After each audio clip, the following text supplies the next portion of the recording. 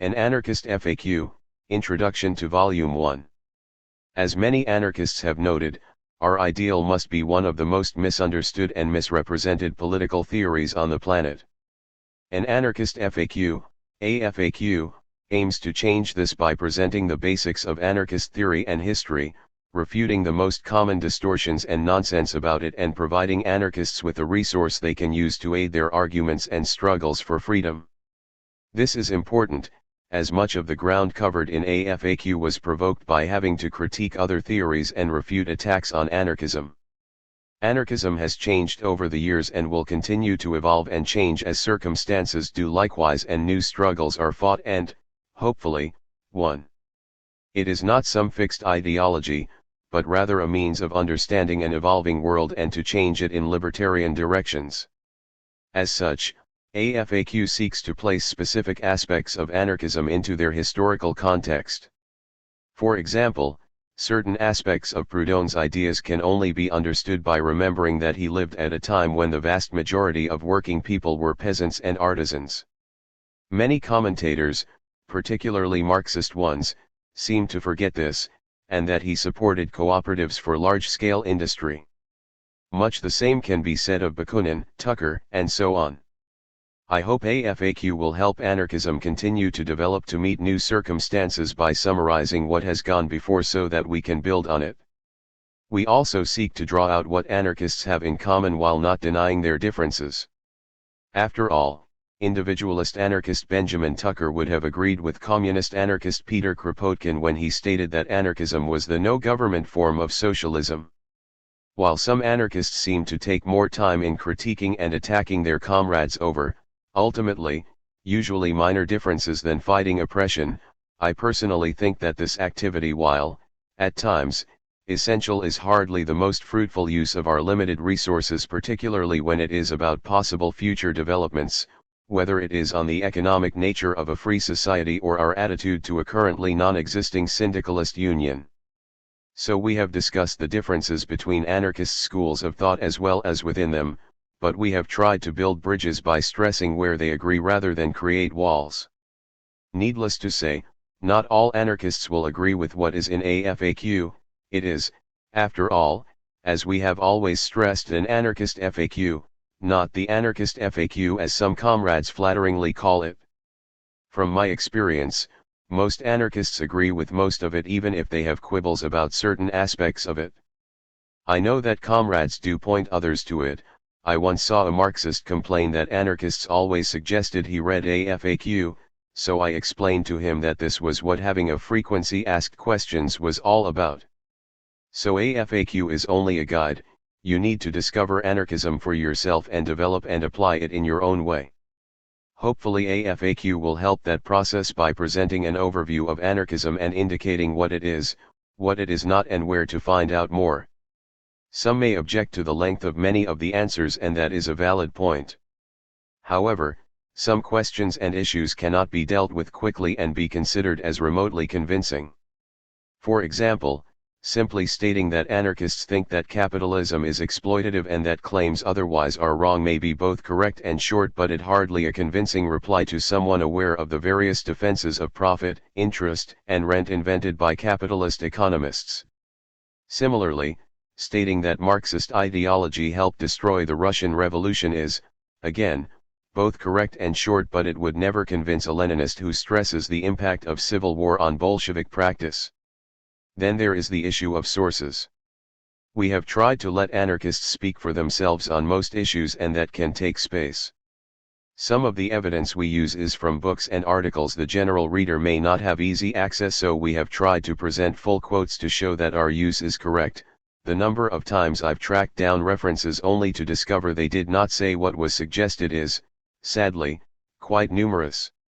Moreover, refuting distortions and inventions about anarchism can be lengthy simply because of the necessity of providing supporting evidence.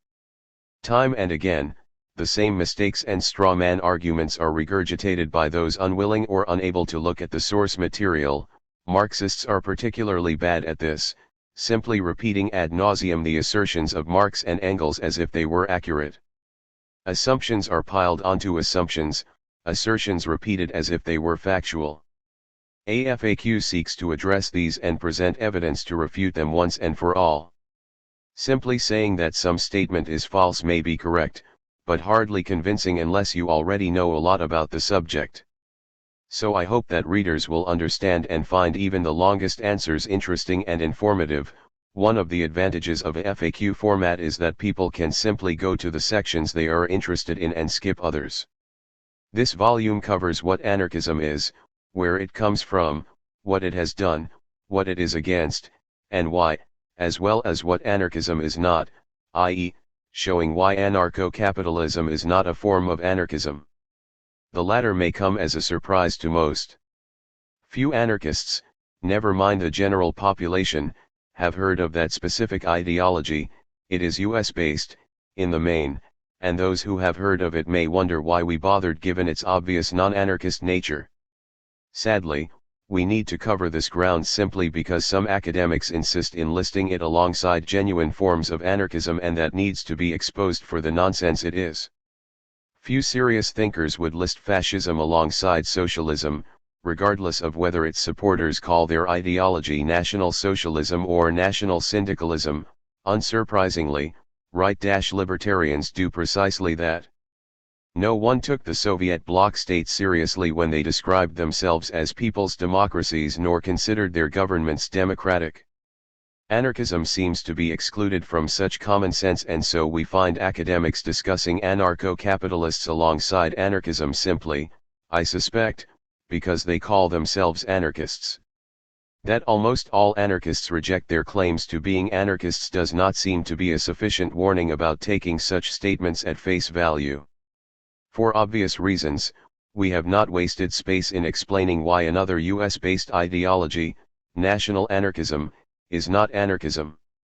While some individual anarchists were racist, the notion that anarchism has anything in common with those who aim for racially pure nationalist communities is ridiculous. Even academics have not fallen for that, although for almost all genuine anarchists anarcho-capitalism makes as little sense as anarcho-nationalism. Then there is the history of AFAQ. As indicated in the original introduction, AFAQ was prompted by battles with anarcho-capitalists online in the early 1990s. However, while AFAQ may have started as a reply to the anarcho-capitalists, it is no longer that. It would be a mistake to think that they are more significant than they actually are, or that many anarchists bother with them. Most, I am sure, have never heard of it. I did consider whether it was wiser to simply exclude section F from the book, but, in the end, I decided it should remain. Partly, for the reasons above, and partly because it does serve another, more useful, purpose. Neoliberalism is based, in many ways, on right-libertarian dogmas, so critiquing those helps our struggle against actually existing capitalism and the current attacks by the ruling class. I do not wish anarchism to go the same way that libertarian has gone in the US, and, to a lesser extent, in the UK. Between the 1890s and 1970s, libertarian was simply a pseudonym for anarchist or similar socialist theories. However, the American free market right appropriated the label in the 1970s, and now it means supporters of minimal state, or private state, capitalism. Such is the power having ideas that bolster the wealthy. The change in libertarian is such that some people talk about libertarian anarchism as if you can have an authoritarian anarchism. That these people include anarcho-capitalists simply shows how ignorant of anarchism they actually are and how alien the ideology is to our movement. I've seen quite a few of them proclaim anarchism is simply a new form of Marxism, which shows their grasp of the subject. Equally bizarrely, these self-proclaimed libertarian anarchists are also those who most fervently defend the authoritarian social relationships inherent within capitalism. In other words, if authoritarian anarchists could exist, then the libertarian anarchists would be them. As AFAQ explains, being opposed to the state is a necessary, but not sufficient, condition for being an anarchist. Not only is this clear from the works of anarchist thinkers and anarchism as a social movement, but also from the nature of the idea itself. To be an anarchist, you must also be a socialist, i.e. opposed to capitalist property and the exploitation of labor. It is no coincidence that Godwin and Proudhon independently analyzed private property from a libertarian perspective and drew similar conclusions, or that Kropotkin and Tucker considered themselves socialists. To deny this critique is to deny anarchism as a movement and as a socio-political theory, never mind its history and the aims of anarchists across the years. Furthermore, as AFAQ stresses, to be a consistent anarchist you must recognize that freedom is more than simply the ability to change masters. Anarchism means no authority, anarchy, and to support social relationships marked by authority, hierarchy, produces a self-contradictory mess, such as supporting forms of domination, such as wage labor, which are essentially identical to those produced by the state and, sometimes, admitted as such. Anarchism is, fundamentally, a theory of organization based on individuals associating together without restricting, and so denying and limiting, their freedom and individuality. This means that a consistent anarchism is rooted in free association within a context of self-management, decentralization, and bottom-up decision-making, i.e., it is rooted in political, economic, and social equality. While it is possible to be an anarchist while opposing exploitation but not all forms of hierarchical social relationships, it is hardly logical nor a convincing position. AFAQ also seeks to go into subjects anarchists have, traditionally, been weak on, such as economics, which is ironic, as Proudhon made his name by his economic critiques. In this sense, it is a resource for anarchists both in terms of our own history and ideas but also on subjects which we inevitably come across in our struggles.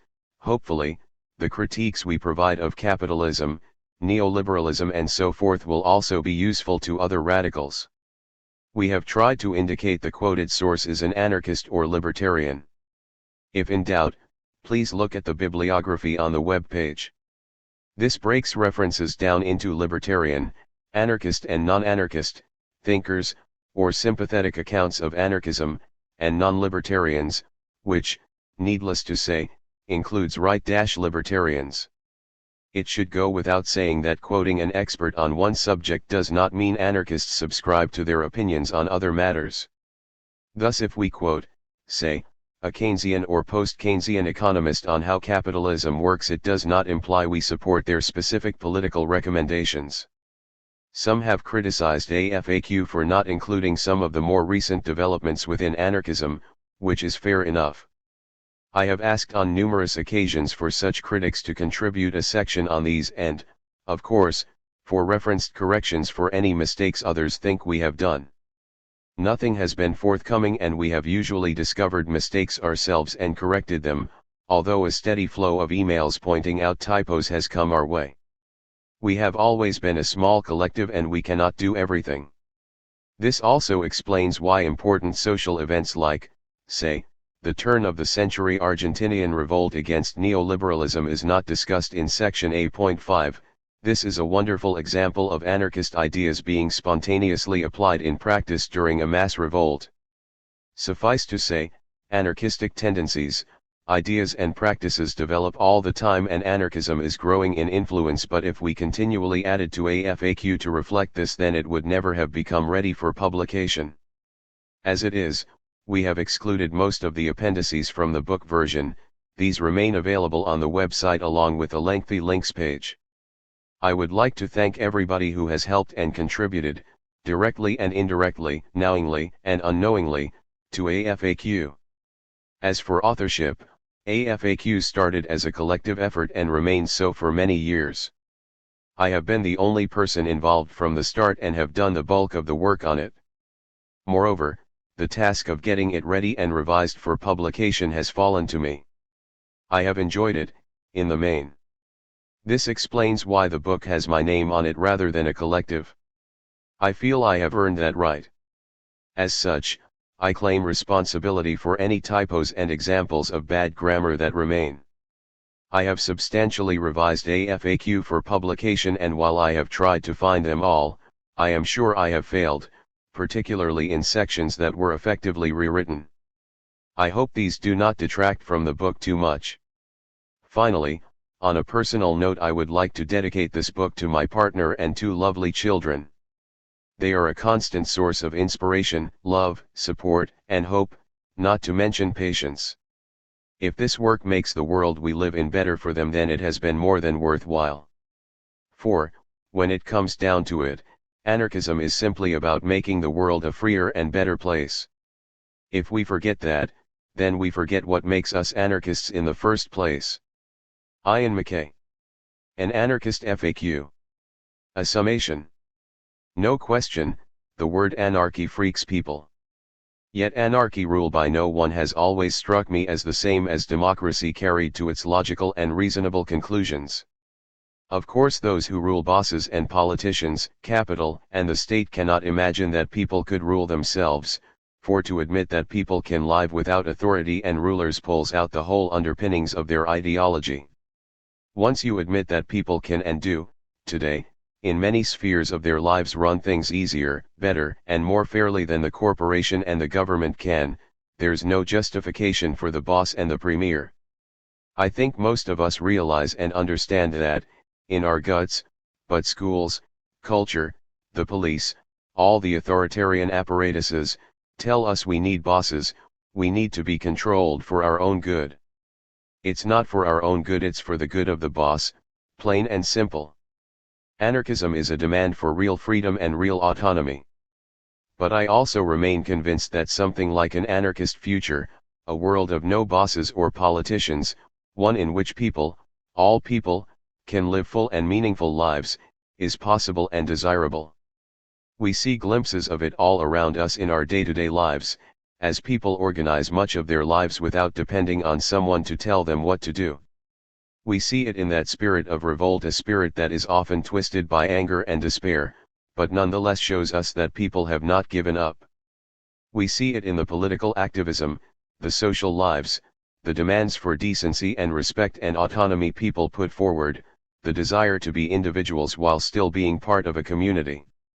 No, I don't think bowling leagues are the anarchist utopia, but they, like much of our lives outside of the workplace, are organized without hierarchy and oppression.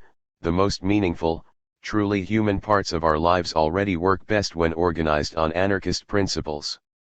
Yet I also believe that in its function as critique and as a vision of the future, perhaps the only one that doesn't end in our extinction as a species, or, as Orwell put it, as a jackboot smashing a human face, forever anarchism is not only desirable but possible and necessary. Mark Later, The Case for Anarchy. Section A. What is anarchism? Modern civilization faces three potentially catastrophic crises. 1. Social breakdown, a shorthand term for rising rates of poverty, homelessness, crime, violence, alienation, drug and alcohol abuse, social isolation, political apathy, dehumanization, the deterioration of community structures of self-help and mutual aid, etc. 2. Destruction of the planet's delicate ecosystems on which all complex forms of life depend, and 3. The proliferation of weapons of mass destruction, particularly nuclear weapons. Orthodox opinion, including that of establishment experts, mainstream media, and politicians, generally regards these crises as separable, each having its own causes and therefore capable of being dealt with on a piecemeal basis, in isolation from the other two. Obviously, however, this orthodox approach isn't working, since the problems in question are getting worse. Unless some better approach is taken soon, we are clearly headed for disaster, either from catastrophic war, ecological Armageddon, or a descent into urban savagery, or all of the above. Anarchism offers a unified and coherent way of making sense of these crises, by tracing them to a common source. This source is the principle of hierarchical authority, which underlies the major institutions of all civilized societies, whether capitalist or communist. Anarchist analysis therefore starts from the fact that all of our major institutions are in the form of hierarchies, i.e. organizations that concentrate power at the top of a pyramidal structure, such as corporations, government bureaucracies, armies, political parties, religious organizations, universities, etc. It then goes on to show how the authoritarian relations inherent in such hierarchies negatively affect individuals, their society, and culture. In the first part of this FAQ, sections A to E, we will present the anarchist analysis of hierarchical authority and its negative effects in greater detail. It should not be thought, however, that anarchism is just a critique of modern civilization, just negative or destructive. Because it is much more than that. For one thing, it is also a proposal for a free society. Emma Goldman expressed what might be called the anarchist question as follows: the problem that confronts us today is how to be oneself and yet in oneness with others, to feel deeply with all human beings and still retain one's own characteristic qualities. Read Emma Speaks, pages 158 to 159. In other words, how can we create a society in which the potential for each individual is realized but not at the expense of others? In order to achieve this, anarchists envision a society in which, instead of being controlled from the top down through hierarchical structures of centralized power, the affairs of humanity will, to quote Benjamin Tucker, be managed by individuals or voluntary associations. Anarchist Reader, p. 149. While later sections of the FAQ, sections I and J, will describe anarchism's positive proposals for organizing society in this way, from the bottom up, some of the constructive core of anarchism will be seen even in the earlier sections. The positive core of anarchism can even be seen in the anarchist critique of such flawed solutions to the social question as Marxism and right-wing libertarianism, sections F and H, respectively. As Clifford Harper elegantly puts it, like all great ideas, anarchism is pretty simple when you get down to it. Human beings are at their best when they are living free of authority, deciding things among themselves rather than being ordered about. Anarchy, a graphic guide, p. 7. Due to their desire to maximize individual and therefore social freedom, anarchists wish to dismantle all institutions that repress people. Common to all anarchists is the desire to free society of all political and social coercive institutions which stand in the way of the development of a free humanity. Rudolf Rocker, Anarcho-Syndicalism, p. 9. As we'll see, all such institutions are hierarchies, and their repressive nature stems directly from their hierarchical form. Anarchism is a socio-economic and political theory, but not an ideology. The difference is very important. Basically, theory means you have ideas, and ideology means ideas have you. Anarchism is a body of ideas, but they are flexible, in a constant state of evolution and flux, and open to modification in light of new data. As society changes and develops, so does anarchism.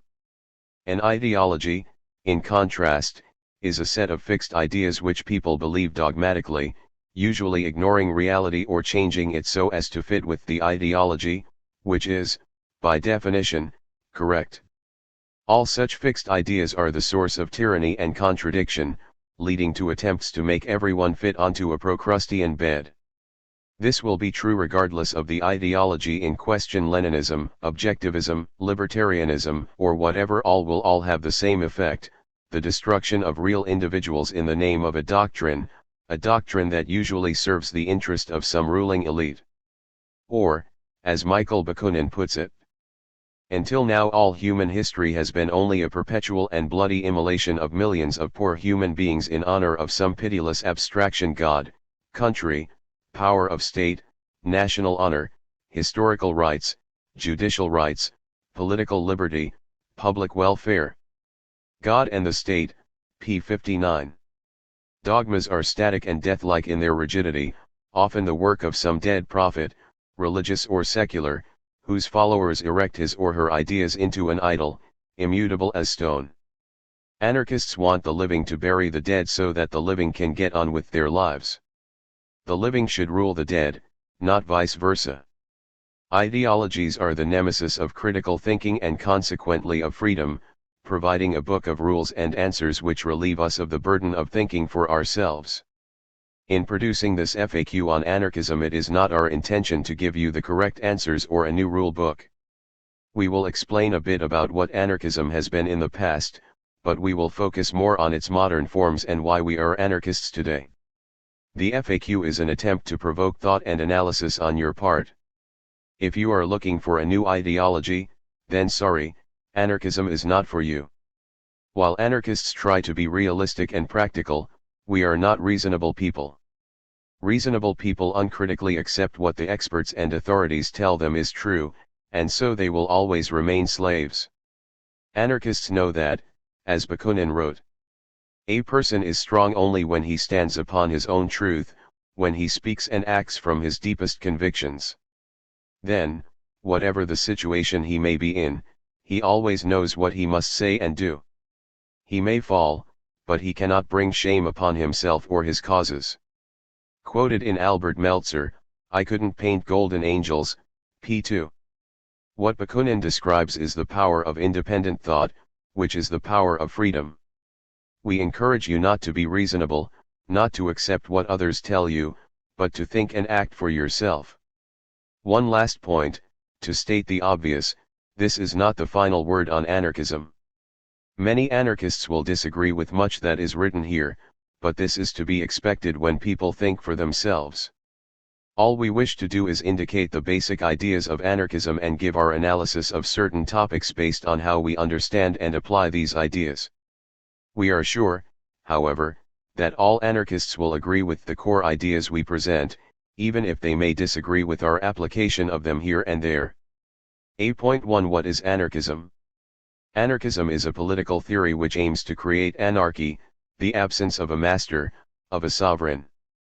P.J. Proudhon, What is property?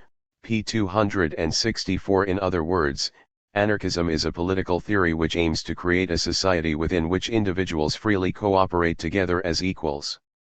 As such, anarchism opposes all forms of hierarchical control, be that control by the state or a capitalist, as harmful to the individual and their individuality as well as unnecessary.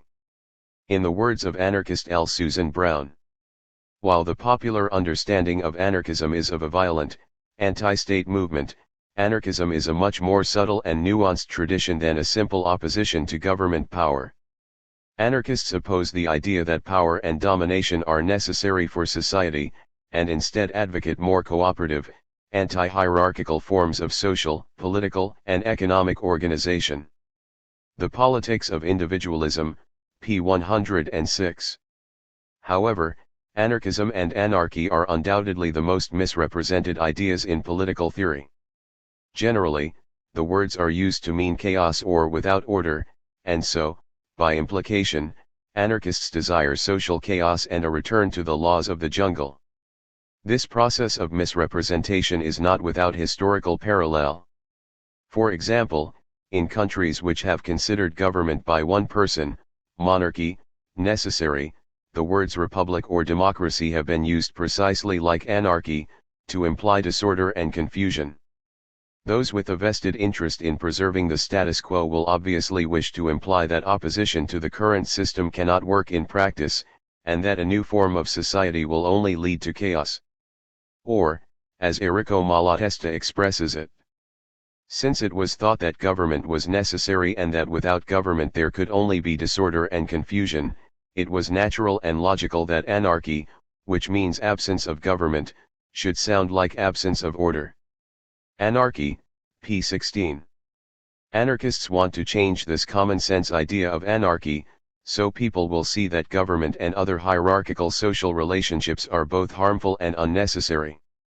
Change opinion, convince the public that government is not only unnecessary, but extremely harmful, and then the word anarchy, just because it means absence of government, will come to mean for everybody, natural order, unity of human needs and the interests of all, complete freedom within complete solidarity.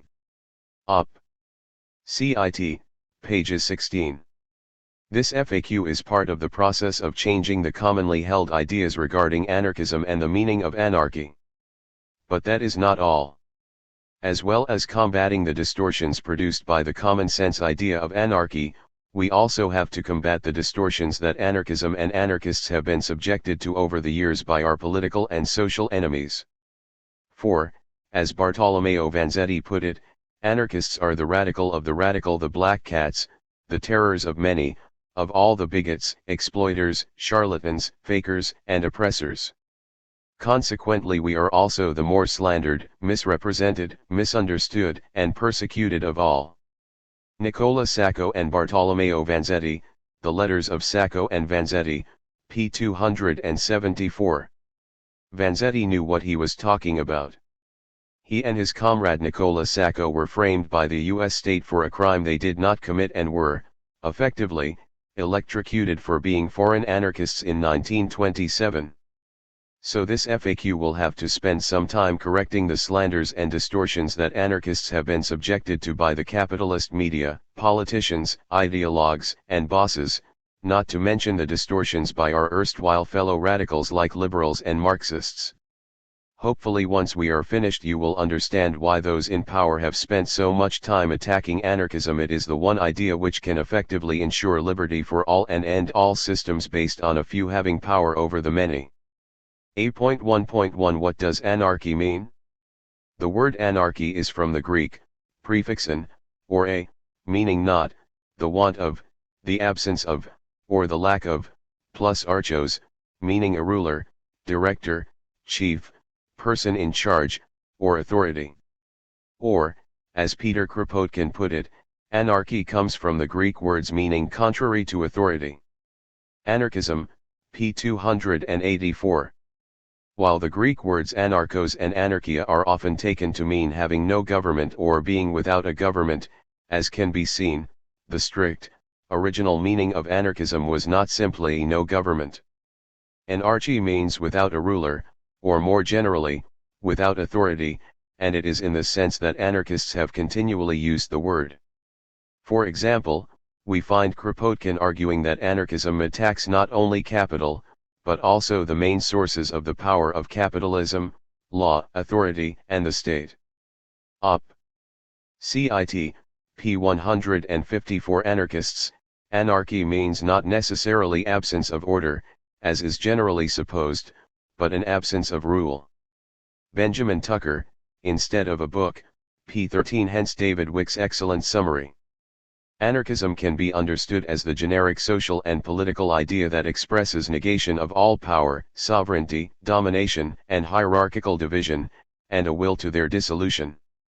Anarchism is therefore more than anti-statism. Even if government, the state, is, appropriately, the central focus of anarchist critique. Reinventing Anarchy, p. 139.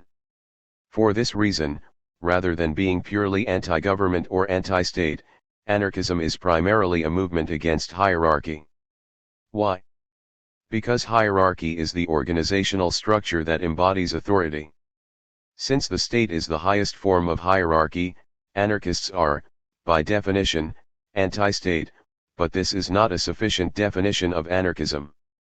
This means that real anarchists are opposed to all forms of hierarchical organization, not only the state.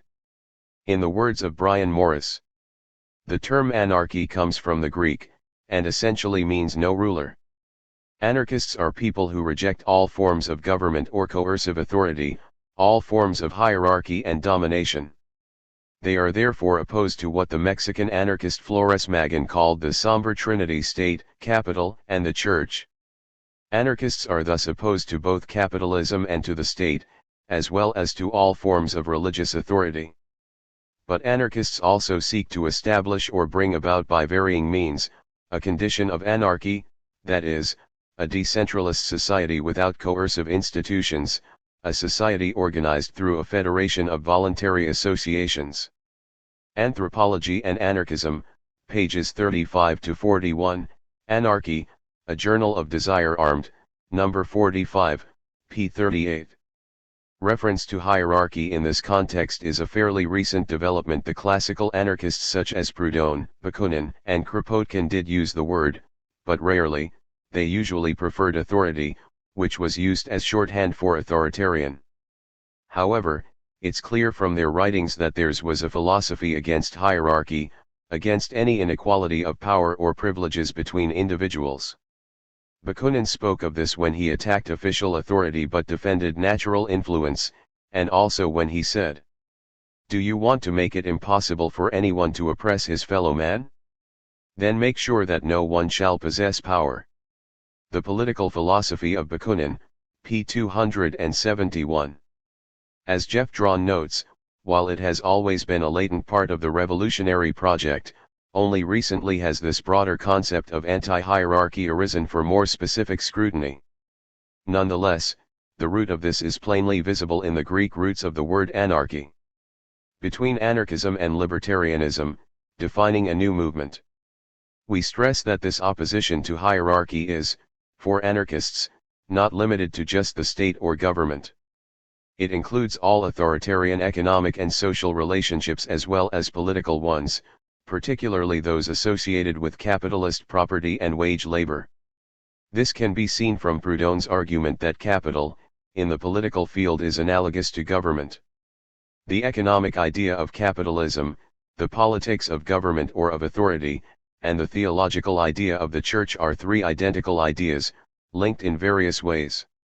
To attack one of them is equivalent to attacking all of them. What capital does to labor, and the state to liberty, the church does to the spirit.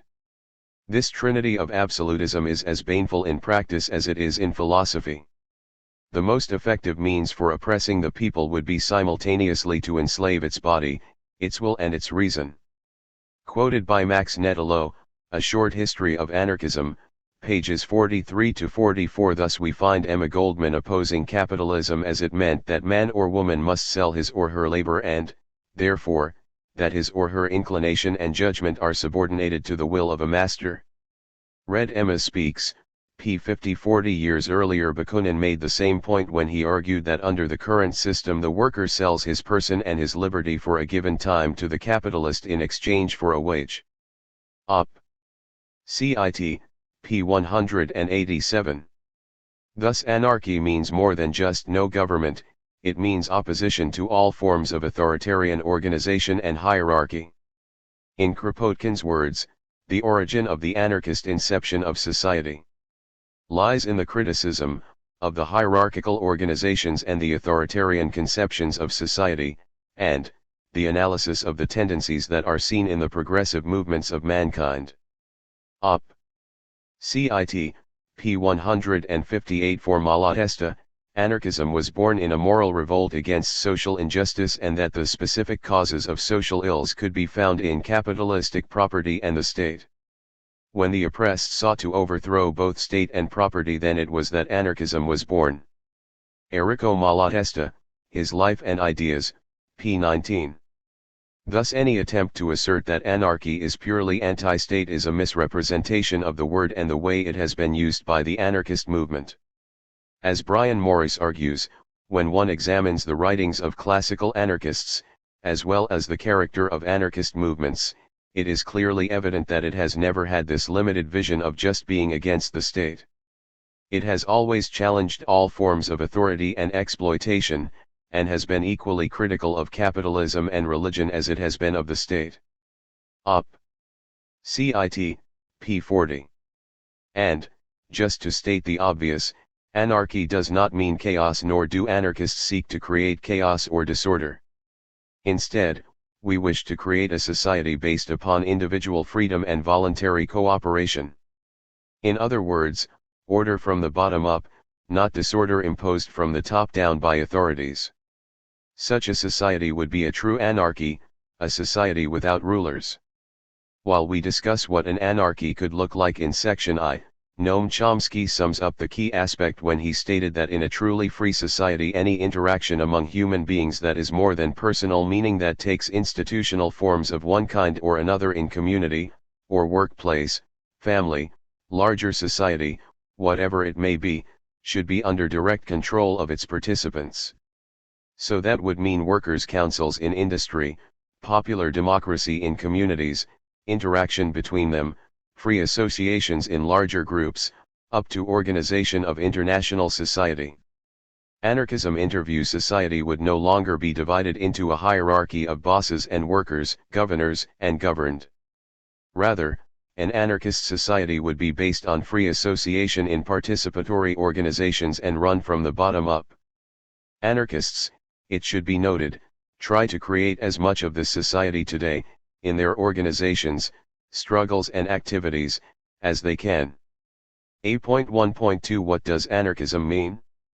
To quote Peter Kropotkin, anarchism is the no-government system of socialism. Anarchism, p. 46 In other words, the abolition of exploitation and oppression of man by man, that is the abolition of private property i.e. capitalism and government. Errico Malatesta, Towards Anarchism, p. 75. Anarchism, therefore, is a political theory that aims to create a society which is without political, economic, or social hierarchies. Anarchists maintain that anarchy, the absence of rulers, is a viable form of social system and so work for the maximization of individual liberty and social equality. They see the goals of liberty and equality as mutually self-supporting. Or, in Bakunin's famous dictum, we are convinced that freedom without socialism is privilege and injustice, and that socialism without freedom is slavery and brutality. The Political Philosophy of Bakunin, p. 269. The history of human society proves this point. Liberty without equality is only liberty for the powerful, and equality without liberty is impossible and a justification for slavery. While there are many different types of anarchism, from individualist anarchism to communist anarchism, see section A.3 for more details, there has always been two common positions at the core of all of them: opposition to government and opposition to capitalism. In the words of the individualist anarchist Benjamin Tucker, anarchism insists on the abolition of the state and the abolition of usury, on no more government of man by man, and no more exploitation of man by man. Cited by Eunice Schuster, Native American Anarchism, p. 140. All anarchists view profit, interest, and rent as usury, i.e. as exploitation, and so oppose them and the conditions that create them just as much as they oppose government and the state. More generally, in the words of L. Susan Brown, the unifying link within anarchism is a universal condemnation of hierarchy and domination and a willingness to fight for the freedom of the human individual.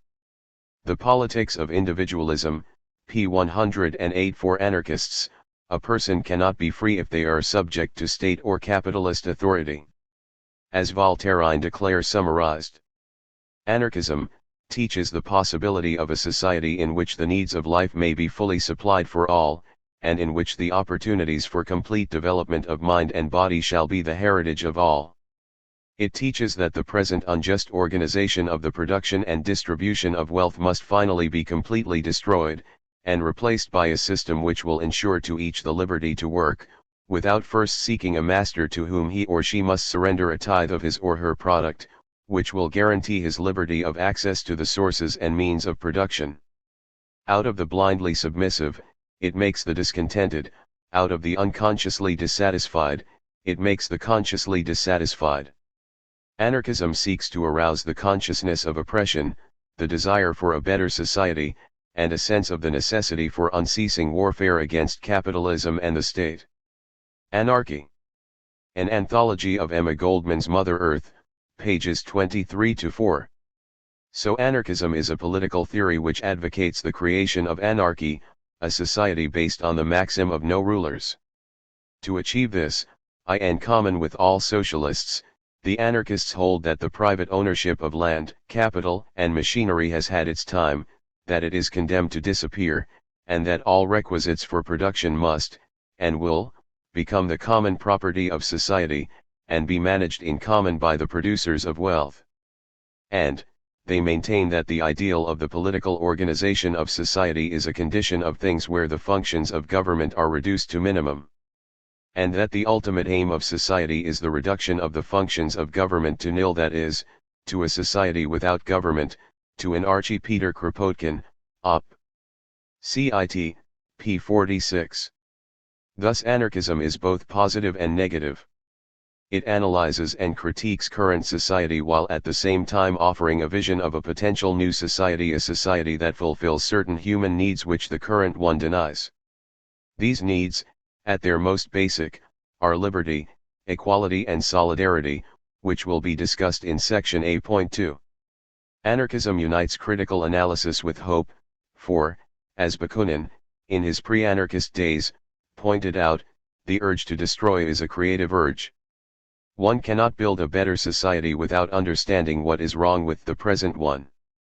However, it must be stressed that anarchism is more than just a means of analysis or a vision of a better society. It is also rooted in struggle, the struggle of the oppressed for their freedom. In other words, it provides a means of achieving a new system based on the needs of people, not power, and which places the planet before profit.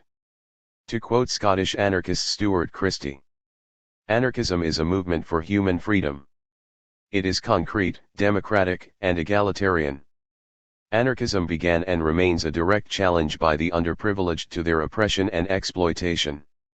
It opposes both the insidious growth of state power and the pernicious ethos of possessive individualism, which, together or separately, ultimately serve only the interests of the few at the expense of the rest. Anarchism is both a theory and practice of life. Philosophically, it aims for the maximum accord between the individual, society and nature. Practically, it aims for us to organize and live our lives in such a way as to make politicians, governments, states, and their officials superfluous. In an anarchist society, mutually respectful sovereign individuals would be organized in non-coercive relationships within naturally defined communities in which the means of production and distribution are held in common. Anarchists are not dreamers obsessed with abstract principles and theoretical constructs. Anarchists are well aware that a perfect society cannot be won tomorrow. Indeed, the struggle lasts forever. However, it is the vision that provides the spur to struggle against things as they are, and for things that might be. Ultimately, only struggle determines outcome, and progress towards a more meaningful community must begin with the will to resist every form of injustice. In general terms, this means challenging all exploitation and defying the legitimacy of all coercive authority. If anarchists have one article of unshakable faith, it is that, once the habit of deferring to politicians or ideologues is lost, and that of resistance to domination and exploitation acquired, then ordinary people have a capacity to organize every aspect of their lives in their own interests, anywhere and at any time, both freely and fairly. Anarchists do not stand aside from popular struggle, nor do they attempt to dominate it.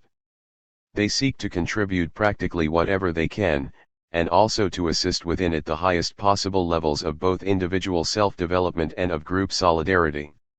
It is possible to recognize anarchist ideas concerning voluntary relationships, egalitarian participation in decision-making processes, mutual aid, and a related critique of all forms of domination in philosophical, social and revolutionary movements in all times and places. My Granny Made Me an Anarchist, pages 162-3. Anarchism, anarchists argue, is simply the theoretical expression of our capacity to organize ourselves and run society without bosses or politicians. It allows working class and other oppressed people to become conscious of our power as a class, defend our immediate interests, and fight to revolutionize society as a whole. Only by doing this can we create a society fit for human beings to live in. It is no abstract philosophy. Anarchist ideas are put into practice every day. Wherever oppressed people stand up for their rights, take action to defend their freedom, practice solidarity and cooperation, fight against oppression, organize themselves without leaders and bosses, the spirit of anarchism lives. Anarchists simply seek to strengthen these libertarian tendencies and bring them to their full fruition. As we discuss in Section J, anarchists apply their ideas in many ways within capitalism in order to change it for the better until such time as we get rid of it completely. Section I discusses what we aim to replace it with, i.e. what anarchism aims for. A.1.3 Why is anarchism also called libertarian socialism? Many anarchists, seeing the negative nature of the definition of anarchism, have used other terms to emphasize the inherently positive and constructive aspect of their ideas. The most common terms used are free socialism, free communism, libertarian socialism, and libertarian communism. For anarchists, libertarian socialism, libertarian communism, and anarchism are virtually interchangeable. As Vanzetti put it, After all, we are socialists as the Social Democrats, the Socialists, the Communists, and the IWW are all socialists. The difference, the fundamental one between us and all the other, is that they are authoritarian while we are libertarian. They believe in a state or government of their own, we believe in no state or government. Nicola Sacco and Bartolomeo Vanzetti, The Letters of Sacco and Vanzetti, p. 274. But is this correct? Considering definitions from the American Heritage Dictionary, we find libertarian, one who believes in freedom of action and thought, one who believes in free will. Socialism, a social system in which the producers possess both political power and the means of producing and distributing goods. Just taking those two first definitions and fusing them yields libertarian socialism, a social system which believes in freedom of action and thought and free will, in which the producers possess both political power and the means of producing and distributing goods. Although we must add that our usual comments on the lack of political sophistication of dictionaries still holds. We only use these definitions to show that libertarian does not imply free market capitalism nor socialism state ownership. Other dictionaries, obviously, will have different definitions, particularly for socialism. Those wanting to debate dictionary definitions are free to pursue this unending and politically useless hobby, but we will not. However, due to the creation of the Libertarian Party in the USA, many people now consider the idea of libertarian socialism to be a contradiction in terms.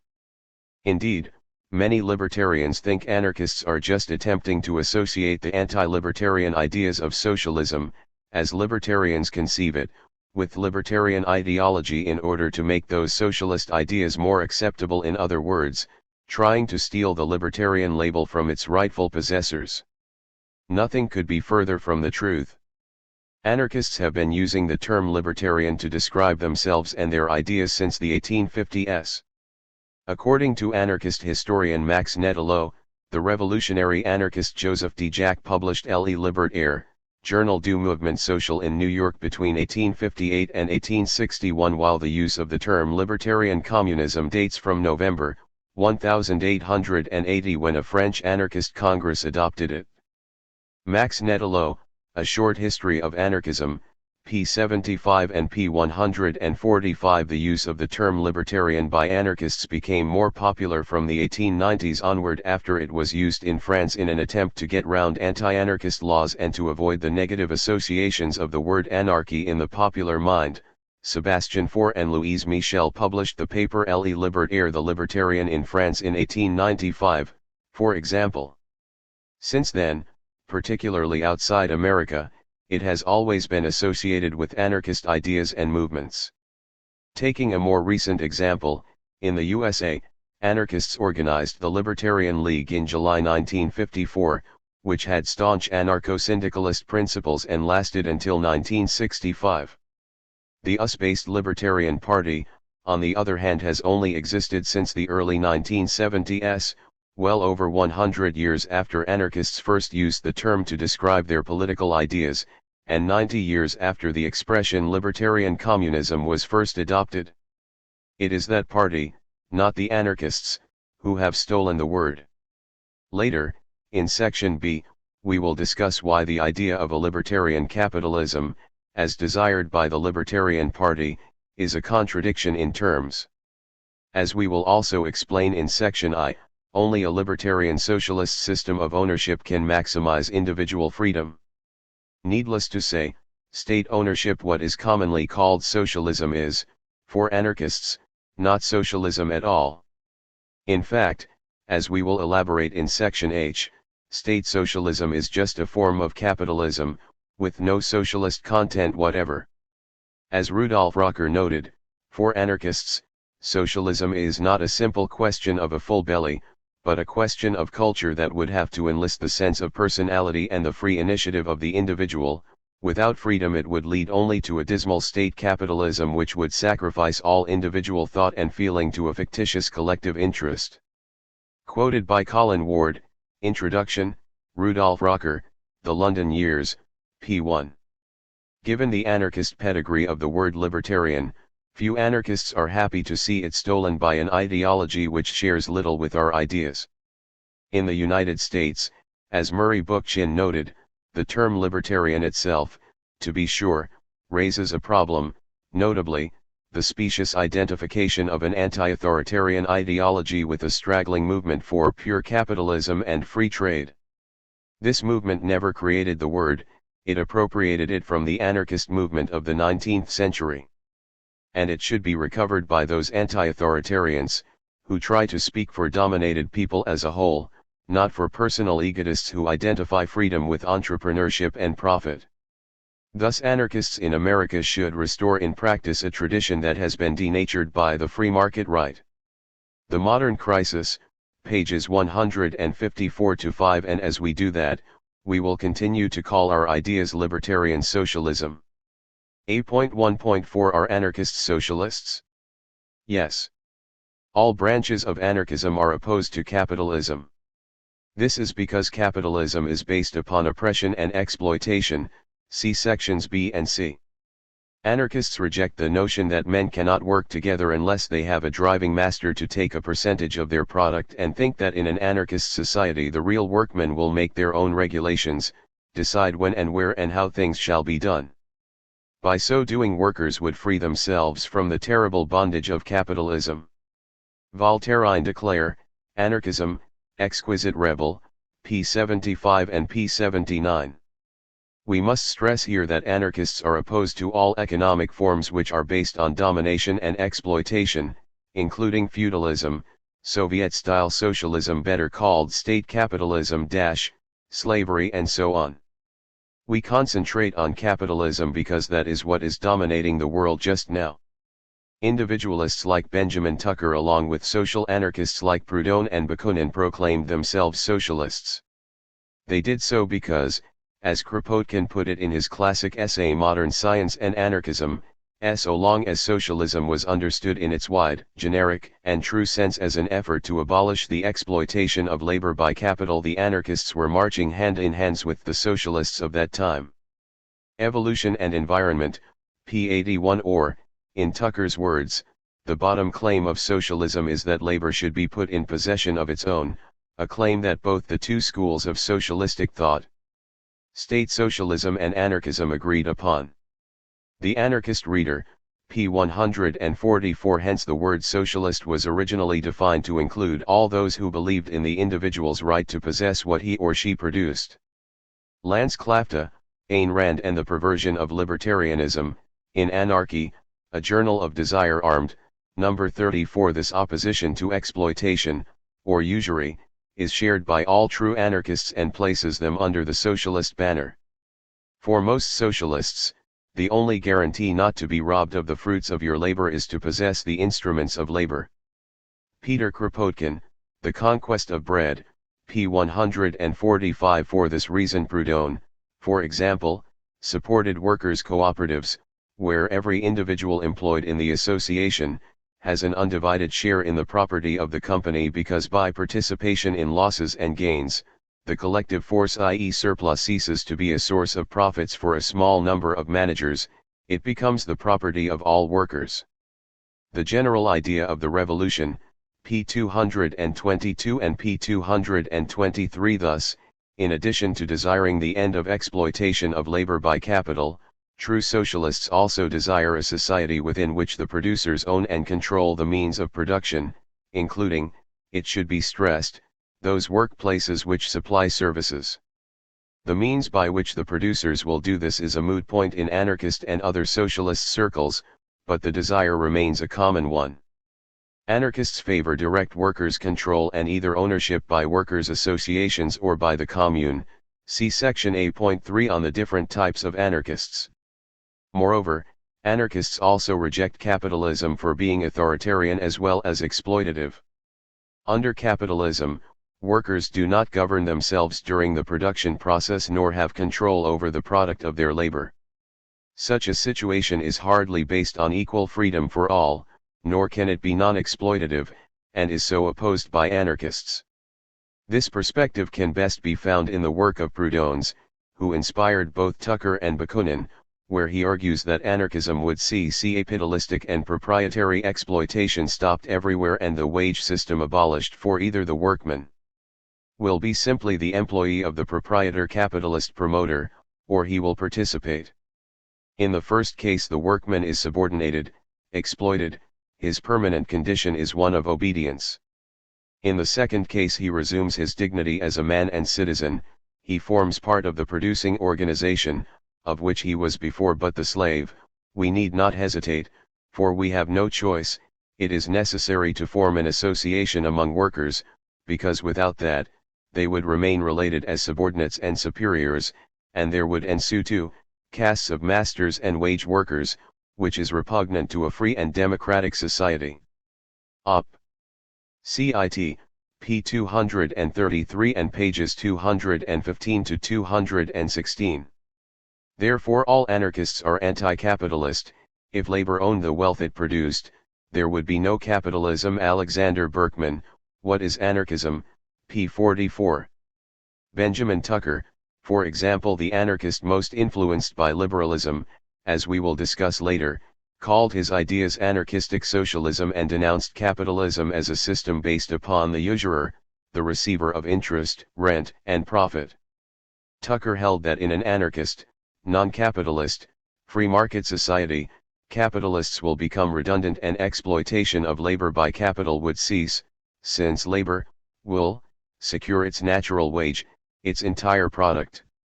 The individualist anarchists, p. 82 and p. 85, such an economy will be based on mutual banking and the free exchange of products between cooperatives, artisans, and peasants.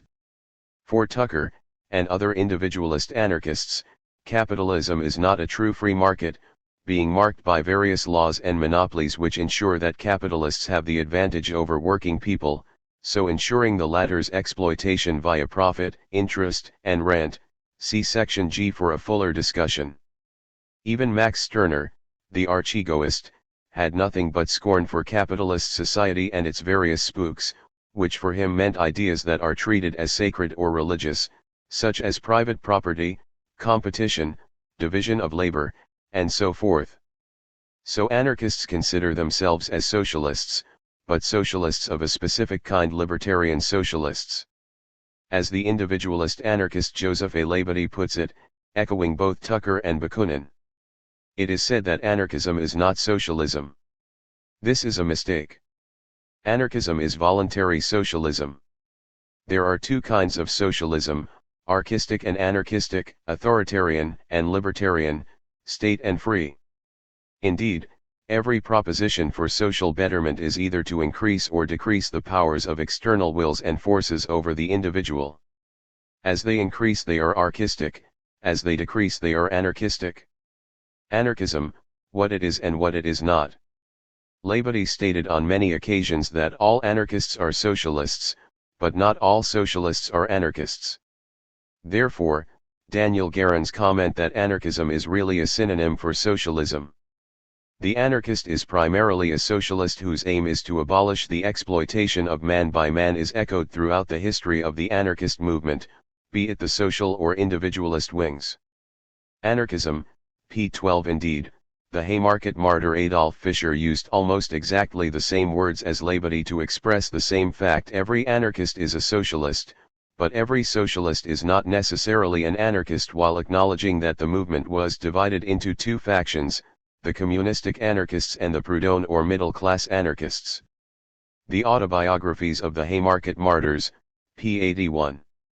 So while social and individualist anarchists do disagree on many issues, for example, whether a true, that is non-capitalist, free market would be the best means of maximizing liberty, they agree that capitalism is to be opposed as exploitative and oppressive, and that an anarchist society must, by definition, be based on associated, not wage, labor. Only associated labor will decrease the powers of external wills and forces over the individual during working hours, and such self-management of work by those who do it is the core ideal of real socialism. This perspective can be seen when Joseph Labadie argued that the trade union was the exemplification of gaining freedom by association, and that without his union, the workman is much more the slave of his employer than he is with it. Different phases of the labor question. However, the meanings of words change over time.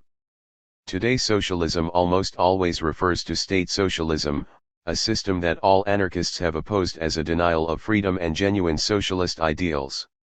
All anarchists would agree with Noam Chomsky's statement on this issue. If the left is understood to include Bolshevism, then I would flatly dissociate myself from the left. Lenin was one of the greatest enemies of socialism. Marxism, Anarchism, and Alternative Futures, p. 779. Anarchism developed in constant opposition to the ideas of Marxism, social democracy, and Leninism.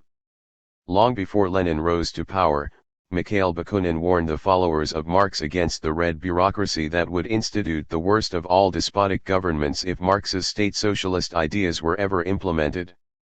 Indeed, the works of Stirner, Proudhon, and especially Bakunin all predict the horror of state socialism with great accuracy. In addition, the anarchists were among the first and most vocal critics and opposition to the Bolshevik regime in Russia. Nevertheless, being socialists, anarchists do share some ideas with some Marxists, though none with Leninists.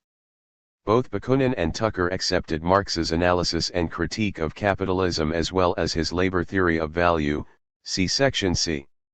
Marx himself was heavily influenced by Max Stirner's book The Ego and Its Own, which contains a brilliant critique of what Marx called vulgar communism as well as state socialism.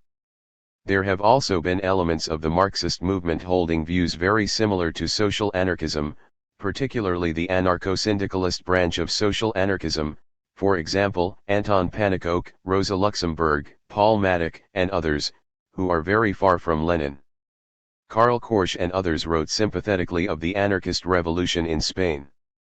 There are many continuities from Marx to Lenin, but there are also continuities from Marx to more libertarian Marxists, who were harshly critical of Lenin and Bolshevism and whose ideas approximate anarchism's desire for the free association of equals. Therefore anarchism is basically a form of socialism, one that stands in direct opposition to what is usually defined as socialism, i.e. state ownership and control. Instead of central planning, which many people associate with the word socialism, anarchists advocate free association and cooperation between individuals, workplaces, and communities and so oppose state socialism as a form of state capitalism in which every man and woman will be a wage receiver, and the state the only wage payer. Benjamin Tucker, The Individualist Anarchists, p. 81. Thus anarchists reject Marxism, what most people think of as socialism, as just the idea of the state as capitalist, to which the social democratic fraction of the Great Socialist Party is now trying to reduce socialism. Peter Kropotkin, The Great French Revolution, Volume 1, p. 31. The anarchist objection to the identification of Marxism, central planning and state socialism/capitalism with socialism will be discussed in section H. It is because of these differences with state socialists, and to reduce confusion, most anarchists just call themselves anarchists, as it is taken for granted that anarchists are socialists. However, with the rise of the so-called libertarian right in the USA, some pro-capitalists have taken to calling themselves anarchists, and that is why we have labored the point somewhat here. Historically, and logically, anarchism implies anti-capitalism, i.e. socialism, which is something, we stress, that all anarchists have agreed upon. For a fuller discuss of why anarcho-capitalism is not anarchist, see section F. A.1.5. Where does anarchism come from? Where does anarchism come from? We can do no better than quote the organizational platform of the libertarian communists produced by participants of the Makhnovist movement in the Russian Revolution, see section A.5.4.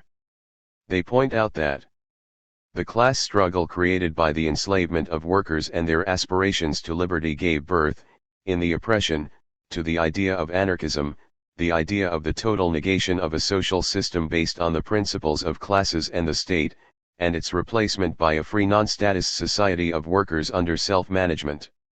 So anarchism does not derive from the abstract reflections of an intellectual or a philosopher, but from the direct struggle of workers against capitalism, from the needs and necessities of the workers, from their aspirations to liberty and equality, aspirations which become particularly alive in the best heroic period of the life and struggle of the working masses. The outstanding anarchist thinkers, Bakunin, Kropotkin, and others, did not invent the idea of anarchism, but, having discovered it in the masses, simply helped by the strength of their thought and knowledge to specify and spread it. Pages 15 to 16. Like the anarchist movement in general, the Makhnovists were a mass movement of working class people resisting the forces of authority, both red, communist, and white, Tsarist/capitalist, in the Ukraine from 1917 to 1921. As Peter Marshall notes, anarchism has traditionally found its chief supporters amongst workers and peasants. Demanding the impossible, p. 652. Anarchism was created in, and by, the struggle of the oppressed for freedom. For Kropotkin, for example, anarchism originated in everyday struggles, and the anarchist movement was renewed each time it received an impression from some great practical lesson. It derived its origin from the teachings of life itself. Evolution and Environment, p. 58 and p. 57. For Proudhon, the proof of his mutualist ideas lay in the current practice, revolutionary practice of those labor associations, which have spontaneously been formed in Paris and Lyon. Show that the organization of credit and organization of labor amount to one and the same.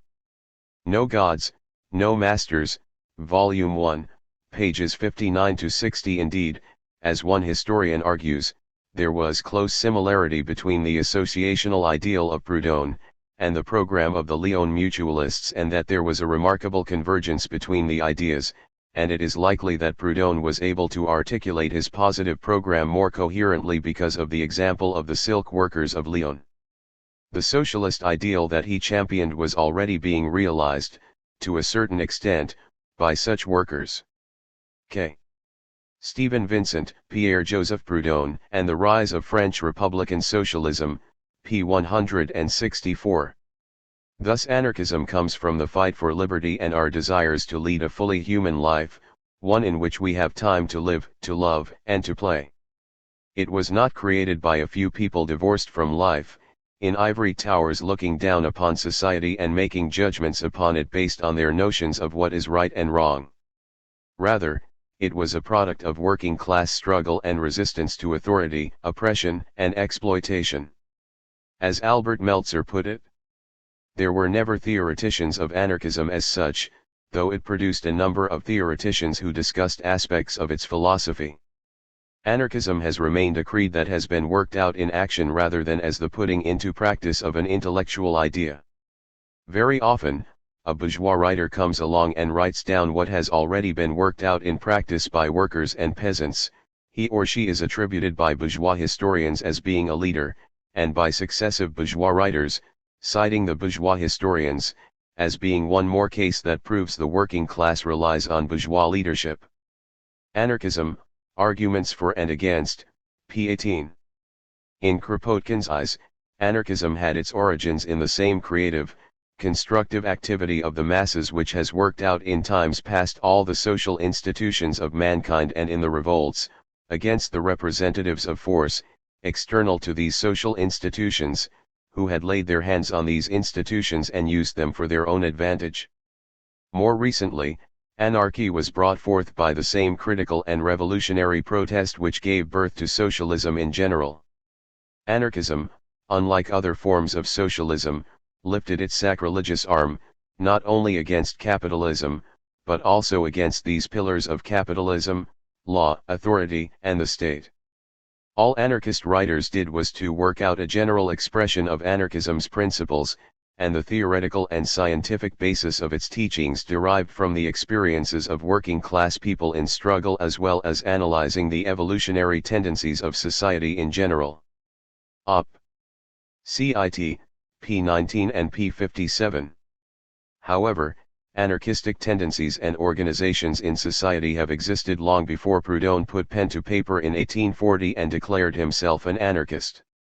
While anarchism, as a specific political theory, was born with the rise of capitalism, anarchism emerged at the end of the 18th century. and took up the dual challenge of overthrowing both capital and the state. Peter Marshall, Op. Cit. p. 4, anarchist writers have analyzed history for libertarian tendencies. Kropotkin argued, for example, that from all times there have been anarchists and statists. Op. Cit. p. 16 in Mutual Aid, and elsewhere, Kropotkin analyzed the libertarian aspects of previous societies and noted those that successfully implemented, to some degree, anarchist organization or aspects of anarchism. He recognized this tendency of actual examples of anarchistic ideas to predate the creation of the official anarchist movement and argued that, from the remotest, Stone Age antiquity, men and women have realized the evils that resulted from letting some of them acquire personal authority. Consequently, they developed in the primitive clan, the village community, the medieval guild, and finally in the free medieval city, such institutions as enabled them to resist the encroachments upon their life and fortunes both of those strangers who conquered them, and those clansmen of their own who endeavored to establish their personal authority. Anarchism, pages 158-9. Kropotkin placed the struggle of working-class people, from which modern anarchism sprung, on par with these older forms of popular organization. He argued that the labor combinations were an outcome of the same popular resistance to the growing power of the few, the capitalists in this case, as were the clan, the village community and so on, as were the strikingly independent, freely federated activity of the sections of Paris and all great cities and many small communes during the French Revolution in 1793. Op. Cit. p. 159. Thus, while anarchism as a political theory is an expression of working-class struggle and self-activity against capitalism and the modern state, the ideas of anarchism have continually expressed themselves in action throughout human existence. Many indigenous peoples in North America and elsewhere, for example, practiced anarchism for thousands of years before anarchism as a specific political theory existed. Similarly, anarchistic tendencies and organizations have existed in every major revolution: the New England town meetings during the American Revolution, the Parisian sections during the French Revolution, the workers' councils and factory committees during the Russian Revolution, to name just a few examples. See Murray Boochin's The Third Revolution for details. This is to be expected if anarchism is, as we argue, a product of resistance to authority. Then any society with authorities will provoke resistance to them and generate anarchistic tendencies, and, of course, any societies without authorities cannot help but being anarchistic. In other words, anarchism is an expression of the struggle against oppression and exploitation, a generalization of working people's experiences and analyses of what is wrong with the current system, and an expression of our hopes and dreams for a better future. This struggle existed before it was called anarchism, but the historic anarchist movement, i.e. groups of people calling their ideas anarchism and aiming for an anarchist society, is essentially a product of working-class struggle against capitalism and the state, against oppression and exploitation, and for a free society of free and equal individuals. A.2 What does anarchism stand for? These words by Percy Bysshe Shelley gives an idea of what anarchism stands for in practice and what ideals drive it. The man of virtuous soul commands not, nor obeys. Power, like a desolating pestilence, pollutes whatever it touches, and obedience, bane of all genius, virtue, freedom, truth, makes slaves of men, and, of the human frame, a mechanized automaton. As Shelley's lines suggest, anarchists place a high priority on liberty, desiring it both for themselves and others. They also consider individuality, that which makes one a unique person, to be a most important aspect of humanity. They recognize, however, that individuality does not exist in a vacuum but is a social phenomenon. Outside of society, individuality is impossible, since one needs other people in order to develop, expand, and grow. Moreover, between individual and social development there is a reciprocal effect. Individuals grow within and are shaped by a particular society, while at the same time they help shape and change aspects of that society, as well as themselves and other individuals, by their actions and thoughts? A society not based on free individuals, their hopes, dreams, and ideas would be hollow and dead. Thus, the making of a human being is a collective process, a process in which both community and the individual participate. Murray Bookchin, The Modern Crisis, p. 79. Consequently, any political theory which bases itself purely on the social or the individual is false. In order for individuality to develop to the fullest possible extent, anarchists consider it essential to create a society based on three principles: liberty, equality, and solidarity.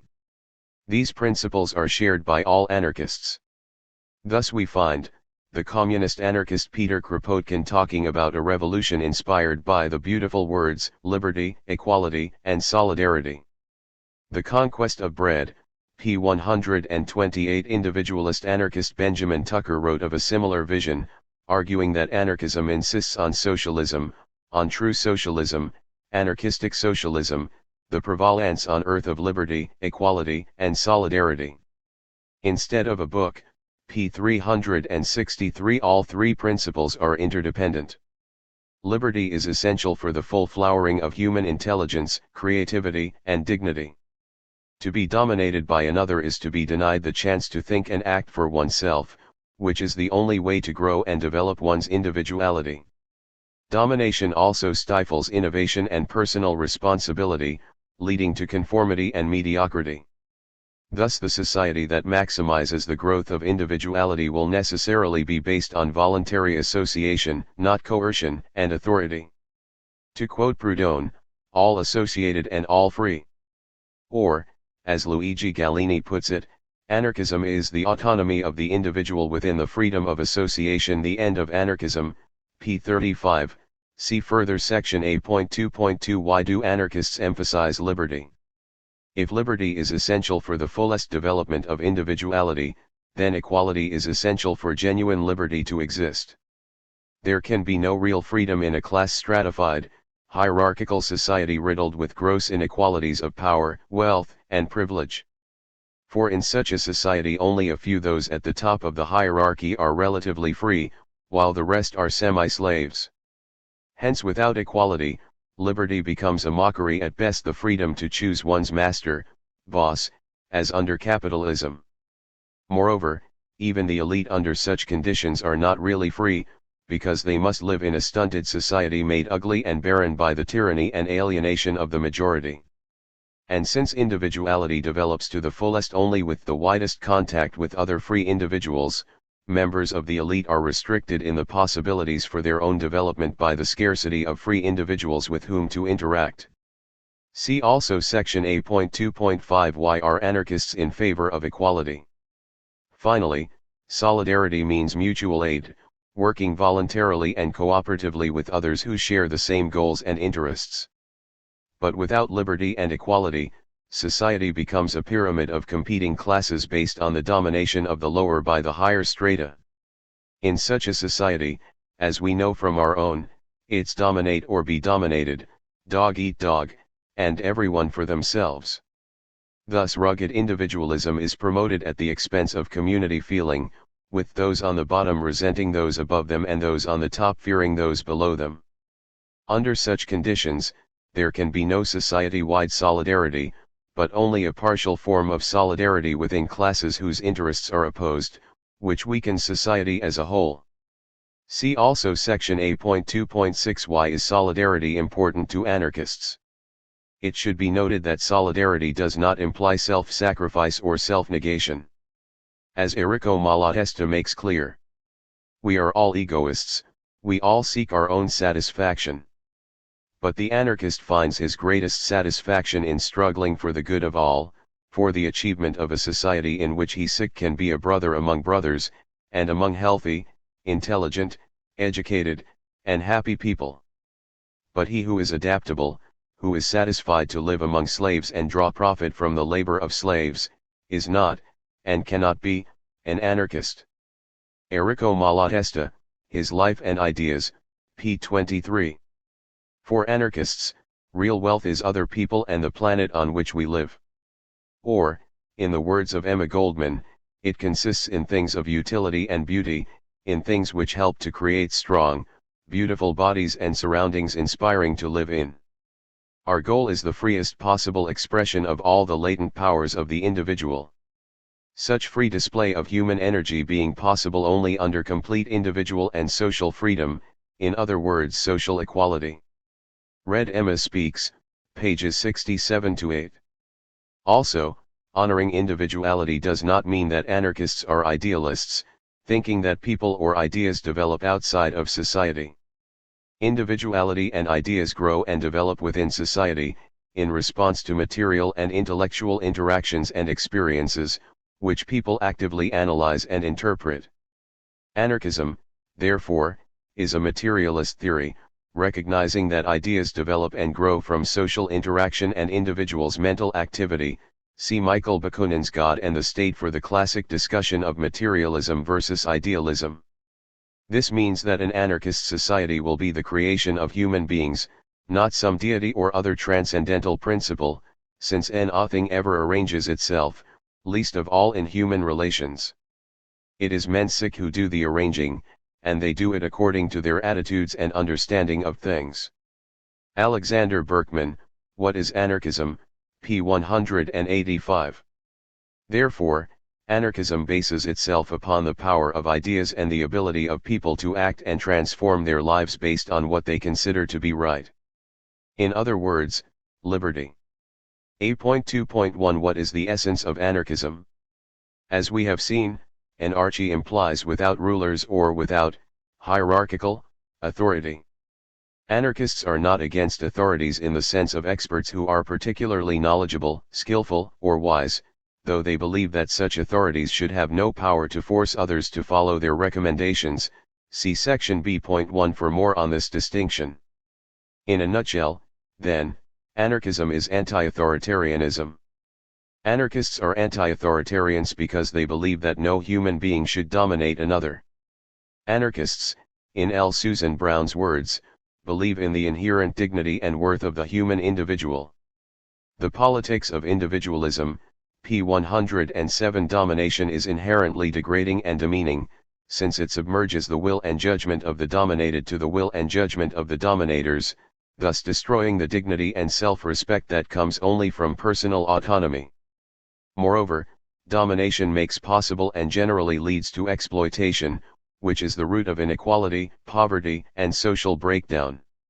In other words, then, the essence of anarchism, to express it positively, is free cooperation between equals to maximize their liberty and individuality. Cooperation between equals is the key to anti-authoritarianism. By cooperation we can develop and protect our own intrinsic value as unique individuals as well as enriching our lives and liberty, for no individual can recognize his own humanity, and consequently realize it in his lifetime, if not by recognizing it in others and cooperating in its realization for others.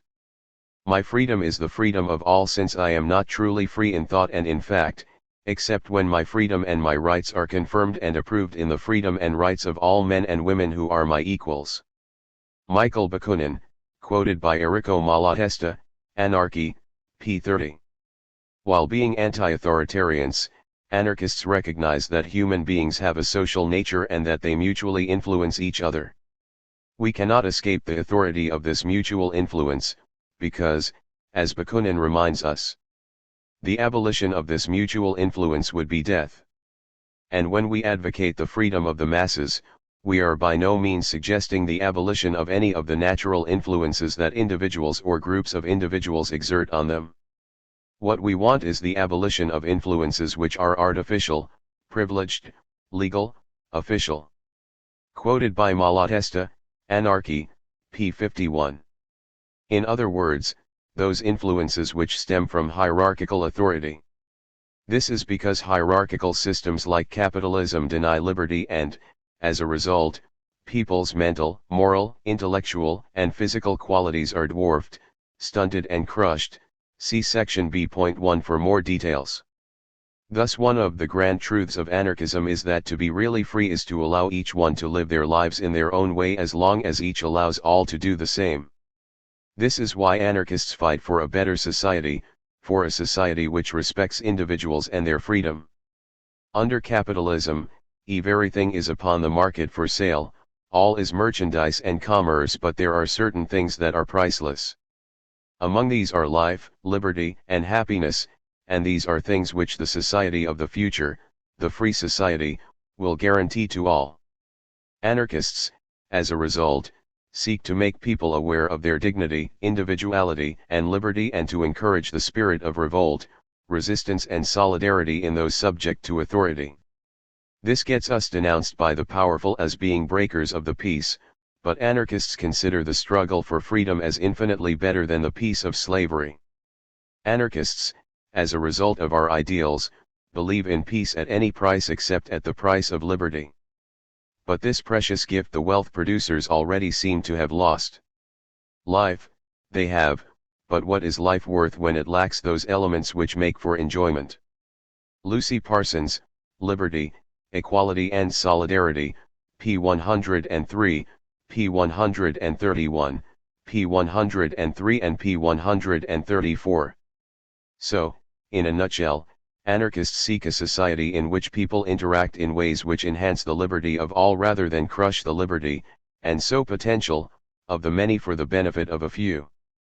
Anarchists do not want to give others power over themselves, the power to tell them what to do under the threat of punishment if they do not obey. Perhaps non-anarchists, rather than be puzzled why anarchists are anarchists, would be better off asking what it says about themselves that they feel this attitude needs any sort of explanation. A.2.2 Why do anarchists emphasize liberty? An anarchist can be regarded, in Bakunin's words, as a fanatic lover of freedom, considering it as the unique environment within which the intelligence, dignity, and happiness of mankind can develop and increase. Michael Bakunin, Selected Writings, p. 196. Because human beings are thinking creatures, to deny them liberty is to deny them the opportunity to think for themselves, which is to deny their very existence as humans. For anarchists, freedom is a product of our humanity, because the very fact that a person has a consciousness of self, of being different from others, creates a desire to act freely. The craving for liberty and self-expression is a very fundamental and dominant trait. Emma Goldman, Red Emma Speaks, p. 439. For this reason, anarchism proposes to rescue the self-respect and independence of the individual from all restraint and invasion by authority. Only in freedom can man grow to his full stature. Only in freedom will he learn to think and move, and give the very best of himself. Only in freedom will he realize the true force of the social bonds which tie men together, and which are the true foundations of a normal social life. Op.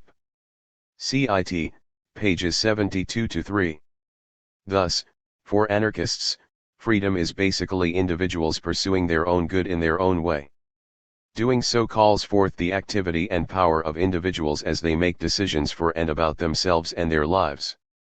Only liberty can ensure individual development and diversity.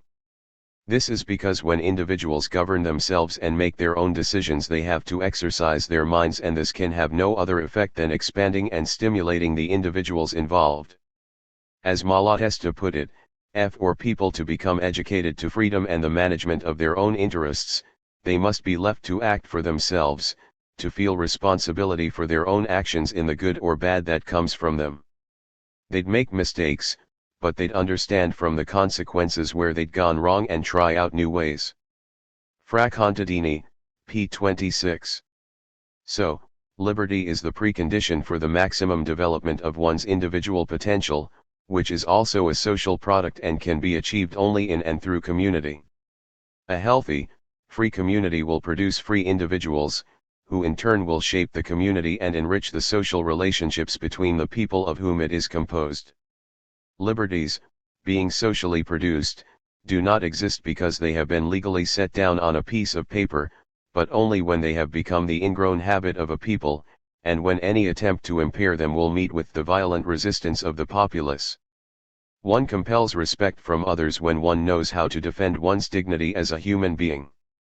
This is not only true in private life, it has always been the same in political life as well.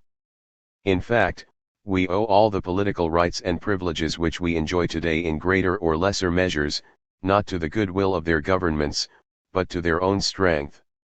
Rudolf Rocker, Anarcho-Syndicalism, p. 75.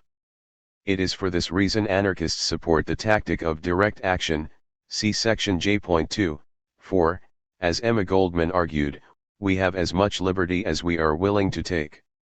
Anarchism therefore stands for direct action, the open defiance of, and resistance to, all laws and restrictions, economic, social, and moral. It requires integrity, self-reliance, and courage. In short, it calls for free, independent spirits, and only persistent resistance can finally set us free. Direct action against the authority in the shop, direct action against the authority of the law, direct action against the invasive, meddlesome authority of our moral code, is the logical, consistent method of anarchism. Read Emma Speaks, pages 76-7. Direct action is, in other words, the application of liberty, used to resist oppression in the here and now as well as the means of creating a free society. It creates the necessary individual mentality and social conditions in which liberty flourishes. Both are essential as liberty develops only within society, not in opposition to it. Thus Murray Bookchin writes, "What freedom, independence, and autonomy people have in a given historical period is the product of long social traditions and, a collective development which is not to deny that individuals play an important role in that development, indeed are ultimately obliged to do so if they wish to be free." Social anarchism or lifestyle anarchism, p. 15. But freedom requires the right kind of social environment in which to grow and develop. Such an environment must be decentralized and based on the direct management of work by those who do it. For centralization means coercive authority, hierarchy, whereas self-management is the essence of freedom. Self-management ensures that the individuals involved use, and so develop, all their abilities, particularly their mental ones. Hierarchy, in contrast, substitutes the activities and thoughts of a few for the activities and thoughts of all the individuals involved. Thus, rather than developing their abilities to the full, hierarchy marginalizes the many and ensures that their development is blunted.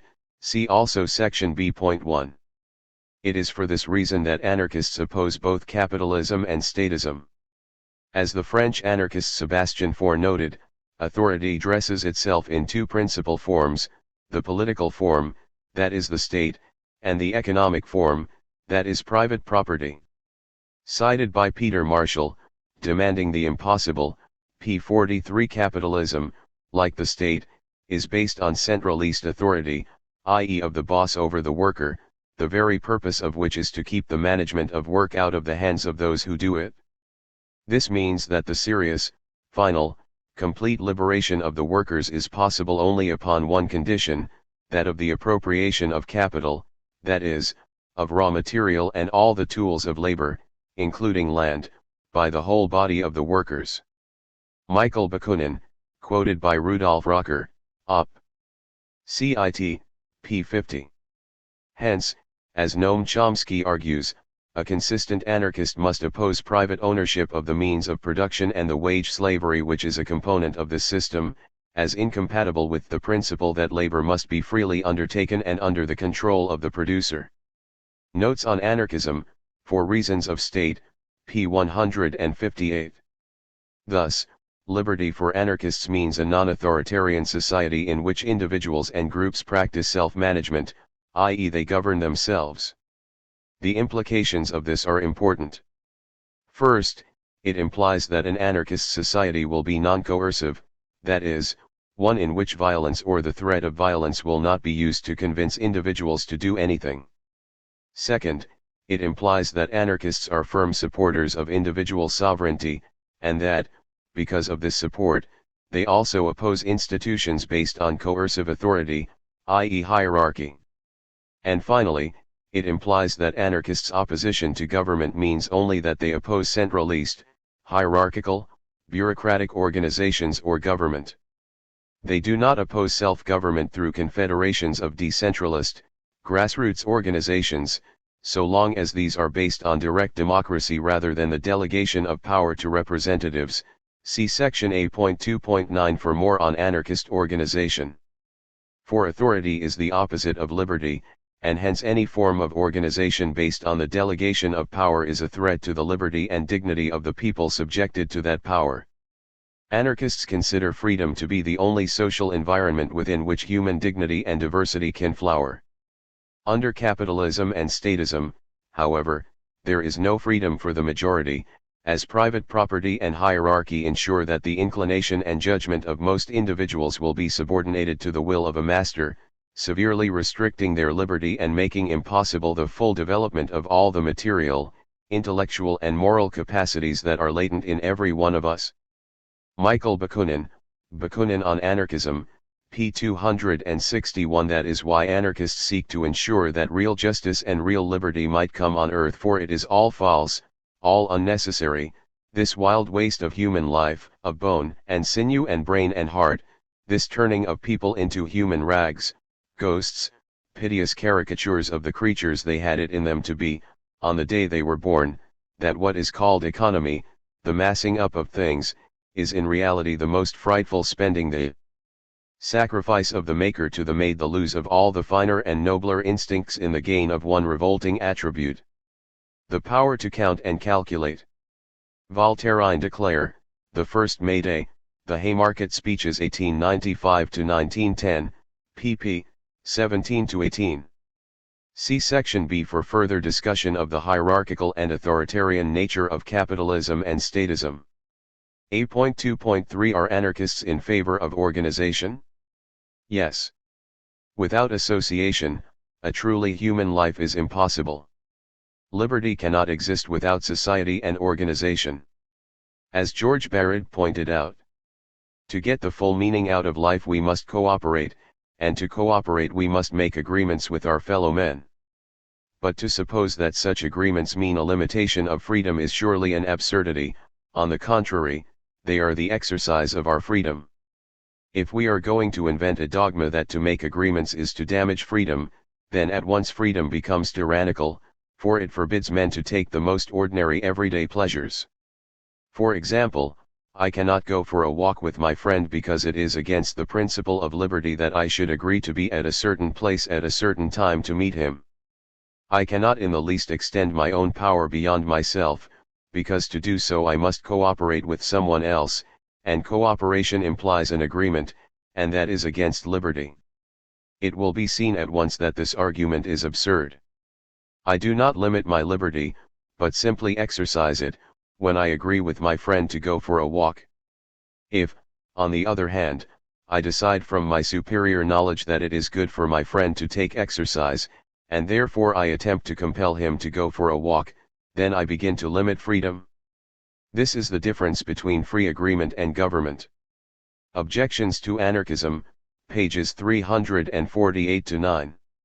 As far as organization goes, anarchists think that far from creating authority, it is the only cure for it and the only means whereby each of us will get used to taking an active and conscious part in collective work, and cease being passive instruments in the hands of leaders. Enrico Malatesta, His Life and Ideas, p. 86. Thus anarchists are well aware of the need to organize in a structured and open manner. As Carol Ehrlich points out, while anarchists aren't opposed to structure and simply want to abolish hierarchical structure, they are almost always stereotyped as wanting no structure at all. This is not the case, for organizations that would build in accountability, diffusion of power among the maximum number of persons, task rotation, skill sharing, and the spread of information and resources are based on good social anarchist principles of organization. Socialism, Anarchism, and Feminism, Quiet Rumors, an Anarcho-Feminist Reader, p. 47 and p. 46. The fact that anarchists are in favor of organization may seem strange at first, but it is understandable. For those with experience only of authoritarian organization, argue two British anarchists, it appears that organization can only be totalitarian or democratic, and that those who disbelieve in government must by that token disbelieve in organization at all. That is not so. Stuart Christie and Albert Meltzer, The Floodgates of Anarchy, p. 122. In other words, because we live in a society in which virtually all forms of organization are authoritarian, this makes them appear to be the only kind possible. What is usually not recognized is that this mode of organization is historically conditioned, arising within a specific kind of society, one whose motive principles are domination and exploitation. According to archaeologists and anthropologists, this kind of society has only existed for about 5,000 years, having appeared with the first primitive states based on conquest and slavery, in which the labor of slaves created a surplus which supported a ruling class. Prior to that time, for hundreds of thousands of years, human and proto-human societies were what Murray Bookchin calls organic, that is, based on cooperative forms of economic activity involving mutual aid, free access to productive resources, and a sharing of the products of communal labor according to need. Although such societies probably had status rankings based on age, there were no hierarchies in the sense of institutionalist dominance-subordination relations enforced by coercive sanctions and resulting in class stratification involving the economic exploitation of one class by another. See Murray Bookchin, The Ecology of Freedom.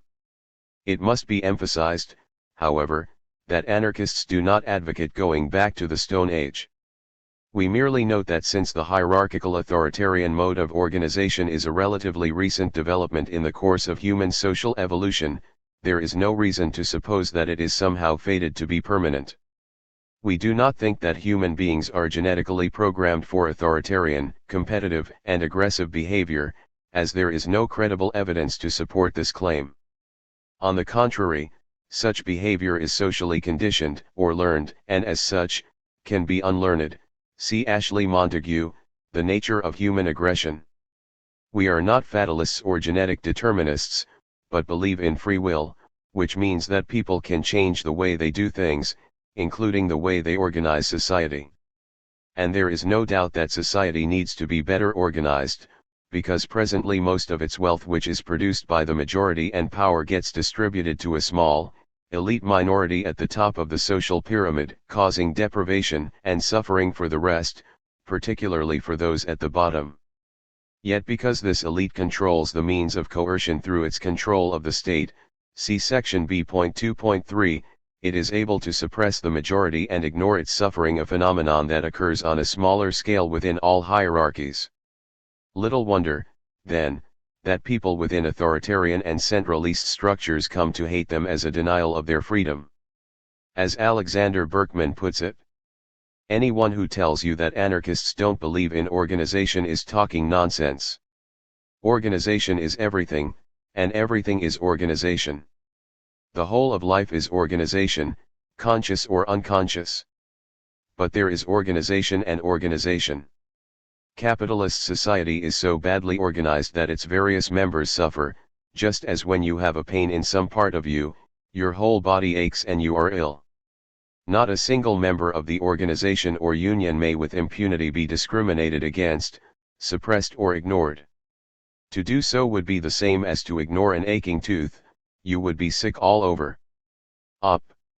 Cit. p. 198. Yet this is precisely what happens in capitalist society, with the result that it is, indeed, sick all over. For these reasons, anarchists reject authoritarian forms of organization and instead support associations based on free agreement. Free agreement is important because, in Berkman's words, only when each is a free and independent unit, cooperating with others from his own choice because of mutual interests, can the world work successfully and become powerful. Op. Cit. p. 199. As we discuss in section A.2.14, anarchists stress that free agreement has to be complemented by direct democracy, or, as it is usually called by anarchists, self-management, within the association itself, otherwise freedom become little more than picking masters. Anarchist organization is based on a massive decentralization of power back into the hands of the people, i.e. those who are directly affected by the decisions being made. To quote Proudhon, "Unless democracy is a fraud and the sovereignty of the people a joke, it must be admitted that each citizen in the sphere of his or her industry, each municipal, district or provincial council within its own territory, should act directly and by itself in administering the interests which it includes, and should exercise full sovereignty in relation to them. The general idea of the revolution, p. 276. It also implies a need for federalism to coordinate joint interests. For anarchism, federalism is the natural complement to self-management. With the abolition of the state, society can, and must, organize itself in a different fashion, but not from top to bottom. The future social organization must be made solely from the bottom upwards, by the free association or federation of workers, firstly in their unions, then in the communes, regions, nations, and finally in a great federation, international and universal. Then alone will be realized the true and life-giving order of freedom and the common good, that order which, far from denying, on the contrary affirms and brings into harmony the interests of individuals and of society. Bakunin, Michael Bakunin, Selected Writings, pages 205-6. Because a truly popular organization begins, from below, and so federalism becomes a political institution of socialism, the free and spontaneous organization of popular life. Thus libertarian socialism is federalistic in character. Bakunin, The Political Philosophy of Bakunin, pages 273-4 and p. 272. Therefore, anarchist organization is based on direct democracy, or self-management, and federalism, or confederation. These are the expression and environment of liberty. Direct, or participatory, democracy is essential because liberty and equality imply the need for forums within which people can discuss and debate as equals and which allow for the free exercise of what Murray Bookchin calls the creative role of dissent. Federalism is necessary to ensure that common interests are discussed and joint activity organized in a way which reflects the wishes of all those affected by them. To ensure that decisions flow from the bottom up rather than being imposed from the top down by a few rulers. Anarchist ideas on libertarian organization and the need for direct democracy and confederation will be discussed further in sections A.2.9 and A.2.11. A.2.4 Are anarchists in favor of absolute liberty? No. Anarchists do not believe that everyone should be able to do whatever they like, because some actions invariably involve the denial of the liberty of others. For example, anarchists do not support the freedom to rape, to exploit, or to coerce others. Neither do we tolerate authority. On the contrary, since authority is a threat to liberty, equality, and solidarity, not to mention human dignity, anarchists recognize the need to resist and overthrow it. The exercise of authority is not freedom. No one has a right to rule others.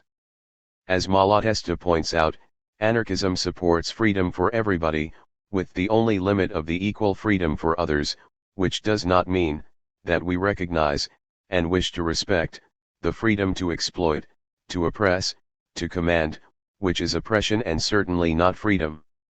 Enrico Malatesta, His Life and Ideas, p. 53.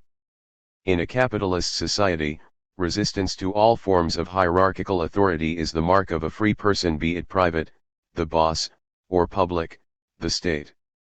As Henry David Thoreau pointed out in his essay on Civil Disobedience, 1847, disobedience is the true foundation of liberty. The obedient must be slaves. A.2.5 Why are anarchists in favor of equality? As mentioned in above, anarchists are dedicated to social equality because it is the only context in which individual liberty can flourish. However, there has been much nonsense written about equality, and much of what is commonly believed about it is very strange indeed. Before discussing what anarchists do mean by equality, we have to indicate what we do not mean by it. Anarchists do not believe in equality of endowment, which is not only non-existent but would be very undesirable if it could be brought about. Everyone is unique. Biologically determined human differences not only exist but are a cause for joy, not fear or regret. Why? Because life among clones would not be worth living, and a sane person will only rejoice that others have abilities that they do not share. Noam Chomsky, Marxism, Anarchism, and Alternative Futures, p. 782. That some people seriously suggest that anarchists means by equality that everyone should be identical is a sad reflection on the state of present-day intellectual culture and the corruption of words, a corruption used to divert attention from an unjust and authoritarian system and sidetrack people into discussions of biology. The uniqueness of the self in no way contradicts the principle of equality, noted Erich Fromm. The thesis that men are born equal implies that they all share the same fundamental human qualities, that they share the same basic fate of human beings, that they all have the same inalienable claim on freedom and happiness. It furthermore means that their relationship is one of solidarity, not one of domination-submission. What the concept of equality does not mean is that all men are alike.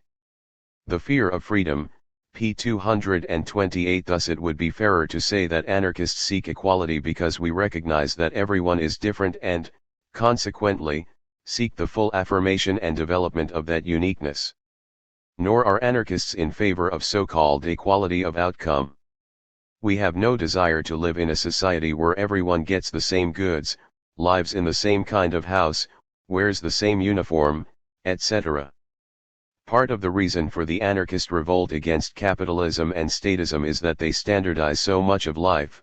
See George Reitzer's The McDonaldization of Society on Why Capitalism is Driven Towards Standardization and Conformity. In the words of Alexander Berkman, the spirit of authority, law, written and unwritten, tradition and custom force us into a common grove and make a man or woman a will-less automation without independence or individuality. All of us are its victims, and only the exceptionally strong succeed in breaking its chains, and that only partly. What is anarchism? p. 165. Anarchists, therefore, have little to desire to make this common grove even deeper. Rather, we desire to destroy it and every social relationship and institution that creates it in the first place. Equality of outcome can only be introduced and maintained by force, which would not be equality anyway, as some would have more power than others. Equality of outcome is particularly hated by anarchists, as we recognize that every individual has different needs, abilities, desires, and interests. To make all consume the same would be tyranny. Obviously, if one person needs medical treatment and another does not, they do not receive an equal amount of medical care. The same is true of other human needs. As Alexander Berkman put it, equality does not mean an equal amount but equal opportunity. Do not make the mistake of identifying equality in liberty with the forced equality of the convict camp. True anarchist equality implies freedom, not quantity. It does not mean that everyone must eat, drink, or wear the same things, do the same work, or live in the same manner. Far from it, the very reverse in fact. Individual needs and tastes differ, as appetites differ. It is equal opportunity to satisfy them that constitutes true equality. Far from leveling, such equality opens the door for the greatest possible variety of activity and development. For human character is diverse. Free opportunity of expressing and acting out your individuality means development of natural dissimilarities and variations. Op. Cit. Pages 164-5. For anarchists, the concepts of equality as equality of outcome or equality of endowment are meaningless. However, in a hierarchical society, equality of opportunity and equality of outcome are related. Under capitalism, for example, the opportunities each generation face are dependent on the outcomes of the previous ones. This means that under capitalism equality of opportunity without a rough equality of outcome, in the sense of income and resources, becomes meaningless, as there is no real equality of opportunity for the offspring of a millionaire and that of a road sweeper. Those who argue for equality of opportunity while ignoring the barriers created by previous outcomes indicate that they do not know what they are talking about. Opportunity in a hierarchical society depends not only on an open road but also upon an equal start. From this obvious fact springs the misconception that anarchists desire equality of outcome, but this applies to a hierarchical system.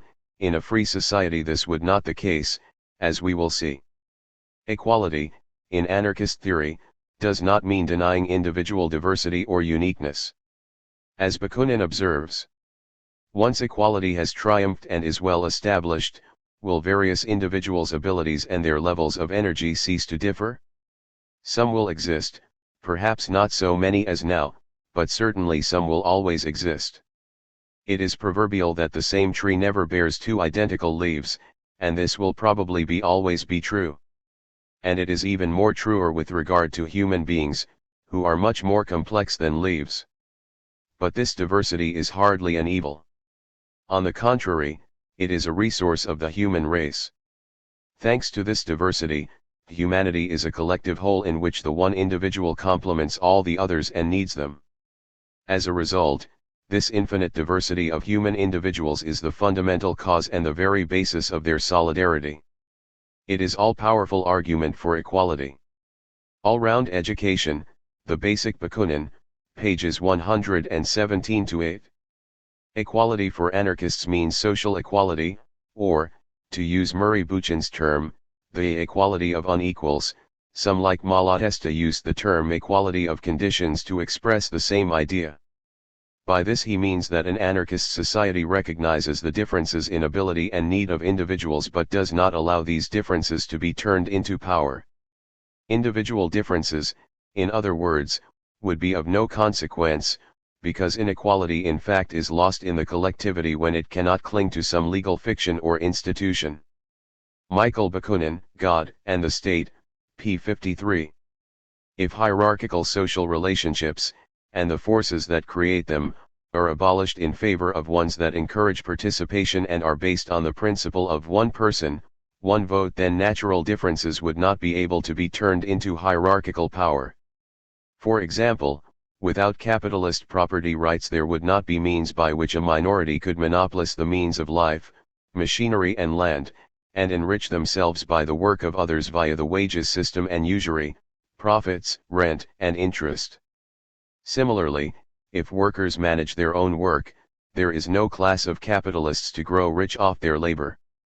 Thus Proudhon. Now, what can be the origin of this inequality? As we see it, that origin is the realization within society of this triple abstraction: capital, labor, and talent. It is because society has divided itself into three categories of citizen corresponding to the three terms of the formula, that caste distinctions have always been arrived at, and one half of the human race enslaved to the other.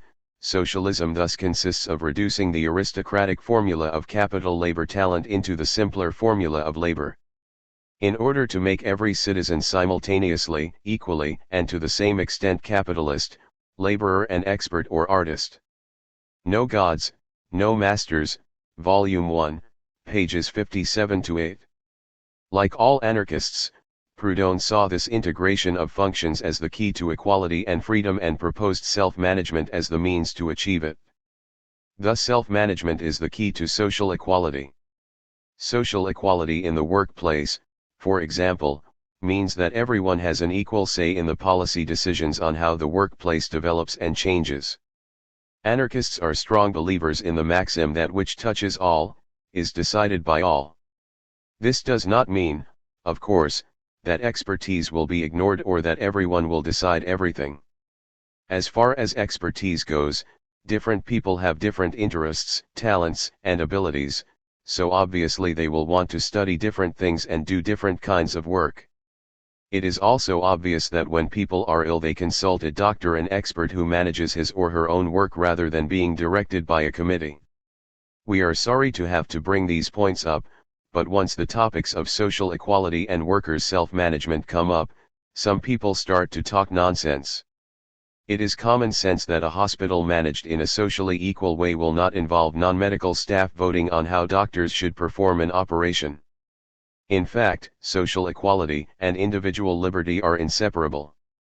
Without the collective self-management of decisions that affect a group, equality, to complement the individual self-management of decisions that affect the individual, liberty, a free society is impossible.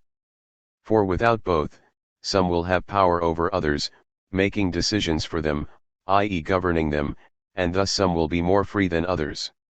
Which implies, just to state the obvious, anarchists seek equality in all aspects of life, not just in terms of wealth. Anarchists demand for every person not just his or her entire measure of the wealth of society but also his or her portion of social power.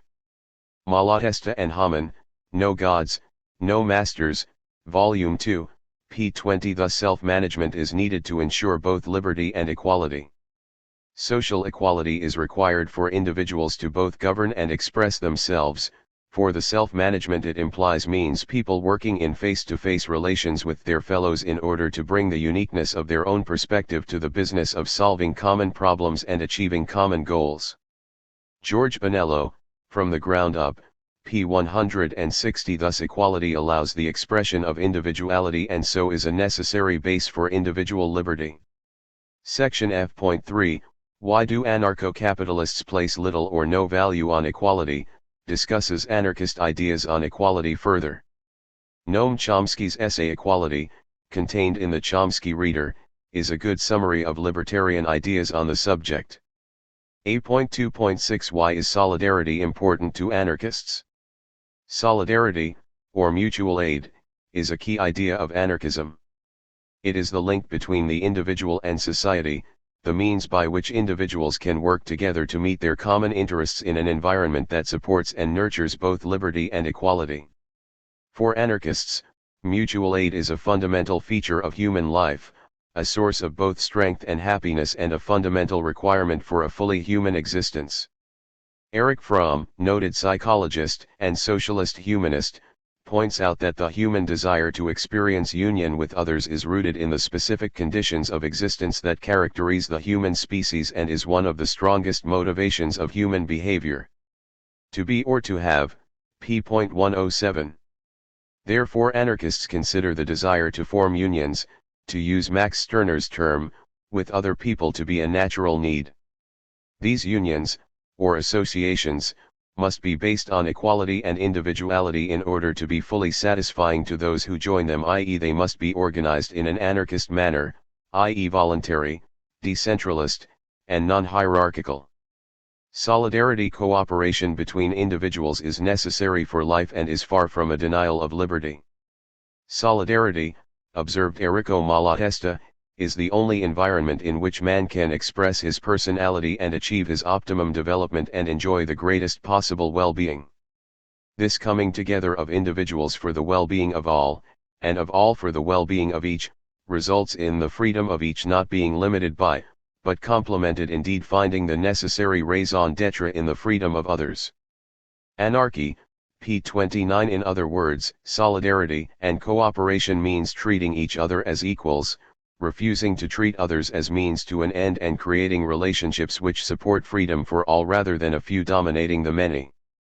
Emma Goldman reiterated this theme, noting what wonderful results this unique force of man's individuality has achieved when strengthened by cooperation with other individualities. Cooperation as opposed to internecine strife and struggle has worked for the survival and evolution of the species. Only mutual aid and voluntary cooperation can create the basis for a free individual and associational life. Read Emma Speaks, p. 118. Solidarity means associating together as equals in order to satisfy our common interests and needs. Forms of association not based on solidarity, i.e. those based on inequality, will crush the individuality of those subjected to them. As R.E.T. Merritt points out, liberty needs solidarity, the recognition of common interests. The most noble, pure, and true love of mankind is the love of oneself. I want to be free. I hope to be happy. I want to appreciate all the beauties of the world. But my freedom is secured only when all other people around me are free. I can only be happy when all other people around me are happy. I can only be joyful when all the people I see and meet look at the world with joy-filled eyes.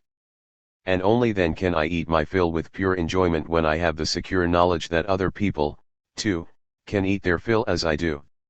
And for that reason it is a question of my own contentment, only of my own self, when I rebel against every danger which threatens my freedom and my happiness. R.E.T. Marot, aka B. Traven, The Brick Burner magazine, quoted by Karl S. Guthke, B. Traven, The Life Behind the Legends, pages 133-4. To practice solidarity means that we recognize, as in the slogan of industrial workers of the world, that an injury to one is an injury to all. Solidarity, therefore, is the means to protect individuality and liberty, and so is an expression of self-interest. As Alfie Kohn points out, when we think about cooperation, we tend to associate the concept with fuzzy-minded idealism. This may result from confusing cooperation with altruism. Structural cooperation defies the usual egoism/altruism dichotomy. It sets things up so that by helping you I am helping myself at the same time. Even if my motive initially may have been selfish, our fates now are linked.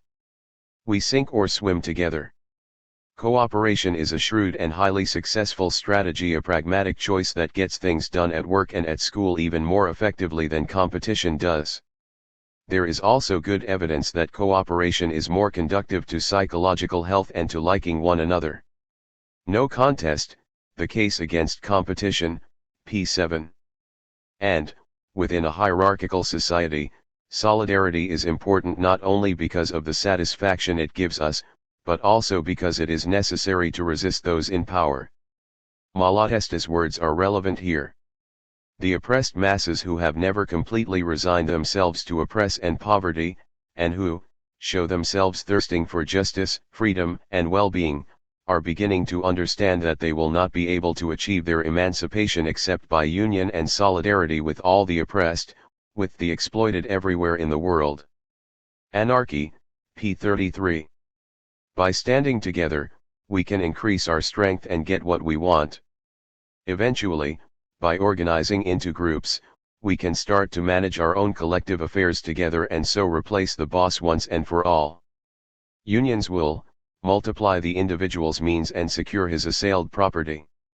Max Stirner, The Ego and Its Own, p. 258. By acting in solidarity, we can also replace the current system with one more to our liking. In union there is strength. Alexander Berkman, What is Anarchism? p. 74. Solidarity is thus the means by which we can obtain and ensure our own freedom. We agree to work together so that we will not have to work for another. By agreeing to share with each other we increase our options so that we may enjoy more, not less. Mutual aid is in my self-interest, that is, I see that it is to my advantage to reach agreements with others based on mutual respect and social equality, for if I dominate someone, this means that the conditions exist which allow domination, and so in all probability I too will be dominated in turn. As Max Stirner saw, solidarity is the means by which we ensure that our liberty is strengthened and defended from those in power who want to rule us. Do you yourself count for nothing then? He asks. Are you bound to let anyone do anything he wants to you? Defend yourself and no one will touch you. If millions of people are behind you, supporting you, then you are a formidable force and you will win without difficulty.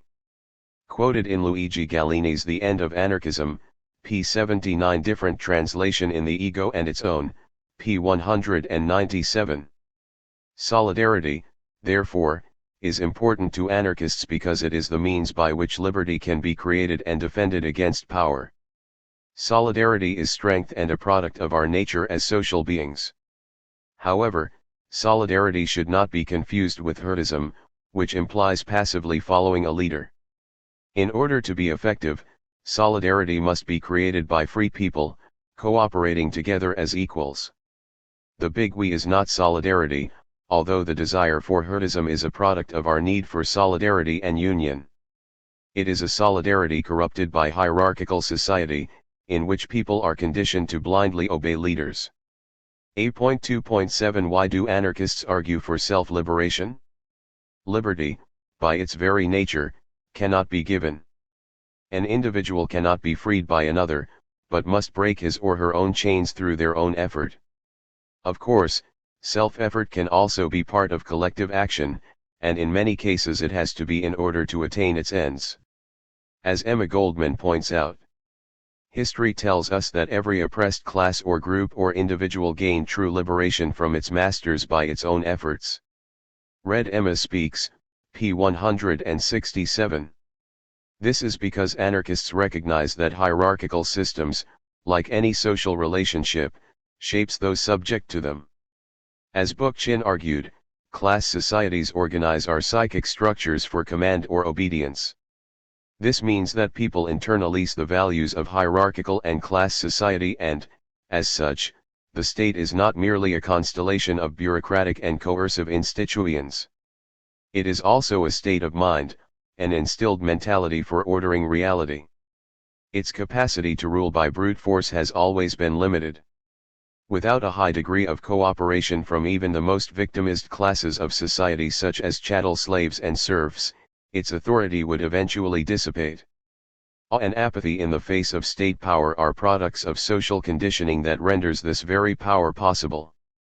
The Ecology of Freedom, p. 159 and pages 164-5. Self-liberation is the means by which we break down both internal and external chains, freeing ourselves mentally as well as physically. Anarchists have long argued that people can only free themselves by their own actions.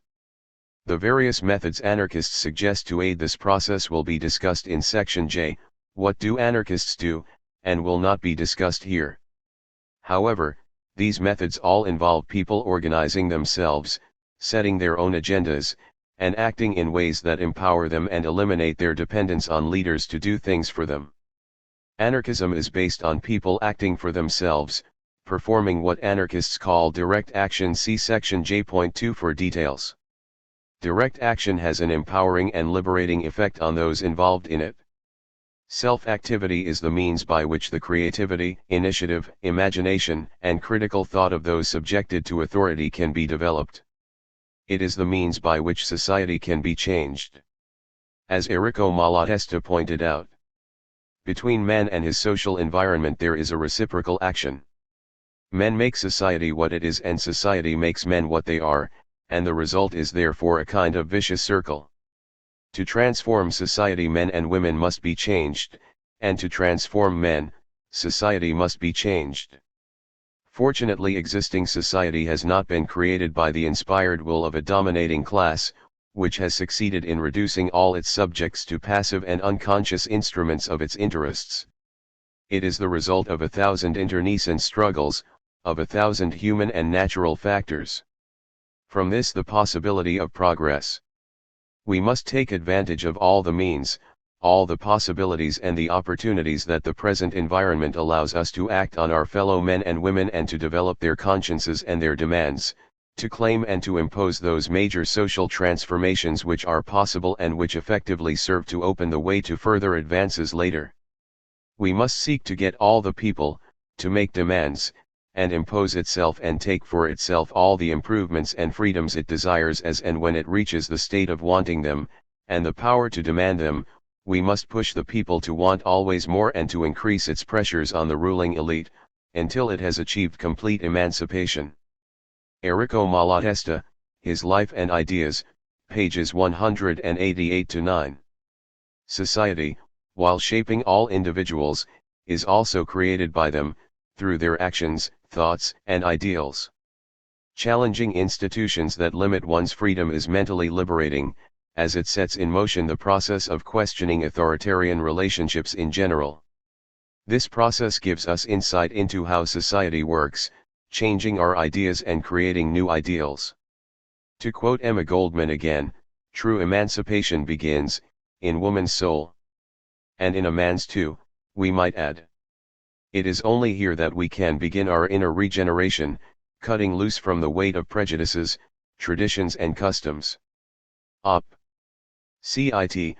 p. 167. But this process must be self-directed, for as Max Stirner notes, the man who is set free is nothing but a freed man, a dog dragging a piece of chain with him.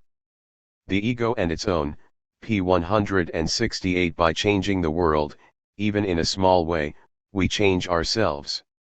In an interview during the Spanish Revolution, the Spanish anarchist militant Durruti said, "We have a new world in our hearts.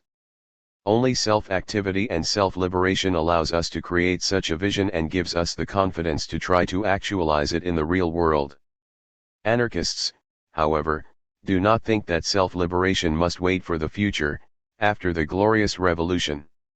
The personal is political, and given the nature of society, how we act in the here and now will influence the future of our society and our lives.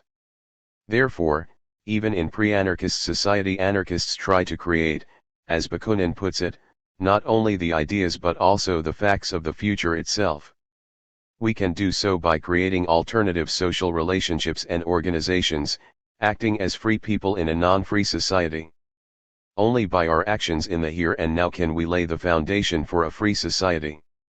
Moreover, this process of self-liberation goes on all the time. Subordinates of all kinds exercise their capacity for critical self-reflection every day. That is why masters are thwarted, frustrated and, sometimes, overthrown. But unless masters are overthrown, unless subordinates engage in political activity, no amount of critical reflection will end their subjection and bring them freedom. Carol Pateman, The Sexual Contract, p. 205. Anarchists aim to encourage these tendencies in everyday life to reject, resist, and thwart authority and bring them to their logical conclusion: a society of free individuals, cooperating as equals in free, self-managed associations. Without this process of critical self-reflection, resistance, and self-liberation, a free society is impossible. Thus, for anarchists, anarchism comes from the natural resistance of subordinated people striving to act as free individuals within a hierarchical world. This process of resistance is called by many anarchists the class struggle, as it is working class people who are generally the most subordinated group within society, or, more generally, social struggle. It is this everyday resistance to authority, in all its forms, and the desire for freedom which is the key to the anarchist revolution. It is for this reason that anarchists emphasize over and over that the class struggle provides the only means for the workers and other oppressed groups to achieve control over their destiny. Marie-Louise Bernieri, Neither East Nor West, p. 32. Revolution is a process, not an event, and every spontaneous revolutionary action usually results from and is based upon the patient work of many years of organization and education by people with utopian ideas. The process of creating the new world in the shell of the old, to use another IWW expression, by building alternative institutions and relationships, is but one component of what must be a long tradition of revolutionary commitment and militancy. As Malatesta made clear, to encourage popular organizations of all kinds is the logical consequence of our basic ideas, and should therefore be an integral part of our program. Anarchists do not want to emancipate the people, we want the people to emancipate themselves. We want the new way of life to emerge from the body of the people and correspond to the state of their development and advance as they advance. Op. Cit. p. 90. Unless a process of self-emancipation occurs, a free society is impossible. Only when individuals free themselves, both materially, by abolishing the state and capitalism, and intellectually, by freeing themselves of submissive attitudes towards authority, can a free society be possible. We should not forget that capitalist and state power, to a great extent, is power over the minds of those subject to them, backed up, of course, with sizable force if the mental domination fails and people start rebelling and resisting.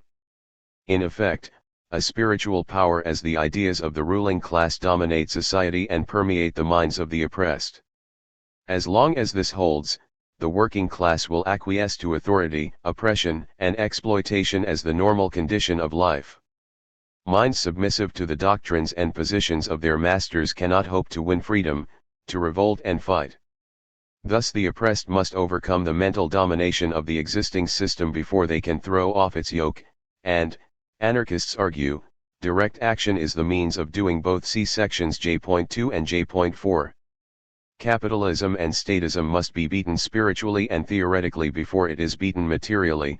Many anarchists call this mental liberation class consciousness. See section B.7.4.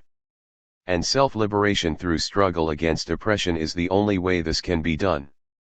Thus anarchists encourage, to use Kropotkin's term, the spirit of revolt. Self-liberation is a product of struggle, of self-organization, solidarity and direct action. Direct action is the means of creating anarchists, free people, and so anarchists have always advised taking an active part in those workers' organizations which carry on the direct struggle of labor against capital and its protector, the state. This is because such struggle, better than any indirect means, permits the worker to obtain some temporary improvements in the present conditions of work, while it opens his or her eyes to the evil that is done by capitalism and the state that supports it, and wakes up his or her thoughts concerning the possibility of organizing consumption, production, and exchange without the intervention of the capitalist and the state, that is, see the possibility of a free society. Kropotkin, like many anarchists, pointed to the syndicalist and trade union movements as a means of developing libertarian ideas within existing society, although he, like most anarchists, did not limit anarchist activity exclusively to them. Indeed, any movement which permits the working men and women to realize their solidarity and to feel the community of their interests, prepares the way for these conceptions of communist anarchism, i.e. the overcoming the spiritual domination of existing society within the minds of the oppressed. Evolution and Environment, p. 83 and p. 85. For anarchists, in the words of a Scottish anarchist militant, the history of human progress is seen as the history of rebellion and disobedience, with the individual debased by subservience to authority in its many forms and able to retain his/her dignity only through rebellion and disobedience. Robert Lynn, Not a Life Story, Just a Leaf from It, p. 77. This is why anarchists stress self-liberation, and self-organization, self-management, and self-activity. Little wonder Bakunin considered rebellion as one of the three fundamental principles which constitute the essential conditions of all human development, collective or individual, in history.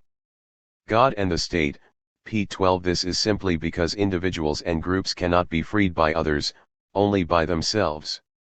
Such rebellion, self-liberation, is the only means by which existing society becomes more libertarian and an anarchist society a possibility. 8.2.8 Is it possible to be an anarchist without opposing hierarchy? No. We have seen that anarchists abhor authoritarianism. But if one is an anti-authoritarian, one must oppose all hierarchical institutions, since they embody the principle of authority. For, as Emma Goldman argued, it is not only government in the sense of the state which is destructive of every individual value and quality. It is the whole complex authority and institutional domination which strangles life. It is the superstition, myth, pretense, evasions, and subservience which support authority and institutional domination. Red Emma Speaks, p. 435. This means that there is and will always be a need to discover and overcome structures of hierarchy, authority, and domination and constraints on freedom, slavery, wage slavery i.e. capitalism, racism, sexism, authoritarian schools, etc. Noam Chomsky, Language and Politics, p. 364. Thus the consistent anarchist must oppose hierarchical relationships as well as the state. Whether economic, social, or political, to be an anarchist means to oppose hierarchy. The argument for this, if anybody needs one, is as follows. All authoritarian institutions are organized as pyramids: the state, the private or public corporation, the army, the police, the church, the university, the hospital. They are all pyramidal structures with a small group of decision makers at the top and a broad base of people whose decisions are made for them at the bottom. Anarchism does not demand the changing of labels on the layers, it doesn't want different people on top, it wants us to clamber out from underneath. Colin Ward, Anarchy in Action, p. 22. Hierarchies share a common feature: they are organized systems of command and obedience, and so anarchists seek to eliminate hierarchy per se, not simply replace one form of hierarchy with another. Bookchin, The Ecology of Freedom, p. 27. A hierarchy is a pyramidally structured organization composed of a series of grades, ranks, or offices of increasing power, prestige, and, usually, remuneration. Scholars who have investigated the hierarchical form have found that the two primary principles it embodies are domination and exploitation. For example, in his classic article What Do Bosses Do? Review of Radical Political Economy, Volume 6, Number 2, A Study of the Modern Factory, Stephen Margolin found that the main function of the corporate hierarchy is not greater productive efficiency, as capitalists claim, but greater control over workers, the purpose of such control being more effective exploitation. Control in a hierarchy is maintained by coercion, that is, by the threat of negative sanctions of one kind or another, physical, economic, psychological, social, etc.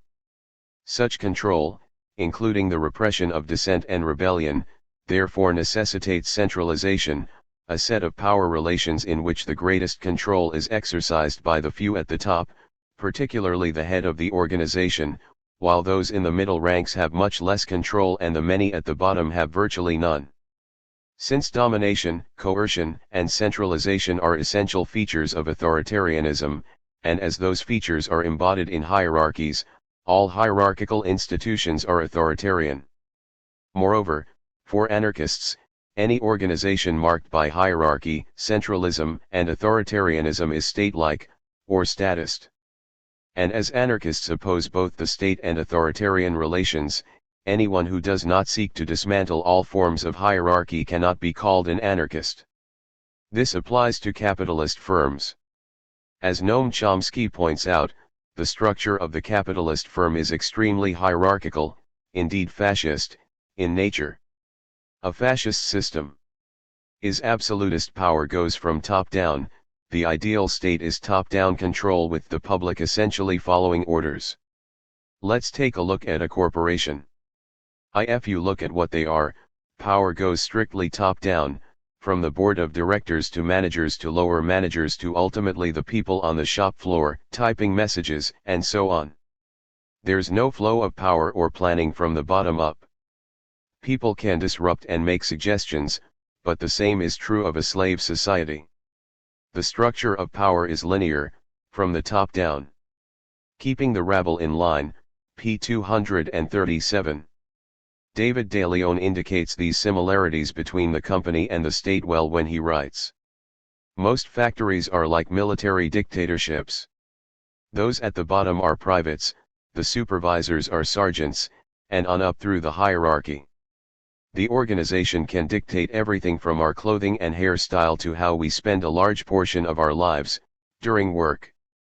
It can compel overtime, it can require us to see a company doctor if we have a medical complaint, it can forbid us free time to engage in political activity, it can suppress freedom of speech, press, and assembly, it can use ID cards and armed security police, along with closed-circuit TVs to watch us.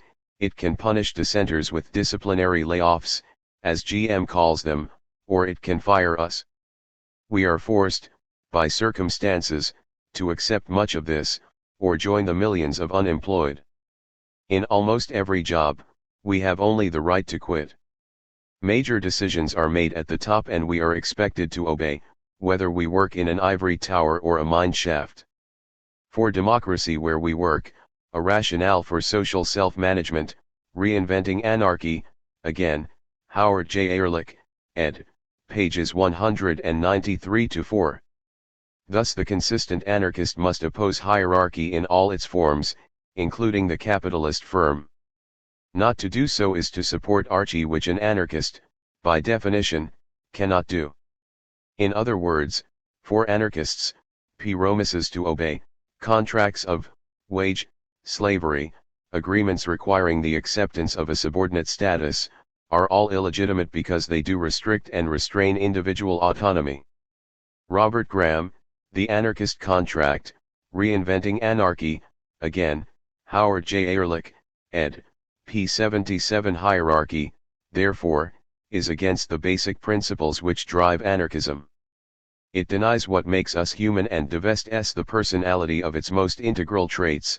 it denies the very notion that the individual is competent to deal not only with the management of his or her personal life but with its most important context, the social context. Murray Bookchin, Op. Cit. p. 202. Some argue that as long as an association is voluntary, whether it has a hierarchical structure is irrelevant. Anarchists disagree. This is for two reasons. Firstly, under capitalism workers are driven by economic necessity to sell their labor, and so liberty, to those who own the means of life. This process reinforces the economic conditions workers face by creating massive disparities in wealth. As workers, sell their labor to the capitalist at a price which does not reflect its real value. Therefore, to portray the parties to an employment contract, for example, as free and equal to each other is to ignore the serious inequality of bargaining power which exists between the worker and the employer. To then go on to portray the relationship of subordination and exploitation which naturally results as the epitome of freedom is to make a mockery of both individual liberty and social justice. Robert Graham, Op. Cit. p. 70. It is for this reason that anarchists support collective action and organization. It increases the bargaining power of working people and allows them to assert their autonomy, see section J. Secondly, if we take the key element as being whether an association is voluntary or not, we would have to argue that the current state system must be considered as anarchy.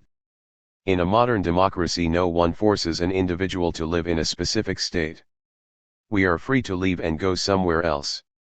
By ignoring the hierarchical nature of an association, you can end up supporting organizations based upon the denial of freedom, including capitalist companies, the armed forces, states even, all because they are voluntary. As Bob Black argues, to demonize state authoritarianism while ignoring identical albeit contract-consecrated subservient arrangements in the large-scale corporations which control the world economy is fetishism at its worst. The Libertarian as Conservative, The Abolition of Work and Other Essays, p. 142. Anarchy is more than being free to pick a master. Therefore opposition to hierarchy is a key anarchist position, otherwise you just become a voluntary anarchist, which is hardly anarchistic.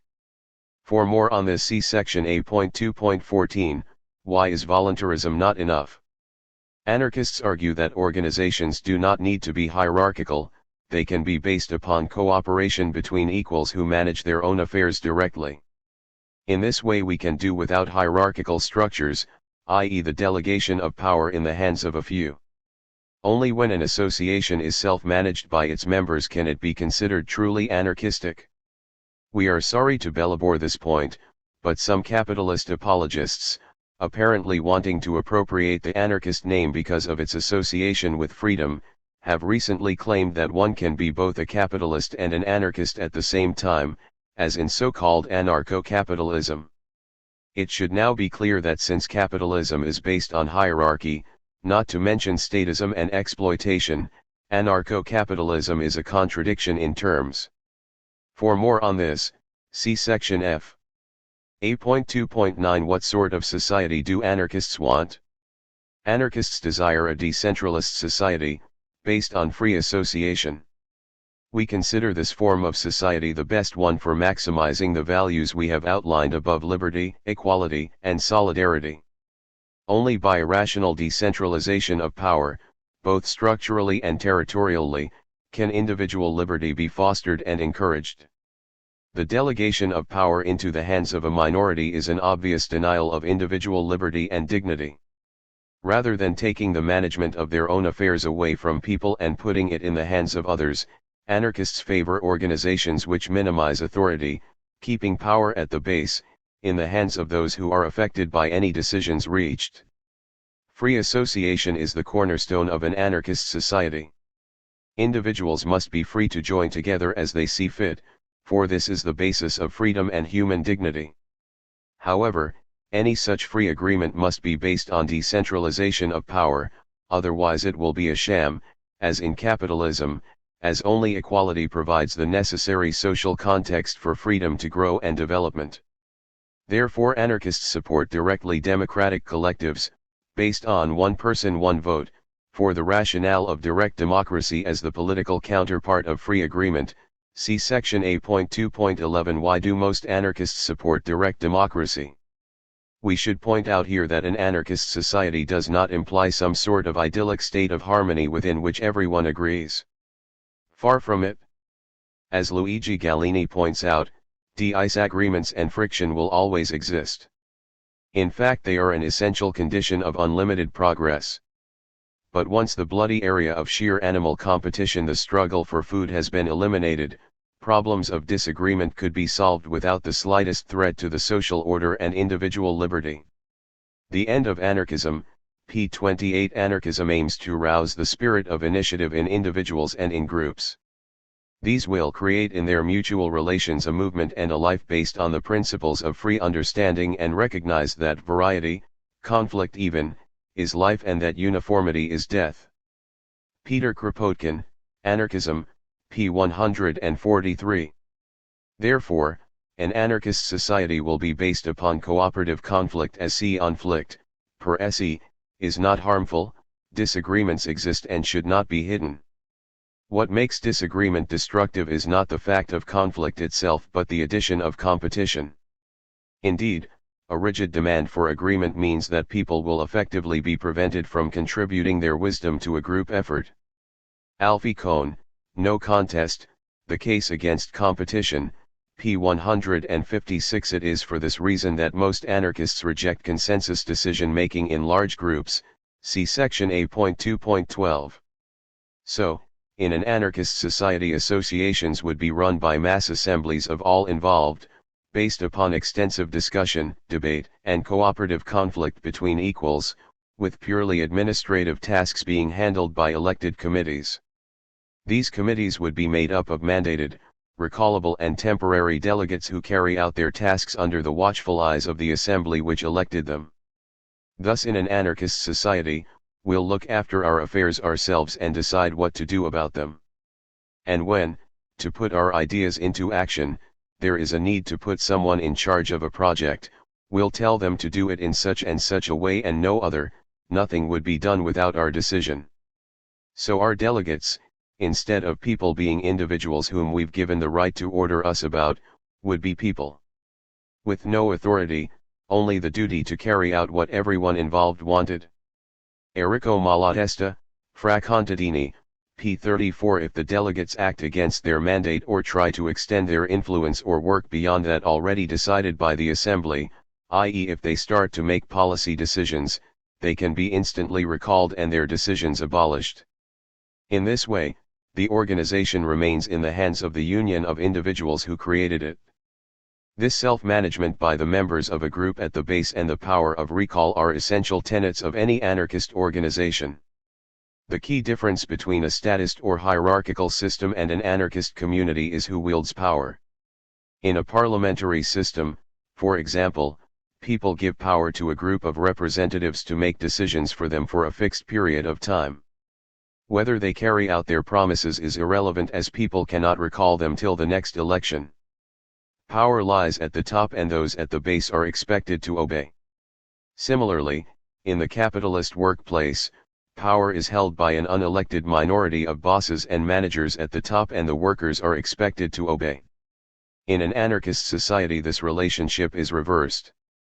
No one individual or group, elected or unelected, holds power in an anarchist community. Instead, decisions are made using direct democratic principles and, when required, the community can elect or appoint delegates to carry out these decisions. There is a clear distinction between policy making, which lies with everyone who is affected, and the coordination and administration of any adopted policy, which is the job for delegates. These egalitarian communities, founded by free agreement, also freely associate together in confederations. Such a free confederation would be run from the bottom up, with decisions following from the elemental assemblies upwards. The confederations would be run in the same manner as the collectives. There would be regular local, regional, national and international conferences in which all important issues and problems affecting the collectives involved would be discussed. In addition, the fundamental, Guiding principles and ideas of society would be debated and policy decisions made, put into practice, reviewed, and coordinated. The delegates would simply take their given mandates to the relative meetings and try to harmonize their various needs and desires. The deliberations would always be subject to the control and approval of those who delegated them, and so there would be no danger that the interest of the people would be forgotten. Malatesta, Op. Cit. p. 36. Action committees would be formed, if required, to coordinate and administer the decisions of the assemblies and their congresses, under strict control from below as discussed above. Delegates to such bodies would have a limited tenure and, like the delegates to the congresses, have a fixed mandate. They are not able to make decisions on behalf of the people they are delegates for. In addition, like the delegates to conferences and congresses, they would be subject to instant recall by the assemblies and congresses from which they emerged in the first place. In this way, any committees required to coordinate joint activities would be, to quote Malatesta's words, always under the direct control of the population, and so express the decisions taken at popular assemblies. Enrico Malatesta, His Life and Ideas, p. 175 and p. 129. Most importantly, the basic community assemblies can overturn any decisions reached by the conferences and withdraw from any confederation. Any compromises that are made by a delegate during negotiations have to go back to a General Assembly for ratification. Without that ratification, any compromises that are made by a delegate are not binding on the community that has delegated a particular task to a particular individual or committee. In addition, they can call confederal conferences to discuss new developments and to inform action committees about changing wishes and to instruct them on what to do about any developments and ideas. In other words, any delegates required within an anarchist organization or society are not representatives, as they are in a democratic government. Kropotkin makes the difference clear. The question of true delegation versus representation can be better understood if one imagines 100 or 200 men and women, who meet each day in their work and share common concerns, who have discussed every aspect of the question that concerns them and have reached a decision. They then choose someone and send him or her to reach an agreement with other delegates of the same kind. The delegate is not authorized to do more than explain to other delegates the considerations that have led his or her colleagues to their conclusion. Not being able to impose anything, he or she will seek an understanding and will return with a simple proposition which his mandatories can accept or refuse. This is what happens when true delegation comes into being. Words of a Rebel, p. 132. Unlike in a representative system, power is not delegated into the hands of the few. Rather, any delegate is simply a mouthpiece for the association that elected, or otherwise selected, them in the first place. All delegates and action committees would be mandated and subject to instant recall to ensure they express the wishes of the assemblies they came from rather than their own. In this way, government is replaced by anarchy, a network of free associations and communities cooperating as equals based on a system of mandated delegates, instant recall, free agreement, and free federation from the bottom up. Only the system would ensure the free organization of the people, an organization from below upwards. This free federation from below upward would start with the basic association and their federation first into a commune, then a federation of communes into regions, of regions into nations, and of nations into an international fraternal association. Michael Bakunin, The Political Philosophy of Bakunin, p. 298. This network of anarchist communities would work on three levels.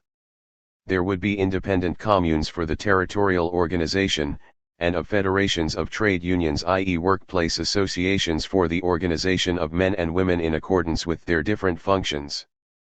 And free combines and societies, for the satisfaction of all possible and imaginable needs, economic, sanitary, and educational, for mutual protection, for the propaganda of ideas, for arts, for amusement, and so on. Peter Kropotkin, Evolution and Environment, p. 79. All would be based on self-management, free association, free federation, and self-organization from the bottom up. By organizing in this manner, hierarchy is abolished in all aspects of life, because the people at the base of the organization are in control, not their delegates. Only this form of organization can replace government, the initiative and empowerment of the few, with anarchy, the initiative and empowerment of all. This form of organization would exist in all activities which required group work and the coordination of many people. It would be, as Bakunin said, the means to integrate individuals into structures which they could understand and control.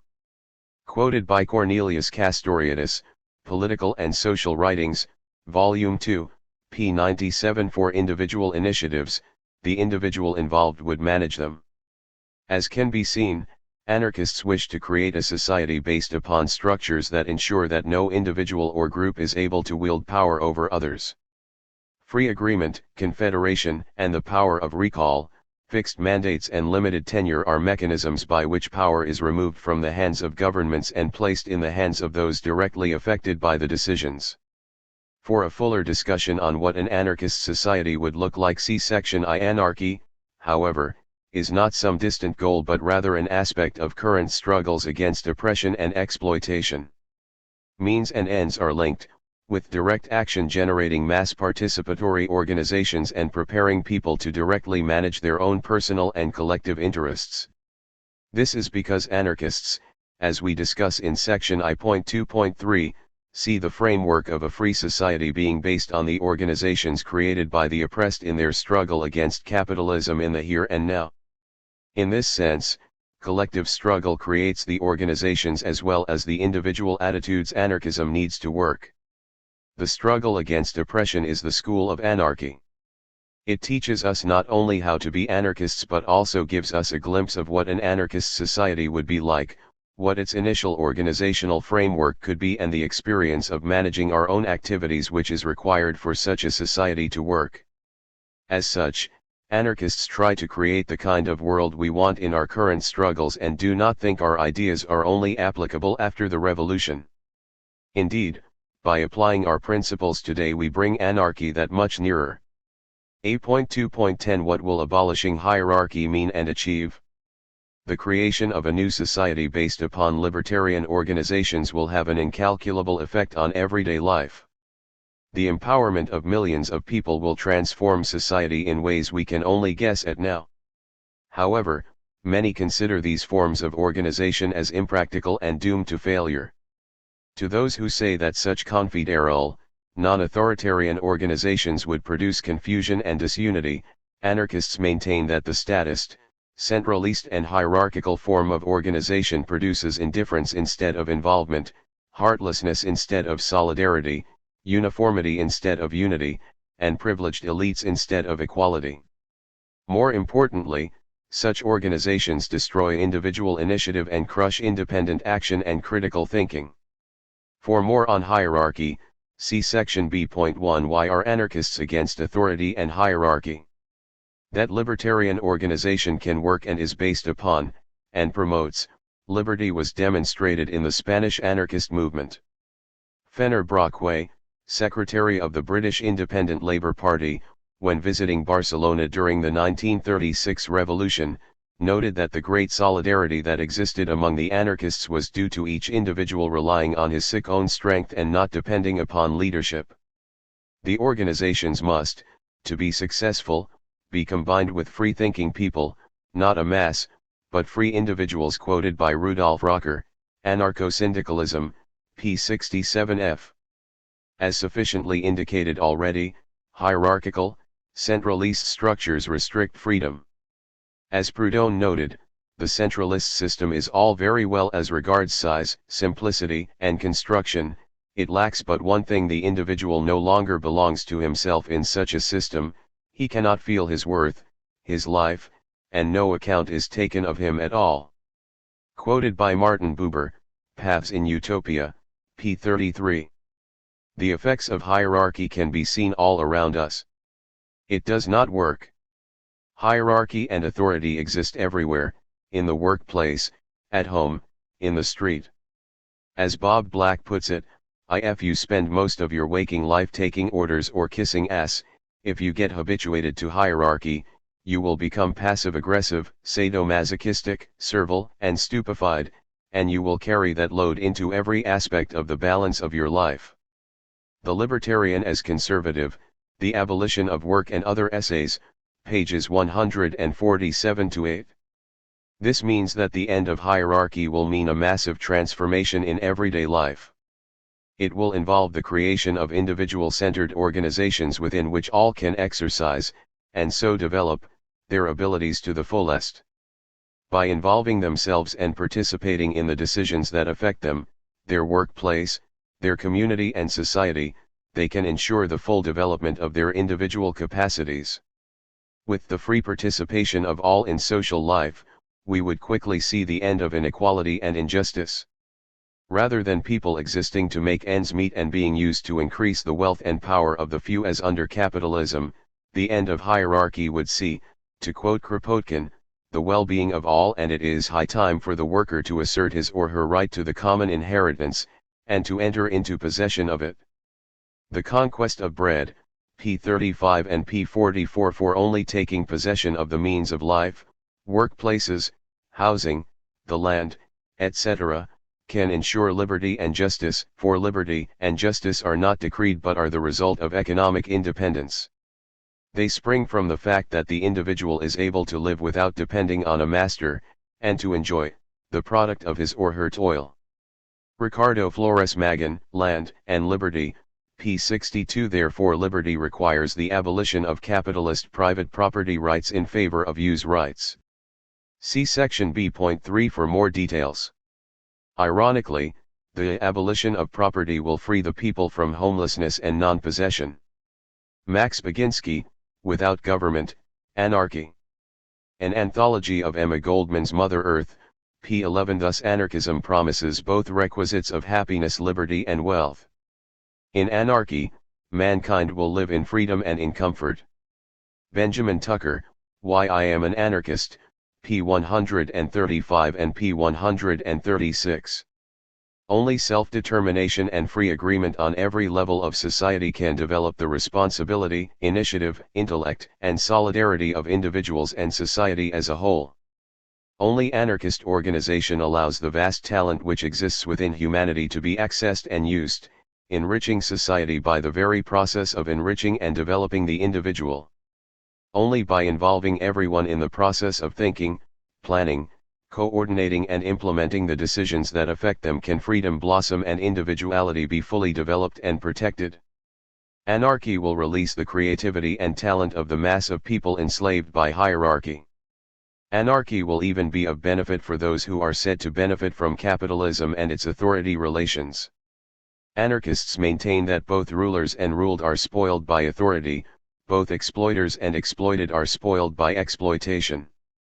Peter Kropotkin, Act for Yourselves, p. 83. This is because in any hierarchical relationship the dominator as well as the submissive pays his dues. The price paid for the glory of command is indeed heavy. Every tyrant resents his duties. He is relegated to drag the dead weight of the dormant creative potential of the submissive all along the road of his hierarchical excursion. For ourselves, the right to be greedy, Thesis 95. A.2.11 Why are most anarchists in favor of direct democracy? For most anarchists, direct democratic voting on policy decisions within free associations is the political counterpart of free agreement. This is also known as self-management.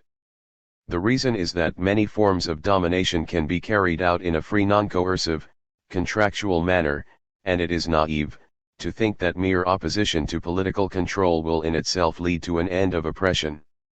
John P. Clark, Max Stirner's Egoism, p. 93. Thus the relationships we create within an organization is as important in determining its libertarian nature as its voluntary nature. See section A.2.14 for more discussion. It is obvious that individuals must work together in order to lead a fully human life. And so, obeying to join with others humans, the individual has three options: he or she must submit to the will of others, be enslaved, or subject others to his will, be in authority, or live with others in fraternal agreement in the interests of the greatest good of all, be an associate. Nobody can escape from this necessity. Errico Malatesta, Life and Ideas, p. 85.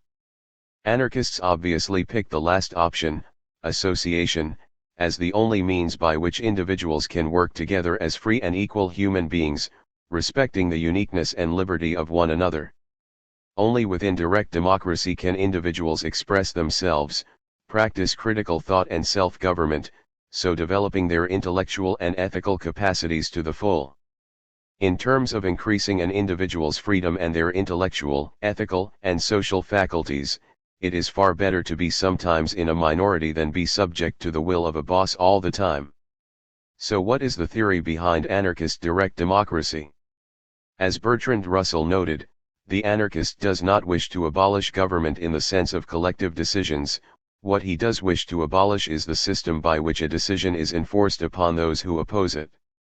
Roads to Freedom, p. 85. Anarchists see self-management as the means to achieve this.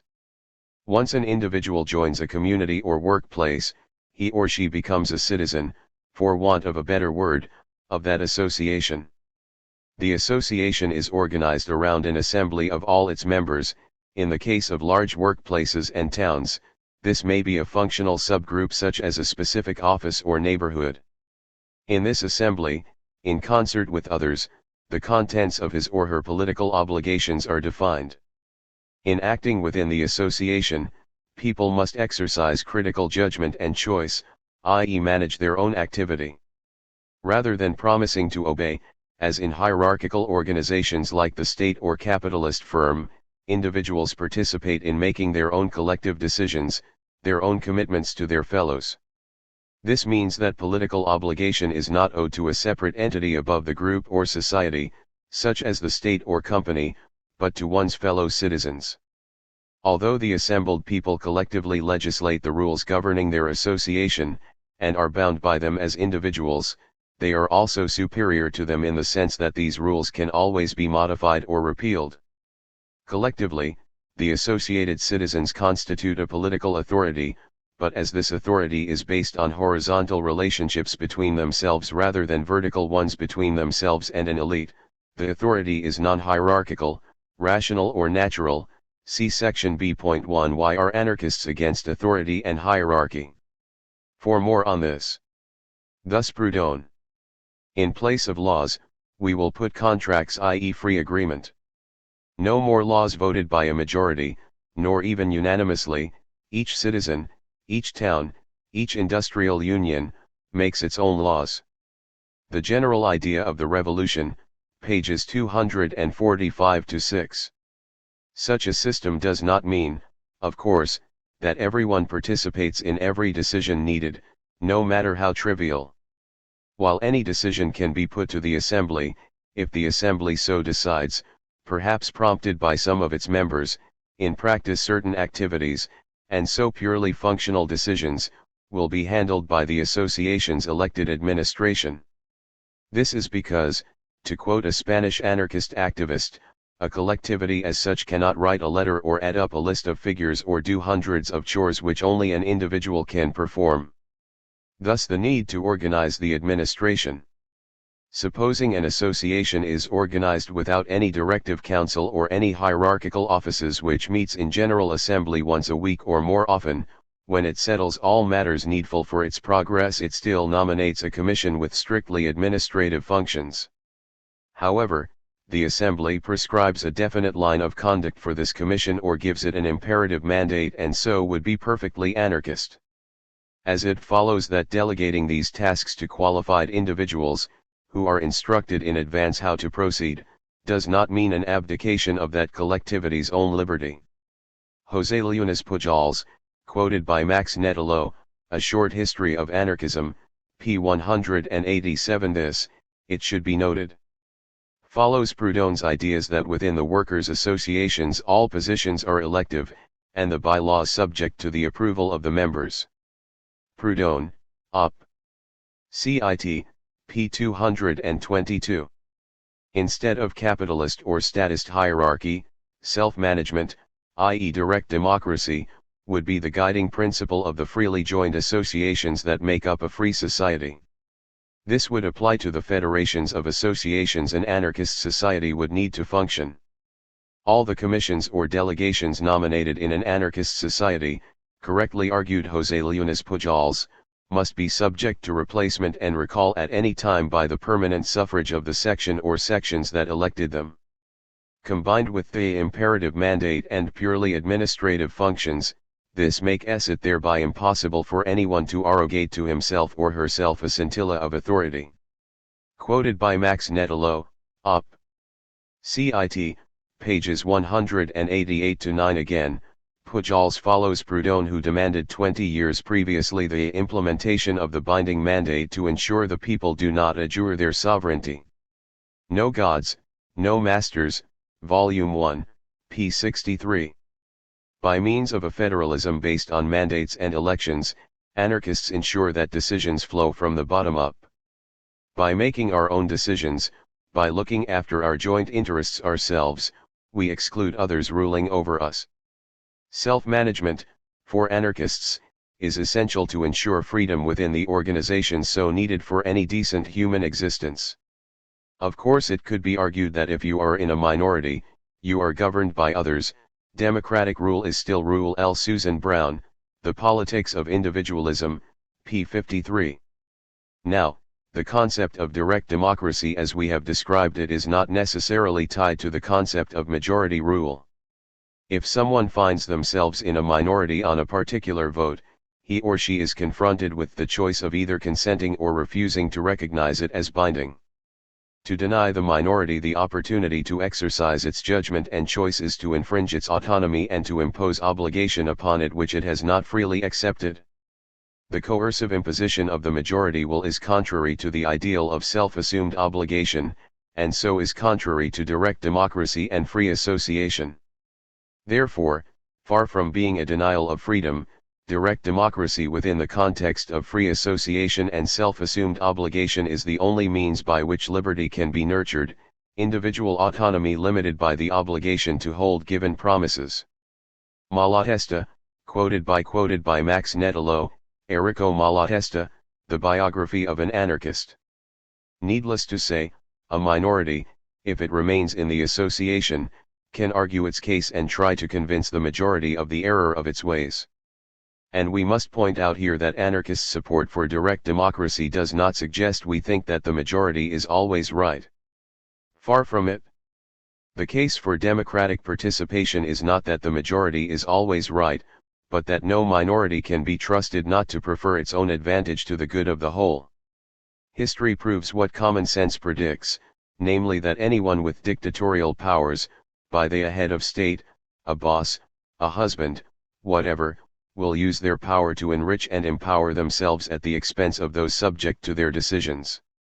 Anarchists recognize that majorities can and do make mistakes, and that is why our theories on association place great importance on minority rights. This can be seen from our theory of self-assumed obligation, which bases itself on the right of minorities to protest against majority decisions and makes dissent a key factor in decision-making. Thus Carol Pateman.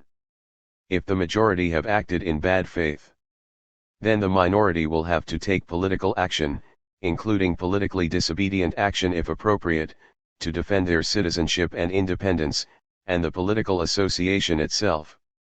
Political disobedience is merely one possible expression of the active citizenship on which a self-managing democracy is based.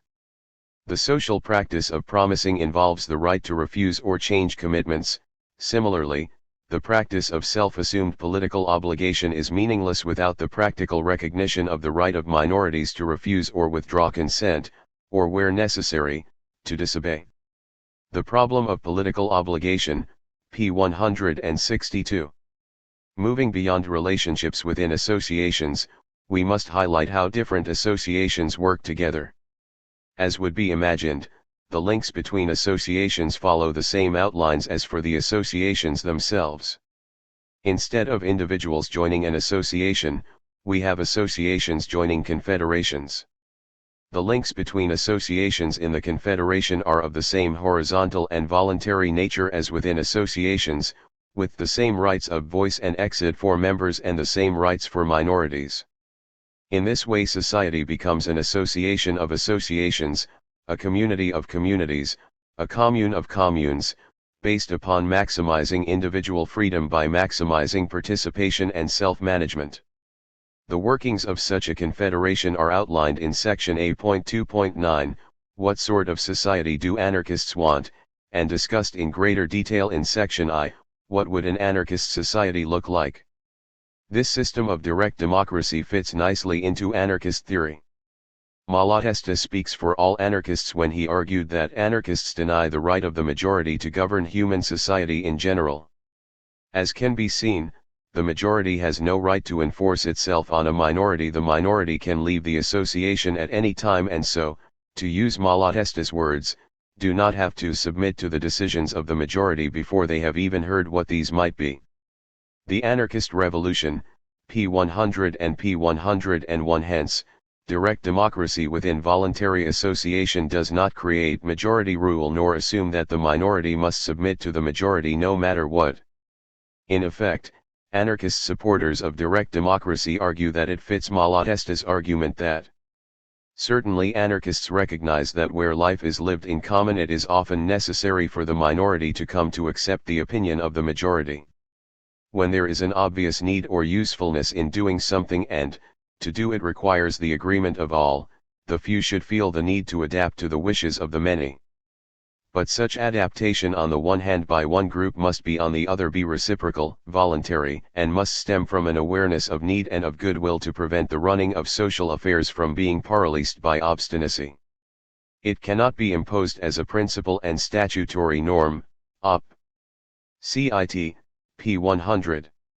As the minority has the right to secede from the association as well as having extensive rights of action, protest, and appeal, majority rule is not imposed as a principle. Rather, it is purely a decision-making tool which allows minority dissent and opinion to be expressed, and acted upon, while ensuring that no minority forces its will on the majority. In other words, majority decisions are not binding on the minority. After all, as Malatesta argued, one cannot expect, or even wish, that someone who is firmly convinced that the course taken by the majority leads to disaster, should sacrifice his or her own convictions and passively look on, or even worse, should support a policy he or she considers wrong. Enrico Malatesta, His Life and Ideas, p. 132. Even the individual anarchist Lysander Spooner acknowledged that direct democracy has its uses when he noted that all, or nearly all, voluntary associations give a majority, or some other portion of the members less than the whole, the right to use some limited discretion as to the means to be used to accomplish the ends in view. However, only the unanimous decision of a jury, which would judge the law, and the justice of the law, could determine individual rights as this tribunal fairly represents the whole people, as no law can rightfully be enforced by the association in its corporate capacity, against the goods, rights, or person of any individual, except it be such as all members of the association agree that it may enforce. His support of juries results from Spooner acknowledging that it would be impossible in practice for all members of an association to agree. Trial by jury, p. 131f, p. 134, p. 214, p. 152 and p. 132. Thus direct democracy and individual/minority rights need not clash. In practice, we can imagine direct democracy would be used to make most decisions within most associations, perhaps with supermajorities required for fundamental decisions, plus some combination of a jury system and minority protest/direct action and evaluate/protect minority claims/rights in an anarchist society. The actual forms of freedom can only be created through practical experience by the people directly involved. Lastly, we must stress that anarchist support for direct democracy does not mean that the solution is to be favored in all circumstances. For example, many small associations may favor consensus decision-making. See the next section on consensus and why most anarchists do not think that it is a viable alternative to direct democracy. However, most anarchists think that direct democracy within free association is the best, and most realistic, form of organization which is consistent with anarchist principles of individual freedom, dignity, and equality. 8.2.12 Is consensus an alternative to direct democracy? The few anarchists who reject direct democracy within free associations generally support consensus in decision-making. Consensus is based upon everyone on a group agreeing to a decision before it can be put into action. Thus, it is argued, consensus stops the majority ruling the minority and is more consistent with anarchist principles. Consensus, although the best option in decision-making, as all agree, has its problems. As Murray Bookchin points out in describing his experience of consensus, it can have authoritarian implications. In order to create full consensus on a decision, minority dissenters were often subtly urged or psychologically coerced to decline to vote on a troubling issue, inasmuch as their dissent would essentially amount to a one-person veto. This practice, called standing aside in American consensus processes, all too often involved intimidation of the dissenters, to the point that they completely withdrew from the decision-making process, rather than make an honorable and continuing expression of their dissent by voting, even as a minority, in accordance with their views. Having withdrawn, they ceased to be political beings so that a decision could be made. Consensus was ultimately achieved only after dissenting members nullified themselves as participants in the process. On a more theoretical level, consensus silenced that most vital aspect of all dialogue, dissensus. The ongoing dissent, the passionate dialogue that still persists even after a minority accedes temporarily to a majority decision, can be replaced by dull monologues and the uncontroverted and deadening tone of consensus. In majority decision-making, the defeated minority can resolve to overturn a decision on which they have been defeated. They are free to openly and persistently articulate reasoned and potentially persuasive disagreements. Consensus, for its part, honors no minorities, but mutes them in favor of the metaphysical one of the consensus group. Communalism, the democratic dimension of anarchism, democracy, and nature, number 8, p. 8. Bookchin does not deny that consensus may be an appropriate form of decision-making in small groups of people who are thoroughly familiar with one another. But he notes that, in practical terms, his own experience has shown him that when larger groups try to make decisions by consensus, it usually obliges them to arrive at the lowest common intellectual denominator in their decision-making, the least controversial or even the most mediocre decision that a sizable assembly of people can attain is adopted precisely because everyone must agree with it or else withdraw from voting on that issue. Op. Cit. p.7. Therefore, due to its potentially authoritarian nature, most anarchists disagree that consensus is the political aspect of free association. While it is advantageous to try to reach consensus, it is usually impractical to do so, especially in large groups, regardless of its other, negative effects. Often it demeans a free society or association by tending to subvert individuality in the name of community and dissent in the name of solidarity. Neither true community nor solidarity are fostered when the individual's development and self-expression are aborted by public disapproval and pressure. Since individuals are all unique, they will have unique viewpoints which they should be encouraged to express, as society evolves and is enriched by the actions and ideas of individuals. In other words, anarchist supporters of direct democracy stress the creative role of dissent which, they fear, tends to fade away in the gray uniformity required by consensus. Op. Cit. p. 8. We must stress that anarchists are not in favor of a mechanical decision-making process in which the majority just vote the minority away and ignore them. Far from it.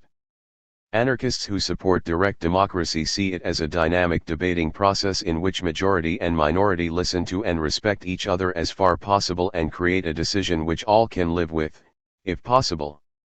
They see the process of participation within directly democratic associations as the means of creating common interests, as a process which will encourage diversity, individual and minority expression and reduce any tendency for majorities to marginalize or oppress minorities by ensuring discussion and debate occurs on important issues.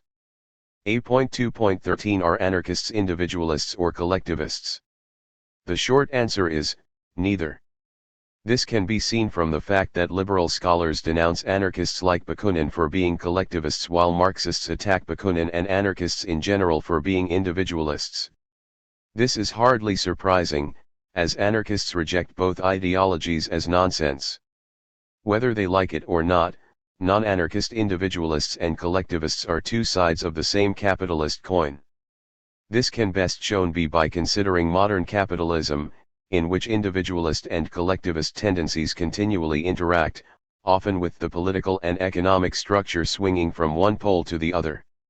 Capitalist collectivism and individualism are both one-sided aspects of human existence, and like all manifestations of imbalance, deeply flawed. For anarchists, the idea that individuals should sacrifice themselves for the group or greater good is nonsensical. Groups are made up of individuals, and if people think only of what's best for the group will be a lifeless shell. It is only the dynamics of human interaction within groups which give them life. Groups cannot think, only individuals can. This fact, ironically, leads authoritarian collectivists to a most particular kind of individualism, namely the cult of the personality and leader worship. This is to be expected, since such collectivism lumps individuals into abstract groups, denies their individuality, and ends up with the need for someone with enough individuality to make decisions, a problem that is solved by the leader principle. Stalinism and Nazism are excellent examples of this phenomenon. Therefore, anarchists recognize that individuals are the basic unit of society and that only individuals have interests and feelings. This means they oppose collectivism and the glorification of the group. In anarchist theory, the group exists only to aid and develop the individuals involved in them. This is why we place so much stress on groups structured in a libertarian manner. Only a libertarian organization allows the individuals within a group to fully express themselves, manage their own interests directly, and to create social relationships which encourage individuality and individual freedom. So while society and the groups they join shapes the individual is the true basis of society. Hence Malatesta. Much has been said about the respective roles of individual initiative and social action in the life and progress of human societies.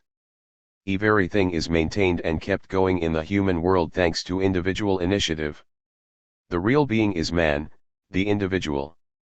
Society or the collectivity and the state or government which claims to represent it, if it is not a hollow abstraction, must be made up of individuals. And it is in the organism of every individual that all thoughts and human actions inevitably have their origin, and from being individual they become collective thoughts and acts when they are or become accepted by many individuals. Social action, therefore, is neither the negation nor the complement of individual initiatives, but is the resultant of initiatives, thoughts, and actions of all individuals who make up society. The question is not really changing the relationship between society and the individual.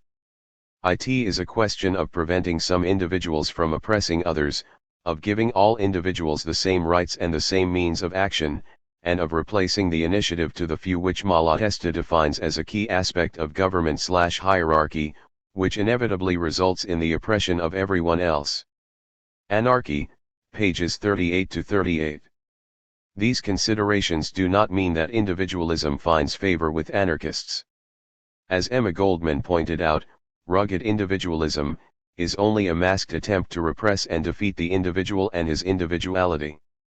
So-called individualism is the social and economic laissez-faire, the exploitation of the masses by the ruling classes by means of legal trickery, spiritual debasement, and systematic indoctrination of the servile spirit. That corrupt and perverse individualism is the straitjacket of individuality. It has inevitably resulted in the greatest modern slavery, the crassest class distinctions driving millions to the breadline. Rugged individualism has meant all the individualism for the masters, while the people are regimented into a slave caste to serve a handful of self-seeking supermen. Red Emma Speaks, p. 112. While groups cannot think, individuals cannot live or discuss by themselves. Groups and associations are an essential aspect of individual life. Indeed, as groups generate social relationships by their very nature, they help shape individuals. In other words, groups structured in an authoritarian way will have a negative impact on the freedom and individuality of those within them. However, due to the abstract nature of their individualism, capitalist individualists fail to see any difference between groups structured in a libertarian manner rather than in an authoritarian one. They are both groups. Because of their one-sided perspective on this issue, individualists ironically end up supporting some of the most collectivist institutions in existence, capitalist companies, and, moreover, always find a need for the state despite their frequent denunciations of it.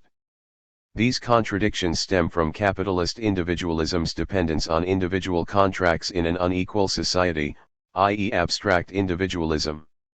In contrast, anarchists stress social individualism. Another, perhaps better, term for this concept could be communal individuality. Anarchism insists that the center of gravity in society is the individual, that he must think for himself, act freely, and live fully. If he is to develop freely and fully, he must be relieved from the interference and oppression of others. His has nothing in common with rugged individualism. Such predatory individualism is really flabby, not rugged. At the least danger to its safety, it runs to cover of the state and wails for protection. Their rugged individualism is simply one of the many pretenses the ruling class makes to mask unbridled business and political extortion. Emma Goldman, Op. Cit. Pages 442-3. Anarchism rejects the abstract individualism of capitalism, with its ideas of absolute freedom of the individual which is constrained by others. This theory ignores the social context in which freedom exists and grows. The freedom we want, Malatesta argued, for ourselves and for others, is not an absolute metaphysical, abstract freedom which in practice is inevitably translated into the oppression of the weak, but it is a real freedom, possible freedom, which is the conscious community of interests, voluntary solidarity. Anarchy, p. 43. A society based on abstract individualism results in an inequality of power between the contracting individuals and so entails the need for an authority based on laws above them and organized coercion to enforce the contracts between them. This consequence is evident from capitalism and, most notably, in the social contract theory of how the state developed. In this theory it is assumed that individuals are free when they are isolated from each other, as they allegedly were originally in the state of nature. Once they join society, they supposedly create a contract and a state to administer it. However, besides being a fantasy with no basis in reality, human beings have always been social animals. This theory is actually a justification for the states having extensive powers over society, and this in turn is a justification of the capitalist system, which requires a strong state. It also mimics the results of the capitalist economic relations upon which this theory is built. Within capitalism, individuals freely contract together, but in practice the owner rules the worker for as long as the contract is in place. See sections A.2.14 and B.4 for further details. Thus anarchists reject capitalist individualism as being, to quote Kropotkin, a narrow and selfish individualism which, moreover, is a foolish egoism which belittles the individual and is not individualism at all. It will not lead to what was established as a goal, that is the complete, broad and most perfectly attainable development of individuality. The hierarchy of capitalism results in the impoverishment of individuality rather than its development. To this anarchists contrast the individuality which attains the greatest individual development possible through the highest communist sociability in what concerns both its primordial needs and its relationships with others in general. Selected writings on anarchism and revolution, p. 295, p. 296 and p. 297 for anarchists. Our freedom is enriched by those around us when we work with them as equals and not as master and servant. In practice, both individualism and collectivism lead to a denial of both individual liberty and group autonomy and dynamics. In addition, each implies the other, with collectivism leading to a particular form of individualism and individualism leading to a particular form of collectivism. Collectivism, with its implicit suppression of the individual, ultimately impoverishes the community, as groups are only given life by the individuals who comprise them. Individualism, with its explicit suppression of community, i.e. the people with whom you live, ultimately impoverishes the individual, since individuals do not exist apart from society but can only exist within it. In addition, individualism ends up denying the select few the insights and abilities of the individuals who make up the rest of society, and so is a source of self-denial. This is individualism's fatal flaw, and contradiction, namely the impossibility for the individual to attain a really full development in the conditions of oppression of the mass by the beautiful aristocracies. His or her development would remain unilateral. Peter Kropotkin, Anarchism, p. 293. True liberty and community exist elsewhere. A.2.14 Why is voluntarism not enough? Voluntarism means that association should be voluntary in order to maximize liberty. Anarchists are, obviously, voluntarists, thinking that only in free association, created by free agreement, can individuals develop, grow, and express their liberty. However, it is evident that under capitalism voluntarism is not enough in itself to maximize liberty. Voluntarism implies promising, i.e. the freedom to make agreements, and promising implies that individuals are capable of independent judgment and rational deliberation. In addition, it presupposes that they can evaluate and change their actions and relationships. Contracts under capitalism, however, contradict these implications of voluntarism. For, while technically voluntary, though as we show in section B.4, this is not really the case, capitalist contracts result in a denial of liberty. This is because the social relationship of wage labor involves promising to obey in return for payment. And as Carol Pateman points out, to promise to obey is to deny or to limit, to a greater or lesser degree, individuals' freedom and equality and their ability to exercise these capacities of independent judgment and rational deliberation. To promise to obey is to state, that in certain areas, the person making the promise is no longer free to exercise her capacities and decide upon her own actions, and is no longer equal, but subordinate. The problem of political obligation, p. 19. This results in those obeying no longer making their own decisions. Thus the rationale for voluntarism, i.e. that individuals are capable of thinking for themselves and must be allowed to express their individuality and make their own decisions, is violated in a hierarchical relationship as some are in charge and the many obey, see also section A.2.8. Thus any voluntarism which generates relationships of subordination is, by its very nature, incomplete and violates its own justification. This can be seen from capitalist society, in which workers sell their freedom to a boss in order to live. In effect, under capitalism you are only free to the extent that you can choose whom you will obey. Freedom, however, must mean more than the right to change masters. Voluntary servitude is still servitude. For if, as Rousseau put it, sovereignty, for the same reason as makes it inalienable, cannot be represented, neither can it be sold nor temporarily nullified by a hiring contract. Rousseau famously argued that the people of England regards itself as free, but it is grossly mistaken. It is free only during the election of members of Parliament. As soon as they are elected, slavery overtakes it, and it is nothing.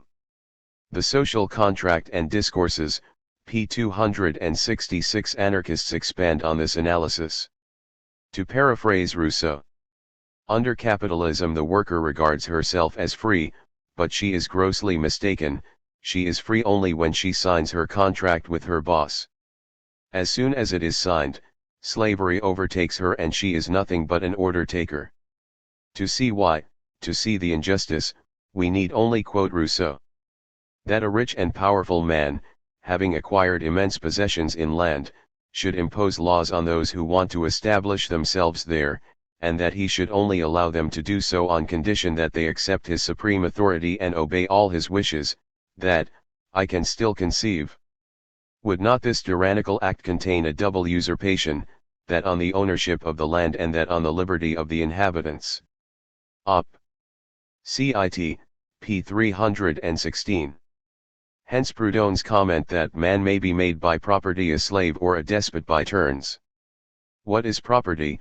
P. 371. Little wonder we discover Bakunin rejecting any contract with another individual on any footing but the utmost equality and reciprocity, as this would alienate his or her freedom and so would be a relationship of voluntary servitude with another individual. Anyone making such a contract in a free society, i.e. anarchist society, would be devoid of any sense of personal dignity.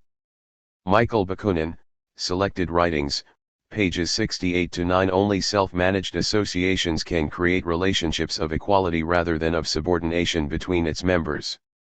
Therefore anarchists stress the need for direct democracy in voluntary associations in order to ensure that the concept of freedom is not a sham and a justification for domination, as it is under capitalism. Only self-managed associations can create relationships of equality rather than of subordination between its members.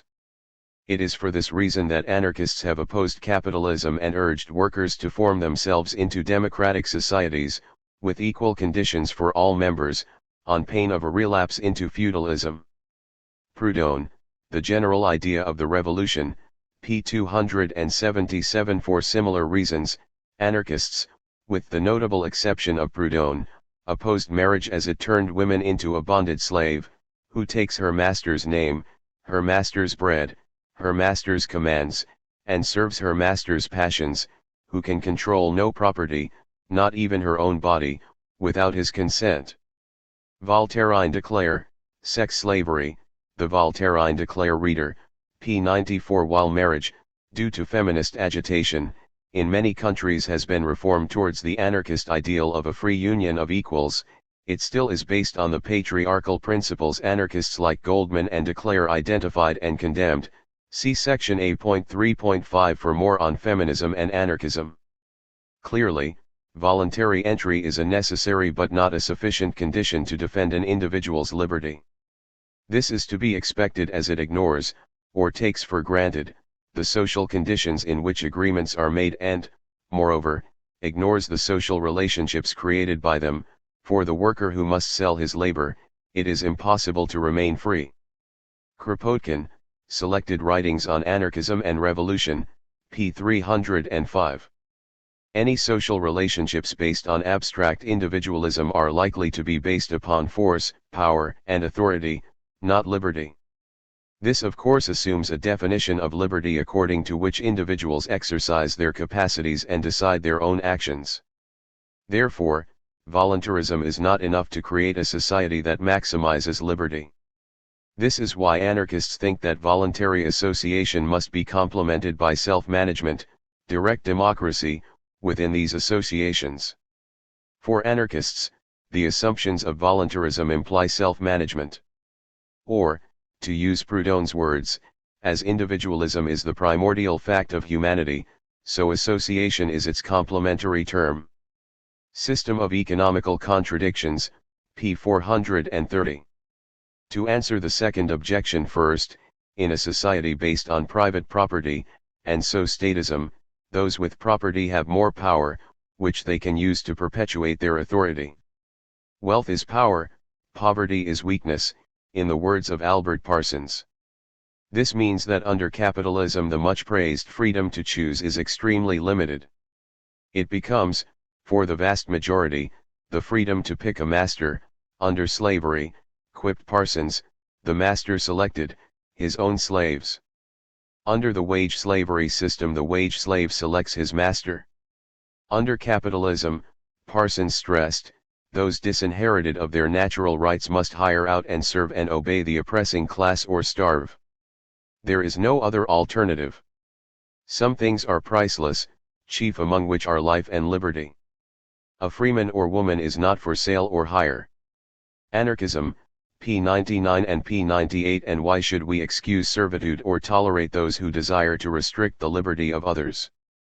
The liberty to command is the liberty to enslave, and so is actually a denial of liberty. Regarding the first objection, anarchists plead guilty. We are prejudiced against the reduction of human beings to the status of robots. We are prejudiced in favor of human dignity and freedom. We are prejudiced, in fact, in favor of humanity and individuality. Section A.2.11 discusses why direct democracy is the necessary social counterpart to voluntarism, i.e. free agreement. Section B.4 discusses why capitalism cannot be based on equal bargaining power between property owners and the propertyless. A.2.15 What about human nature? Anarchists, far from ignoring human nature, have the only political theory that gives this concept deep thought and reflection. Too often, human nature is flung up as the last line of defense in an argument against anarchism, because it is thought to be beyond reply. This is not the case, however. First of all, human nature is a complex thing. If, by human nature, it is meant what humans do, it is obvious that human nature is contradictory. Love and hate, compassion and heartlessness, peace and violence, and so on, have all been expressed by people and so are all products of human nature. Of course, what is considered human nature can change with changing social circumstances. For example, slavery was considered part of human nature and normal for thousands of years. Homosexuality was considered perfectly normal by the ancient Greeks, yet thousands of years later the Christian Church denounced it as unnatural. War only became part of human nature once states developed. Hence Chomsky. Individuals are certainly capable of evil. But individuals are capable of all sorts of things. Human nature has lots of ways of realizing itself. Humans have lots of capacities and options. Which ones reveal themselves depends to a large extent on the institutional structures. If we had institutions which permitted pathological killers free rein, they'd be running the place. The only way to survive would be to let those elements of your nature manifest themselves. If we have institutions which make greed the sole property of human beings and encourage pure greed at the expense of other human emotions and commitments, we're going to have a society based on greed, with all that follows. A different society might be organized in such a way that human feelings and emotions of other sorts, say, solidarity, support, sympathy, become dominant. Then you'll have different aspects of human nature and personality revealing themselves. Chronicles of Descent, pages 158. Therefore, environment plays an important part in defining what human nature is, how it develops and what aspects of it are expressed. Indeed, one of the greatest myths about anarchism is the idea that we think human nature is inherently good, rather, we think it is inherently sociable. How it develops and expresses itself is dependent on the kind of society we live in and create.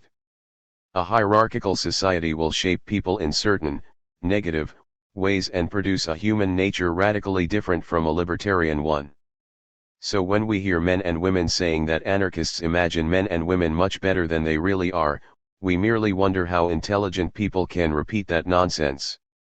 Do we not say continually that the only means of rendering men and women less rapacious and egotistic, less ambitious and less slavish at the same time, is to eliminate those conditions which favor the growth of egotism and rapacity, of slavishness and ambition? Peter Kropotkin, Act for Yourselves, p. 83. As such, the use of human nature as an argument against anarchism is simply superficial and, ultimately, an evasion. It is an excuse not to think. Every fool, as Emma Goldman put it, from king to policeman, from the flathead parson to the visionless dabbler in science, presumes to speak authoritatively of human nature. The greater the mental charlatan, the more definite his insistence on the wickedness and weakness of human nature. Yet how can anyone speak of it today, with every soul in prison, with every heart fettered, wounded, and maimed? Change society, create a better social environment, and then we can judge what is a product of our natures and what is the product of an authoritarian system. For this reason, anarchism stands for the liberation of the human mind from the dominion of religion, the liberation of the human body from the dominion of property, liberation from the shackles and restraint of government. For freedom, expansion, opportunity, and above all, peace and repose, alone can teach us the real dominant factors of human nature and all its wonderful possibilities. Read Emma Speaks, p. 73. This does not mean that human beings are infinitely plastic, with each individual born a tabula rasa, blank slate, waiting to be formed by society, which in practice means those who run it. As Noam Chomsky argues, I don't think it's possible to give a rational account of the concept of alienated labor on that assumption that human nature is nothing but a historical product, nor is it possible to produce something like a moral justification for the commitment to some kind of social change, except on the basis of assumptions about human nature and how modifications in the structure of society will be better able to conform to some of the fundamental needs that are part of our essential nature. Language and Politics, p. 215. We do not wish to enter the debate about what human characteristics are and are not innate. All we will say is that human beings have an innate ability to think and learn. That much is obvious, we feel, and that humans are sociable creatures, needing the company of others to feel complete and to prosper. Moreover, they have the ability to recognize and oppose injustice and oppression. Bakunin rightly considered the power to think and the desire to rebel as precious faculties. God and the State, p. 9. These three features, we think, suggest the viability of an anarchist society. The innate ability to think for oneself automatically makes all forms of hierarchy illegitimate, and our need for social relationships implies that we can organize without the state. The deep unhappiness and alienation afflicting modern society reveals that the centralization and authoritarianism of capitalism and the state are denying some innate needs within us. In fact, as mentioned earlier, for the great majority of its existence the human race has lived in anarchic communities, with little or no hierarchy. That modern society calls such people savages or primitive is pure arrogance. So who can tell whether anarchism is against human nature? Anarchists have accumulated much evidence to suggest that it may not be. As for the charge the anarchists demand too much of human nature, it is often non-anarchists who make the greatest claims on it. For while our opponents seem to admit there is a kind of salt of the earth, the rulers, the employers, the leaders who, happily enough, prevent those bad men, the ruled, the exploited, the led, from becoming still worse than they are, we anarchists maintain that both rulers and ruled are spoiled by authority, and both exploiters and exploited are spoiled by exploitation. So there is a difference, and a very important one. We admit the imperfections of human nature, but we make no exception for the rulers. They make it, although sometimes unconsciously, and because we make no such exception, they say that we are dreamers. Peter Kropotkin, Op. Cit. p. 83. If human nature is so bad, then giving some people power over others and hoping this will lead to justice and freedom is hopelessly utopian. Moreover, as noted, anarchists argue that hierarchical organizations bring out the worse in human nature. Both the oppressor and the oppressed are negatively affected by the authoritarian relationships so produced. It is a characteristic of privilege, and of every kind of privilege, argued Bakunin, to kill the mind and heart of man. That is a social law which admits no exceptions. It is the law of equality and humanity. God and the State, p. 31. And while the privileged become corrupted by power, the powerless, in general, become servile in heart and mind. Luckily the human spirit is such that there will always be rebels no matter the oppression, for where there is oppression, there is resistance and, consequently, hope. As such, it seems strange for anarchists to hear non-anarchists justify hierarchy in terms of the distorted human nature it produces. Sadly, too many have done precisely this. It continues to this day. For example, with the rise of sociobiology, some claim, with very little real evidence, that capitalism is a product of our nature, which is determined by our genes. These claims are simply a new variation of the human nature argument and have, unsurprisingly, been leapt upon by the powers that be. Considering the dearth of evidence, their support for this new doctrine must be purely the result of its utility to those in power, i.e. the fact that it is useful to have an objective and scientific basis to rationalize inequalities in wealth and power. For a discussion of this process, see Not in Our Genes, Biology, Ideology, and Human Nature by Stephen Rose, R.C. Lewontin and Leon J. Kamin. This is not to say that it does not hold a grain of truth. As scientist Stephen Jay Gould notes, the range of our potential behavior is circumscribed by our biology, and if this is what sociobiology means by genetic control, then we can scarcely disagree. However, this is not what is meant. Rather, it is a form of biological determinism that sociobiology argues for. Saying that there are specific genes for specific human traits says little, for while violence, sexism, and general nastiness are biological since they represent one subset of a possible range of behaviors, so are peacefulness, equality, and kindness. And so we may see their influence increase if we can create social structures that permit them to flourish. That this may be the case can be seen from the works of sociobiologists themselves, who acknowledge diversity in human cultures while often dismissing the uncomfortable exceptions as temporary and unimportant aberrations. This is surprising, for if you believe that repeated, often genocidal warfare has shaped our genetic destiny, the existence of non-aggressive peoples is embarrassing. Ever since Darwin, p. 252, p. 257 and p. 254. Like the social Darwinism that preceded it, sociobiology proceeds by first projecting the dominant ideas of current society onto nature, often unconsciously, so that scientists mistakenly consider the ideas in question as both normal and natural. Bookchin refers to this as the subtle projection of historically conditioned human values onto nature rather than scientific objectivity. Then the theories of nature produced in this manner are transferred back onto society and history, being used to prove that the principles of capitalism, hierarchy, authority, competition, etc., are eternal laws, which are then appealed to as a justification for the status quo. What this procedure does accomplish, notes Bookchin, is reinforce human social hierarchies by justifying the command of men and women as innate features of the natural order. Human domination is thereby transcribed into the genetic code as biologically immutable. The ecology of freedom, p. 95 and p. 92. Amazingly, there are many supposedly intelligent people who take this sleight of hand seriously.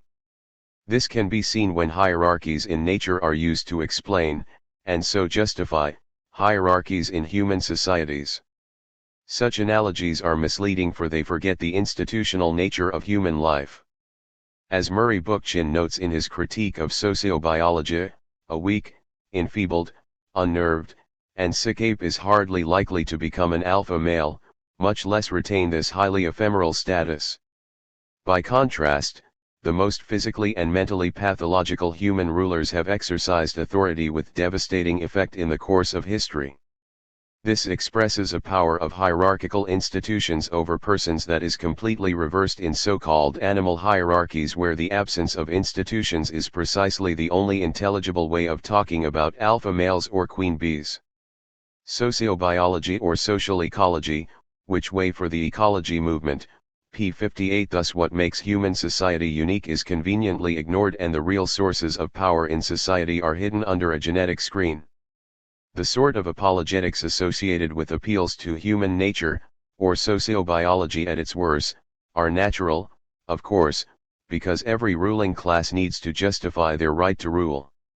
Hence they support doctrines that define the latter in ways appearing to justify elite power, be it sociobiology, divine right, original sin, etc. Obviously, such doctrines have always been wrong, until now, of course, as it is obvious our current society truly conforms to human nature, and it has been scientifically proven by our current scientific priesthood. The arrogance of this claim is truly amazing. History hasn't stopped. 1,000 years from now, society will be completely different from what it is presently or from what anyone has imagined. No government in place at the moment will still be around, and the current economic system will not exist. The only thing that may remain the same is that people will still be claiming that their new society is the one true system that completely conforms to human nature, even though all past systems did not. Of course, it does not cross the minds of supporters of capitalism that people from different cultures may draw different conclusions from the same facts, conclusions that may be more valid. Nor does it occur to capitalist apologists that the theories of the objective scientists may be framed in the context of the dominant ideas of the society they live in.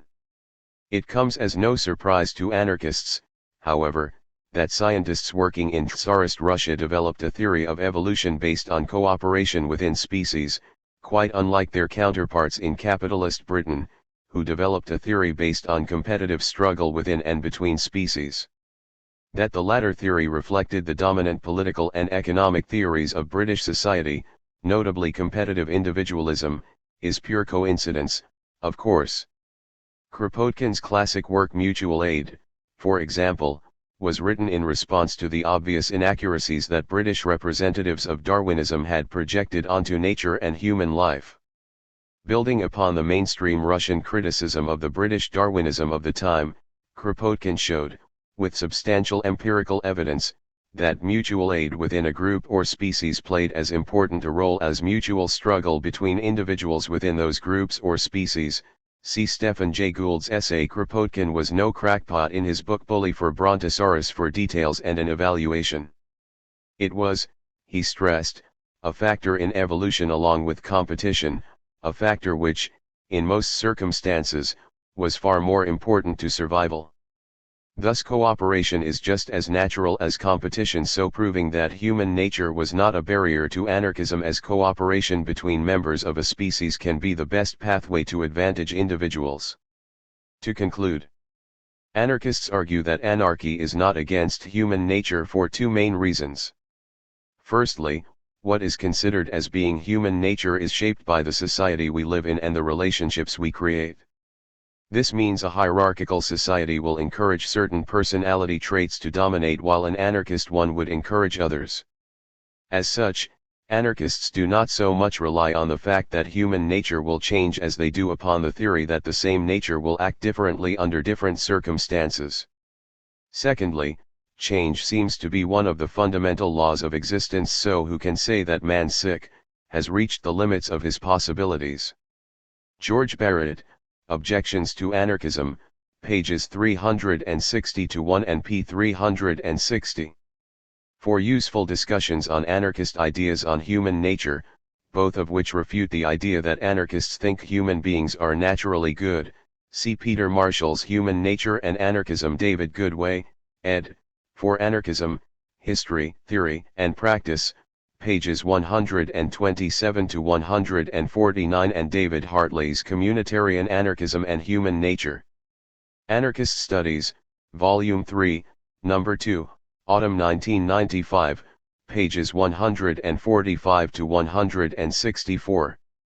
A.2.16 Does anarchism require perfect people to work? No. Anarchy is not a utopia, a perfect society. It will be a human society, with all the problems, hopes, and fears associated with human beings. Anarchists do not think that human beings need to be perfect for anarchy to work. They only need to be free. Thus Christie and Meltzer. A common fallacy is that revolutionary socialism, i.e. anarchism, is an idealization of the workers, and so the mere recital of their present faults is a refutation of the class struggle. It seems morally unreasonable that a free society could exist without moral or ethical perfection. But so far as the overthrow of existing society is concerned, we may ignore the fact of people's shortcomings and prejudices, so long as they do not become institutionalist. One may view without concern the fact that the workers might achieve control of their places of work long before they had acquired the social graces of the intellectual or shed all the prejudices of the present society, from family discipline to xenophobia. What does it matter, so long as they can run industry without masters? Prejudices wither in freedom and only flourish while the social climate is favorable to them. What we say is, that once life can continue without imposed authority from above, and imposed authority cannot survive the withdrawal of labor from its service, the prejudices of authoritarianism will disappear. There is no cure for them other than the free process of education. The Floodgates of Anarchy, pages 36-7.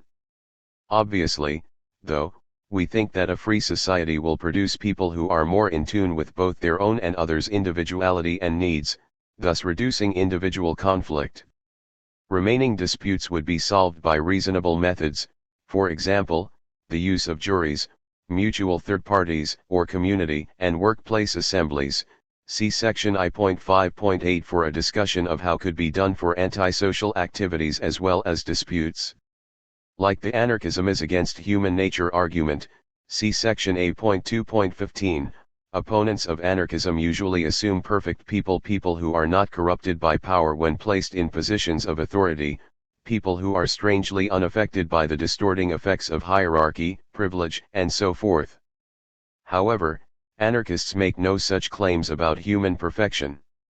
We simply recognize that vesting power in the hands of one person or an elite is never a good idea, as people are not perfect. It should be noted that the idea that anarchism requires a new, perfect, man or woman is often raised by the opponents of anarchism to discredit it, and, usually, to justify the retention of hierarchical authority, particularly capitalist relations of production. After all, people are not perfect and are unlikely ever to be. As such, they pounce on every example of a government falling and the resulting chaos to dismiss anarchism as unrealistic. The media loves to proclaim a country to be falling into anarchy whenever there is a disruption in law and order and looting takes place. Anarchists are not impressed by this argument. A moment's reflection shows why, for the detractors make the basic mistake of assuming an anarchist society without anarchists. A variation of such claims is raised by the right-wing anarcho-capitalists to discredit real anarchism. However, their objection discredits their own claim to be anarchists, for they implicitly assume an anarchist society without anarchists. Needless to say, an anarchy made up of people who still saw the need for authority, property, and statism would soon become authoritarian, i.e. non-anarchist, again. This is because even if the government disappeared tomorrow, the same system would soon grow up again, because the strength of the government rests not with itself, but with the people. A great tyrant may be a fool, and not a superman. His strength lies not in himself, but in the superstition of the people who think that it is right to obey him. So long as that superstition exists, it is useless for some liberator to cut off the head of tyranny. The people will create another, for they have grown accustomed to rely on something outside themselves. George Barrett, Objections to Anarchism, p. 355. Hence Alexander Berkman. Our social institutions are founded on certain ideas. As long as the latter are generally believed, the institutions built on them are safe. Government remains strong because people think political authority and legal compulsion necessary. Capitalism will continue as long as such an economic system is considered adequate and just. The weakening of the ideas which support the evil and oppressive present-day conditions means the ultimate breakdown of government and capitalism. What is anarchism? p. 12. In other words, anarchy needs anarchists in order to be created and survive. But these anarchists need not be perfect, just people who have freed themselves, by their own efforts, of the superstition that command and obedience relations and capitalist property rights are necessary.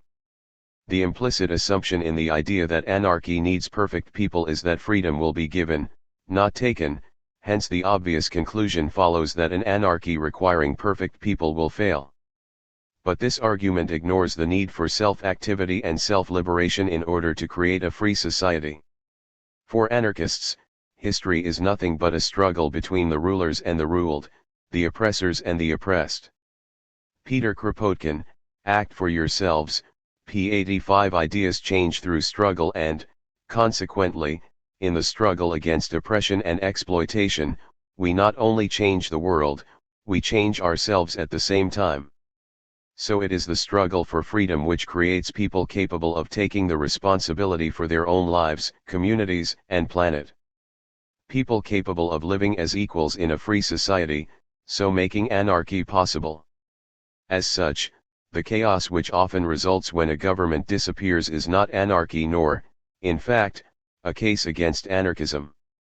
It simply means that the necessary preconditions for creating an anarchist society do not exist. Anarchy would be the product of collective struggle at the heart of society, not the product of external shocks. Nor, we should note, Do anarchists think that such a society will appear overnight? Rather, we see the creation of an anarchist system as a process, not an event. The ins and outs of how it would function will evolve over time in the light of experience and objective circumstances, not appear in a perfect form immediately. See section H.2.5 for a discussion of Marxist claims otherwise. Therefore, anarchists do not conclude that perfect people are necessary anarchism to work, because the anarchist is no liberator with a divine mission to free humanity, but he is a part of that humanity struggling onwards towards liberty. As such, then, by some external means an anarchist revolution could be, so to speak, supplied ready-made and thrust upon the people. It is true that they would reject it and rebuild the old society. If, on the other hand, the people develop their ideas of freedom, and they themselves get rid of the last stronghold of tyranny, the government, then indeed the revolution will be permanently accomplished. George Barrett, Op. Cit. p. 355. This is not to suggest that an anarchist society must wait until everyone is an anarchist. Far from it. It is highly unlikely, for example, that the rich and powerful will suddenly see the errors of their ways and voluntarily renounce their privileges. Faced with a large and growing anarchist movement, the ruling elite has always used repression to defend its position in society. The use of fascism in Spain, see section A.5.6, and Italy, see section A.5.5, show the depths the capitalist class can sink to. Anarchism will be created in the face of opposition by the ruling minorities and, consequently, will need to defend itself against attempts to recreate authority. See section H.2.1 for a refutation of Marxist claims. Anarchists reject the need to defend an anarchist society against counter-revolution. Instead, anarchists argue that we should focus our activity on convincing those subject to oppression and exploitation that they have the power to resist both and, ultimately, can end both by destroying the social institutions that cause them. As Malatesta argued, we need the support of the masses to build a force of sufficient strength to achieve our specific task of radical change in the social organism by the direct action of the masses. We must get closer to them, accept them as they are, and from within their ranks seek to push them forward as much as possible. Enrico Malatesta, His Life and Ideas, pages 155-6. This would create the conditions that make possible a rapid evolution towards anarchism as what was initially accepted by a minority but increasingly finding popular expression, will make its way among the mass of the people, and the minority will become the people, the great mass, and that mass, rising up against property and the state, will march forward towards anarchist communism. Kropotkin, Words of a Rebel, p. 75. Hence the importance anarchists attach to spreading our ideas and arguing the case for anarchism. This creates conscious anarchists from those questioning the injustices of capitalism and the state. This process is helped by the nature of hierarchical society and the resistance it naturally developed in those subject to it. Anarchist ideas develop spontaneously through struggle. As we discuss in section I.2.3, anarchistic organizations are often created as part of the resistance against oppression and exploitation which marks every hierarchical system and can, potentially, be the framework of a few society. As such, the creation of libertarian institutions is, therefore, always a possibility in any situation. A people's experiences may push them towards anarchist conclusions, namely the awareness that the state exists to protect the wealthy and powerful few and to disempower the many. That while it is needed to maintain class and hierarchical society, it is not needed to organize society, nor can it do so in a just and fair way for all. This is possible.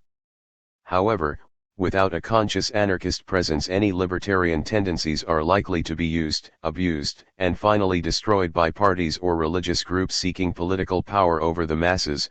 The Russian Revolution is the most famous example of this process. It is for that reason anarchists organize to influence the struggle and spread our ideas. See section J.3 for details. For it is the case that only when anarchist ideas acquire a predominating influence and are accepted by a sufficiently large section of the population will we have achieved anarchy, or taken a step towards anarchy. For anarchy cannot be imposed against the wishes of the people. Malatesta, Op. Cit. p. 159 and p. 163. So, to conclude, the creation of an anarchist society is not dependent on people being perfect, but it is dependent on a large majority being anarchists and wanting to reorganize society in a libertarian manner. This will not eliminate conflict between individuals nor create a fully formed anarchist humanity overnight, but it will lay the ground for the gradual elimination of whatever prejudices and antisocial behavior that remain after the struggle to change society has revolutionized those doing it. A.2.17 Aren't most people too stupid for a free society to work?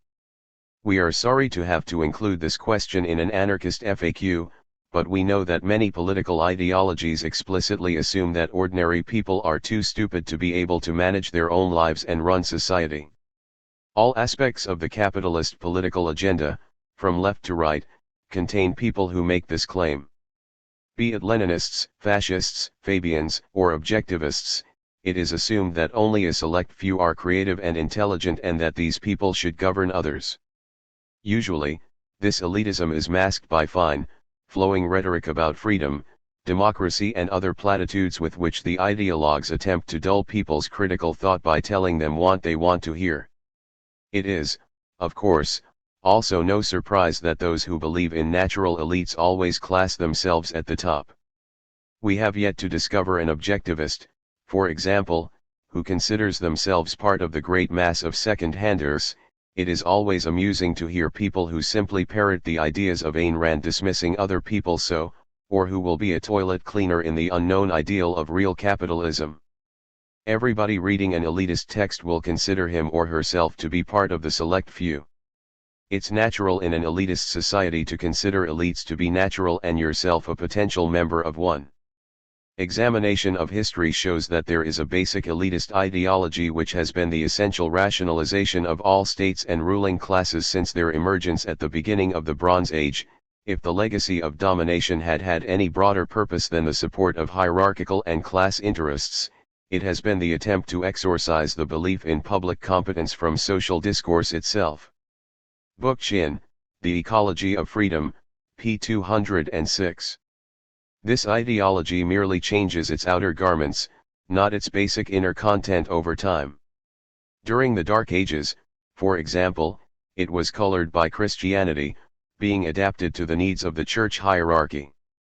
The most useful divinely revealed dogma to the priestly elite was original sin, the notion that human beings are basically depraved and incompetent creatures who need direction from above, with priests as the conveniently necessary mediators between ordinary humans and God. The idea that average people are basically stupid and thus incapable of governing themselves is a carry-over from this doctrine, a relic of the Dark Ages. In reply to all those who claim that most people are second-handers or cannot develop anything more than trade union consciousness, all we can say is that it is an absurdity that cannot withstand even a superficial look at history, particularly the labor movement. The creative powers of those struggling for freedom is often truly amazing, and if this intellectual power and inspiration is not seen in normal society, this is the clearest indictment possible of the deadening effects of hierarchy and the conformity produced by authority. See also section B.1 for more on the effects of hierarchy. As Bob Black points out, you are what you do. If you do boring, stupid, monotonous work, chances are you'll end up boring, stupid, and monotonous. Work is a much better explanation for the creeping cretinization all around us than even such significant Moronizing mechanisms as television and education. People who are regimented all their lives, handed to work from school and bracketed by the family in the beginning and the nursing home in the end, are habituated to hierarchy and psychologically enslaved. Their aptitude for autonomy is so atrophied that their fear of freedom is among their few rationally grounded phobias. Their obedience training at work carries over into the families they start, thus reproducing the system in more ways than one, and into politics, culture, and everything else. Once you drain the vitality from people at work, they'll likely submit to hierarchy and expertise in everything. They're used to it. The Abolition of Work and Other Essays, pages 21-2. When elitists try to conceive of liberation, they can only think of it being given to the oppressed by kind, for Leninists, or stupid, for objectivists, elites. It is hardly surprising, then, that it fails. Only self-liberation can produce a free society. The crushing and distorting effects of authority can only be overcome by self-activity. The few examples of such self-liberation prove that most people, once considered incapable of freedom by others, are more than up for the task. Those who proclaim their superiority often do so out of fear that their authority and power will be destroyed once people free themselves from the debilitating hands of authority and come to realize that, in the words of Max Stirner, the great are great only because we are on our knees. Let us rise. As Emma Goldman remarks about women's equality, the extraordinary achievements of women in every walk of life have silenced forever the loose talk of women's inferiority. Those who still cling to this fetish do so because they hate nothing so much as to see their authority challenged. This is the characteristic of all authority, whether the master over his economic slaves or man over women. However, everywhere woman is escaping her cage, everywhere she is going ahead with free, large strides. Vision on Fire, p. 256. The same comments are applicable, for example, to the very successful experiments in workers' self-management during the Spanish Revolution. Then, of course, the notion that people are too stupid for anarchism to work also backfires on those who argue it. Take, for example, those who use this argument to advocate democratic government rather than anarchy. Democracy, as Luigi Gallini noted, means acknowledging the right and the competence of the people to select their rulers. However, whoever has the political competence to choose his or her own rulers is, by implication, also competent to do without them, especially when the causes of economic enmity are uprooted.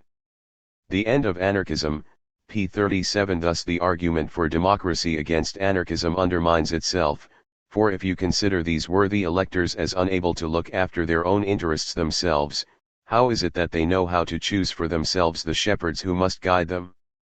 And how will they be able to solve this problem of social alchemy, of producing the election of a genius from the votes of a mass of fools? Malatesta, Anarchy, pages 53-4. As for those who consider dictatorship as the solution to human stupidity, the question arises, why are these dictators immune to this apparently universal human trait? And, as Malatesta noted, who are the best? And who will recognize these qualities in them? Up. Cit.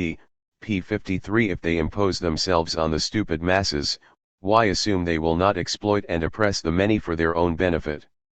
Or, for that matter, that they are any more intelligent than the masses? The history of dictatorial and monarchical government suggests a clear answer to those questions. A similar argument applies for other non-democratic systems, such as those based on limited suffrage. For example, the Lockean, i.e. classical liberal or right-wing libertarian, ideal of a state based on the rule of property owners is doomed to be little more than a regime which oppresses the majority to maintain the power and privilege of the wealthy few. Equally, the idea of near universal stupidity bar an elite of capitalists, the objectivist vision, implies a system somewhat less ideal than the perfect system presented in the literature. This is because most people would tolerate oppressive bosses who treat them as means to an end rather than an end in themselves. For how can you expect people to recognize and pursue their own self-interest if you consider them fundamentally as the uncivilized hordes? You cannot have it both ways, and the unknown ideal of pure capitalism would be as grubby, oppressive, and alienating as actually existing capitalism. As such, anarchists are firmly convinced that arguments against anarchy based on the lack of ability of the mass of people are inherently self-contradictory, when not blatantly self-servicing. If people are too stupid for anarchism, then they are too stupid for any system you care to mention. Ultimately, anarchists argue that such a perspective simply reflects the servile mentality produced by a hierarchical society rather than a genuine analysis of humanity and our history as a species. To quote Rousseau, When I see multitudes of entirely naked savages scorn European voluptuousness and endure hunger, fire, the sword, and death to preserve only their independence, I feel that it does not behove slaves to reason about freedom. Quoted by Noam Chomsky, Marxism, Anarchism, and Alternative Futures, p. 780. A.2.18 Do anarchists support terrorism? No. This is for three reasons. Terrorism means either targeting or not worrying about killing innocent people.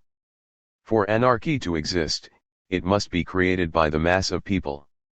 One does not convince people of one's ideas by blowing them up.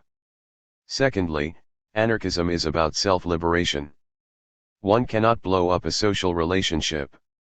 Freedom cannot be created by the actions of an elite few destroying rulers on behalf of the majority. Simply put, a structure based on centuries of history cannot be destroyed with a few kilos of explosives. Kropotkin, quoted by Martin A. Miller, Kropotkin, p. 174 For so long as people feel the need for rulers, hierarchy will exist. See section A.2.16 for more on this. As we have stressed earlier, freedom cannot be given, only taken. Lastly, anarchism aims for freedom. Hence Bakunin's comment that when one is carrying out a revolution for the liberation of humanity, one should respect the life and liberty of men and women. Quoted by K.J. Kinefik, Michael Bakunin, and Karl Marx, p. 125 For anarchists, means determine the ends, and terrorism by its very nature violates life and liberty of individuals and so cannot be used to create an anarchist society. The history of, say, the Russian Revolution, confirmed Kropotkin's insight that very sad would be the future revolution if it could only triumph by terror. Quoted by Miller, Op. Cit. p. 175. Moreover, anarchists are not against individuals but the institutions and social relationships that cause certain individuals to have power over others and abuse, i.e. use, that power. Therefore the anarchist revolution is about destroying structures, not people. As Bakunin pointed out, we wish not to kill persons, but to abolish status and its perquisites, and anarchism does not mean the death of the individuals who make up the bourgeoisie, but the death of the bourgeoisie as a political and social entity economically distinct from the working class. The basic Bakunin, p. 71 and p. 70. In other words, you can't blow up a social relationship, to quote the title of an anarchist pamphlet which presents the anarchist case against terrorism. How is it, then, that anarchism is associated with violence? Partly this is because the state and media insist on referring to terrorists who are not anarchists as anarchists. For example, the German Baader-Meinhof gang were often called anarchists despite their self-proclaimed Marxist-Leninism. Smears, unfortunately, work. Similarly, as Emma Goldman pointed out, it is a known fact known to almost everyone familiar with the anarchist movement that a great number of violent acts, for which anarchists had to suffer, either originated with the capitalist press or were instigated, if not directly perpetrated, by the police. Read Emma Speaks, p. 262. An example of this process at work can be seen from the current anti-globalization movement. In Seattle, for example, the media reported violence by protesters, particularly anarchist ones, yet this amounted to a few broken windows. The much greater actual violence of the police against protesters, which, incidentally, started before the breaking of a single window, was not considered worthy of comment. Subsequent media coverage of anti-globalization demonstrations followed this pattern, firmly connecting anarchism with violence, in spite of that the protesters have been the ones to suffer the greatest violence at the hands of the state. As anarchist activist Starhawk notes, if breaking windows and fighting back when the cops attack is violence, then give me a new word, a word 1,000 times stronger, to use when the cops are beating non-resisting people into comas. Staying on the streets, p. 130. Similarly, at the Genoa protests in 2001, the mainstream media presented the protesters as violent even though it was the state who killed one of them and hospitalized many thousands more. The presence of police agent provocateurs in creating the violence was unmentioned by the media. As Starhawk noted afterwards, in Genoa we encountered a carefully orchestrated political campaign of state terrorism. The campaign included disinformation, the use of infiltrators and provocateurs, collusion with avowed fascist groups. The deliberate targeting of nonviolent groups for tear gas and beating, endemic police brutality, the torture of prisoners, the political persecution of organizers. They did all those openly, in a way that indicates they had no fear of repercussions and expected political protection from the highest sources. Op. Cit. Pages 128-9. This was, unsurprisingly, not reported by the media. Subsequent protests have seen the media indulge in yet more anti-anarchist hype, inventing stories to present anarchists are hate-filled individuals planning mass violence. For example, in Ireland in 2004 the media reported that anarchists were planning to use poison gas during EU-related celebrations in Dublin. Of course, evidence of such a plan was not forthcoming and no such action happened. Neither did the riot the media said anarchists were organizing. A similar process of misinformation accompanied the anti-capitalist May Day demonstrations in London and the protests against the Republican National Congress in New York. In spite of being constantly proved wrong after the event, the media always prints the scare stories of anarchist violence, even inventing events at, say Seattle, to justify their articles and to demonize anarchism further. Thus the myth that anarchism equals violence is perpetrated. Needless to say, the same papers that hype the non-existent threat of anarchist violence remain silent on the actual violence of, and repression by, the police against demonstrators which occurred at these events. Neither did they run apologies after their, evidence-less, stories of doom were exposed as the nonsense they were by subsequent events. This does not mean that anarchists have not committed acts of violence. They have, as have members of other political and religious movements. The main reason for the association of terrorism with anarchism is because of the propaganda by the deed period in the anarchist movement. This period roughly from 1880 to 1900 was marked by a small number of anarchists assassinating members of the ruling class, royalty, politicians, and so forth. At its worst, this period saw theaters and shops frequented by members of the bourgeoisie targeted. These acts were termed propaganda by the deed. Anarchist support for the tactic was galvanized by the assassination of Tsar Alexander II in 1881 by Russian populists. This event prompted Johann Most's famous editorial in Freiheit, entitled At Last, celebrating regicide and the assassination of tyrants. However, there were deeper reasons for anarchist support of this tactic. Firstly, in revenge for acts of repression directed towards working class people, and secondly, as a means to encourage people to revolt by showing that their oppressors could be defeated. Considering these reasons, it is no coincidence that propaganda by the deed began in France after the 20,000 plus deaths due to the French state's brutal suppression of the Paris Commune, in which many anarchists were killed. It is interesting to note that while the anarchist violence in revenge for the Commune is relatively well known, the state's mass murder of the communards is relatively unknown. Similarly, it may be known that the Italian anarchist Gaetano Bresci assassinated King Umberto of Italy in 1900, or that Alexander Berkman tried to kill Carnegie Steel Corporation manager Henry Clay Frick in 1892. What is often unknown is that Umberto's troops had fired upon and killed protesting peasants, or that Frick's Pinkertons had also murdered locked-out workers at Homestead. Such downplaying of statist and capitalist violence is hardly surprising. The state's behavior is violence, points out Max Stirner, and it calls its violence law, that of the individual, crime. The ego and its own, p. 197. Little wonder, then, that anarchist violence is condemned, but the repression, and often worse violence, that provoked it ignored and forgotten. Anarchists point to the hypocrisy of the accusation that anarchists are violent, given that such claims come from either supporters of government or the actual governments themselves, governments which came into being through violence, which maintain themselves in power through violence, and which use violence constantly to keep down rebellion and to bully other nations. Howard Zinn, The Zinn Reader, p. 652.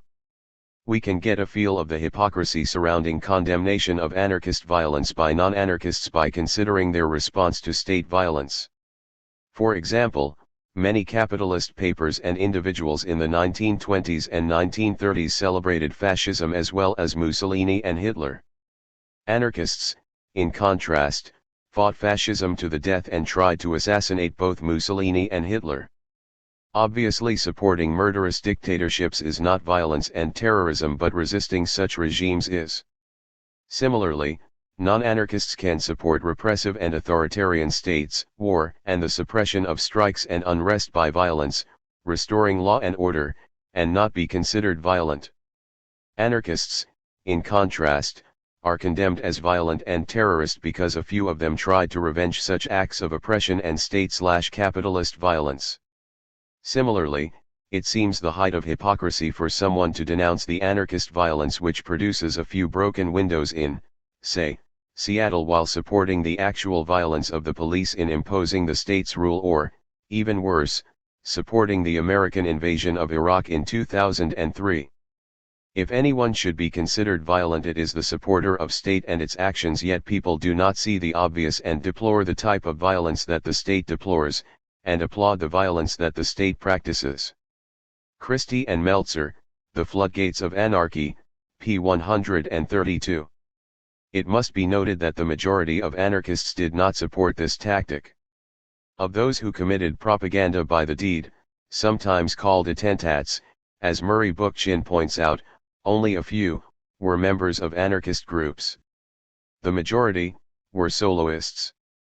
The Spanish anarchists, p. 102. Needless to say, the state and media painted all anarchists with the same brush. They still do, usually inaccurately, such as blaming Bakunin for such acts even though he had been dead years before the tactic was even discussed in anarchist circles, or by labeling non-anarchist groups anarchists. All in all, the propaganda by the deed phase of anarchism was a failure, as the vast majority of anarchists soon came to see. Kropotkin can be considered typical. He never liked the slogan propaganda by deed, and did not use it to describe his own ideas of revolutionary action. However, in 1879, while still urging the importance of collective action, he started expressing considerable sympathy and interest in attentats. These collective forms of action were seen as acting at the trade union and communal level. In 1880 he became less preoccupied with collective action, and this enthusiasm for acts of revolt by individuals and small groups increased. This did not last, and Kropotkin soon attached progressively less importance to isolated acts of revolt, particularly once he saw greater opportunities for developing collective action in the new militant trade unionism. Caroline Kamm, Kropotkin, and the Rise of Revolutionary Anarchism, p. 92, p. 115, p. 129, pages 129 to 30, p. 205. By the late 1880s and early 1890s he came to disapprove of such acts of violence. This was partly due to simple revulsion at the worst of the acts, such as the Barcelona theater bombing in response to the state murder of anarchists involved in the Horace Uprising of 1892, and Émile Henry's bombing of a café in response to state repression, and partly due to the awareness that it was hindering the anarchist cause. Kropotkin recognized that the spate of terrorist acts of the 1880s had caused the authorities into taking repressive action against the movement and were not, in his view, consistent with the anarchist ideal, and did little or nothing to promote popular revolt. In addition, he was anxious about the isolation of the movement from the masses, which had increased rather than diminished as a result of the preoccupation with propaganda by deed. He saw the best possibility for popular revolution in the development of the new militancy in the labor movement. From now on he focused his attention increasingly on the importance of revolutionary minorities working among the masses to develop the spirit of revolt. However, even during the early 1880s, when his support for individual acts of revolt, if not for propaganda by the deed, was highest, he saw the need for collective class struggle and, therefore, Kropotkin always insisted on the importance of the labor movement in the struggles leading up to the revolution. Op. Cit. Pages 205-6, p. 208 and p. 280. Kropotkin was not alone. More and more anarchists came to see propaganda by the deed as giving the state an excuse to clamp down on both the anarchist and labor movements. Moreover, it gave the media, and opponents of anarchism, a chance to associate anarchism with mindless violence, thus alienating much of the population from the movement. This false association is renewed at every opportunity, regardless of the facts. For example, even though individualist anarchists rejected propaganda by the deed totally, they were also smeared by the press as violent and terrorists. In addition, as Kropotkin pointed out, the assumption behind propaganda by the deed, i.e. that everyone was waiting for a chance to rebel, was false. In fact, people are products of the system in which they live, hence they accepted most of the myths used to keep that system going. With the failure of propaganda by deed, anarchists turned back to what most of the movement had been doing anyway, encouraging the class struggle and the process of self-liberation. This turn back to the roots of anarchism can be seen from the rise in anarcho-syndicalist unions after 1890, see section A.5.3. This position flows naturally from anarchist theory, unlike the idea of individual acts of violence. To bring about a revolution, and especially the anarchist revolution, it is necessary that the people be conscious of their rights and their strength. It is necessary that they be ready to fight and ready to take the conduct of their affairs into their own hands. It must be the constant preoccupation of the revolutionists, the point towards which all their activity must aim, to bring about this state of mind among the masses. Who expects the emancipation of mankind to come, not from the persistent and harmonious cooperation of all men and women of progress, but from the accidental or providential happening of some acts of heroism, is not better advised that one who expected it from the intervention of an ingenious legislator or of a victorious general. Our ideas oblige us to put all our hopes in the masses, because we do not believe in the possibility of imposing good by force and we do not want to be commanded. Today, that which was the logical outcome of our ideas, the condition which our conception of the revolution and reorganization of society imposes on us, is to live among the people and to win them over to our ideas by actively taking part in their struggles and sufferings. Errico Malatesta, The Duties of the Present Hour, pages 181-3, Anarchism, Robert Graham, ed., pages 180-1. Despite most anarchists' tactical disagreement with propaganda by deed, few would consider it to be terrorism or rule out assassination under all circumstances. Bombing a village during a war because there might be an enemy in it is terrorism, whereas assassinating a murdering dictator or head of a repressive state is defense at best and revenge at worst. As anarchists have long pointed out, if by terrorism it is meant killing innocent people, then the state is the greatest terrorist of them all, as well as having the biggest bombs and other weapons of destruction available on the planet. If the people committing acts of terror are really anarchists, they would do everything possible to avoid harming innocent people and never use the statist line that collateral damage is regrettable but inevitable. This is why the vast majority of propaganda by the deed acts were directed towards individuals of the ruling class, such as presidents and royalty, and were the result of previous acts of state and capitalist violence. So terrorist acts have been committed by anarchists. This is a fact. However, it has nothing to do with anarchism as a socio-political theory. As Emma Goldman argued, it was not anarchism, as such, but the brutal slaughter of the 11 steel workers that was the urge for Alexander Berkman's act. Op. Cit. p. 268. Equally, members of other political and religious groups have also committed such acts. As the Freedom Group of London argued, there is a truism that the man or woman in the street seems always to forget, when he is abusing the anarchists, or whatever party happens to be his bête noire for the moment, as the cause of some outrage just perpetrated. This indisputable fact is that homicidal outrages have, from time immemorial, been the reply of goaded and desperate classes, and goaded and desperate individuals, to wrongs from their fellow men and women, which they felt to be intolerable. Such acts are the violent recoil from violence, whether aggressive or repressive. Their cause lies not in any special conviction, but in the depths of human nature itself. The whole course of history, political and social, is strewn with evidence of this. Quoted by Emma Goldman, Op. Cit. p. 259. Terrorism has been used by many other political, social, and religious groups and parties.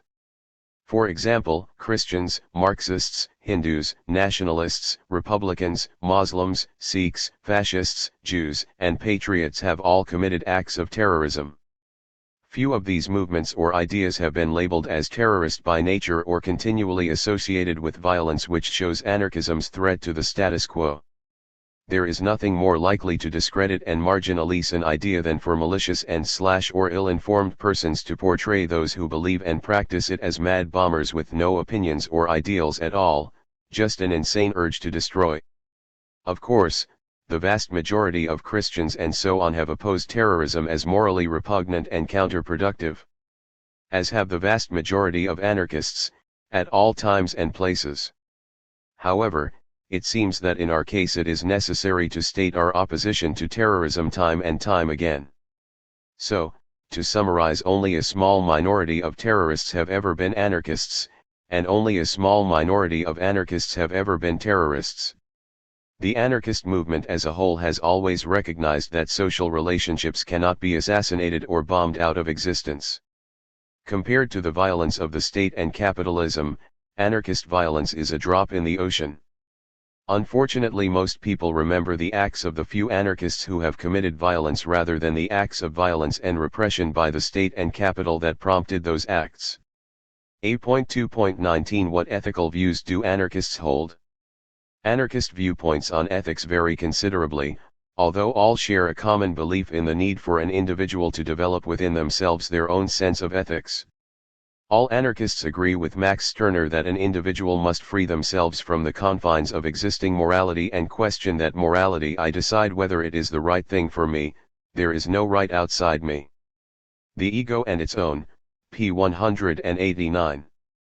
Few anarchists, however, would go so far as Stirner and reject any concept of social ethics at all, saying that Stirner does value some universal concepts although they are egoistic ones.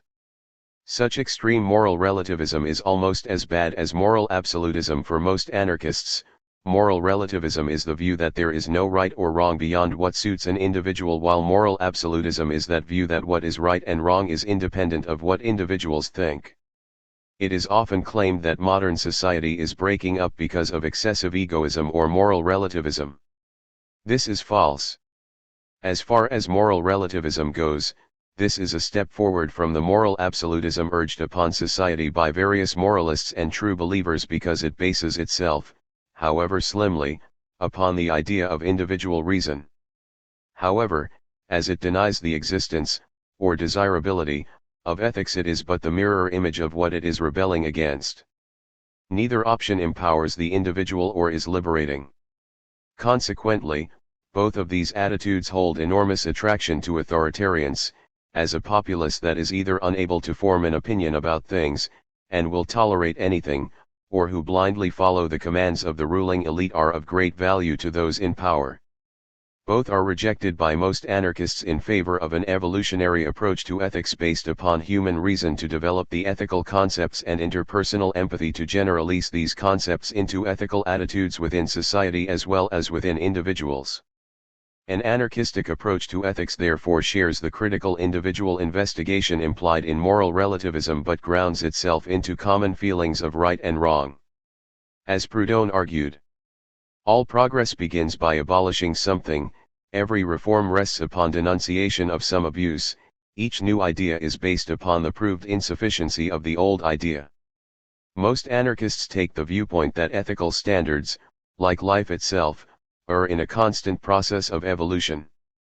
This leads them to reject the various notions of God's law, natural law, and so on, in favor of a theory of ethical development based upon the idea that individuals are entirely empowered to question and assess the world around them. In fact, they require it in order to be truly free. You cannot be an anarchist and blindly accept anything. Michael Bakunin, one of the founding anarchist thinkers, expressed this radical skepticism as so. No theory, no ready-made system, no book that has ever been written will save the world. I cleave to no system. I am a true seeker. Any system of ethics which is not based on individual questioning can only be authoritarian. Erich Fromm explains why. Formally, authoritarian ethics denies man's capacity to know what is good or bad. The norm giver is always an authority transcending the individual. Such a system is based not on reason and knowledge but on awe of the authority and on the subject's feeling of weakness and dependence. The surrender of decision-making to the authority results from the latter's magic power. Its decisions cannot and must not be questioned. Materially, or according to content, authoritarian ethics answers the question of what is good or bad primarily in terms of the interests of the authority, not the interests of the subject. It is exploitative, although the subject may derive considerable benefits, psychic or material, from it. Man for himself, p. 10. Therefore anarchists take, essentially, a scientific approach to problems. Anarchists arrive at ethical judgments without relying on the mythology of spiritual aid, but on the merits of their own minds. This is done through logic and reason, and is a far better route to resolving moral questions than obsolete, authoritarian systems like orthodox religion, and certainly better than the there is no wrong or right of moral relativism. So, what are the source of ethical concepts?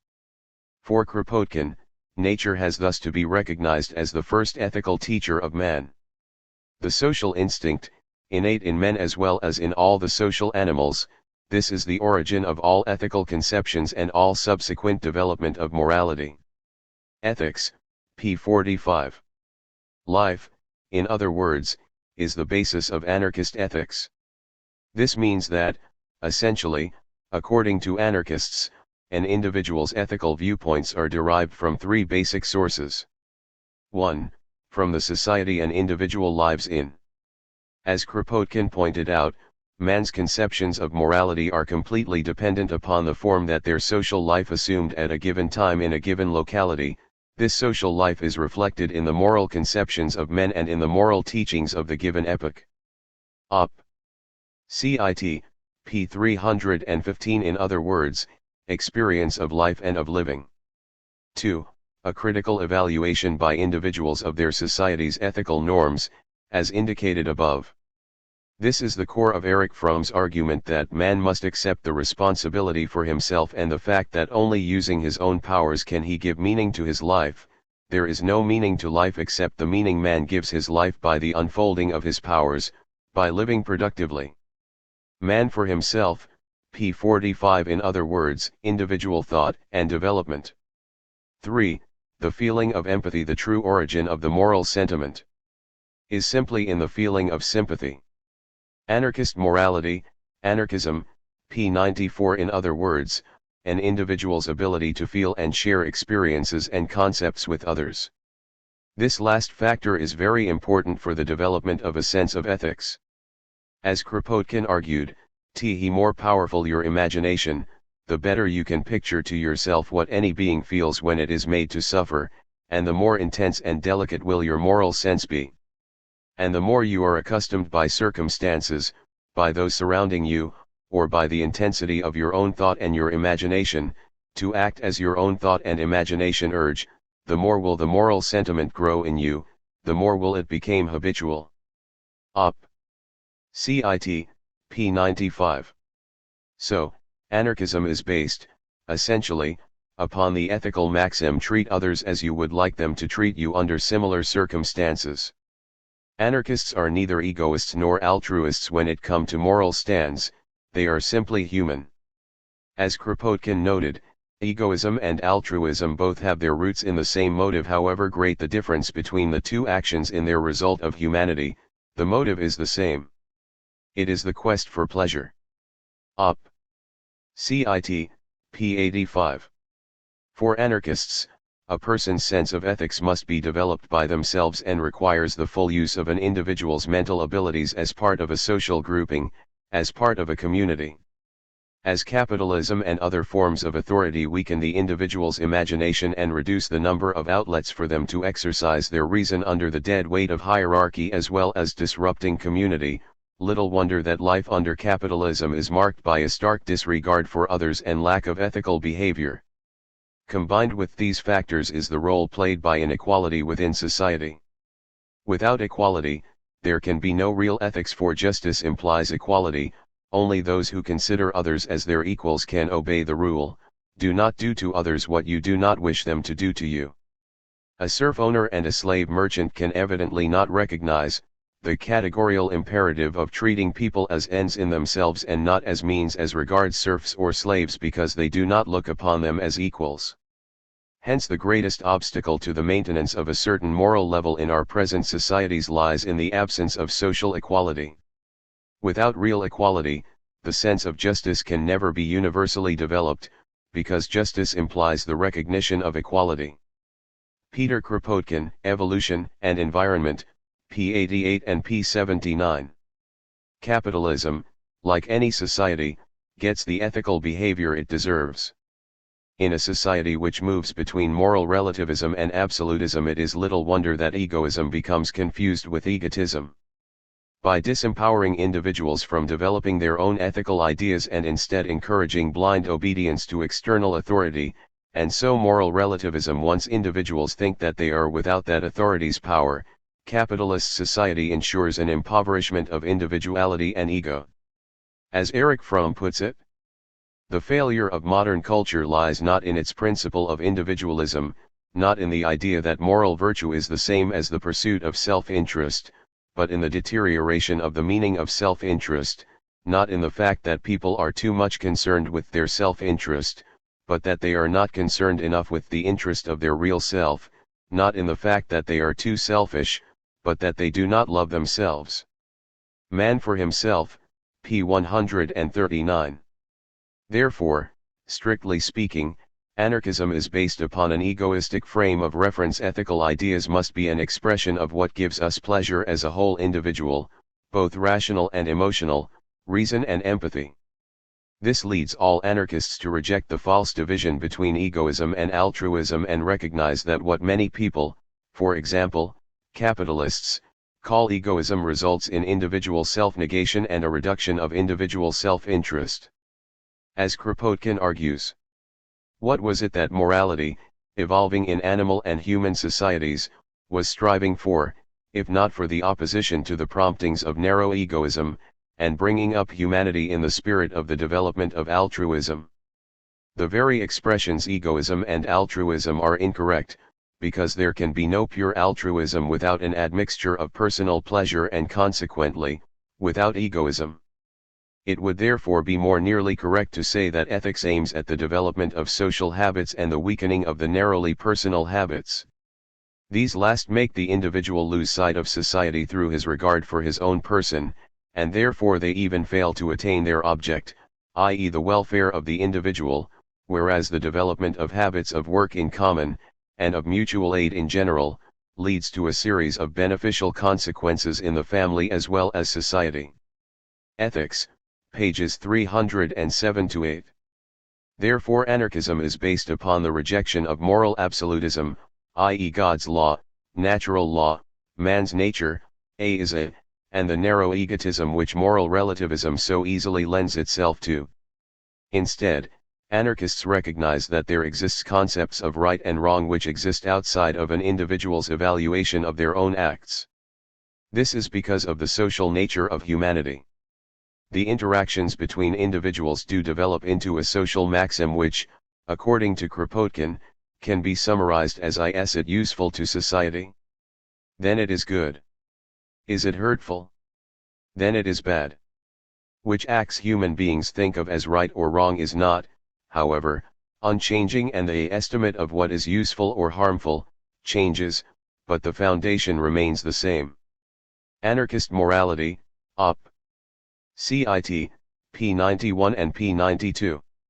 This sense of empathy, based upon a critical mind, is the fundamental basis of social ethics. The what should be can be seen as an ethical criterion for the truth or validity of an objective what is. So, while recognizing the root of ethics in nature, anarchists consider ethics as fundamentally a human idea, the product of life, thought and evolution created by individuals and generalized by social living and community. So what, for anarchists, is unethical behavior? Essentially anything that denies the most precious achievement of history, the liberty, uniqueness, and dignity of the individual. Individuals can see what actions are unethical because, due to empathy, they can place themselves into the position of those suffering the behavior. Acts which restrict individuality can be considered unethical for two, interrelated, reasons. Firstly, the protection and development of individuality in all enriches the life of every individual, and it gives pleasure to individuals because of the diversity it produces. This egoist basis of ethics reinforces the second, social, reason, namely that individuality is good for society, for it enriches the community and social life, strengthening it and allowing it to grow and evolve. As Bakunin constantly argued, progress is marked by a movement from the simple to the complex, or, in the words of Herbert Read, it is measured by the degree of differentiation within a society. If the individual is a unit in a corporate mass, his or her life will be limited, dull, and mechanical. If the individual is a unit on his or her own, with space and potentiality for separate action, he can develop in the only real meaning of the word develop, in consciousness of strength, vitality, and joy. The Philosophy of Anarchism, Anarchy, and Order, p. 37. This defense of individuality is learned from nature. In an ecosystem, diversity is strength, and so biodiversity becomes a source of basic ethical insight. In its most basic form, it provides a guide to help us distinguish which of our actions serve the thrust of natural evolution and which of them impede them. Murray Bookchin, The Ecology of Freedom, p. 442. So, the ethical concept lies in the feeling of sociality, inherent in the entire animal world, and in the conceptions of equity, which constitutes one of the fundamental primary judgments of human reason. Therefore anarchists embrace the permanent presence of a double tendency towards greater development on the one side, of sociality, and, on the other side, of a consequent increase of the intensity of life, which results in an increase of happiness for the individuals, and in progress physical, intellectual, and moral. Kropotkin, Ethics, pages 311-2 and pages 19-20.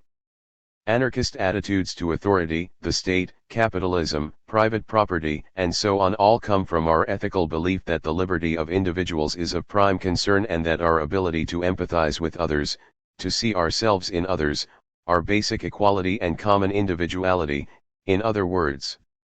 Thus anarchism combines the subjective evaluation by individuals of a given set of circumstances and actions with the drawing of objective interpersonal conclusions of these evaluations based upon empathic bounds and discussion between equals. Anarchism is based on a humanistic approach to ethical ideas, one that evolves along with society and individual development.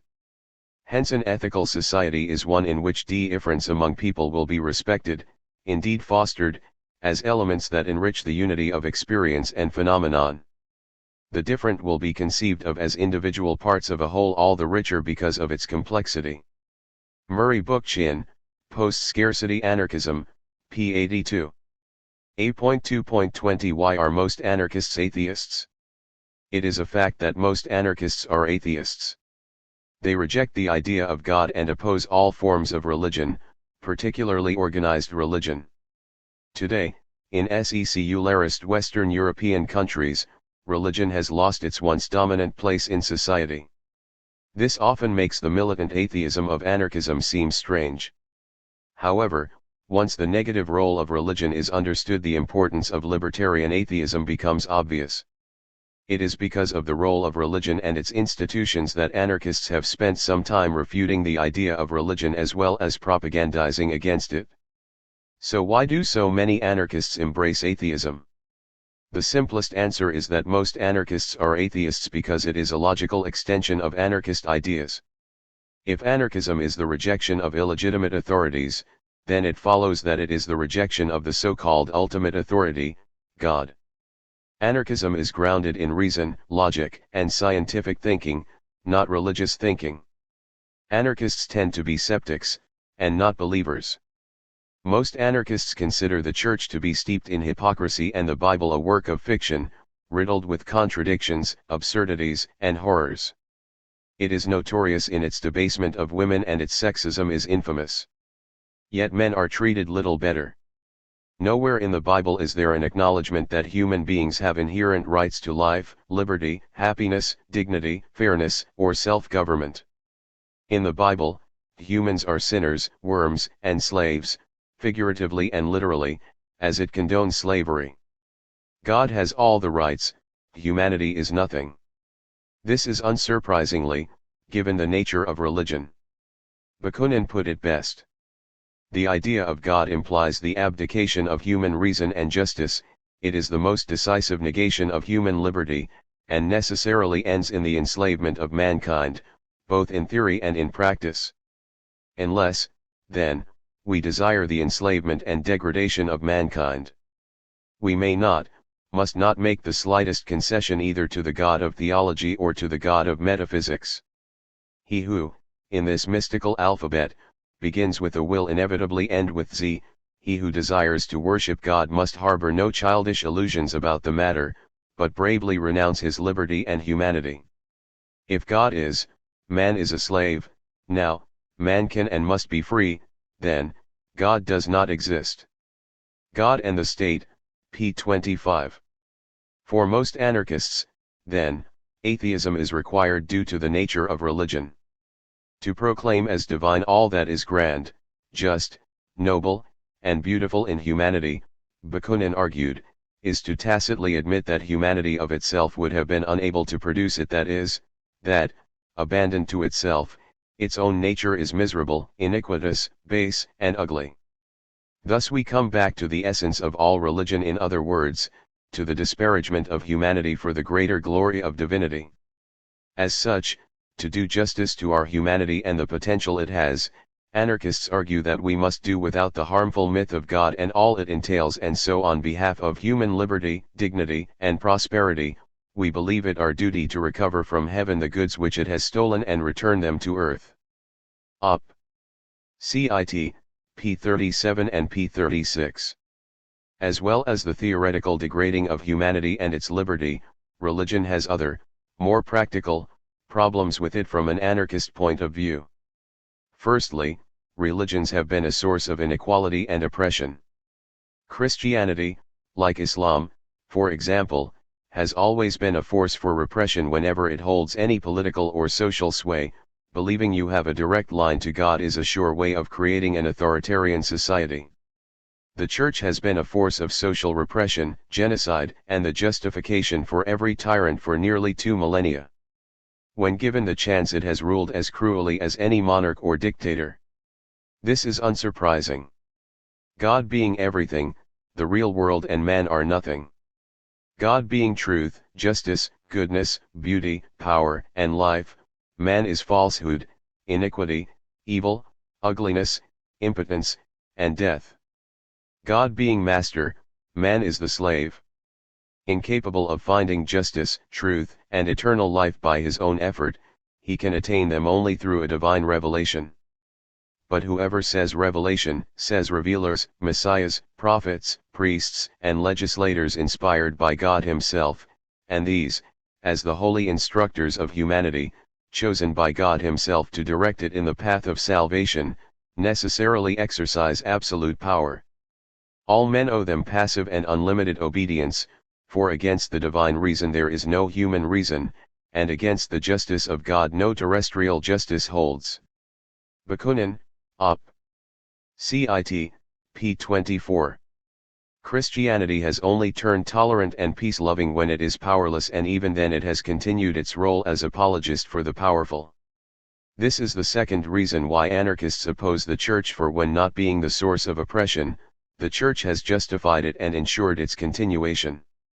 It has kept the working class in bondage for generations by sanctioning the rule of earthly authorities and teaching working people that it is wrong to fight against those same authorities.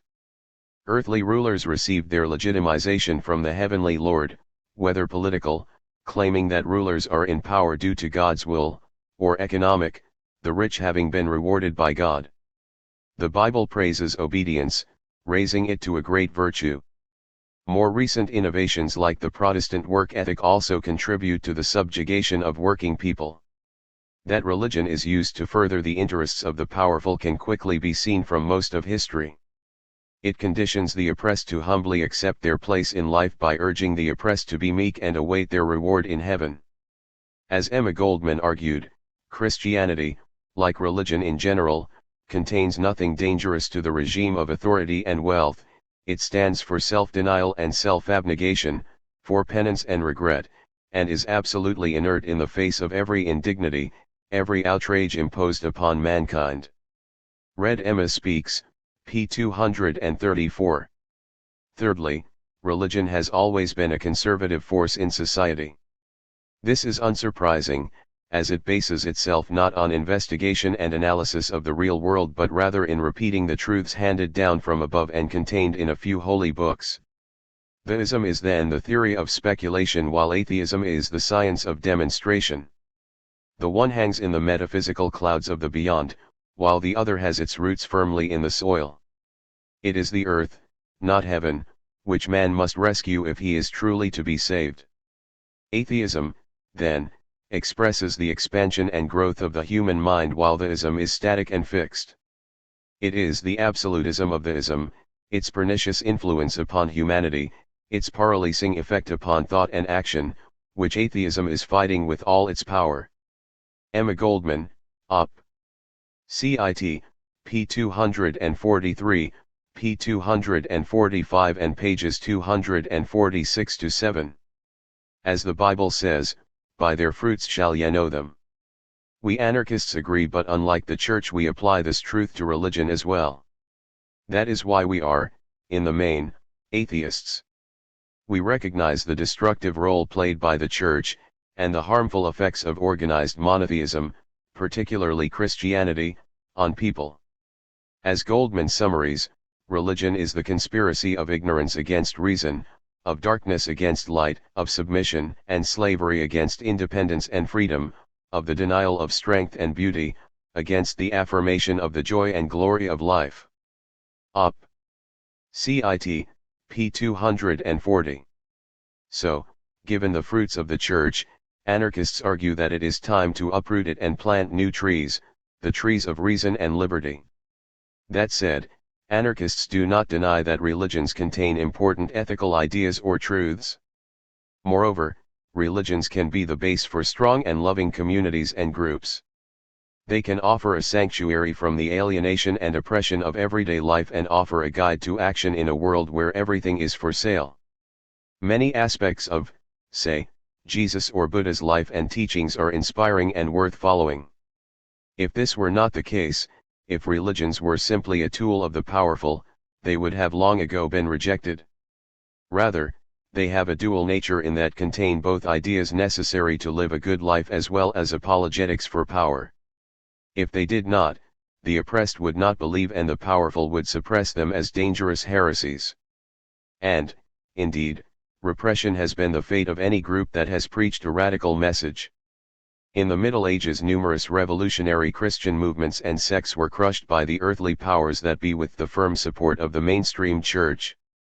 During the Spanish Civil War, the Catholic Church supported Franco's fascists, denouncing the killing of pro-Franco priests by supporters of the Republic while remaining silent about Franco's murder of Basque priests who had supported the democratically elected government. Pope John Paul II is seeking to turn the dead pro-Franco priests into saints while the pro-Republican priests remain unmentioned. The Archbishop of El Salvador, Oscar Arnulfo Romero, started out as a conservative, but after seeing the way in which the political and economic powers were exploiting the people became their outspoken champion. He was assassinated by right-wing paramilitaries in 1980 because of this, a fate which has befallen many other supporters of liberation theology, a radical interpretation of the Gospels which tries to reconcile socialist ideas and Christian social thinking. Nor does the anarchist case against religion imply that religious people do not take part in social struggles to improve society. Far from it. Religious people, including members of the church hierarchy, played a key role in the U.S. civil rights movement of the 1960s. The religious belief within Zapata's army of peasants during the Mexican Revolution did not stop anarchists taking part in it.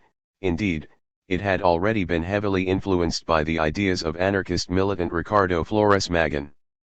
It is the dual nature of religion which explains why many popular movements and revolts, particularly by peasants, have used the rhetoric of religion, seeking to keep the good aspects of their faith while fighting the earthly injustice its official representatives sanctify. For anarchists, it is the willingness to fight against injustice which counts, not whether someone believes in God or not. We just think that the social role of religion is to dampen down revolt, not encourage it. The tiny number of radical priests compared to those in the mainstream or on the right suggests the validity of our analysis. It should be stressed that anarchists, while overwhelmingly hostile to the idea of the church and an established religion, do not object to people practicing religious belief on their own or in groups, so long as that practice doesn't impinge on the liberties of others. For example, a cult that required human sacrifice or slavery would be antithetical to anarchist ideas, and would be opposed. But peaceful systems of belief could exist in harmony within an anarchist society. The anarchist view is that religion is a personal matter. Above all else, if people want to believe in something, that's their business, and nobody else's, as long as they do not impose those ideas on others. All we can do is discuss their ideas and try and convince them of their errors. To end, it should noted that we are not suggesting that atheism is somehow mandatory for an anarchist. Far from it. As we discuss in section A.3.7, there are anarchists who do believe in God or some form of religion. For example, Tolstoy combined libertarian ideas with a devout Christian belief. His ideas, along with Proudhon's, influences the Catholic Worker Organization, founded by anarchists Dorothy Day and Peter Morin in 1933 and still active today. The anarchist activist Starhawk, active in the current anti-globalization movement, has no problems also being a leading pagan.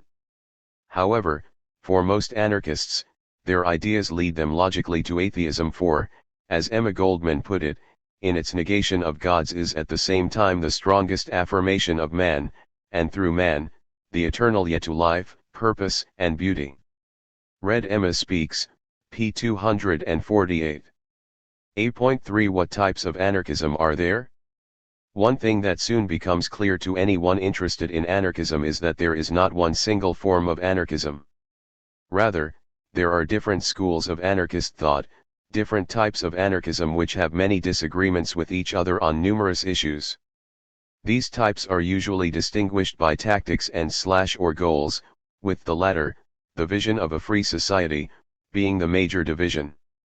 This means that anarchists, while all sharing a few key ideas, can be grouped into broad categories, depending on the economic arrangements that they consider to be most suitable to human freedom. However, all types of anarchists share a basic approach. To quote Rudolf Rocker, in common with the founders of socialism, anarchists demand the abolition of all economic monopolies and the common ownership of the soil and all other means of production, the use of which must be available to all without distinction, for personal and social freedom is conceivable only on the basis of equal economic advantages for everybody. Within the socialist movement itself, the anarchists represent the viewpoint that the war against capitalism must be at the same time a war against all institutions of political power, for in history economic exploitation has always gone hand in hand with political and social oppression. The exploitation of man by man and the domination of man over man are inseparable, and each is the condition of the other. Anarcho-syndicalism, pages 62-3. It is within this general context that anarchists disagree. The main differences are between individualist and social anarchists, although the economic arrangements each desire are not mutually exclusive. Of the two, social anarchists, communist anarchists, anarcho-syndicalists, and so on, have always been the vast majority, with individualist anarchism being restricted mostly to the United States. In this section we indicate the differences between these main trends within the anarchist movement. As will soon become clear, while social and individualist anarchists both oppose the state and capitalism, they disagree on the nature of a free society, and how to get there. In a nutshell, social anarchists prefer communal solutions to social problems and a communal vision of the good society, i.e. a society that protects and encourages individual freedom. Individualist anarchists, as their name suggests, prefer individual solutions and have a more individualistic vision of the good society. However, we must not let these differences cloud what both schools have in common, namely a desire to maximize individual freedom and end state and capitalist domination and exploitation. In addition to this major disagreement, anarchists also disagree over such issues as syndicalism, pacifism, lifestyleism, animal rights and a whole host of other ideas, but these, while important, are only different aspects of anarchism. Beyond a few key ideas, the anarchist movement, like life itself, is in a constant state of change, discussion, and thought as would be expected in a movement that values freedom so highly. The most obvious thing to note about the different types of anarchism is that N1 are named after some great thinker. Instead, they are invariably named either after some kind of practice, or, most often, organizational principle. Anarchists like to distinguish themselves by what they do, and how they organize themselves to go about doing it. David Graeber, Fragments of an Anarchist Anthropology, p. 5. This does not mean that anarchism does not have individuals who have contributed significantly to anarchist theory. Far from it, as can be seen in section A.4. There are many such people. Anarchists simply recognize that to call your theory after an individual is a kind of idolatry. Anarchists know that even the greatest thinker is only human and, consequently, can make mistakes, fail to live up to their ideals or have a partial understanding of certain issues. See section H.2 for more discussion on this. Moreover, we see that the world changes and, obviously, what was a suitable practice or program in, say, industrializing France of the 1840s may have its limitations in 21st century France. Consequently, it is to be expected that a social theory like anarchism would have numerous schools of thought and practice associated with it. Anarchism, as we noted in section A.5, has its roots in the struggles of working class people against oppression. Anarchist ideas have developed in many different social situations and, consequently, have reflected those circumstances. Most obviously, individualist anarchism initially developed in pre-industrial America and as a result has a different perspective on many issues than social anarchism. As America changed, going from a predominantly pre-capitalist rural society to an industrialist capitalist one, American anarchism changed. Originally the American movement, the native creation which arose with Josiah Warren in 1829, was purely individualistic. The student of economy will easily understand the material and historical causes for such development. But within the last 20 years the communist idea has made great progress, owing primarily to that concentration in capitalist production which has driven the American working man and woman to grasp at the idea of solidarity, and, secondly, to the expulsion of active communist propagandists from Europe. Voltairine Declare, the Voltairine Declare reader, p. 110. Thus rather than the numerous types of anarchism being an expression of some sort of incoherence within anarchism, it simply shows a movement which has its roots in real life rather than the books of long-dead thinkers. It also shows a healthy recognition that people are different and that one person's dream may be another's nightmare and that different tactics and organizations may be required at different social periods and struggles. So while anarchists have their preferences on how they think a free society will, in general, be like and be created, they are aware that other forms of anarchism and libertarian tactics may be more suitable for other people and social circumstances. However, just because someone calls themselves or their theory anarchism does not make it so. Any genuine type of anarchism must share the fundamental perspectives of the movement, in other words be anti-state and anti-capitalist. Moreover, claims of anarchist incoherence by its critics are usually overblown. After all, being followers of Marx and/or Lenin has not stopped Marxists from splitting into numerous parties, groups, and sects.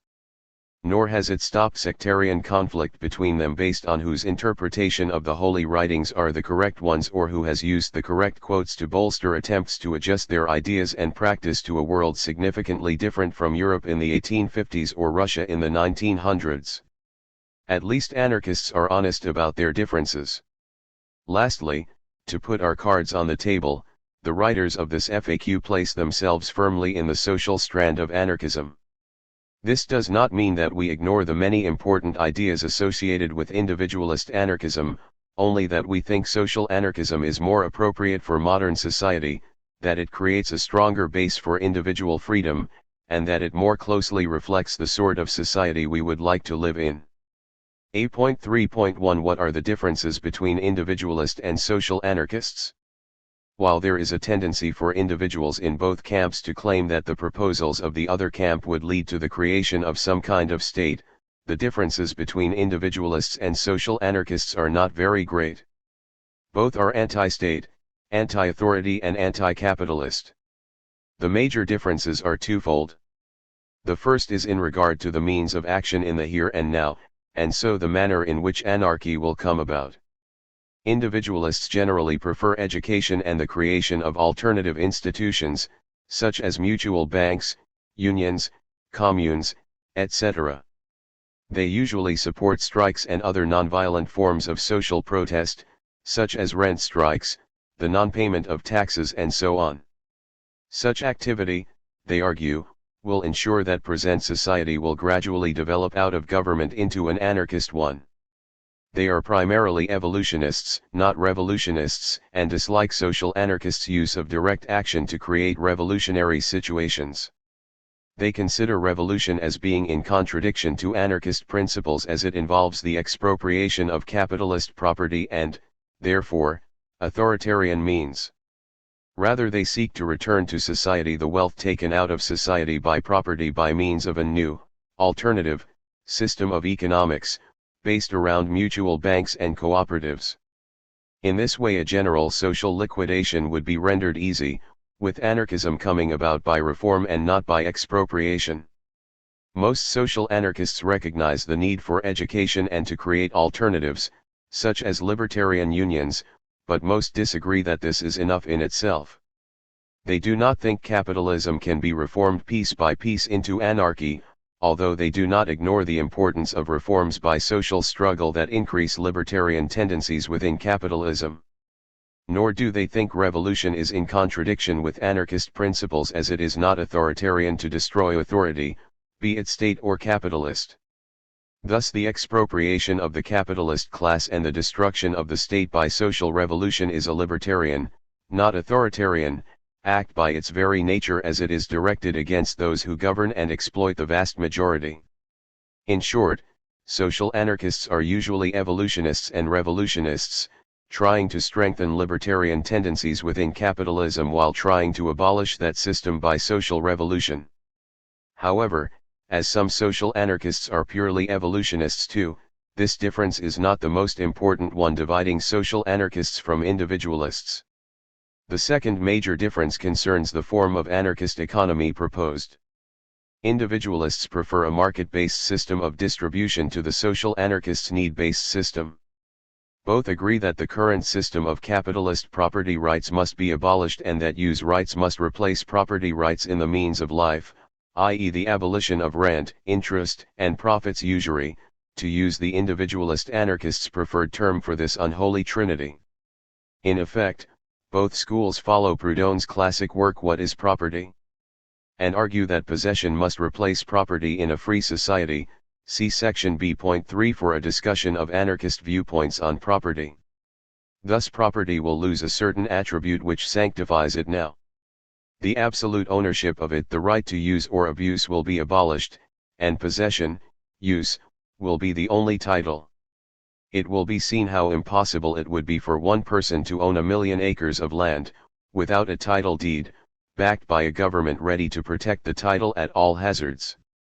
Lucy Parsons, Freedom, Equality and Solidarity, p. 33.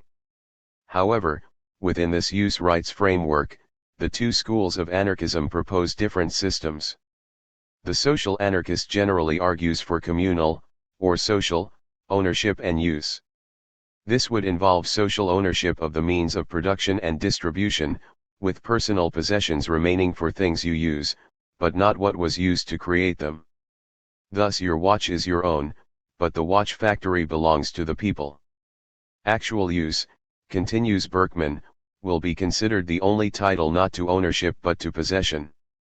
The organization of the coal miners, for example, will be in charge of the coal mines, not as owners but as the operating agency. Collective possession, cooperatively managed in the interests of the community, will take the place of personal ownership privately conducted for profit. What is anarchism? p. 217. This system would be based on workers' self-management of their work and, for most social anarchists, the free sharing of the product of that labor, i.e. an economic system without money. This is because in the present state of industry, when everything is interdependent, when each branch of production is knit up with all the rest, the attempt to claim an individualist origin for the products of industry is untenable.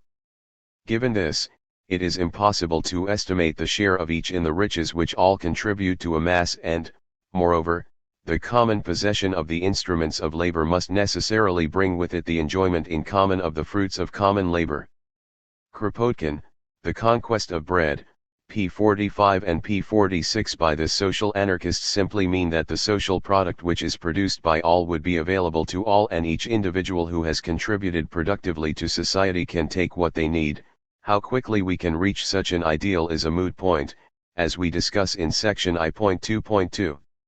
Some social anarchists, like mutualists for example, are against such a system of libertarian, or free, communism, but, in general, the vast majority of social anarchists look forward to the end of money and, therefore, of buying and selling. All agree, however, that anarchy will see capitalistic and proprietary exploitation stopped everywhere and the wage system abolished, whether by equal and just exchange, like Proudhon, or by the free sharing, like Kropotkin. Proudhon, The General Idea of the Revolution, p. 281. In contrast, the individualist anarchist, like the mutualist, denies that this system of use rights should include the product of the worker's labor. Instead of social ownership, individualist anarchists propose a more market-based system in which workers would possess their own means of production and exchange the product of their labor freely with other workers. They argue that capitalism is not, in fact, a truly free market. Rather, by means of the state, capitalists have placed fetters on the market to create and protect their economic and social power, market discipline for the working class, state aid for the ruling class, in other words. These state-created monopolies, of money, land, tariffs, and patents, and state enforcement of capitalist property rights are the source of economic inequality and exploitation. With the abolition of government, real free competition would result and ensure the end of capitalism and capitalist exploitation. See Benjamin Tucker's essay State Socialism and Anarchism for an excellent summary of this argument. The individualist anarchists argue that the means of production, bar land, are the product of individual labor, and so they accept that people should be able to sell the means of production they use, if they so desire. However, they reject capitalist property rights and instead favor an occupancy and use system. If the means of production, say land, is not in use, it reverts back to common ownership and is available to others for use. They think this system, called mutualism, will result in workers' control of production and the end of capitalist exploitation and usury. This is because, logically and practically, a regime of occupancy and use cannot be squared with wage labor.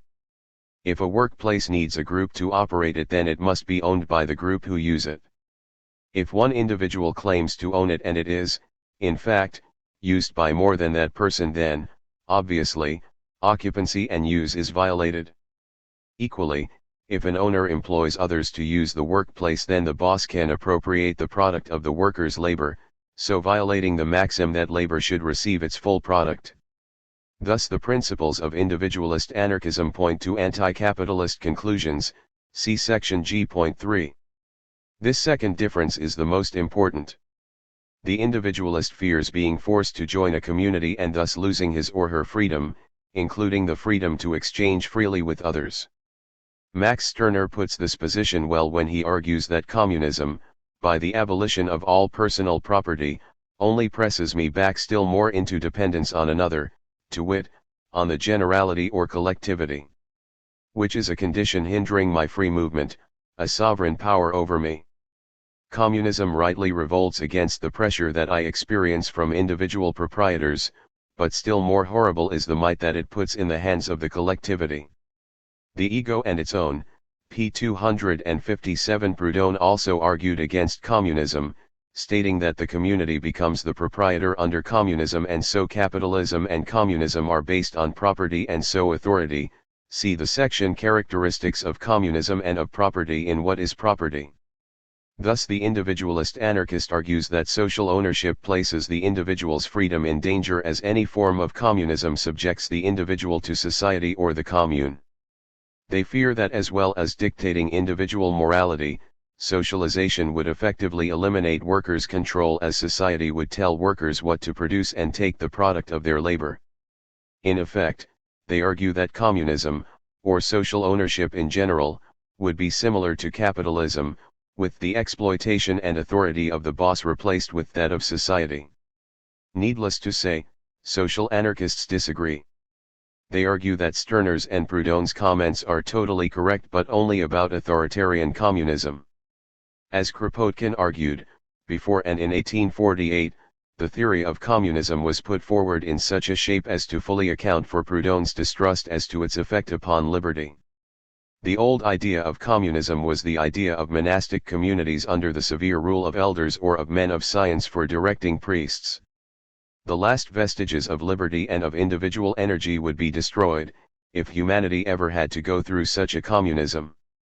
Act for yourselves, p. 98. Kropotkin always argued that communist anarchism was a new development, and given that it dates from the 1870s, Proudhon's and Stirner's remarks cannot be considered as being directed against it, as they could not be familiar with it.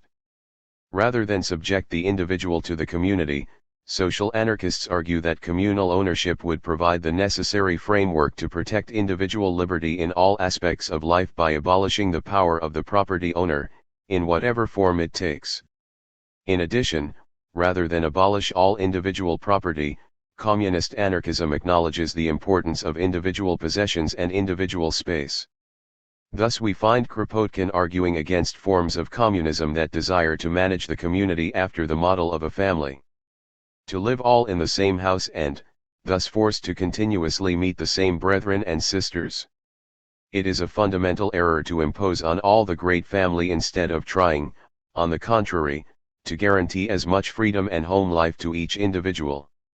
Small communal experiments and why they fail, pages 8 to 9. The aim of anarchist communism is, to again quote Kropotkin, to place the product reaped or manufactured at the disposal of all, leaving to each the liberty to consume them as he pleases in his own home.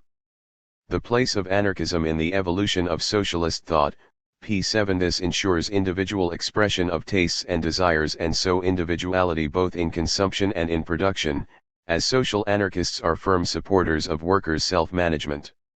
Thus, for social anarchists, the individualist anarchist opposition to communism is only valid for state or authoritarian communism and ignores the fundamental nature of communist anarchism. Communist anarchists do not replace individuality with community, but rather use community to defend individuality. Rather than have society control the individual, as the individualist anarchist fears, social anarchism is based on importance of individuality and individual expression. Anarchist communism maintains that most valuable of all conquests individual liberty, and moreover extends it and gives it a solid basis, economic liberty, without which political liberty is delusive. It does not ask the individual who has rejected God, the universal tyrant, God the King, and God the Parliament, to give unto himself a God more terrible than any of the preceding, God the community, or to abdicate upon its altar his or her independence, his or her will, his or her tastes, and to renew the vow of asceticism which he formally made before the crucified God. It says to him, on the contrary, no society is free so long as the individual is not so. Op. Cit. pages 14 to 15. In addition, social anarchists have always recognized the need for voluntary collectivization. If people desire to work by themselves, this is not seen as a problem. See Kropotkin's The Conquest of Bread, p. 61, and Act for Yourselves, pages 104 to 5, as well as Malatesta's Errico Malatesta, His Life and Ideas, p. 99 and p. 103. This, social anarchists stress, does not in any way contradict their principles or the communist nature of their desired society, as such exceptions are rooted in the use rights system both are based in. See section I.6.2 for a full discussion. In addition, for social anarchists an association exists solely for the benefit of the individuals that compose it. It is the means by which people cooperate to meet their common needs. Therefore, all anarchists emphasize the importance of free agreement as the basis of an anarchist society. Thus all anarchists agree with Bakunin. Collectivism could only imposed only on slaves, and this kind of collectivism would then be the negation of humanity. In a free community, collectivism can only come about through the pressure of circumstances, not by imposition from above but by a free spontaneous movement from below. Bakunin on Anarchism, p. 200. If individualists desire to work for themselves and exchange goods with others, social anarchists have no objection. Hence our comments that the two forms of anarchism are not mutually exclusive. Social anarchists support the right of individuals not to join a commune, while individualist anarchists support the rights of individuals to pool their possessions as they see fit, including communistic associations.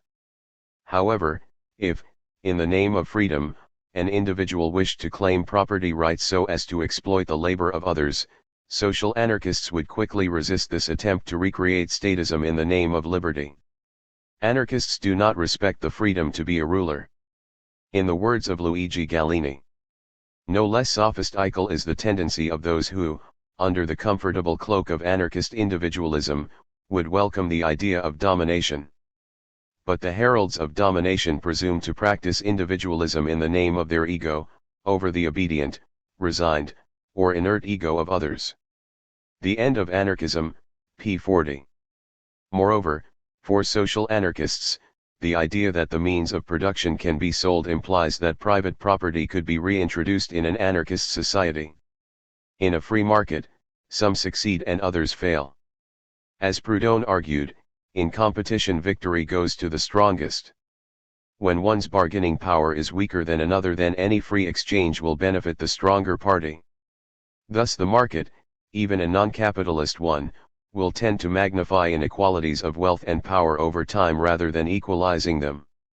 Under capitalism this is more obvious, as those with only their labor power to sell are in a weaker position than those with capital, but individualist anarchism would also be affected. Thus, social anarchists argue, much against its will, an individualist anarchist society would evolve away from fair exchanges back into capitalism. If, as seems likely, the unsuccessful competitors are forced into unemployment, they may have to sell their labor to the successful in order to survive. This would create authoritarian social relationships and the domination of the few over the many via free contracts. The enforcement of such contracts, and others like them, in all likelihood, opens the way for reconstituting under the heading of defense all the functions of the state. Peter Kropotkin, Anarchism, p. 297. Benjamin Tucker, the anarchist most influenced by liberalism and free market ideas, also faced the problems associated with all schools of abstract individualism, in particular, the acceptance of authoritarian social relations as an expression of liberty. This is due to the similarity of property to the state. Tucker argued that the state was marked by two things: aggression and the assumption of authority over a given area and all within it, exercised generally for the double purpose of more complete oppression of its subjects and extension of its boundaries. Instead of a book, p. 22, however, the boss and landlord also has authority over a given area, the property in question, and all within it, workers and tenants. The former control the actions of the latter just as the state rules the citizen or subject. In other words, individual ownership produces the same social relationships as that created by the state, as it comes from the same source, monopoly of power over a given area and those who use it. Social anarchists argue that the individualist anarchists' acceptance of individual ownership and their individualistic conception of individual freedom can lead to the denial of individual freedom by the creation of social relationships which are essentially authoritarian/statist in nature. The individualists, argued Malatesta, give the greatest importance to an abstract concept of freedom and fail to take into account, or dwell on the fact that real, concrete freedom is the outcome of solidarity and voluntary cooperation. The anarchist revolution, p16 thus wage labor, for example, places the worker in the same relationship to the boss as citizenship places the citizen to the state, namely of one of domination and subjection. Similarly with the tenant and the landlord. Such a social relationship cannot help but produce the other aspects of the state. As Albert Meltzer points out, this can have nothing but statist implications, because the school of Benjamin Tucker by virtue of their individualism accepted the need for police to break strikes so as to guarantee the employer's freedom. All this school of so-called individualists accept, the necessity of the police force, hence for government, and the prime definition of anarchism is no government. Anarchism, arguments for and against, p8 It is partly for this reason social anarchists support social ownership as the best means of protecting individual liberty. Accepting individual ownership, this problem can only be got round by accepting, along with Proudhon, the source of many of Tucker's economic ideas, the need for cooperatives to run workplaces that require more than one worker. This naturally complements their support for occupancy and use for land, which would effectively abolish landlords. Without cooperatives, workers will be exploited, for it is well enough to talk of the worker buying hand tools, or small machinery which can be moved about, but what about the gigantic machinery necessary to the operation of a mine, or a mill? It requires many to work it. If one owns it, will he not make the others pay tribute for using it? This is because no man would employ another to work for him unless he could get more for his product than he had to pay for it, and that being the case, the inevitable course of exchange and re-exchange would be that the man having received less than the full amount. Voltairine declare, "Why I am an anarchist, exquisite rebel," p61 and p60 Only when the people who use a resource own it can individual ownership not result in hierarchical authority or exploitation, i.e. statism/capitalism. Only when an industry is cooperatively owned, can the workers ensure that they govern themselves during work and can get the full value of the goods they make once they are sold. This solution is the one individualist anarchists do seem to accept, and the only one consistent with all their declared principles, as well as anarchism. This can be seen when French individualist E. Armand argued that the key difference between his school of anarchism and communist anarchism is that as well as seeing ownership of the consumer goods representing an extension of the worker's personality, it also regards ownership of the means of production and free disposal of his produce as the quintessential guarantee of the autonomy of the individual. The understanding is that such ownership boils down to the chance to deploy, as individuals, couples, family groups, etc., the requisite plot of soil or machinery of production to meet the requirements of the social unit, provided that the proprietor does not transfer it to someone else or rely upon the services of someone else in operating it. Thus the individualist anarchist could defend himself against the exploitation of anyone by one of his neighbors who will set him to work in his employ and for his benefit, and greed, which is to say the opportunity for an individual, couple or family group to own more than strictly required for their normal upkeep. Many Manual of the Anarchist Individualist, pages 145-9, Anarchism, Robert Graham, ed., p. 147 and pages 147-8. The ideas of the American individualist anarchists logically flow to the same conclusions. Occupancy and use automatically excludes wage labor and so exploitation and oppression. As W.M. Gary Klein correctly points out, the U.S. individualist anarchists expected a society of largely self-employed workmen with no significant disparity of wealth between any of them.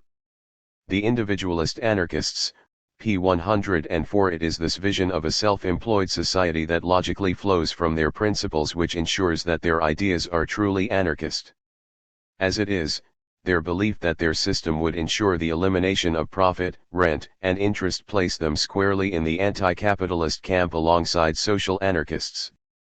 Needless to say, social anarchists disagree with individualist anarchism, arguing that there are undesirable features of even non-capitalist markets which would undermine freedom and equality. Moreover, the development of industry has resulted in natural barriers of entry into markets, and this not only makes it almost impossible to abolish capitalism by competing against it, it also makes the possibility of recreating usury in new forms likely. Combine this with the difficulty in determining the exact contribution of each worker to a product in a modern economy, and you see why social anarchists argue that the only real solution to capitalism is to ensure community ownership and management of the economy. It is this recognition of the developments within the capitalist economy which makes social anarchists reject individualist anarchism in favor of communalising, and so decentralizing, production by freely associated and cooperative labor on a large scale rather than just in the workplace. For more discussion on the ideas of the individualist anarchists, and why social anarchists reject them, see section G. Is individualist anarchism capitalistic? A.3.2 Are there different types of social anarchism? Yes. Social anarchism has four major trends: mutualism, collectivism, communism, and syndicalism. The differences are not great and simply involve differences in strategy. The one major difference that does exist is between mutualism and the other kinds of social anarchism. Mutualism is based around a form of market socialism, workers' cooperatives exchanging the product of their labor via a system of community banks. This mutual bank network would be formed by the whole community, not for the especial advantage of any individual or class, but for the benefit of all. With no interest exacted on loans, except enough to cover risks and expenses. Such a system would end capitalist exploitation and oppression, for by introducing mutualism into exchange and credit we introduce it everywhere, and labor will assume a new aspect and become truly democratic. Charles A. Dana, Proudhon, and his Bank of the People, pages 44 to 45 and p. 45. The social anarchist version of mutualism differs from the individualist form by having the mutual banks owned by the local community, or commune, instead of being independent cooperatives. This would ensure that they provided investment funds to cooperatives rather than to capitalistic enterprises. Another difference is that some social anarchist mutualists support the creation of what Proudhon termed an agro-industrial federation to complement the Federation of Libertarian Communities, called communes by Proudhon.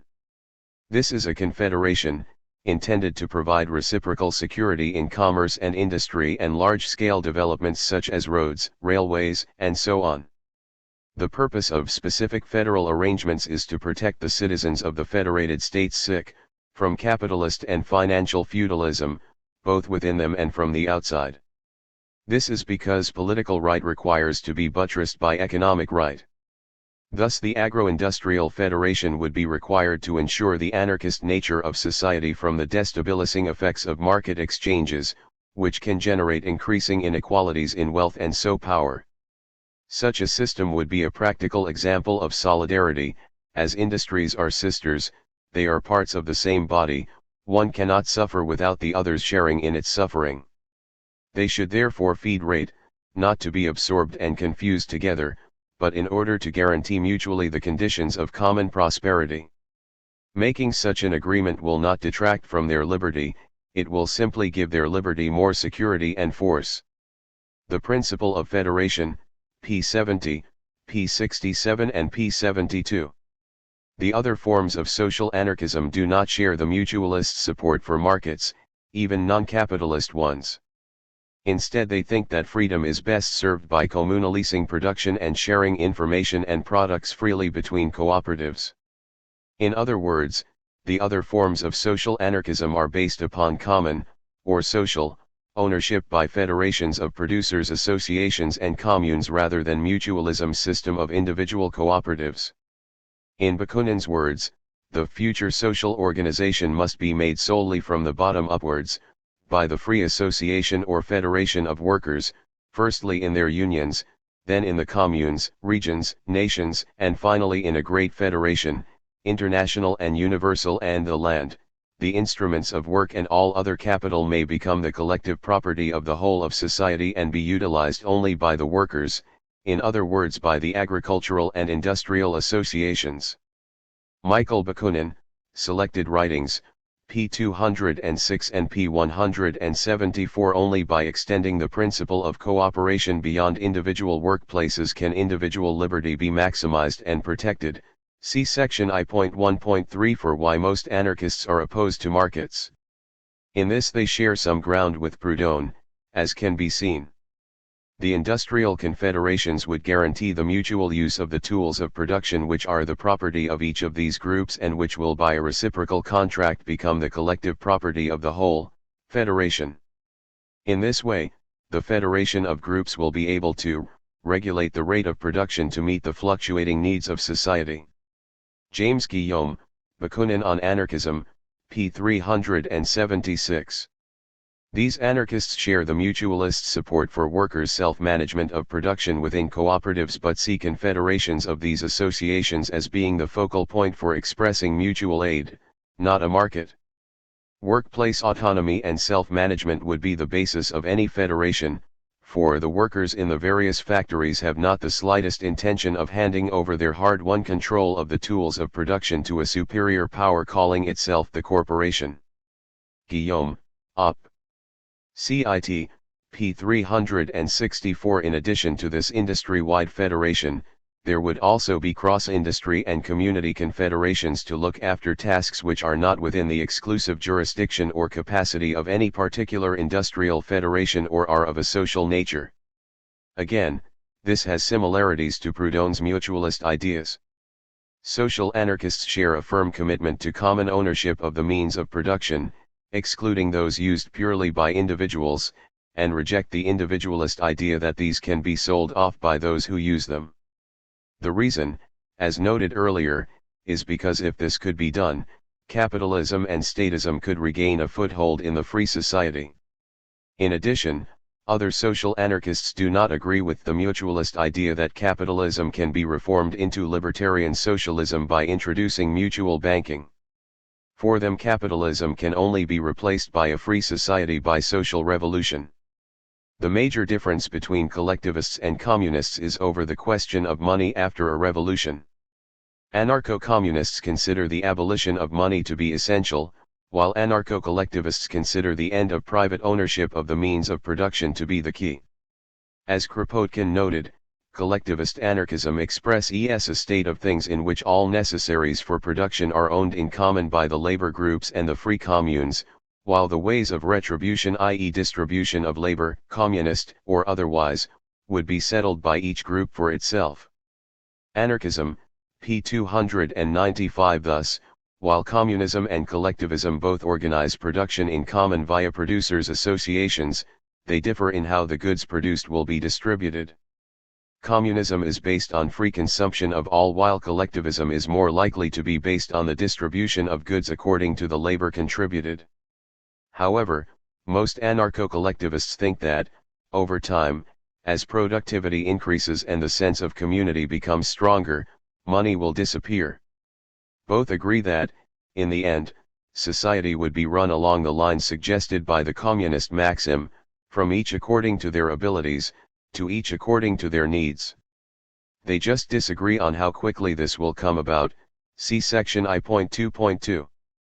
For anarcho-communists, they think that communism, at least partial, has more chances of being established than collectivism after a revolution. Op. Cit. p. 298. They think that moves towards communism are essential, as collectivism begins by abolishing private ownership of the means of production and immediately reverses itself by returning to the system of remuneration according to work performed, which means the reintroduction of inequality. Alexander Berkman, What is Anarchism? p. 230. The quicker the move to communism, the less chances of new inequalities developing. Needless to say, these positions are not that different and, in practice, the necessities of a social revolution and the level of political awareness of those introducing anarchism will determine which system will be applied in each area. Syndicalism is the other major form of social anarchism. Anarcho-syndicalists, like other syndicalists, want to create an industrial union movement based on anarchist ideas. Therefore they advocate decentralist, federated unions that use direct action to get reforms under capitalism until they are strong enough to overthrow it. In many ways anarcho-syndicalism can be considered as a new version of collectivist anarchism, which also stressed the importance of anarchists working within the labor movement and creating unions which prefigure the future free society. Thus, even under capitalism, anarcho-syndicalists seek to create free associations of free producers. They think that these associations would serve as a practical school of anarchism, and they take very seriously Bakunin's remark that the workers' organizations must create not only the ideas but also the facts of the future itself in the pre-revolutionary period. Anarcho-syndicalists, like all social anarchists, are convinced that a socialist economic order cannot be created by the decrees and statutes of a government, but only by the solidaric collaboration of the workers with hand and brain in each special branch of production, that is, through the taking over of the management of all plants by the producers themselves under such form that the separate groups, plants, and branches of industry are independent members of the general economic organism, and systematically carry on production and the distribution of the products in the interest of the community on the basis of free mutual agreements. Rudolf Rocker, Anarcho-syndicalism, p. 55. Again, like all social anarchists, anarcho-syndicalists see the collective struggle and organization implied in unions as the school for anarchism. As Eugene Varlin, an anarchist active in the First International who was murdered at the end of the Paris Commune, put it, unions have the enormous advantage of making people accustomed to group life and thus preparing them for a more extended social organization. They accustom people not only to get along with one another and to understand one another, but also to organize themselves, to discuss, and to reason from a collective perspective. Moreover, as well as mitigating capitalist exploitation and oppression in the here and now, the unions also form the natural elements of the social edifice of the future. It is they who can be easily transformed into producers' associations. It is they who can make the social ingredients and the organization of production work. Quoted by Julian P. W. Archer, The First International in France, 1864–1872, p. 196. The difference between syndicalists and other revolutionary social anarchists is slight and purely revolves around the question of anarcho-syndicalist unions. Collectivist anarchists agree that building libertarian unions is important and that work within the labor movement is essential in order to ensure the development and organization of the social, and, by consequence, anti-political, power of the working masses. Bakunin, Michael Bakunin, Selected Writings, p. 197. Communist anarchists usually also acknowledge the importance of working in the labor movement, but they generally think that syndicalistic organizations will be created by workers in struggle, and so consider encouraging the spirit of revolt as more important than creating syndicalist unions and hoping workers will join them. Of course, anarcho-syndicalists support such autonomous struggle and organization, so the differences are not great. Communist anarchists also do not place as great an emphasis on the workplace, considering struggles within it to be equal in importance to other struggles against hierarchy and domination outside the workplace. Most anarcho-syndicalists would agree with this, however, and often it is just a question of emphasis. A few communist anarchists reject the labor movement as hopelessly reformist in nature and so refuse to work within it, but these are a small minority. Both communist and collectivist anarchists recognize the need for anarchists to unite together in purely anarchist organizations. They think it is essential that anarchists work together as anarchists to clarify and spread their ideas to others. Syndicalists often deny the importance of anarchist groups and federations, arguing that revolutionary industrial and community unions are enough in themselves. Syndicalists think that the anarchist and union movements can be fused into one, but most other anarchists disagree. Non-syndicalists point out the reformist nature of unionism and urge that to keep syndicalist unions revolutionary, anarchists must work within them as part of an anarchist group or federation. Most non-syndicalists consider the fusion of anarchism and unionism a source of potential confusion that would result in the two movements failing to do their respective work correctly. For more details on anarcho-syndicalism, see section J.3.8, and section J.3.9 on why many anarchists reject aspects of it. It should be stressed that non-syndicalist anarchists do not reject the need for collective struggle and organization by workers, see section H.2.8 on that particular Marxist myth. In practice, few anarcho-syndicalists totally reject the need for an anarchist federation, while few anarchists are totally anti-syndicalist. For example, Bakunin inspired both anarcho-communist and anarcho-syndicalist ideas, and anarcho-communists like Kropotkin, Malatesta, Berkman, and Goldman were all sympathetic to anarcho-syndicalist movements and ideas. For further reading on the various types of social anarchism, we would recommend the following.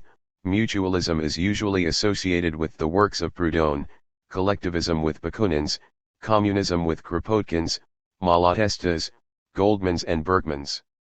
Syndicalism is somewhat different, as it was far more the product of workers in struggle than the work of a famous name, although this does not stop academics calling George Sorel the father of syndicalism, even though he wrote about a syndicalist movement that already existed. The idea that working class people can develop their own ideas, by themselves, is usually lost on them. However, Rudolf Rocker is often considered a leading anarcho-syndicalist theorist, and the works of Fernand Pelletier and Émile Pouget are essential reading to understand anarcho-syndicalism. For an overview of the development of social anarchism and key works by its leading lights, Daniel Guérin's excellent anthology No Gods No Masters Cannot Be Bettered. 8.3.3 What kinds of green anarchism are there? An emphasis on anarchist ideas as a solution to the ecological crisis is a common thread in most forms of anarchism today.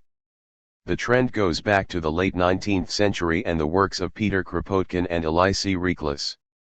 The latter, for example, argued that a secret harmony exists between the earth and the people whom it nourishes, and when imprudent societies let themselves violate this harmony, they always end up regretting it. Similarly, no contemporary ecologist would disagree with his comments that the truly civilized man and woman understands that his or her nature is bound up with the interest of all and with that of nature. He or she repairs the damage caused by his predecessors and works to improve his domain. Quoted by George Woodcock, Introduction, Marie Fleming, The Geography of Freedom, p. 15. With regards Kropotkin, he argued that an anarchist society would be based on a confederation of communities that would integrate manual and brain work as well as decentralizing and integrating industry and agriculture, see his classic work Fields, Factories, and Workshops. This idea of an economy in which small is beautiful, to use the title of E. F. Schumacher's Green Classic, was proposed nearly 70 years before it was taken up by what was to become the Green Movement. In addition, in Mutual Aid, Kropotkin documented how cooperation within species and between them and their environment is usually of more benefit to them than competition. Kropotkin's work, combined with that of William Morris, the Reclus brothers, both of whom, like Kropotkin, were world-renowned geographers, and many others laid the foundations for the current anarchist interest in ecological issues. However, while there are many themes of an ecological nature within classical anarchism, it is only relatively recently that the similarities between ecological thought and anarchism has come to the fore, essentially from the publication of Murray Boochin's classic essay Ecology and Revolutionary Thought in 1965. Indeed, it would be no exaggeration to state that it is the ideas and work of Murray Bookchin that has placed ecology and ecological issues at the heart of anarchism and anarchist ideals and analysis into many aspects of the Green Movement. Before discussing the types of green anarchism, also called eco-anarchism, it would be worthwhile to explain exactly what anarchism and ecology have in common. To quote Murray Bookchin, both the ecologist and the anarchist place a strong emphasis on spontaneity, and to both the ecologist and the anarchist, an ever-increasing unity is achieved by growing differentiation. An expanding whole is created by the diversification and enrichment of its parts. Moreover, just as the ecologist seeks to expand the range of an ecosystem and promote free interplay between species, so the anarchist seeks to expand the range of social experiments and remove all fetters to its development. Post-scarcity anarchism, p. 36. Thus the anarchist concern with free development, decentralization, diversity, and spontaneity is reflected in ecological ideas and concerns. Hierarchy, centralization, the state, and concentrations of wealth reduce diversity and the free development of individuals and their communities by their very nature, and so weakens the social ecosystem as well as the actual ecosystems human societies are part of. As Bookchin argues, the reconstructive message of ecology is that we must conserve and promote variety, but within modern capitalist society that is spontaneous, creative, and individuated is circumscribed by the standardist, the regulated and the massified. Op. Cit.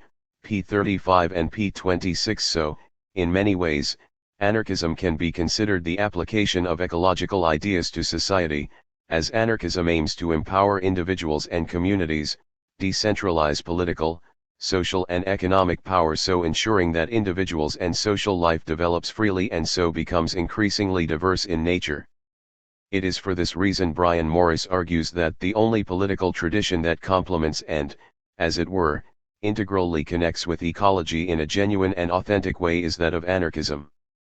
Ecology and Anarchism, p. 132. So what kinds of green anarchism are there? While almost all forms of modern anarchism consider themselves to have an ecological dimension, the specifically eco-anarchist thread within anarchism has two main focal points: social ecology and primitivist. In addition, some anarchists are influenced by deep ecology, although not many. Undoubtedly, social ecology is the most influential and numerous current. Social ecology is associated with the ideas and works of Murray Bookchin, who has been writing on ecological matters since the 1950s and, from the 1960s, has combined these issues with revolutionary social anarchism. His works include Post-Scarcity Anarchism, Toward an Ecological Society, The Ecology of Freedom, and a host of others. Social ecology locates the roots of the ecological crisis firmly in relations of domination between people. The domination of nature is seen as a product of domination within society, but this domination only reaches crisis proportions under capitalism. In the words of Murray Bookchin, the notion that man must dominate nature emerges directly from the domination of man by man. But it was not until organic community relations dissolved into market relationships that the planet itself was reduced to a resource for exploitation. This centuries-long tendency finds its most exacerbating development in modern capitalism. Owing to its inherently competitive nature, bourgeois society not only pits humans against each other, it also pits the mass of humanity against the natural world. Just as men are converted into commodities, so every aspect of nature is converted into a commodity, a resource to be manufactured and merchandised wantonly. The plundering of the human spirit by the marketplace is paralleled by the plundering of the earth by capital. Op. Cit. pages 24-5. Only insofar, Bookchin stresses, as the ecology consciously cultivates an anti-hierarchical and a non-domineering sensibility, structure, and strategy for social change, can it retain its very identity as the voice for a new balance between humanity and nature and its goal for a truly ecological society.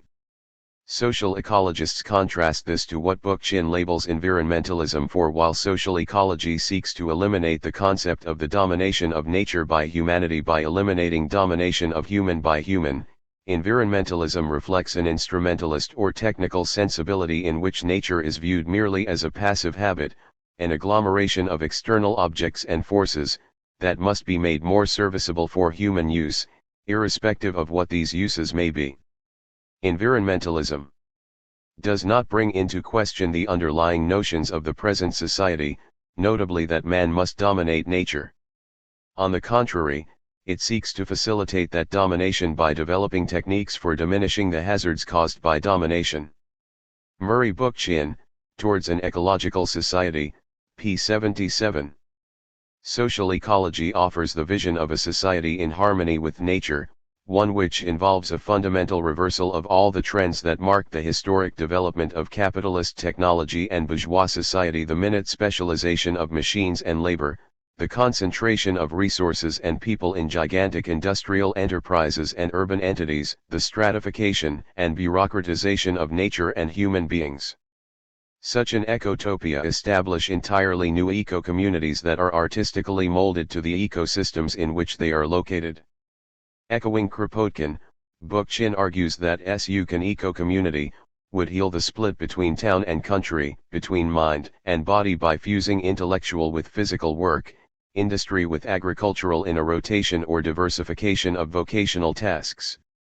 This society would be based on the use of appropriate and green technology, a new kind of technology or eco-technology, one composed of flexible, versatile machinery whose productive applications would emphasize durability and quality, not built-in obsolescence, and insensate quantitative output of shoddy goods, and a rapid circulation of expendable commodities. Such an eco-technology would use the inexhaustible energy capacities of nature, the sun and wind, the tides and waterways, the temperature differentials of the earth and the abundance of hydrogen around us as fuels to provide the eco-community with non-polluting materials or wastes that could be recycled. Bookchin, Op. Cit. pages 68-9. However, this is not all. As Bookchin stresses, an ecological society is more than a society that tries to check the mounting disequilibrium that exists between humanity and the natural world. Reduced to simple technical or political issues, this anemic view of such a society's function degrades the issues raised by an ecological critique and leads them to purely technical and instrumental approaches to ecological problems. Social ecology is, first of all, a sensibility that includes not only a critique of hierarchy and domination but a reconstructive outlook, guided by an ethics that emphasizes variety without structuring differences into a hierarchical order. The precepts for such an ethics are participation and differentiation. The Modern Crisis, pages 24-5. Therefore, social ecologists consider it essential to attack hierarchy and capitalism, not civilization as such, as the root cause of ecological problems.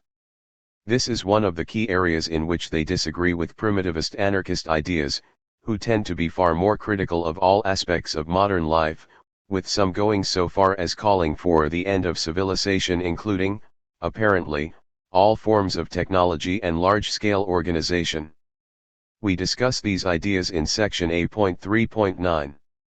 We must note here that other anarchists, while generally agreeing with its analysis and suggestions, are deeply critical of social ecology's support for running candidates in municipal elections. While social ecologists see this as a means of creating popular self-managing assemblies and creating a counter-power to the state, few anarchists agree. Rather, they see it as inherently reformist, as well as being hopelessly naive about the possibilities of using elections to bring about social change. See section J.5.14 for a fuller discussion of this. Instead, they propose direct action as the means to forward anarchist and ecological ideas, rejecting electioneering as a dead end which ends up watering down radical ideas and corrupting the people involved.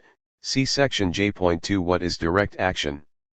Lastly, there is deep ecology, which, because of its biocentric nature, many anarchists reject as anti-human. There are few anarchists who think that people, as people, are the cause of the ecological crisis, which many deep ecologists seem to suggest. Murray Bookchin, for example, has been particularly outspoken in his criticism of deep ecology and the anti-human ideas that are often associated with it. See Which Way for the Ecology Movement, for example. David Watson has also argued against deep ecology. See his How Deep is Deep Ecology, written under the name George Bradford. Most anarchists would argue that it is not people but the current system which is the problem, and that only people can change it.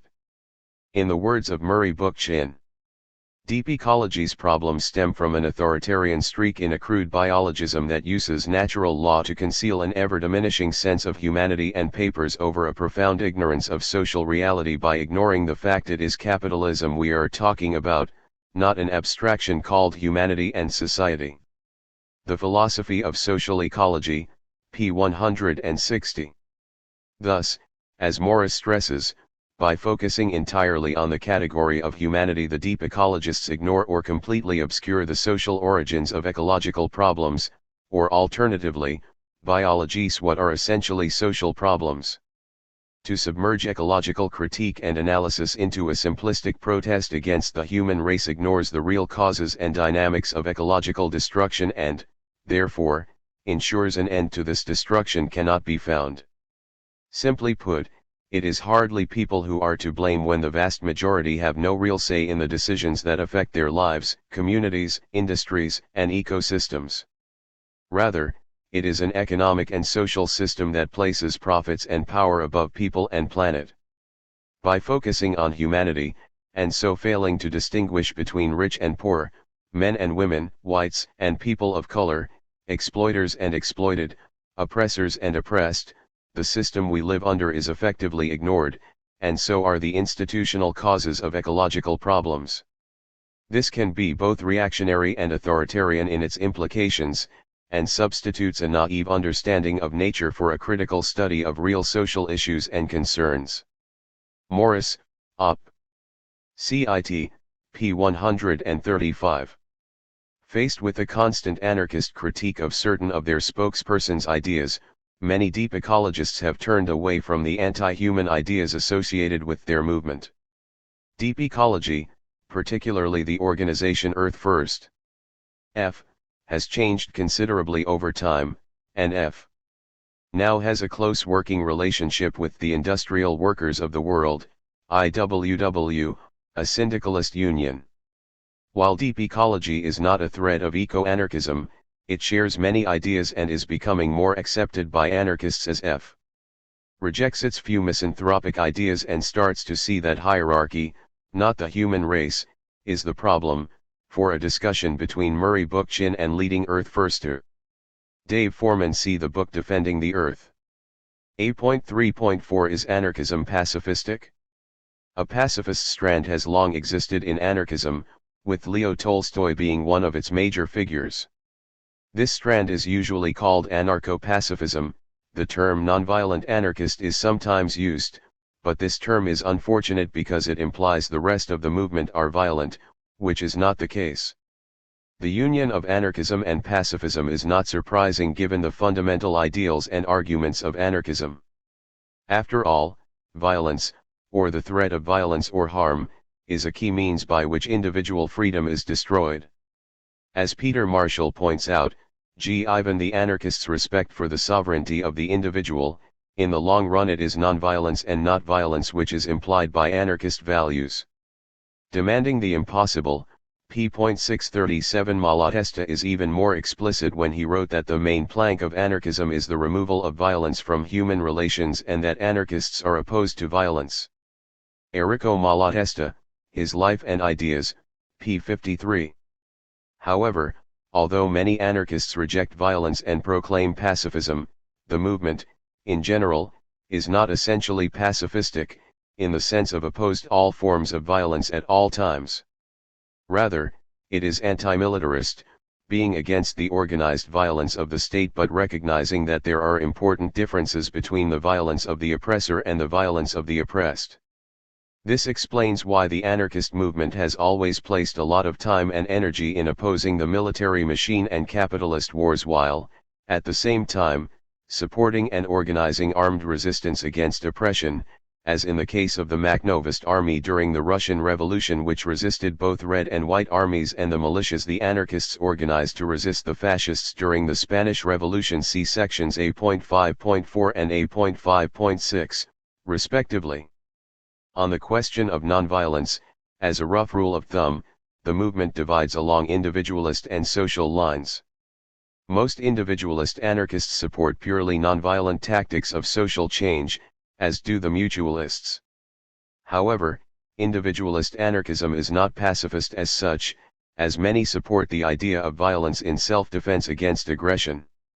Most social anarchists, on the other hand, do support the use of revolutionary violence, holding that physical force will be required to overthrow entrenched power and to resist state and capitalist aggression, although it was an anarcho-syndicalist, Bart de Ligt, who wrote the pacifist classic, The Conquest of Violence.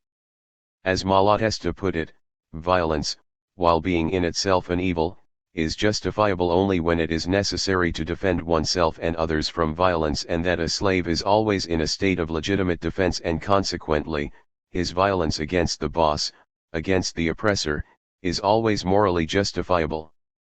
Op. Cit. p. 55 and pages 53 to 54. Moreover, they stress that, to use the words of Bakunin, since social oppression stems far less from individuals than from the organization of things and from social positions, anarchists aim to ruthlessly destroy positions and things rather than people, since the aim of an anarchist revolution is to see the end of privileged classes not as individuals, but as classes. Quoted by Richard B. Saltman, The Social and Political Thought of Michael Bakunin, p. 121, p. 124 and p. 122. Indeed, the question of violence is relatively unimportant to most anarchists, as they do not glorify it and think that it should be kept to a minimum during any social struggle or revolution. All anarchists would agree with the Dutch pacifist anarcho-syndicalist Bart de Ligt when he argued that the violence and warfare which are characteristic conditions of the capitalist world do not go with the liberation of the individual, which is the historic mission of the exploited classes. The greater the violence, the weaker the revolution, even where violence has deliberately been put at the service of the revolution. The Conquest of Violence, p. 75. Similarly, all anarchists would agree with de Ligt on, to use the name of one of his book's chapters, the absurdity of bourgeois pacifism. For de Ligt, and all anarchists, violence is inherent in the capitalist system, and any attempt to make capitalism pacifistic is doomed to failure. This is because, on the one hand, war is often just economic competition carried out by other means. Nations often go to war when they face an economic crisis. What they cannot gain in economic struggle they attempt to get by conflict. On the other hand, violence is indispensable in modern society. Because without it the ruling class would be completely unable to maintain its privileged position with regard to the exploited masses in each country. The army is used first and foremost to hold down the workers, when they become discontented. Bart de Ligt, Op. Cit. p. 62. As long as the state and capitalism exist, violence is inevitable, and so, for anarcho-pacifists, the consistent pacifist must be an anarchist just as the consistent anarchist must be a pacifist. For those anarchists who are non-pacifists, violence is seen as an unavoidable and unfortunate result of oppression and exploitation, as well as the only means by which the privileged classes will renounce their power and wealth. Those in authority rarely give up their power and so must be forced. Hence the need for transitional violence to put an end to the far greater, and permanent, violence which keeps the majority of mankind in servitude. Malatesta, Op. Cit. p. 55. To concentrate on the issue of violence versus nonviolence is to ignore the real issue, namely how do we change society for the better. As Alexander Berkman pointed out, those anarchists who are pacifists confuse the issue, like those who think it's the same as if rolling up your sleeves for work should be considered the work itself. To the contrary, the fighting part of revolution is merely rolling up your sleeves. The real, actual task is ahead. What is anarchism? p. 183. And, indeed, most social struggle and revolutions start relatively peaceful, via strikes, occupations, and so on, and only degenerate into violence when those in power try to maintain their position. A classic example of this is in Italy, in 1920, when the occupation of factories by their workers was followed by fascist terror. See section A.5.5. As noted above, all anarchists are anti-militarists and oppose both the military machine, and so the defense industry, as well as statist/capitalist wars, although a few anarchists, like Rudolf Rucker and Sam Dolgoff, supported the anti-fascist capitalist side during the Second World War as the lesser evil. The anti-war machine message of anarchists and anarcho-syndicalists was propagated long before the start of the First World War, with syndicalists and anarchists in Britain and North America reprinting a French CGT leaflet urging soldiers not to follow orders and repress their striking fellow workers. Emma Goldman and Alexander Berkman were both arrested and deported from America for organizing a no-conscription league in 1917, while many anarchists in Europe were jailed for refusing to join the armed forces in the First and Second World Wars. The anarcho-syndicalist-influenced IWW was crushed by a ruthless wave of government repression due to the threat its organizing and anti-war message presented to the powerful elites who favored war. More recently, anarchists, including people like Noam Chomsky and Paul Goodman, have been active in the peace movement as well as contributing to the resistance to conscription where it still exists. Anarchists took an active part in opposing such wars as the Vietnam War, the Falklands War as well as the Gulf Wars of 1991 and 2003, including, in Italy and Spain, helping to organize strikes in protest against it. And it was during the 1991 Gulf War when many anarchists raised the slogan "No war but the class war," which nicely sums up the anarchist opposition to war, namely an evil consequence of any class system, in which the oppressed classes of different countries kill each other for the power and profits of their rulers. Rather than take part in this organized slaughter, anarchists urge working people to fight for their own interests, not those of their masters. More than ever we must avoid compromise, deepen the chasm between capitalists and wage slaves, between rulers and ruled, preach expropriation of private property and the destruction of states such as the only means of guaranteeing fraternity between peoples and justice and liberty for all, and we must prepare to accomplish these things. Malatesta, Op. Cit. p. 251.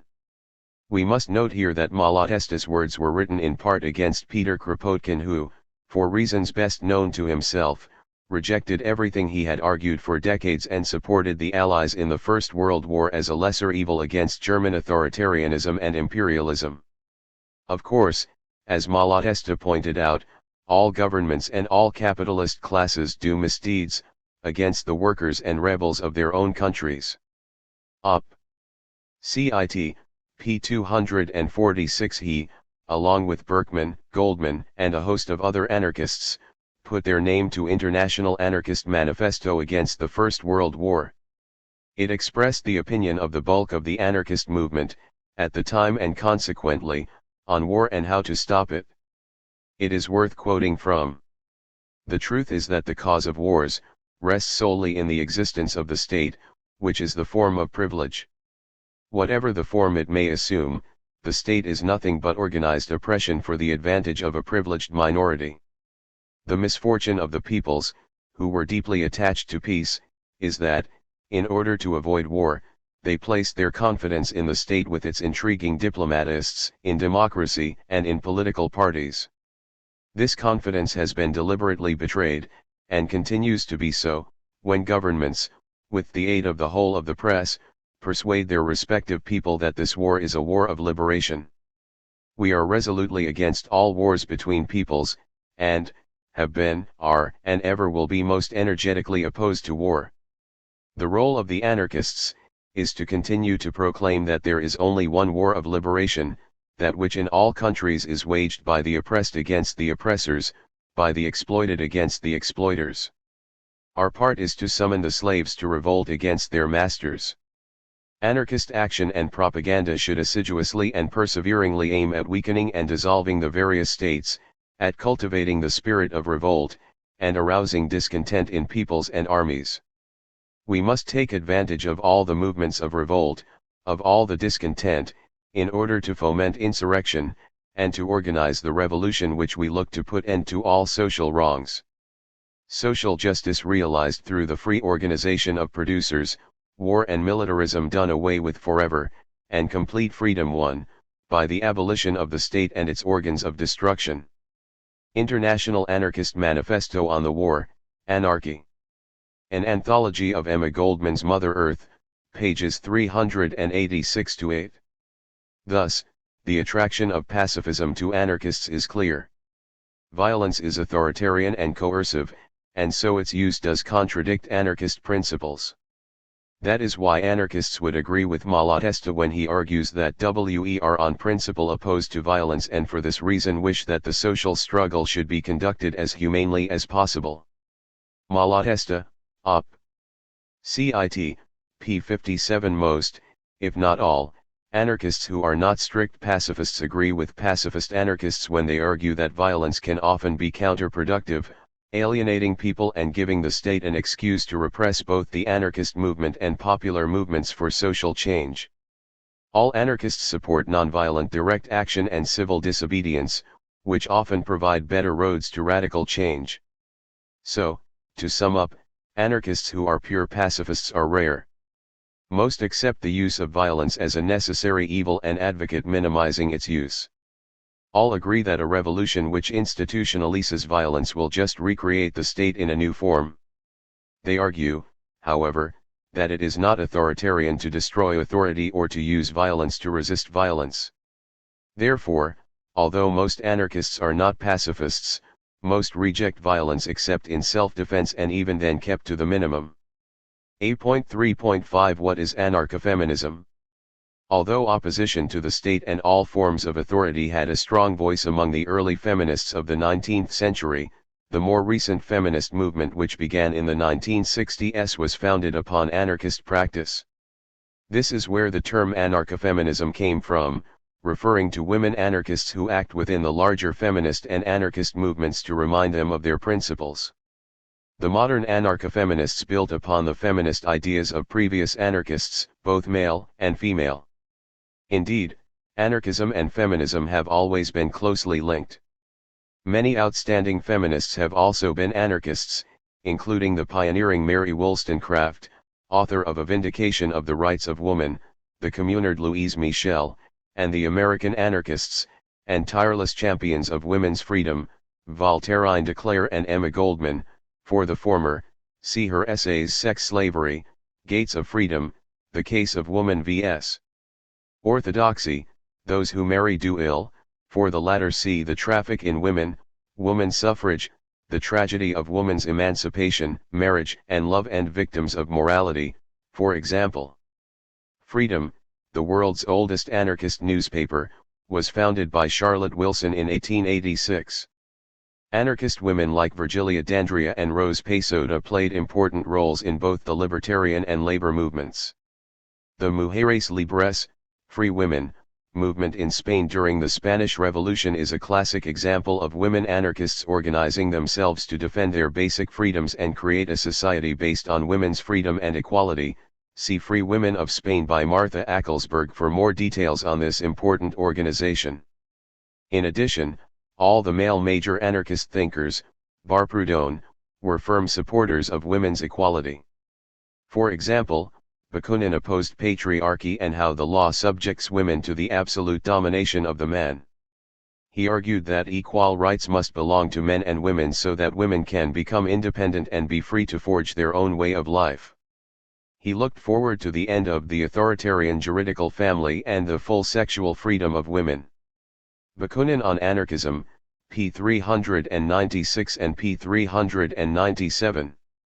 Thus anarchism has since the 1860s combined a radical critique of capitalism and the state with an equally powerful critique of patriarchy, rule by men. Anarchists, particularly female ones, recognized that modern society was dominated by men. As Anna Maria Mozzoni, an Italian anarchist immigrant in Buenos Aires, put it, women will find that the priest who damns you is a man, that the legislator who oppresses you is a man, that the husband who reduces you to an object is a man, that the libertine who harasses you is a man, that the capitalist who enriches himself with your ill-paid work and the speculator who calmly pockets the price of your body, are men. Little has changed since then. Patriarchy still exists and, to quote the anarchist paper La Questione Sociale, it is still usually the case that women are slaves both in social and private life. If you are a proletarian, you have two tyrants, the man and the boss. If bourgeois, the only sovereignty left to you is that of frivolity and coquetry. Quoted by José Moya, Italians in Buenos Aires's Anarchist Movement, pages 197-8 and p. 200. Anarchism, therefore, is based on an awareness that fighting patriarchy is as important as fighting against the state or capitalism. For while you can have no free, or just, or equal society, nor anything approaching it, so long as womanhood is bought, sold, housed, clothed, fed, and protected, as a chattel. Voltairine declare, The Gates of Freedom, pages 235-250, Eugenia C. Delamotte, Gates of Freedom, p. 242, to quote Louise Michel. The first thing that must change is the relationship between the sexes. Humanity has two parts, men and women, and we ought to be walking hand in hand. Instead there is antagonism, and it will last as long as the stronger half controls, or think it controls, the weaker half.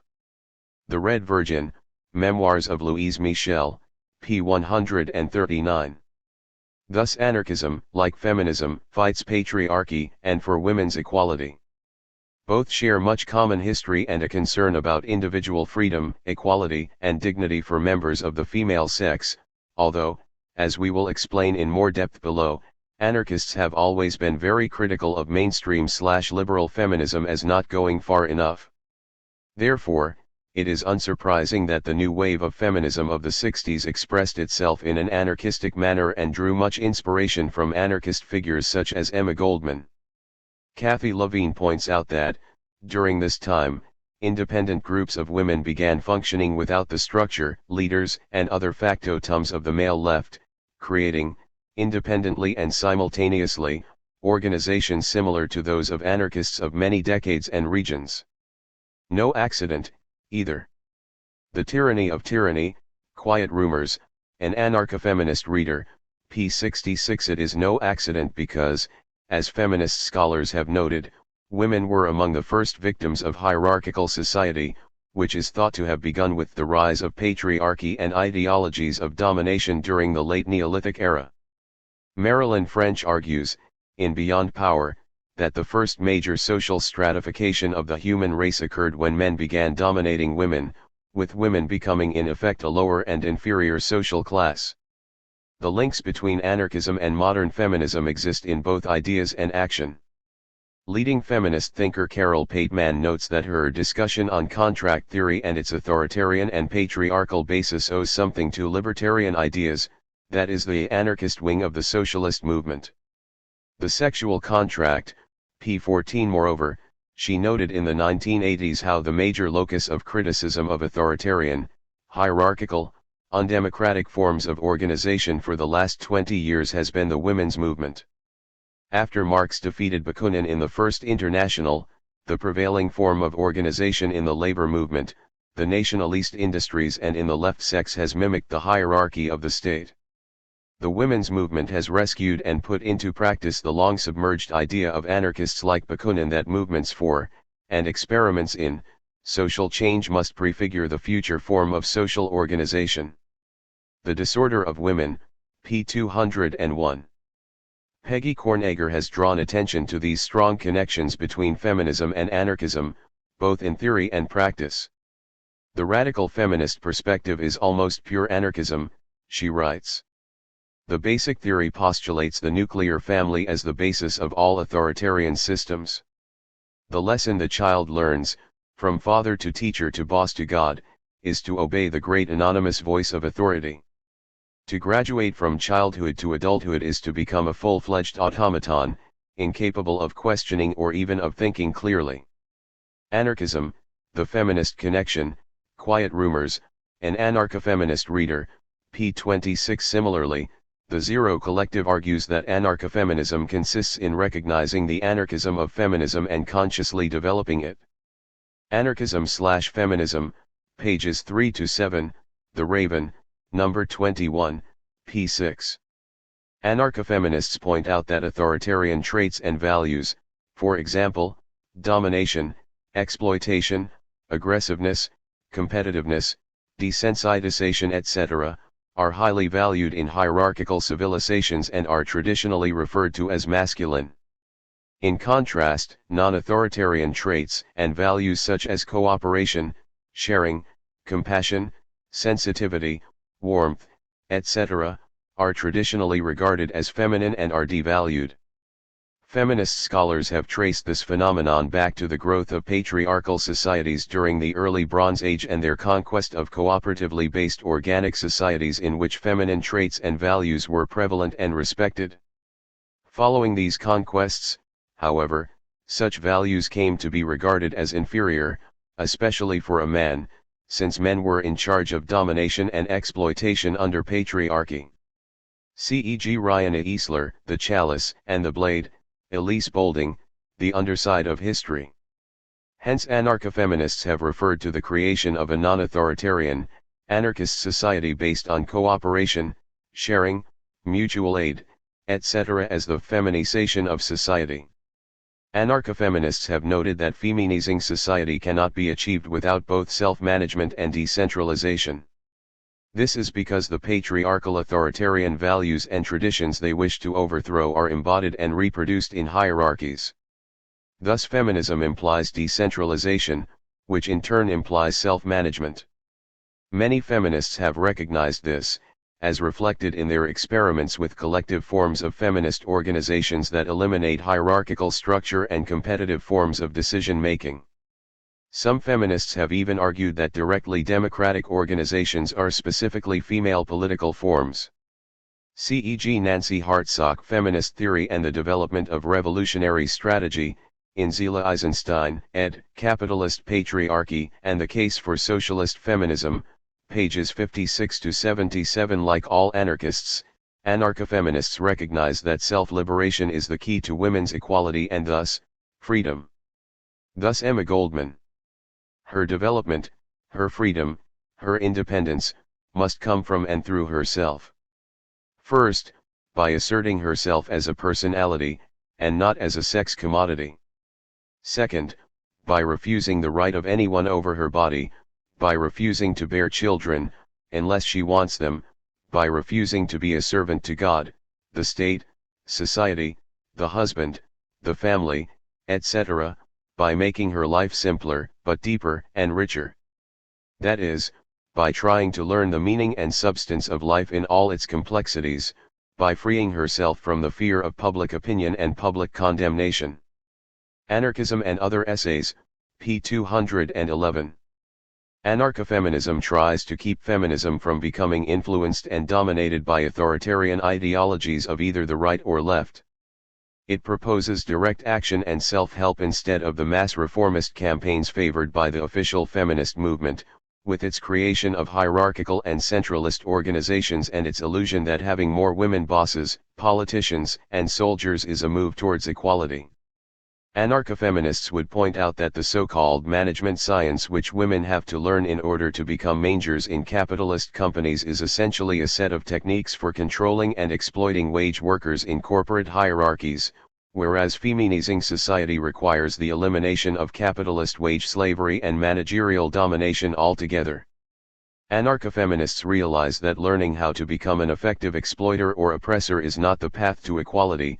As one member of the Mujeres Libres put it, W.E. did not want to substitute a feminist hierarchy for a masculine one. Quoted by Martha A. Ackelsberg, Free Women of Spain, pages 22-3. Also see section B.1.4 for a further discussion on patriarchy and hierarchy. Hence anarchism's traditional hostility to liberal, or mainstream, feminism, while supporting women's liberation and equality. Federica Monsanelli, a leading figure in the Spanish anarchist movement, argued that such feminism advocated equality for women, but did not challenge existing institutions. She argued that, mainstream, feminism's only ambition is to give to women of a particular class the opportunity to participate more fully in the existing system of privilege, and if these institutions are unjust when men take advantage of them, they will still be unjust if women take advantage of them. Quoted by Martha A. Ackelsberg, Op. Cit. p. 119. Thus, for anarchists, Women's freedom did not mean an equal chance to become a boss or a wage slave, a voter or a politician, but rather to be a free and equal individual cooperating as equals in free associations. Feminism, stressed Peggy Kornegger, doesn't mean female corporate power or a woman president, it means no corporate power and no presidents. The Equal Rights Amendment will not transform society, it only gives women the right to plug into a hierarchical economy. Challenging sexism means challenging all hierarchy, economic, political, and personal. And that means an anarcho-feminist revolution. Op. Cit. p. 27. Anarchism, as can be seen, included a class and economic analysis which is missing from mainstream feminism while, at the same time, showing an awareness to domestic and sex-based power relations which eluded the mainstream socialist movement. This flows from our hatred of hierarchy. As Mozzoni put it, anarchy defends the cause of all the oppressed, and because of this, and in a special way, it defends your women's cause, oh, women, doubly oppressed by present society in both the social and private spheres. Quoted by Moya, Op. Cit. p. 203. This means that, to quote a Chinese anarchist, what anarchists mean by equality between the sexes is not just that the men will no longer oppress women. We also want men to no longer to be oppressed by other men, and women no longer to be oppressed by other women.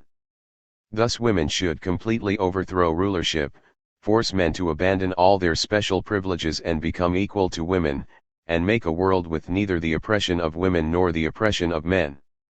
He Zhen, quoted by Peter Zero, Anarchism and Chinese Political Culture, p. 147. So, in the historic anarchist movement, as Martha Acklesberg notes, liberal/mainstream feminism was considered as being too narrowly focused as a strategy for women's emancipation. Sexual struggle could not be separated from class struggle or from the anarchist project as a whole. Op. Cit. p. 119. Anarcho-feminism continues this tradition by arguing that all forms of hierarchy are wrong, not just patriarchy, and that feminism is in conflict with its own ideals if it desires simply to allow women to have the same chance of being a boss as a man does. They simply state the obvious, namely that they do not believe that power in the hands of women could possibly lead to a non-coercive society, nor do they believe that anything good can come out of a mass movement with a leadership elite. The central issues are always power and social hierarchy, and so people are free only when they have power over their own lives. Carol Ehrlich, Socialism, Anarchism, and Feminism, Quiet Rumors, an anarcho-feminist reader, p. 44. If, as Louise Michel put it, a proletarian is a slave, the wife of a proletarian is even more a slave, ensuring that the wife experiences an equal level of oppression as the husband misses the point. Op. Cit. p. 141. Anarcho-feminists, therefore, like all anarchists, oppose capitalism as a denial of liberty. Their critique of hierarchy in the society does not start and end with patriarchy. It is a case of wanting freedom everywhere, of wanting to break up every home that rests in slavery. Every marriage that represents the sale and transfer of the individuality of one of its parties to the other. Every institution, social or civil, that stands between man and his right, every tie that renders one a master, another a serf. Voltairine Declare, The Economic Tendency of Free Thought, the Voltairine Declare reader, p. 72. The ideal that an equal opportunity capitalism would free women ignores the fact that any such system would still see working class women oppressed by bosses, be they male or female. For anarcho-feminists, the struggle for women's liberation cannot be separated from the struggle against hierarchy as such. As L. Susan Brown puts it, anarchist feminism, as an expression of the anarchist sensibility applied to feminist concerns, takes the individual as its starting point and, in opposition to relations of domination and subordination, argues for non-instrumental economic forms that preserve individual existential freedom, for both men and women. The Politics of Individualism, p. 144. Anarcho-feminists have much to contribute to our understanding of the origins of the ecological crisis in the authoritarian values of hierarchical civilization. For example, a number of feminist scholars have argued that the domination of nature has paralleled the domination of women, who have been identified with nature throughout history. See, for example, Caroline Merchant, The Death of Nature, 1980. Both women and nature are victims of the obsession with control that characterizes the authoritarian personality. For this reason, a growing number of both radical ecologists and feminists are recognizing that hierarchies must be dismantled in order to achieve their respective goals. In addition, anarcho-feminism reminds us of the importance of treating women equally with men while, at the same time, respecting women's differences from men. In other words, that recognizing and respecting diversity includes women as well as men. Too often many male anarchists assume that, because they are, in theory, opposed to sexism, they are not sexist in practice. Such an assumption is false. Anarcho-feminism brings the question of consistency between theory and practice to the front of social activism and reminds us all that we must fight not only external constraints but also internal ones. This means that anarcho-feminism urges us to practice what we preach. As Voltairine de Cleyre argued, I never expect men to give us liberty. No, women, we are not worth it, until we take it. This involves insisting on a new code of ethics founded on the law of equal freedom, a code recognizing the complete individuality of woman. By making rebels wherever we can. By ourselves living our beliefs. We are revolutionists. And we shall use propaganda by speech, deed, and most of all life being what we teach. Thus anarcho-feminists, like all anarchists, see the struggle against patriarchy as being a struggle of the oppressed for their own self-liberation, for as a class I have nothing to hope from men. No tyrant ever renounced his tyranny until he had to. If history ever teaches us anything, it teaches this. Therefore my hope lies in creating rebellion in the breasts of women. The Gates of Freedom, pages 235 to 250, Eugenia C. Delamotte, Gates of Freedom, p. 249 and p. 239. This was sadly as applicable within the anarchist movement as it was outside it in patriarchal society. Faced with the sexism of male anarchists who spoke of sexual equality, women anarchists in Spain organized themselves into the Mujeres Libres organization to combat it.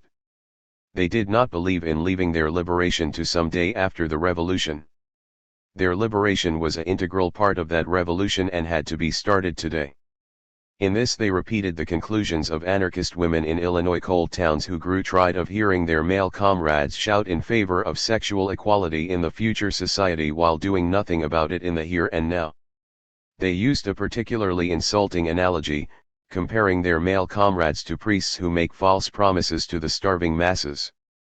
That there will be rewards in paradise.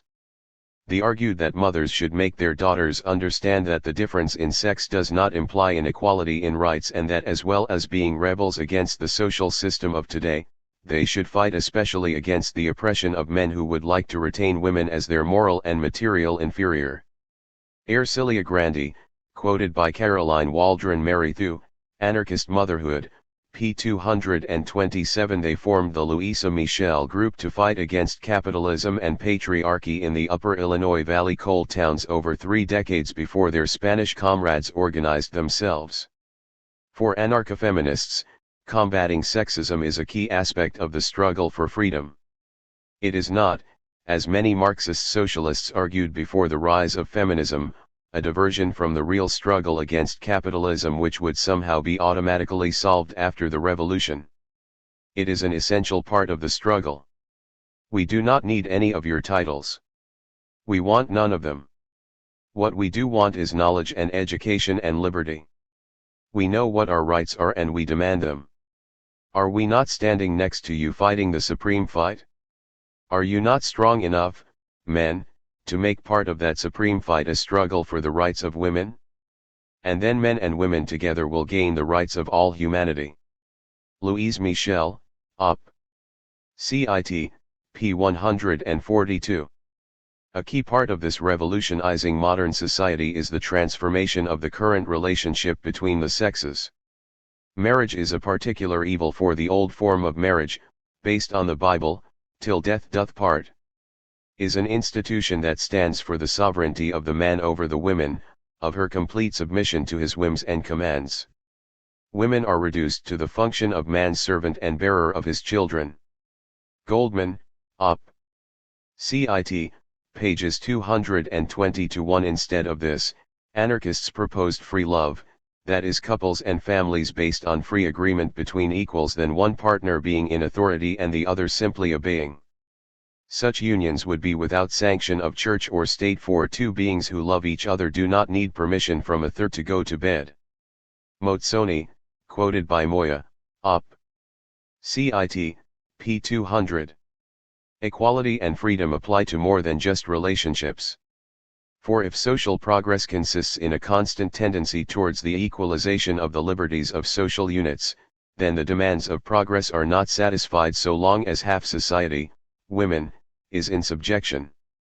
Woman is beginning to feel her servitude, that there is a requisite acknowledgement to be won from her master before he is put down and she exalted to equality.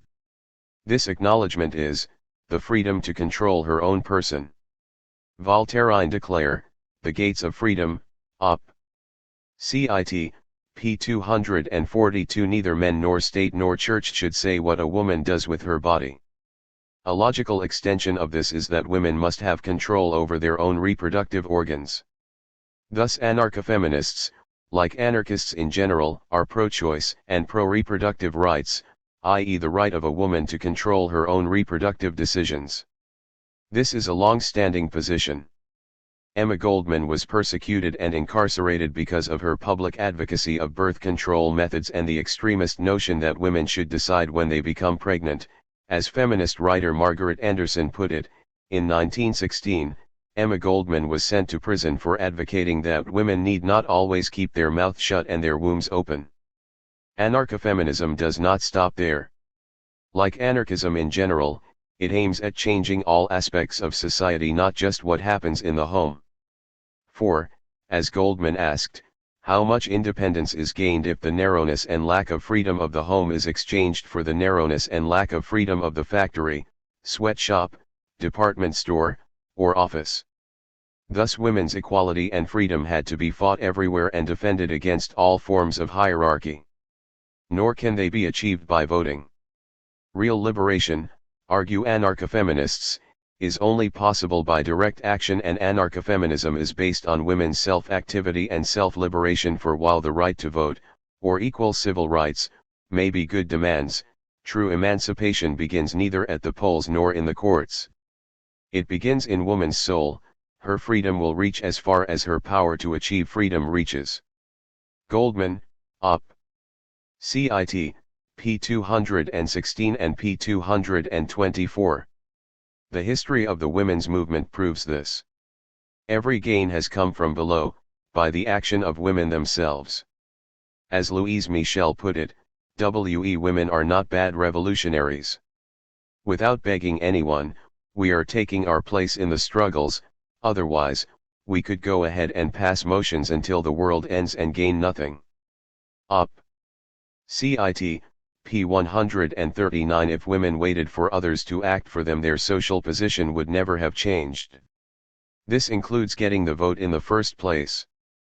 Faced with the militant suffrage movement for women's votes, British anarchist Rose Whitcomb recognized that it was true that this movement shows us that women who so far have been so submissive to their masters, the men, are beginning to wake up at last to the fact they are not inferior to those masters. Yet she argued that women would not be freed by votes but by their own strength. Quoted by Sheila Robotham, Hidden from History, pages 100-1 and p. 101. The women's movement of the 1960s and 1970s showed the truth of that analysis.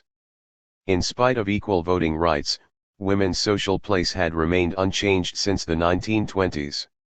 Ultimately, as anarchist Lily Gare Wilkinson stressed, the call for votes can never be a call to freedom. For what is it to vote? To vote is to register assent to being ruled by one legislator or another. Quoted by Sheila Robotham, Op. Cit. p. 102. It does not get to the heart of the problem, namely hierarchy and the authoritarian social relationships it creates, of which patriarchy is only a subset of. Only by getting rid of all bosses, political, economic, social and sexual, can genuine freedom for women be achieved and make it possible for women to be human in the truest sense. Everything within her that craves assertion and activity should reach its fullest expression, all artificial barriers should be broken, and the road towards greater freedom cleared of every trace of centuries of submission and slavery. Emma Goldman, Op. Cit. p. 214. A.3.6 What is cultural anarchism? For our purposes, we will define cultural anarchism as the promotion of anti-authoritarian values through those aspects of society traditionally regarded as belonging to the sphere of culture rather than economics or politics, for example, through art, music, drama, literature, education, child-rearing practices, sexual morality, technology, and so forth. Cultural expressions are anarchistic to the extent that they deliberately attack, weaken, or subvert the tendency of most traditional cultural forms to promote authoritarian values and attitudes, particularly domination and exploitation. Thus, a novel that portrays the evils of militarism can be considered as cultural anarchism if it goes beyond the simple war is hell model and allows the reader to see how militarism is connected with authoritarian institutions, e.g. capitalism and statism, or methods of authoritarian conditioning, e.g. upbringing in the traditional patriarchal family. Or, as John Clark expresses it, cultural anarchism implies the development of arts, media, and other symbolic forms that expose various aspects of the system of domination and contrast them with a system of values based on freedom and community. This cultural struggle would be part of a general struggle to combat the material and ideological power of all dominating classes, whether economic, political, racial, religious, or sexual, with a multidimensional practice of liberation. In other words, an expanded conception of class analysis and an amplified practice of class struggle which includes, but is not limited to, economic actions like strikes, boycotts, job actions, occupation, organizations of direct action groups and federations of libertarian workers groups and development of workers' assemblies, collectives and cooperatives, and political activity like the active interference with implementation of repressive governmental policies. The non-compliance and resistance against regimentation and bureaucratization of society and participation in movements for increasing direct participation in decision-making and local control. The Anarchist Moment, p. 31. Cultural anarchism is important, indeed essential, because authoritarian values are embedded in a total system of domination with many aspects besides the political and economic. Hence those values cannot be eradicated even by a combined economic and political revolution if it is not also accompanied by profound psychological changes in the majority of the population. For mass acquiescence in the current system is rooted in the psychic structure of human beings, their character structure, to use Wilhelm Reich's expression, which is produced by many forms of conditioning and socialization that have developed with patriarchal authoritarian civilization during the past 5,000 or 6,000 years. In other words, even if capitalism and the state were overthrown tomorrow, people would soon create new forms of authority in their place. For authority, a strong leader, a chain of command, someone to give orders and relieve one of the responsibility of thinking for oneself, or what the submissive/authoritarian personality feels most comfortable with.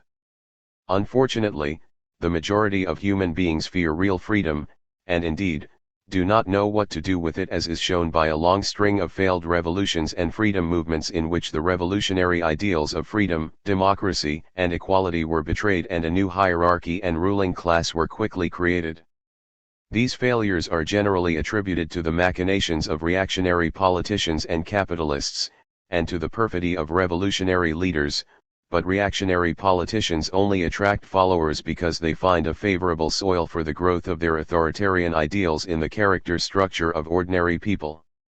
Hence the prerequisite of an anarchist revolution is a period of consciousness raising in which people gradually become aware of submissive/authoritarian traits within themselves, See how those traits are reproduced by conditioning, and understand how they can be mitigated or eliminated through new forms of culture, particularly new child rearing and educational methods. We will explore this issue more fully in section B.1.5, What is the mass psychological basis for authoritarian civilization, J.6, What methods of child rearing do anarchists advocate, and J.5.13, What are modern schools? Cultural anarchist ideas are shared by almost all schools of anarchist thought, and consciousness raising is considered an essential part of any anarchist movement. For anarchists, it's important to build the new world in the shell of the old in all aspects of our lives, and creating an anarchist culture is part of that activity. Few anarchists, however, consider consciousness raising as enough in itself, and so combine cultural anarchist activities with organizing, using direct action, and building libertarian alternatives in capitalist society.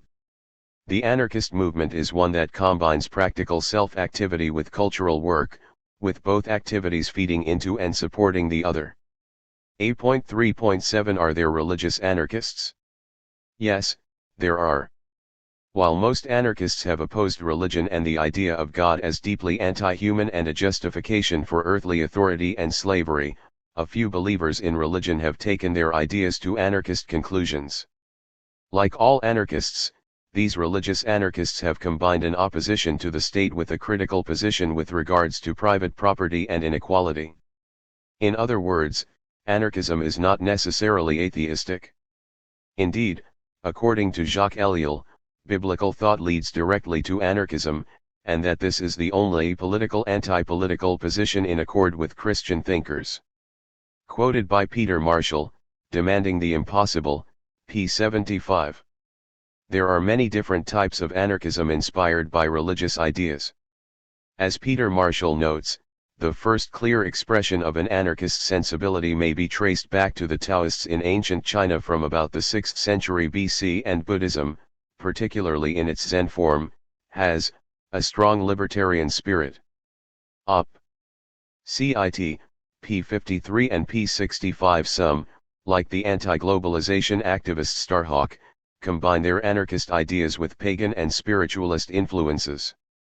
However, religious anarchism usually takes the form of Christian anarchism, which we will concentrate on here. Christian anarchists take seriously Jesus' words to his followers that kings and governors have domination over men, let there be none like that among you.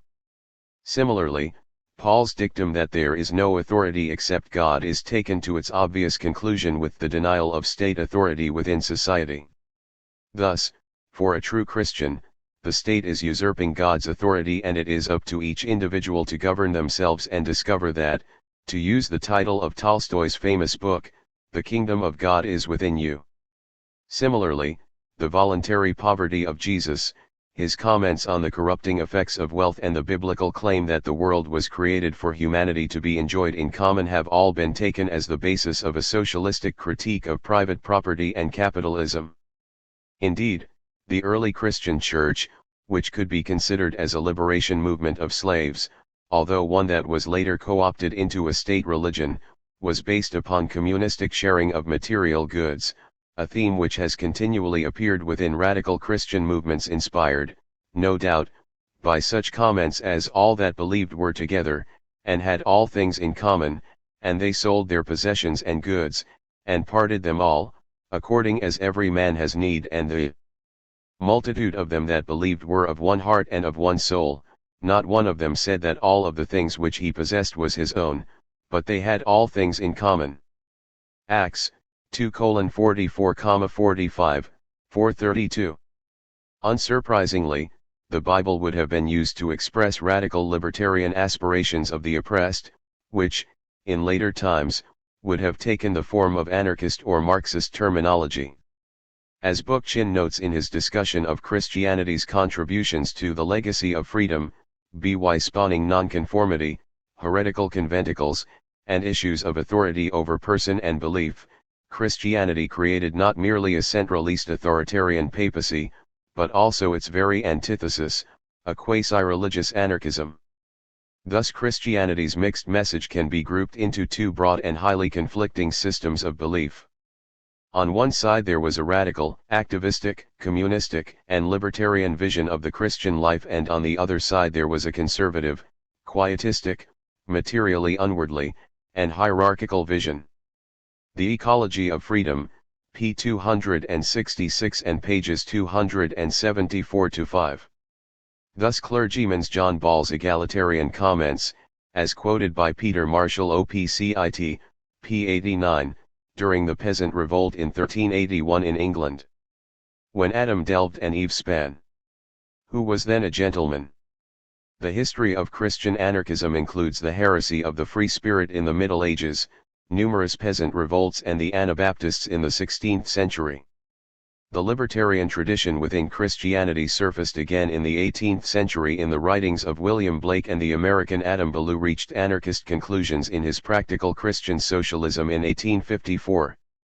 However, Christian anarchism became a clearly defined thread of the anarchist movement with the work of the famous Russian author Leo Tolstoy.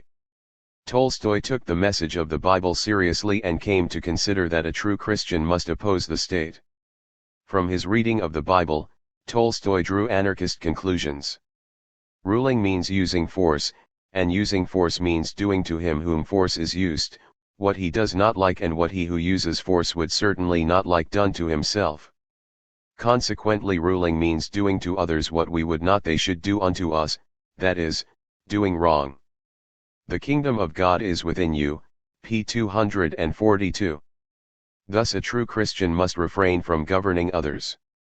From this anti-statist position he naturally argued in favor of a society self-organized from below. Why think that non-official people could not arrange their life for themselves, as well as government people can arrange it nor for themselves but for others? The slavery of our times, p. 46. This meant that people can only be freed from slavery by the abolition of governments. Op. Cit. p. 49. Tolstoy urged nonviolent action against oppression, seeing a spiritual transformation of individuals as the key to creating an anarchist society.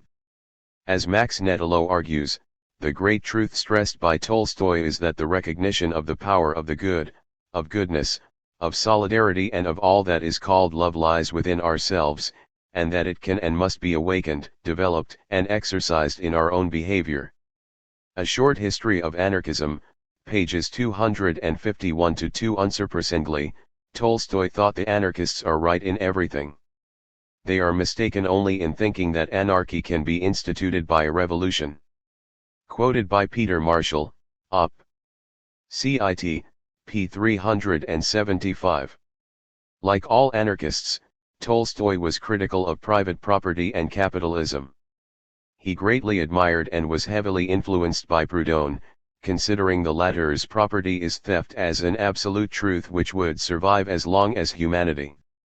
Quoted by Jack Hayward, after the French Revolution, p. 213. Like Henry George, whose ideas, like those of Proudhon, had a strong impact on him, he opposed private property in land, arguing that were it not for the defense of landed property, and its consequent rise in price, people would not be crowded into such narrow spaces, but would scatter over the free land of which there is still so much in the world.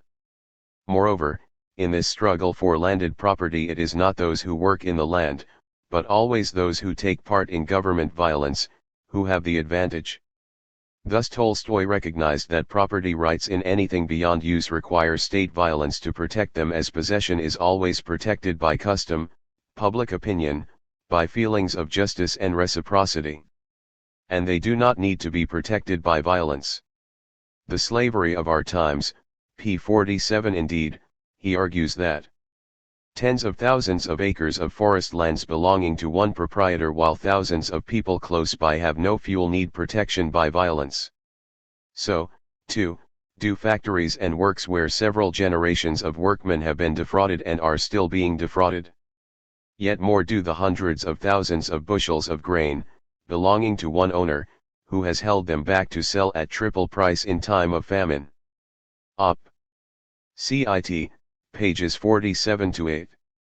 As with other anarchists, Tolstoy recognized that under capitalism, economic conditions compel the worker to go into temporary or perpetual slavery to a capitalist and so is obliged to sell his liberty.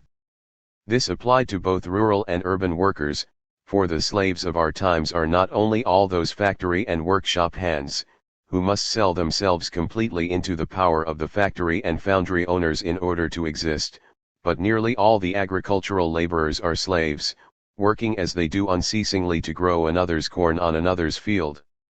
Such a system could only be maintained by violence, for first, the fruit of their toil is unjustly and violently taken from the workers, and then the law steps in, and these very articles which have been taken from the workmen unjustly and by violence are declared to be the absolute property of those who have stolen them. Op. Cit. p. 34, p. 31 and p. 38. Tolstoy argued that capitalism morally and physically ruined individuals and that capitalists were slave drivers. He considered it impossible for a true Christian to be a capitalist, for a manufacturer is a man whose income consists of value squeezed out of the workers, and whose whole occupation is based on forced, unnatural labor, and therefore, he must first give up ruining human lives for his own profit. The kingdom of God is within you, p. 338 and p. 339. Unsurprisingly, Tolstoy argued that cooperatives were the only social activity which a moral, self-respecting person who doesn't want to be a party of violence can take part in. Quoted by Peter Marshall, Op. Cit. p. 378. So, for Tolstoy, taxes, or landowning or property in articles of use or in the means of production produces the slavery of our times. However, he rejected the state socialist solution to the social problem as political power would create a new form of slavery on the ruins of the old. This was because the fundamental cause of slavery is legislation, the fact that there are people who have the power to make laws. This requires organized violence used by people who have power, in order to compel others to obey the laws they, the powerful, have made, in other words, to do their will. Handing over economic life to the state would simply mean there will be people to whom power will be given to regulate all these matters. Some people will decide these questions, and others will obey them. Tolstoy, Op. Cit. p. 40, p. 41, p. 43 and p. 25. He correctly prophetised that the only thing that will happen with the victory of Marxism would be that despotism will be passed on. Now the capitalists are ruling, but then the directors of the working class will rule. Quoted by Marshall, Op. Cit. p. 379. From his opposition to violence, Tolstoy rejects both state and private property and urged pacifist tactics to end violence within society and create a just society. For Tolstoy, government could only be destroyed by a mass refusal to obey, by non-participation in governmental violence, and by exposing fraud of statism to the world. He rejected the idea that force should be used to resist or end the force of the state. In Netelo's words, he asserted, resistance to evil, and to one of the ways of resistance by active force he added another way, resistance through disobedience, the passive force. Op. Cit. p. 251. In his ideas of a free society, Tolstoy was clearly influenced by rural Russian life and aimed for a society based on peasant farming of communal land, artisans, and small-scale cooperatives.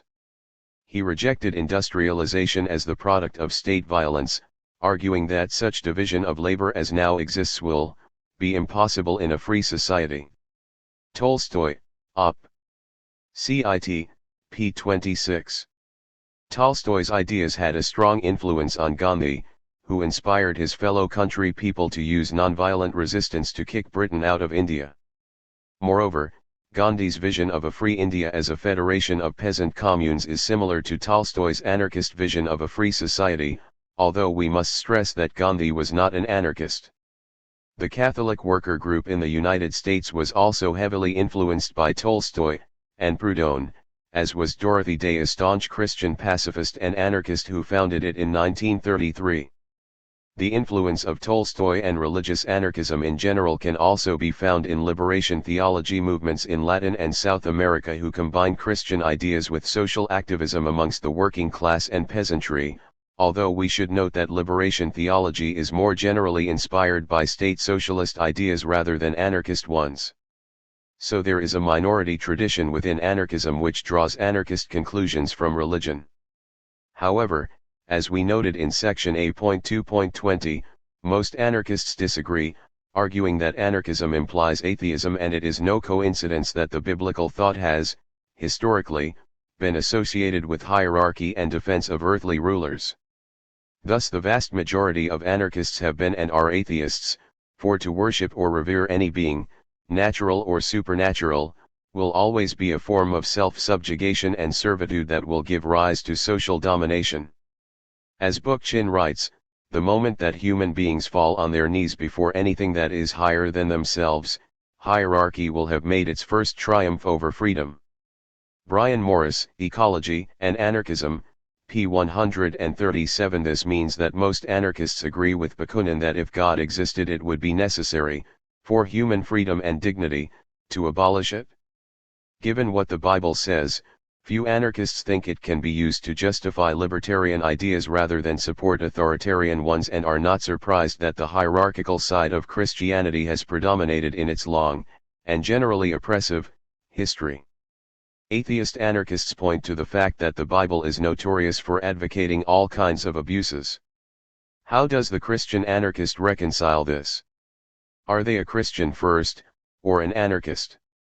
Equality, or adherence to the scripture? For a believer, it seems no choice at all. If the Bible is the Word of God, how can an anarchist support the more extreme positions it takes while claiming to believe in God, His authority, and His laws? For example, no capitalist nation would implement the no working on the Sabbath law which the Bible expounds. Most Christian bosses have been happy to force their fellow believers to work on the seventh day in spite of the biblical penalty of being stoned to death. 6 days shall work be done, but on the seventh day there shall be to you an holy day, a Sabbath of rest to the Lord.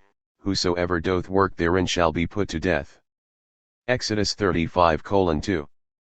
Would a Christian anarchist advocate such a punishment for breaking God's law?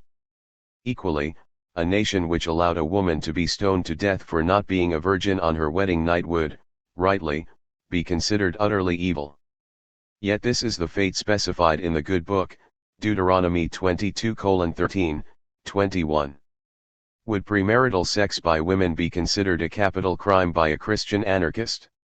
Or, for that matter, should a stubborn and rebellious son, which will not obey the voice of his father, or the voice of his mother, also suffer the fate of having all the men of his city stone him with stones, that he die?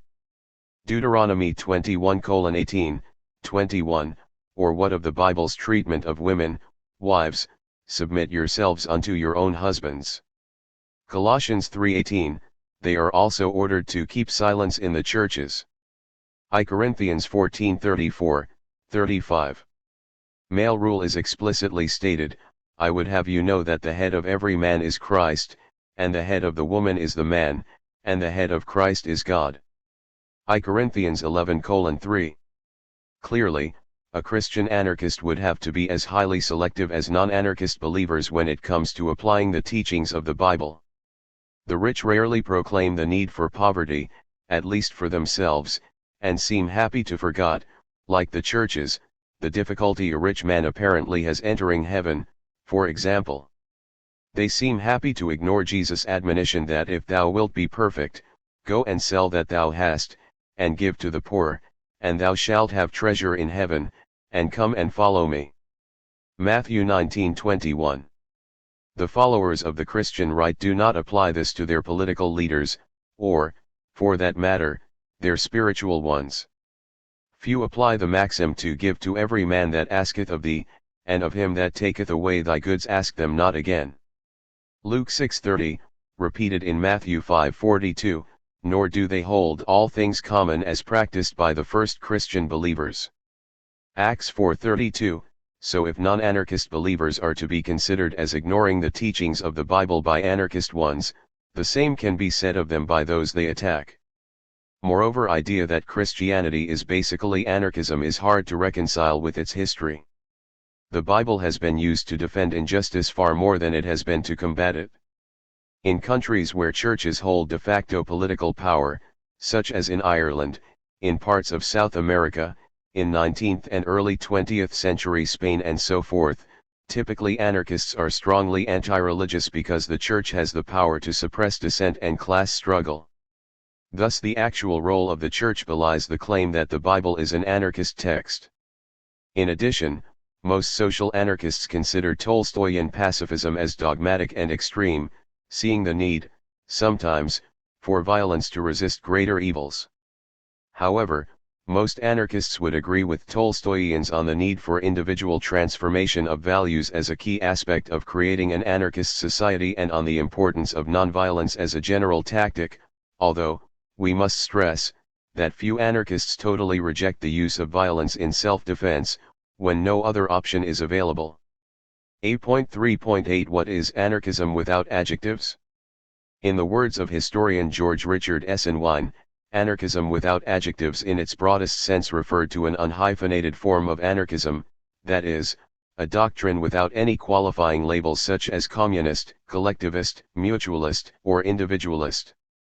For others, it was simply understood as an attitude that tolerated the coexistence of different anarchist schools. Anarchist ideology and the working class movement in Spain, 1868–1898, p. 135. The originator of the expression was Cuban-born Fernando Terrada del Marmol, who used it in November, 1889, in Barcelona. He directed his comments towards the communist and collectivist anarchists in Spain, who at the time were having an intense debate over the merits of their two theories. Anarchism without adjectives was an attempt to show greater tolerance between anarchist tendencies and to be clear that anarchists should not impose a preconceived economic plan on anyone, even in theory. Thus the economic preferences of anarchists should be of secondary importance to abolishing capitalism and the state, with free experimentation the one rule of a free society. Thus the theoretical perspective known as anarquismo sin adjectives, anarchism without adjectives, was one of the byproducts of an intense debate within the movement itself. The roots of the argument can be found in the development of communist anarchism after Bakunin's death in 1876. While not entirely dissimilar to collectivist anarchism, as can be seen from James Guillaume's famous work on building the new social order within Bakunin on anarchism, the collectivists did see their economic system evolving into free communism. Communist anarchists developed, deepened, and enriched Bakunin's work just as Bakunin had developed, deepened and enriched Proudhon's. Communist anarchism was associated with such anarchists as Elisée Reclus, Carlo Cafiero, Enrico Malatesta and, most famously, Peter Kropotkin. Quickly communist anarchist ideas replaced collectivist anarchism as the main anarchist tendency in Europe, except in Spain. Here the major issue was not the question of communism, although for Ricardo Mella this played a part, but a question of the modification of strategy and tactics implied by communist anarchism. At this time, the 1880s, the communist anarchists stressed local, pure, cells of anarchist militants, generally opposed trade unionism, although Kropotkin was not one of these, as he saw the importance of militant workers' organizations, as well as being somewhat anti-organization as well. Unsurprisingly, such a change in strategy and tactics came in for a lot of discussion from the Spanish collectivists, who strongly supported working class organization and struggle. This conflict soon spread outside of Spain, and the discussion found its way into the pages of La Revolte in Paris. This provoked many anarchists to agree with Malatesta's argument that it is not right for us, to say the least, to fall into strife over mere hypotheses. Quoted by Max Nettolo, A Short History of Anarchism, pages 198–9. Over time, most anarchists agreed, to use Nettolo's words, that we cannot foresee the economic development of the future op. Cit. p. 201, and so started to stress what they had in common, opposition to capitalism and the state, rather than the different visions of how a free society would operate. As time progressed, most communist anarchists saw that ignoring the labor movement ensured that their ideas did not reach the working class, while most collectivist anarchists stressed their commitment to communist ideals and their arrival sooner, rather than later, after a revolution. Thus both groups of anarchists could work together, as there was no reason for splitting up into small schools, in our eagerness to overemphasize certain features, subject to variation in time and place, of the society of the future, which is too remote from us to permit us to envision all its adjustments and possible combinations. Moreover, in a free society the methods and the individual forms of association and agreements, or the organization of labor and of social life, will not be uniform, and we cannot, at this moment, make any forecasts or determinations concerning them. Malatesta, quoted by Netelo, Op. Cit. p. 173. Thus, Malatesta continued, even the question as between anarchist collectivism and anarchist communism is a matter of qualification, of method and agreement, as the key is that, no matter the system, a new moral conscience will come into being, which will make the wage system repugnant to men and women just as legal slavery and compulsion are now repugnant to them. If this happens, then, whatever the specific forms of society may turn out to be, the basis of social organization will be communist. As long as we hold to fundamental principles and do our utmost to instill them in the masses, we need not quarrel over mere words or trifles, but give post-revolutionary society a direction towards justice, equality, and liberty. Quoted by Netelo, Op. Cit. p. 173 and p. 174. Similarly, in the United States there was also an intense debate at the same time between individualist and communist anarchists. There Benjamin Tucker was arguing that communist anarchists were not anarchists, while John Most was saying similar things about Tucker's ideas. Just as people like Mella and Derrida put forward the idea of tolerance between anarchist groups, so anarchists like Voltairine de Cleyre came to label herself simply anarchist, and called like Malatesta for an anarchism without adjectives, since in the absence of government many different experiments would probably be tried in various localities in order to determine the most appropriate form. Peter Marshall, demanding the impossible, p. 393. In her own words, a whole range of economic systems would be advantageously tried in different localities. I would see the instincts and habits of the people express themselves in a free choice in every community, and I am sure that distinct environments would call out distinct adaptations. Anarchism, exquisite rebel, p. 79. Consequently, individualist and communist anarchist forms of society, as well as many intermediations, would, in the absence of government, be tried in various localities, according to the instincts and material condition of the people. Liberty and experiment alone can determine the best forms of society. Therefore I no longer label myself otherwise than anarchist simply. The Making of an Anarchist, the Voltairine de Cleyre reader, pages 107-8.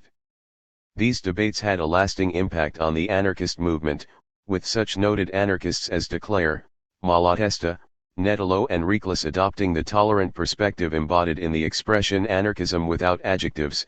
See Netelo's A Short History of Anarchism, pages 195-201 for an excellent summary of this. It is also, we add, the dominant position within the anarchist movement today, with most anarchists recognizing the right of other tendencies to the name anarchist while, obviously, having their own preferences for specific types of anarchist theory and their own arguments why other types are flawed. However, we must stress that the different forms of anarchism, communism, syndicalism, religious etc., are not mutually exclusive, and you do not have to support one and hate the others. This tolerance is reflected in the expression anarchism without adjectives. One last point, some anarcho-capitalists have attempted to use the tolerance associated with anarchism without adjectives to argue that their ideology should be accepted as part of the anarchist movement. After all, they argue, anarchism is just about getting rid of the state, economics is of secondary importance. However, such a use of anarchism without adjectives is bogus, as it was commonly agreed at the time that the types of economics that were being discussed were anti-capitalist, i.e. socialistic. For Malatesta, for example, there were anarchists who foresee and propose other future forms of social organization than communist anarchism, but they desire, just as we do, to destroy political power and private property. Let us do away, he argued, with all exclusivism of schools of thinking and let us come to an understanding on ways and means, and go forwards. Quoted by Netalo, Op. Cit. p. 175. In other words, it was agreed that capitalism had to be abolished along with the state, and once this was the case, free experimentation would develop. Thus the struggle against the state was just one part of a wider struggle to end oppression and exploitation and could not be isolated from these wider aims. As anarcho-capitalists do not seek the abolition of capitalism along with the state, they are not anarchists, and so anarchism without adjectives does not apply to the so-called anarchist capitalists. See section F on why anarcho-capitalism is not anarchist. This is not to say that after a revolution anarcho-capitalist communities would not exist. Far from it. If a group of people wanted to form such a system, then they could, just as we would expect a community which supported state socialism or theocracy to live under that regime. Such enclaves of hierarchy would exist simply because it is unlikely that everyone on the planet, or even in a given geographical area, will become anarchists all at the same time. The key thing to remember is that no such system would be anarchist and, consequently, is not anarchism without adjectives. 8.3.9 What is anarcho-primitivism? As discussed in section 8.3.3, most anarchists would agree with situationist Ken Knabb in arguing that in a liberated world computers and other modern technologies could be used to eliminate dangerous or boring tasks, freeing everyone to concentrate on more interesting activities. Obviously, certain technologies, nuclear power is the most obvious example, are indeed so insanely dangerous that they will no doubt be brought to a prompt halt. Many other industries which produce absurd, obsolete, or superfluous commodities will, of course, cease automatically with the disappearance of their commercial rationales. But many technologies, however they may presently be misused, have few if any inherent drawbacks. It's simply a matter of using them more sensibly, bringing them under popular control, introducing a few ecological improvements, and redesigning them for human rather than capitalistic ends. Public Secrets, p. 79 and p. 80. Thus most eco-anarchists see the use of appropriate technology as the means of creating a society which lives in balance with nature. However, a small but vocal minority of self-proclaimed green anarchists disagree. Writers such as John Zerzan, John Moore, and David Watson have expounded a vision of anarchism which, they claim, aims to critique every form of power and oppression. This is often called anarcho-primitivism, which according to Moore, is simply a shorthand term for a radical current that critiques the totality of civilization from an anarchist perspective, and seeks to initiate a comprehensive transformation of human life. Primitivist primer. How this current expresses itself is diverse, with the most extreme elements seeking the end of all forms of technology, division of labor, domestication, progress, industrialism, what they call mass society, and, for some, even symbolic culture, i.e. numbers, language, time, and art. They tend to call any system which includes these features civilization and, consequently, aim for the destruction of civilization. How far back they wish to go is a moot point. Some see the technological level that existed before the Industrial Revolution as acceptable, many go further and reject agriculture and all forms of technology beyond the most basic. For them, a return to the wild, to a hunter-gatherer mode of life, is the only way, for anarchy is exist and dismiss out of hand the idea that appropriate technology can be used to create an anarchist society based on industrial production which minimizes its impact on ecosystems. Thus we find the primitivist magazine Green Anarchy arguing that those, like themselves, who prioritize the values of personal autonomy or wild existence have reason to oppose and reject all large-scale organizations and societies on the grounds that they necessitate imperialism, slavery, and hierarchy, regardless of the purposes they may be designed for. They oppose capitalism as it is civilization's current dominant manifestation. However, they stress that it is civilization, not capitalism per se, was the genesis of systemic authoritarianism, compulsory servitude, and social isolation. Hence, an attack upon capitalism that fails to target civilization can never abolish the institutionalist coercion that fuels society. To attempt to collectivize industry for the purpose of democratizing it is to fail to recognize that all large-scale organizations adopt a direction and form that is independent of its members' intentions. Thus, they argue, genuine anarchists must oppose industry and technology for hierarchical institutions, territorial expansion, and the mechanization of life are all required for the administration and process of mass production to occur. For primitivists, only small communities of self-sufficient individuals can coexist with other beings, human or not, without imposing their authority upon them. Such communities would share essential features with tribal societies.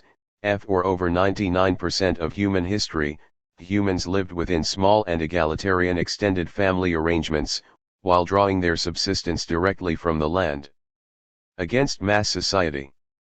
While such tribal communities, which lived in harmony with nature and had little or no hierarchies, are seen as inspirational, primitivists look, to use the title of a John Zerzan book, forward to seeing the future primitive. As John Moore puts it, the future envisioned by anarcho-primitivism is without precedent. Although primitive cultures provide intimations of the future, and that future may well incorporate elements derived from those cultures, an anarcho-primitivist world would likely be quite different from previous forms of anarchy. Cit. For the primitivist, other forms of anarchism are simply self-managed alienation within essentially the same basic system we now endure. Hence Moore's comment that classical anarchism wants to take over civilization, rework its structures to some degree, and remove its worst abuses and oppressions. However, 99% of life in civilization remains unchanged in their future scenarios, precisely because the aspects of civilization they question are minimal. Overall life patterns wouldn't change too much. Thus, from the perspective of anarcho-primitivism, all other forms of radicalism appear as reformist, whether or not they regard themselves as revolutionary. Cit. In reply, classical anarchists point out three things. Firstly, to claim that the worst abuses and oppressions account for 1% of capitalist society is simply nonsense and, moreover, something an apologist of that system would happily agree with. Secondly, it is obvious from reading any classical anarchist text that Moore's assertions are nonsense. Classical anarchism aims to transform society radically from top to bottom, not tinker with minor aspects of it. Do primitivists really think that people who went to the effort to abolish capitalism would simply continue doing 99% of the same things they did beforehand? Of course not. In other words, it is not enough to get rid of the boss, although this is a necessary first step. Thirdly, and most importantly, Moore's argument ensures that his new society would be impossible to reach. So, as can be seen, primitivism has little or no bearing to the traditional anarchist movement and its ideas. The visions of both are simply incompatible, with the ideas of the latter dismissed as authoritarian by the former and anarchists questioning whether primitivism is practical in the short term or even desirable in the long. While supporters of primitivism like to portray it as the most advanced and radical form of anarchism, others are less convinced.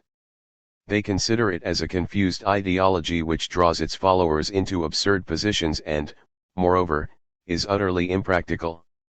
They would agree with Ken Nav that primitivism is rooted in fantasies which contain so many obvious self-contradictions that it is hardly necessary to criticize them in any detail. They have questionable relevance to actual past societies and virtually no relevance to present possibilities. Even supposing that life was better in one or another previous era, we have to begin from where we are now. Modern technology is so interwoven with all aspects of our life that it could not be abruptly discontinued without causing a global chaos that would wipe out billions of people. Cit. p. 79. The reason for this is simply that we live in a highly industrialist and interconnected system in which most people do not have the skills required to live in a hunter-gatherer or even agricultural society. Moreover, it is extremely doubtful that 6 billion people could survive as hunter-gatherers even if they had the necessary skills. As Brian Morris notes, the future we are told is primitive. How this is to be achieved in a world that presently sustains almost 6 billion people, for evidence suggests that the hunter-gatherer lifestyle is only able to support 1 or 2 people per square mile, primitivists like Zerzan do not tell us. Anthropology and Anarchism, pages 35 to 41, Anarchy, A Journal of Desire Armed, number 45, p. 38. Most anarchists, therefore, agree with Chomsky's summation that I do not think that they are realizing that what they are calling for is the mass genocide of millions of people because of the way society is now structured and organized. If you eliminate these structures, everybody dies. And, unless one thinks through these things, it's not really serious. Chomsky on Anarchism, p. 226. Somewhat ironically, many proponents of primitivism agree with its critics that the Earth would be unable to support 6 billion living as hunter-gatherers. This, critics argue, gives primitivism a key problem in that population levels will take time to fall, and so any primitivist rebellion faces 2 options.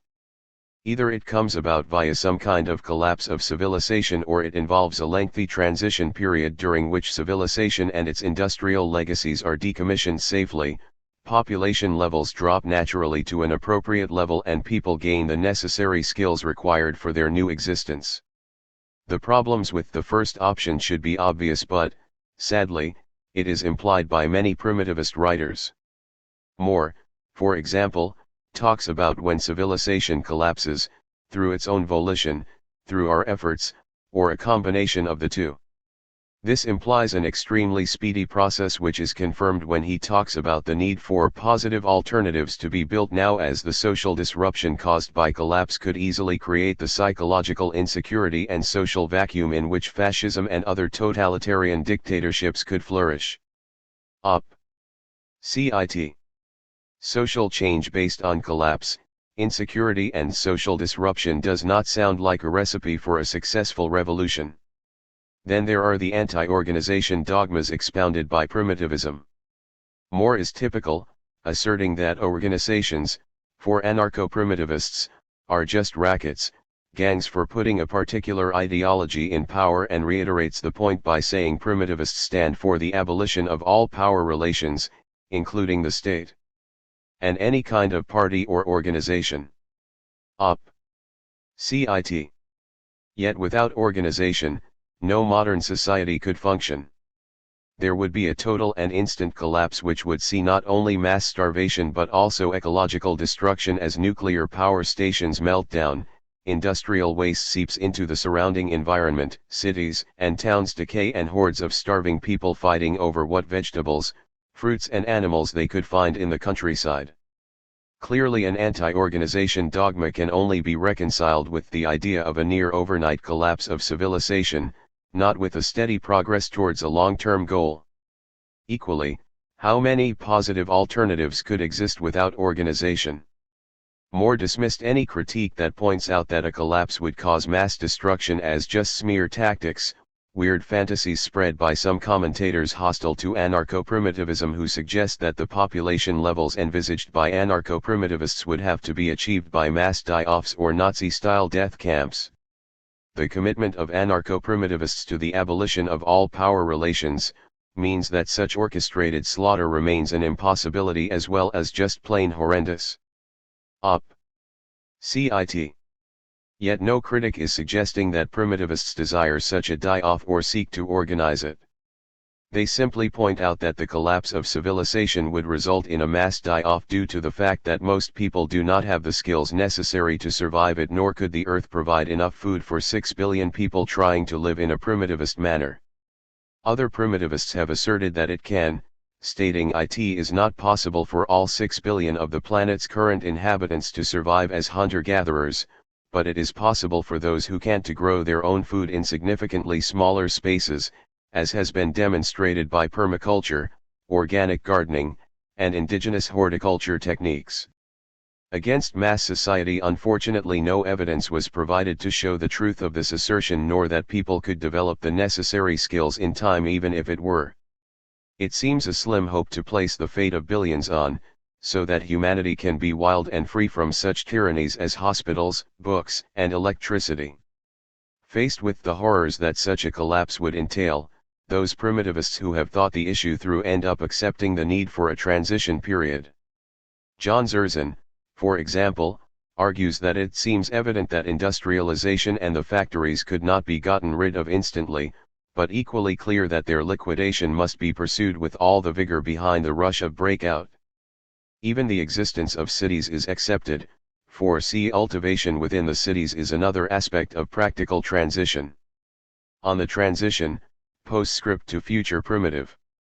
However, to accept the necessity of a transition period does little more than expose the contradictions within primitivism. Zerzan notes that the means of reproducing the prevailing death ship, e.g. its technology, cannot be used to fashion a liberated world. He ponders, what would we keep? Labor-saving devices. Unless they involve no division of labor, e.g. a lever or incline, this concept is a fiction. Behind the saving is hidden the congealed drudgery of many and the despoliation of the natural world. How this is compatible with maintaining industrialization and the factories for a non-specified period is unclear. Similarly, he argues that instead of the coercion of work and how much of the present could continue without precisely that coercion? An existence without constraints is an immediate, central objective. Op. Cit. How that is compatible with the arguing that industry would be maintained for a time is left unasked, never mind unanswered. And if work continues, how is this compatible with the typical primitivist dismissal of traditional anarchism, namely that self-management is managing your own alienation and that no one will want to work in a factory or in a mine and, therefore, coercion will have to be used to make them do so? Does working in a self-managed workplace somehow become less alienating and authoritarian during a primitivist transition? It is an obvious fact that the human population size cannot be reduced significantly by voluntary means in a short period of time. For primitivism to be viable, world population levels need to drop by something like 90%. This implies a drastic reduction of population will take decades, if not centuries, to achieve voluntarily. Given that it is unlikely that, almost, everyone on the planet will decide not to have children, this time scale will almost certainly be centuries, and so agriculture and most industries will have to continue, and an exodus from the cities would be impossible immediately.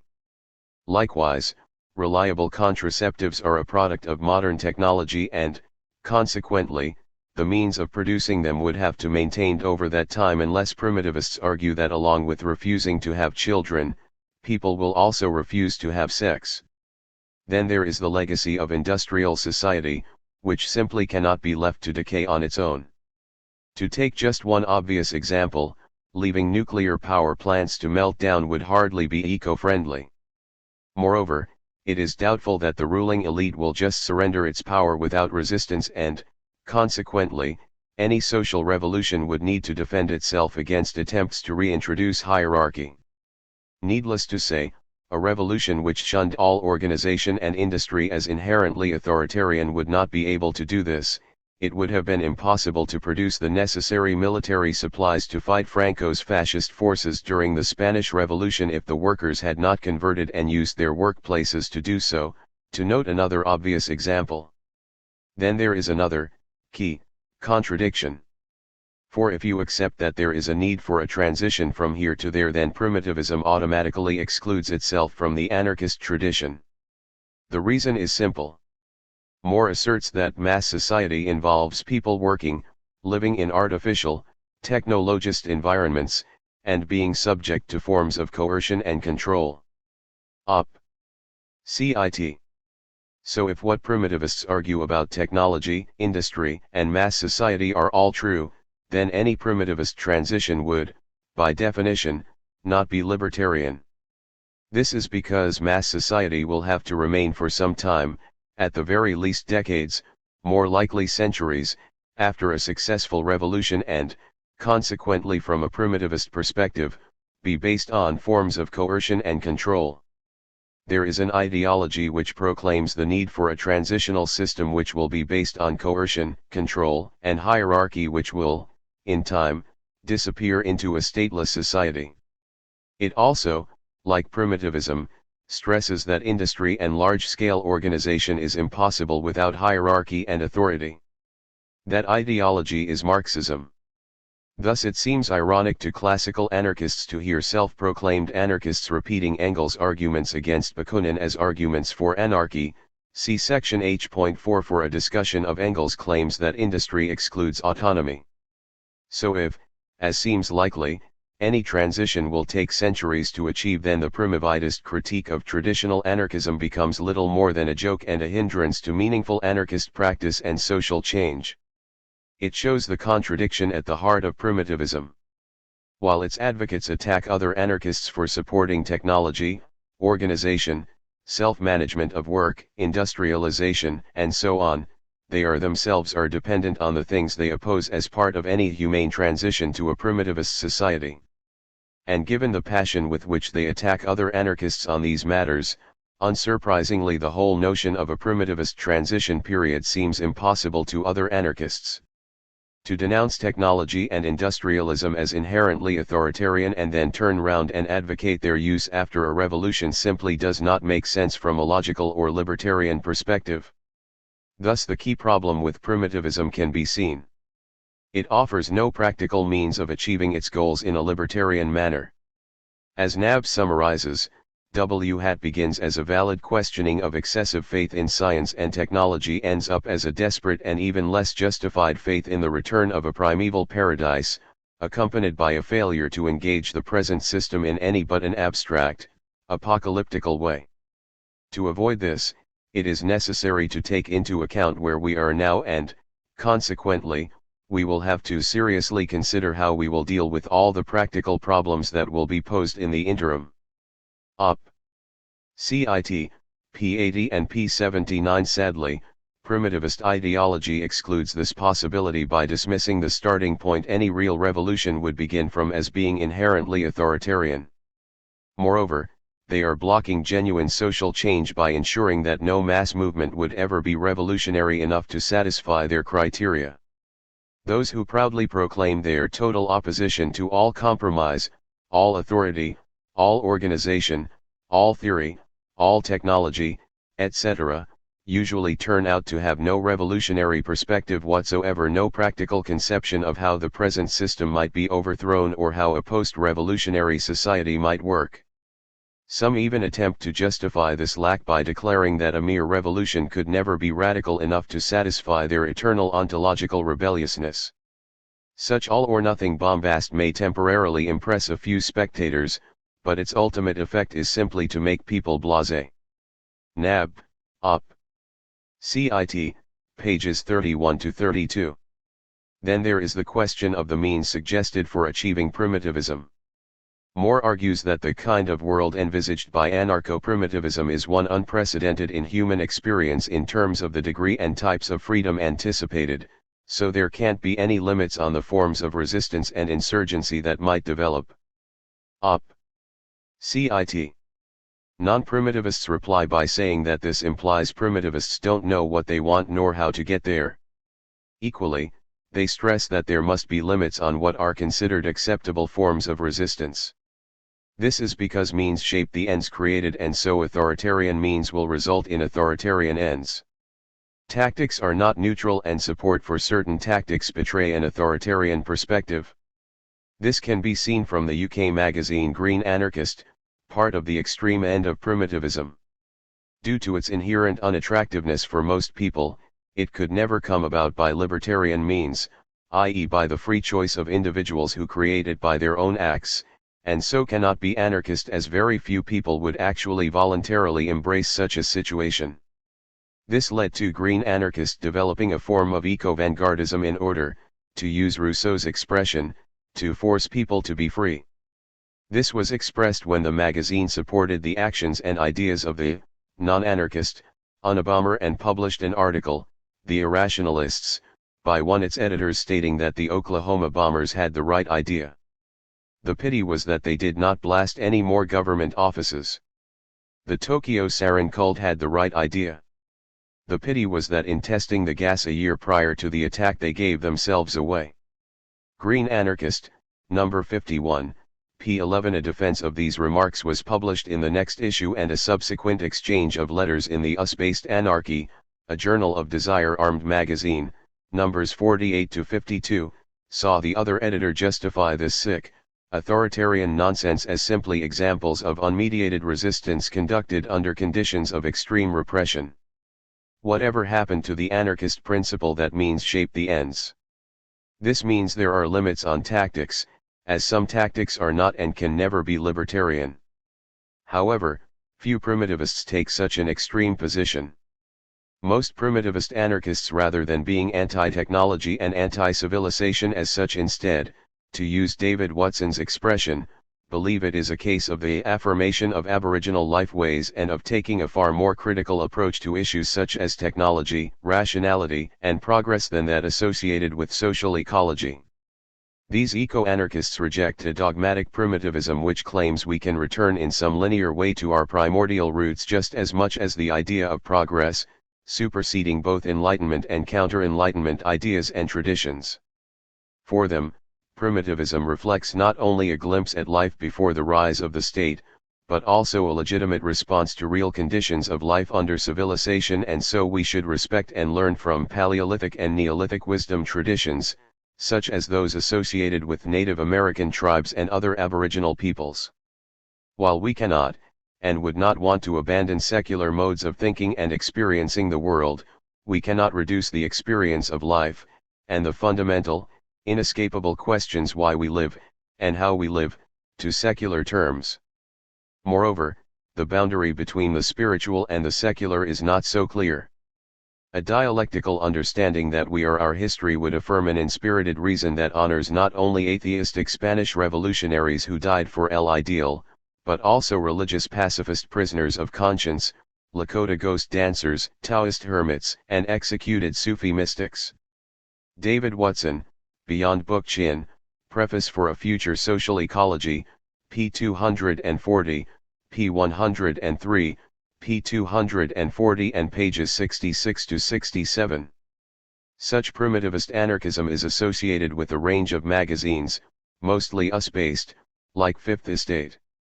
For example, on the question of technology, they argue that Heil market capitalism was a spark that set the fire, and remains at the center of the complex. It is only part of something larger, the forced adaptation of organic human societies to an economic instrumental civilization and its mass techniques, which are not only hierarchical and external but increasingly cellular and internal. It makes no sense to layer the various elements of this process in a mechanistic hierarchy of first cause and secondary effects. Watson, Op. Cit. Pages 127 to 8. For this reason primitivists are more critical of all aspects of technology, including calls by social ecologists for the use of appropriate technology essential in order to liberate humanity and the planet. To speak of technological society is in fact to refer to the techniques generated within capitalism, which in turn generate new forms of capital. The notion of a distinct realm of social relations that determine this technology is not only ahistorical and undialectical, it reflects a kind of simplistic base/superstructure schema. Watson, Op. Cit. p. 124. Thus it is not a case of who uses technology which determines its effects, rather the effects of technology are determined to a large degree by the society that creates it. In other words, technology is selected which tends to reinforce hierarchical power, as it is those in power who generally select which technology is introduced within society, saying that, oppressed people have this excellent habit of turning technology against the powerful, and technological change and social struggle are interrelated. See section D.10. Thus even the use of appropriate technology involves more than selecting from the range of available technology at hand, as these technologies have certain effects regardless of who uses them. Rather, it is a question of critically evaluating all aspects of technology and modifying and rejecting it as required to maximize individual freedom, empowerment, and happiness.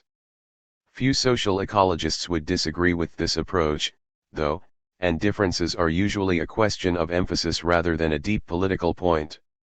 However, few anarchists are convinced by an ideology which, as Brian Morris notes, dismisses the last 8,000 years or so of human history as little more than a source of tyranny, hierarchical control, mechanized routine devoid of any spontaneity. All those products of the human creative imagination, farming, art, philosophy, technology, science, urban living, symbolic culture are viewed negatively by Zerzan in a monolithic sense. While there is no reason to worship progress, there is just as little need to dismiss all change and development out of hand as oppressive. Nor are they convinced by Zerzan's selective culling of the anthropological literature. Op. Cit. p. 38. Most anarchists would concur with Murray Bookchin. The ecology movement will never gain any real influence or have any significant impact on society if it advances a message of despair rather than hope, of a regressive and impossible return to primordial human cultures, rather than a commitment to human progress and to a unique human empathy for life as a whole. We must recover the utopian impulses, the hopefulness, the appreciation of what is good, what is worth rescuing in young civilization, as well as what must be rejected, if the ecology movement is to play a transformative and creative role in human affairs. For without changing society, we will not change the disastrous ecological direction in which capitalism is moving. The Ecology of Freedom, p. 63. In addition, a position of turning back the clock is deeply flawed, for while some Aboriginal societies are very anarchistic, not all are. As anarchist anthropologist David Graeber points out, we know almost nothing about life in Paleolithic, other than the sort of thing that can be gleaned from studying very old skulls. But what we see in the more recent ethnographic records is endless variety. There were hunter-gatherer societies with nobles and slaves, there are agrarian societies that are fiercely egalitarian. Even in Amazonia, one finds some groups who can justly be described as anarchists, like the PRO, living alongside others, say, the warlike Cher-Entre, who are clearly anything but. Fragments of an Anarchist Anthropology, pages 53 to 4. Even if we speculate, like Zerzan, that if we go back far enough we would find all of humanity in anarchistic tribes, the fact remains that certain of these societies did develop into statist, propertarian ones, implying that a future anarchist society that is predominantly inspired by and seek to reproduce key elements of prehistoric forms of anarchy is not the answer, as civilization may develop again due to the same social or environmental factors. Primitivism confuses two radically different positions, namely support for a literal return to primitive life ways and the use of examples from primitive life as a tool for social critique.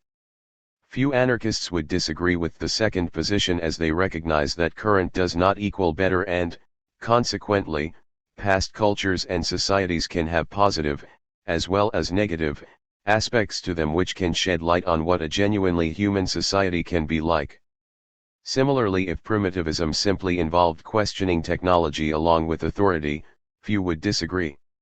However, this sensible position is, in the main, subsumed within the first one, the idea that an anarchist society would be a literal return to hunter-gatherer society.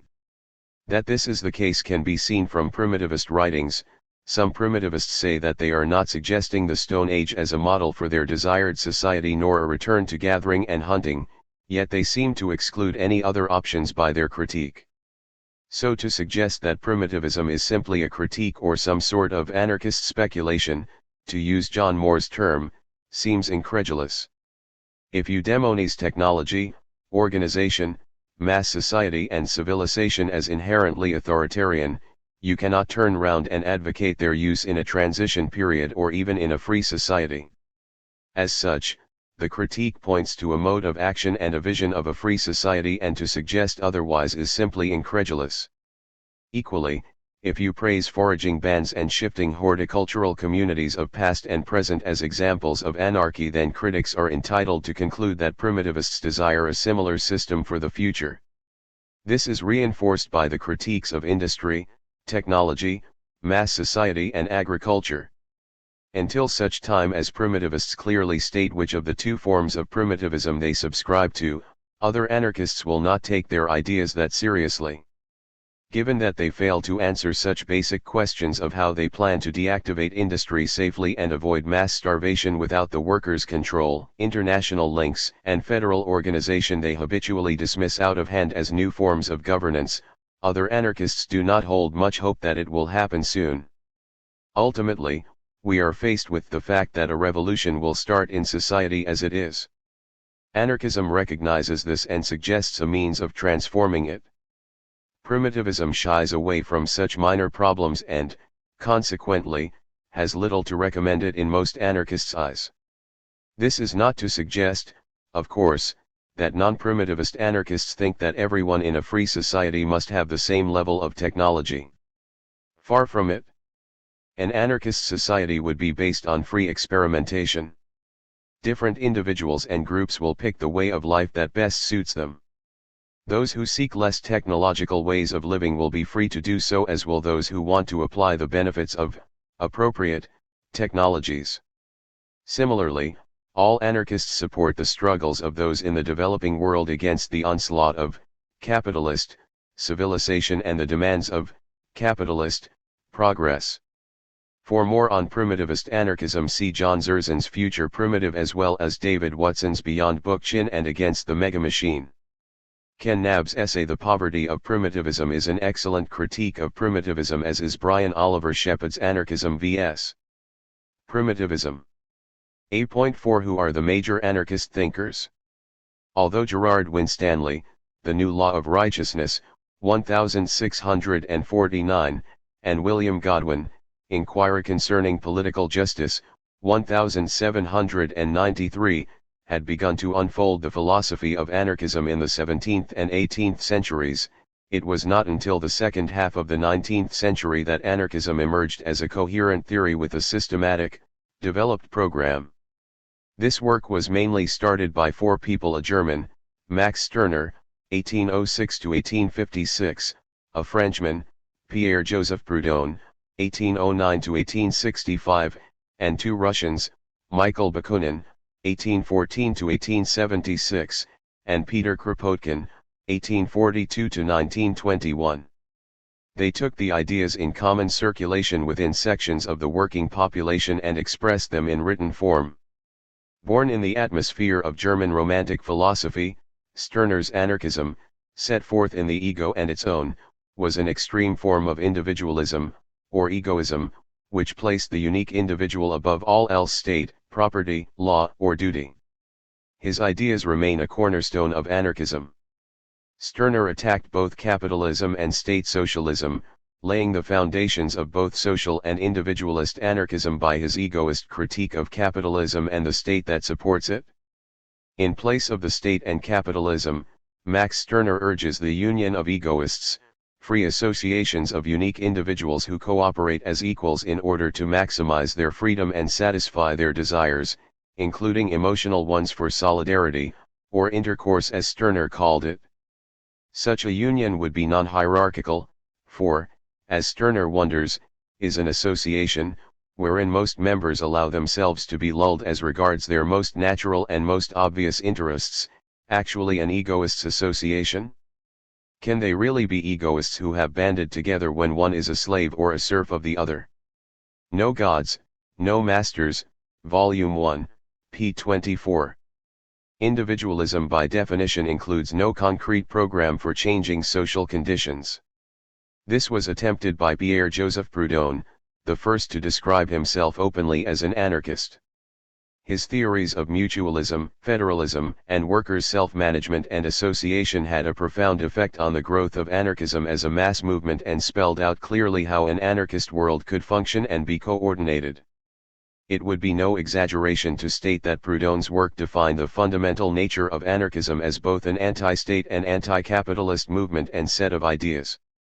Bakunin, Kropotkin, and Tucker all claimed inspiration from his ideas, and they are the immediate source for both social and individualist anarchism, with each thread emphasizing different aspects of mutualism. For example, social anarchists stress the associational aspect of them, while individualist anarchists the non-capitalist market side. Proudhon's major works include What is Property, System of Economical Contradictions, The Principle of Federation, and the Political Capacity of the Working Classes. His most detailed discussion of what mutualism would look like can be found in his The General Idea of the Revolution. His ideas heavily influenced both the French labor movement and the Paris Commune of 1871.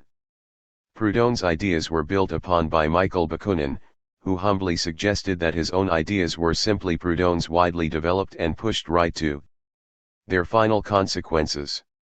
Michael Bakunin, Selected Writings, p. 198. However, he is doing a disservice to his own role in developing anarchism. For Bakunin is the central figure in the development of modern anarchist activism and ideas.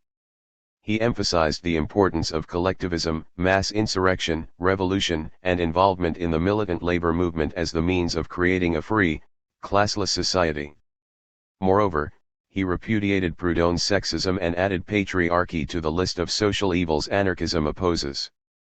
Bakunin also emphasized the social nature of humanity and individuality, rejecting the abstract individualism of liberalism as a denial of freedom. His ideas become dominant in the 20th century among large sections of the radical labor movement. Indeed, many of his ideas are almost identical to what would later be called syndicalism or anarcho-syndicalism. Bakunin influenced many union movements, especially in Spain, where a major anarchist social revolution took place in 1936. His works include Anarchy and Statism, his only book, God and the State, the Paris Commune and the Idea of the State, and many others. Bakunin on Anarchism, edited by Sam Dolgoff, is an excellent collection of his major writings. Brian Morris Bakunin, The Philosophy of Freedom, is an excellent introduction to Bakunin's life and ideas. Peter Kropotkin, a scientist by training, fashioned a sophisticated and detailed anarchist analysis of modern conditions linked to a thoroughgoing prescription for a future society, communist anarchism, which continues to be the most widely held theory among anarchists. He identified mutual aid as the best means by which individuals can develop and grow, pointing out that competition within humanity, and other species, was often not in the best interests of those involved. Like Bakunin, he stressed the importance of direct, economic, class struggle and anarchist participation in any popular movement, particularly in labor unions. Taking Proudhon's and Bakunin's idea of the commune, he generalized their insights into a vision of how the social, economic, and personal life of a free society would function. He aimed to base anarchism on a scientific basis by the study of the tendencies that are apparent now in society and may indicate its further evolution towards anarchy, while, at the same time, urging anarchists to promote their ideas directly amongst the labor organizations and to induce those unions to a direct struggle against capital, without placing their faith in parliamentary legislation. Anarchism, p. 298 and p. 287. Like Bakunin, he was a revolutionary and, like Bakunin, his ideas inspired those struggle for freedom across the globe. His major works included Mutual Aid, The Conquest of Bread, Field, Factories, and Workshops, Modern Science and Anarchism, Act for Yourselves, The State, Its Historic Role, Words of a Rebel, and many others. A collection of his revolutionary pamphlets is available under the title Anarchism and is essential reading for anyone interested in his ideas. In addition, Graham purchases Evolution and Revolution, and Kropotkin, The Politics of Community by Brian Morris are both excellent evaluations of his ideas and how they are still relevant today.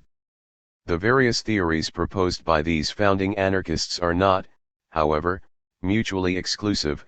They are interconnected in many ways, and to some extent refer to different levels of social life. Individualism relates closely to the conduct of our private lives. Only by recognizing the uniqueness and freedom of others and forming unions with them can we protect and maximize our own uniqueness and liberty, Mutualism relates to our general relations with others. By mutually working together and cooperating we ensure that we do not work for others. Production under anarchism would be collectivist, with people working together for their own, and the common, good, and in the wider political and social world decisions would be reached communally. It should also be stressed that anarchist schools of thought are not named after individual anarchists. Thus anarchists are not Bakuninists, Proudhonists, or Kropotkinists, to name three possibilities. Anarchists, to quote Malatesta, follow ideas and not men, and rebel against this habit of embodying a principle in a man. This did not stop him calling Bakunin our great master and inspiration. Enrico Malatesta, Life and Ideas, p. 199 and p. 209 equally, not everything written by a famous anarchist thinker is automatically libertarian. Bakunin, for example, only became an anarchist in the last 10 years of his life. This does not stop Marxists using his pre-anarchist days to attack anarchism. Proudhon turned away from anarchism in the 1850s before returning to a more anarchistic, if not strictly anarchist, position just before his death in 1865. Similarly, Kropotkin's or Tucker's arguments in favor of supporting the Allies during the First World War had nothing to do with anarchism. Thus to say, for example, that anarchism is flawed because Proudhon was a sexist pig simply does not convince anarchists. No one would dismiss democracy, for example, because Rousseau's opinions on women were just as sexist as Proudhon's. As with anything, modern anarchists analyze the writings of previous anarchists to draw inspiration, but a dogma. Consequently, we reject the non-libertarian ideas of famous anarchists while keeping their positive contributions to the development of anarchist theory. We are sorry to belabor the point, but much of Marxist criticism of anarchism basically involves pointing out the negative aspects of dead anarchist thinkers, and it is best simply to state clearly the obvious stupidity of such an approach. Anarchist ideas of course did not stop developing when Kropotkin died. Neither are they the products of just four men. Anarchism is by its very nature an evolving theory, with many different thinkers and activists. When Bakunin and Kropotkin were alive, for example, they drew aspects of their ideas from other libertarian activists. Bakunin, for example, built upon the practical activity of the followers of Proudhon in the French labor movement in the 1860s. Kropotkin, while the most associated with developing the theory communist anarchism, was simply the most famous expounder of the ideas that had developed after Bakunin's death in the libertarian wing of the First International and before he became an anarchist. Thus anarchism is the product of tens of thousands of thinkers and activists across the globe, each shaping and developing anarchist theory to meet their needs as part of the general movement for social change. Of the many other anarchists who could be mentioned here, we can mention but a few. Stirner is not the only famous anarchist to come from Germany. It also produced a number of original anarchist thinkers. Gustav Landauer was expelled from the Marxist Social Democratic Party for his radical views and soon after identified himself as an anarchist. For him, anarchy was the expression of the liberation of man from the idols of state, the church, and capital, and he fought state socialism, leveling from above, bureaucracy in favor of free association and union, the absence of authority. His ideas were a combination of Proudhon's and Kropotkin's, and he saw the development of self-managed communities and cooperatives as the means of changing society. He is most famous for his insight that the state is a condition, a certain relationship among human beings, a mode of behavior between them. We destroy it by contracting other relationships, by behaving differently towards one another. Quoted by Peter Marshall, Demanding the Impossible, p. 410 and p. 411. He took a leading part in the Munich Revolution of 1919 and was murdered during its crushing by the German state. His book For Socialism is an excellent summary of his main ideas. Other notable German anarchists include Johann Most, originally a Marxist and an elected member of the Reichstag. He saw the futility of voting and became an anarchist after being exiled for writing against the Kaiser and clergy. He played an important role in the American anarchist movement, working for a time with Emma Goldman. More a propagandist than a great thinker, His revolutionary message inspired numerous people to become anarchists. Then there is Rudolf Rocker, a bookbinder by trade who played an important role in the Jewish labor movement in the East End of London. See his autobiography, The London Years, for details. He also produced the definite introduction to anarcho-syndicalism as well as analyzing the Russian Revolution in articles like Anarchism and Sovietism and defending the Spanish Revolution in pamphlets like The Tragedy of Spain. His Nationalism and Culture is a searching analysis of human culture through the ages, with an analysis of both political thinkers and power politics. He dissects nationalism and explains how the nation is not the cause but the result of the state, as well as repudiating race science for the nonsense it is. In the United States, Emma Goldman and Alexander Berkman were two of the leading anarchist thinkers and activists. Goldman united Stirner's egoism with Kropotkin's communism into a passionate and powerful theory which combined the best of both. She also placed anarchism at the center of feminist theory and activism as well as being an advocate of syndicalism.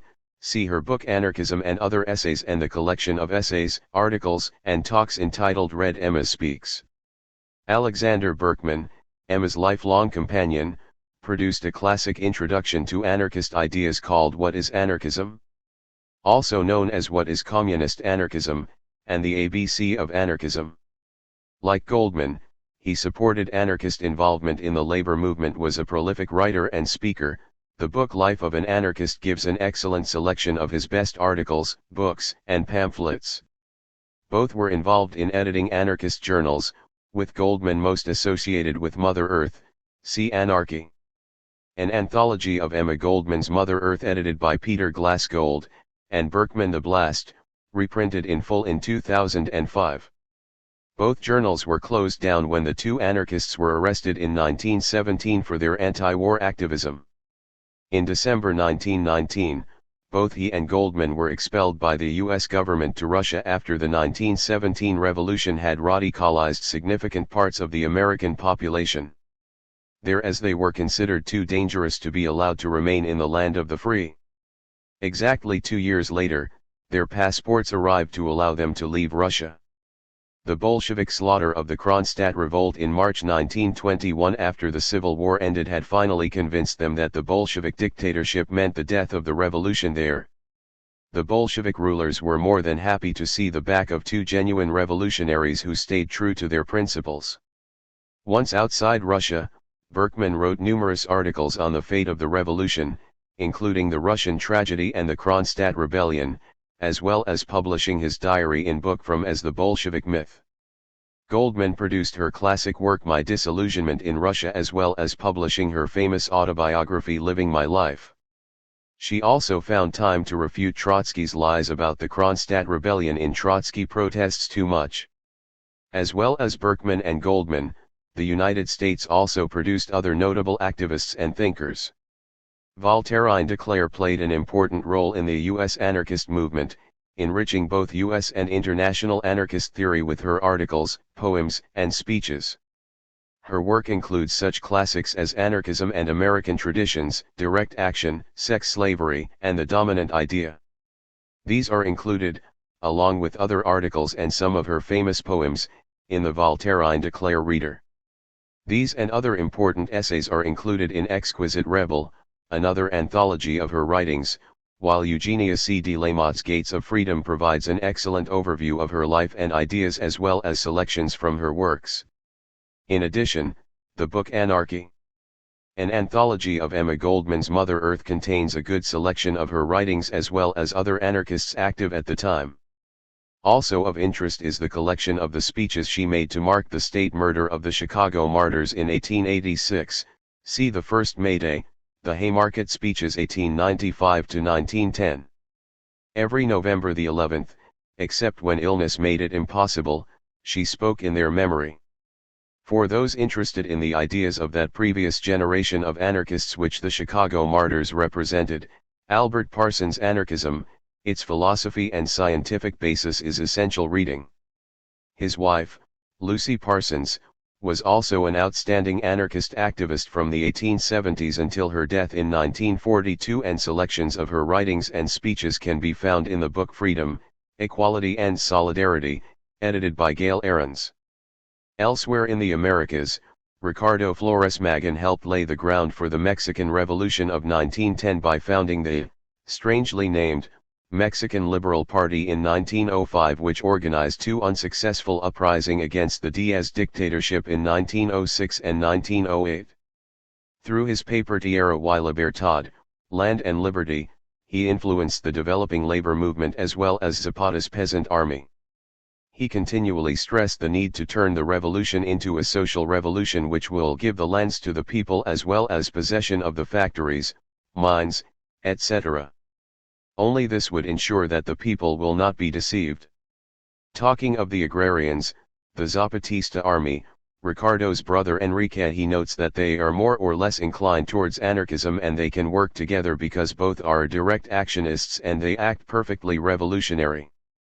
They go after the rich, the authorities and the priestcraft and have burned to ashes private property deeds as well as all official records as well as having thrown down the fences that marked private properties. Thus the anarchists propagate our principles while the Zapatistas put them into practice. Quoted by David Poole, Land and Liberty, p. 17 and p. 25. Ricardo died as a political prisoner in an American jail and is, ironically, considered a hero of the revolution by the Mexican state. A substantial collection of his writings are available in the book Dreams of Freedom, which includes an impressive biographical essay which discusses his influence as well as placing his work in historical context. Italy, with its strong and dynamic anarchist movement, has produced some of the best anarchist writers. Enrico Malatesta spent over 50 years fighting for anarchism across the world and his writings are amongst the best in anarchist theory. For those interested in his practical and inspiring ideas, then his short pamphlet Anarchy cannot be beaten. Collections of his articles can be found in The Anarchist Revolution and Enrico Malatesta, His Life and Ideas, both edited by Vernon Richards.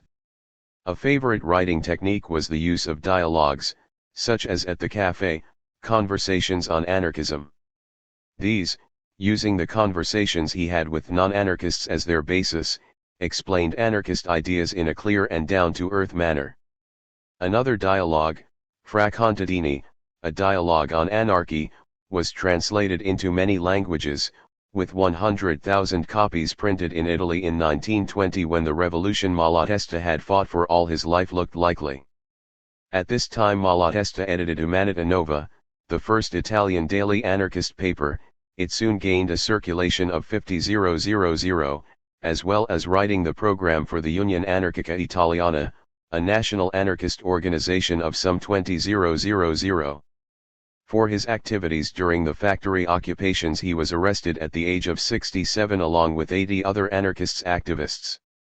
Other Italian anarchists of note include Malatesta's friend Luigi Fabbri.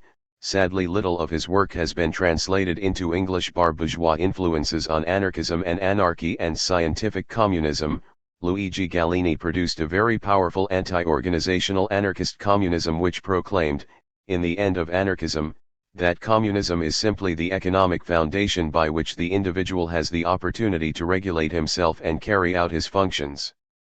Camillo Bernieri, before being murdered by the communists during the Spanish Revolution, continued the fine tradition of critical, practical anarchism associated with Italian anarchism.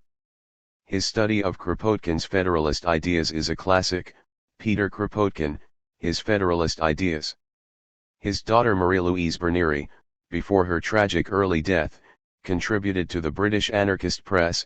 See her Neither East Nor West, Selected Writings 1939-48 and Journey Through Utopia.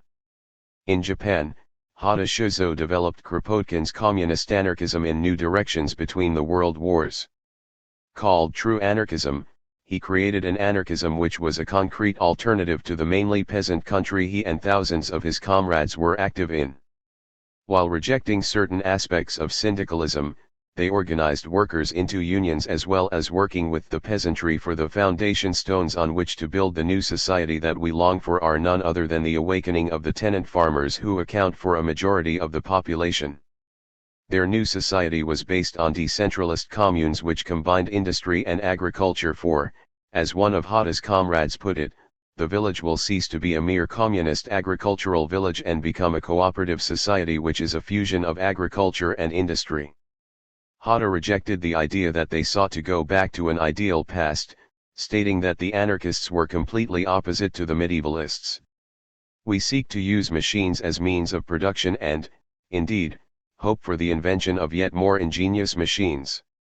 Quoted by John Crump, Hatta Shuzo and Pure Anarchism in Interwar Japan, p. 122-3, and p. 144.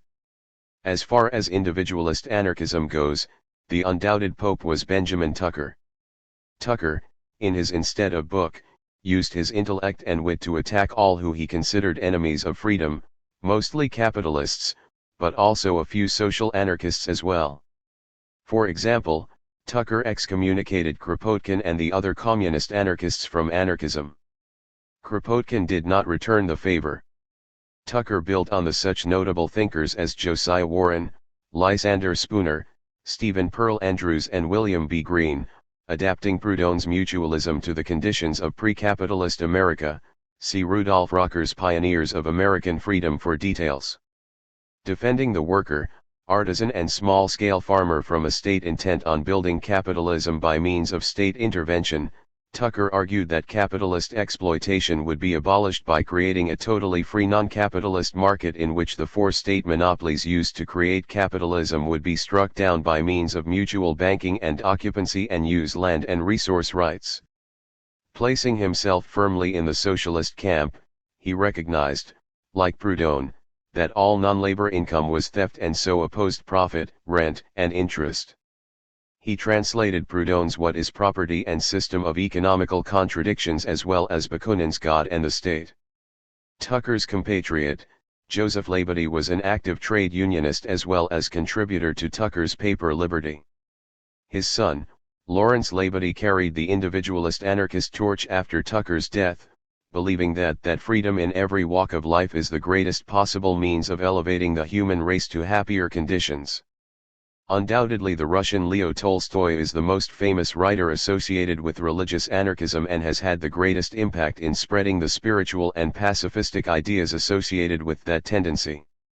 Influencing such notable people as Gandhi and the Catholic worker group around Dorothy Day, Tolstoy presented a radical interpretation of Christianity which stressed individual responsibility and freedom above the mindless authoritarianism and hierarchy which marks so much of mainstream Christianity.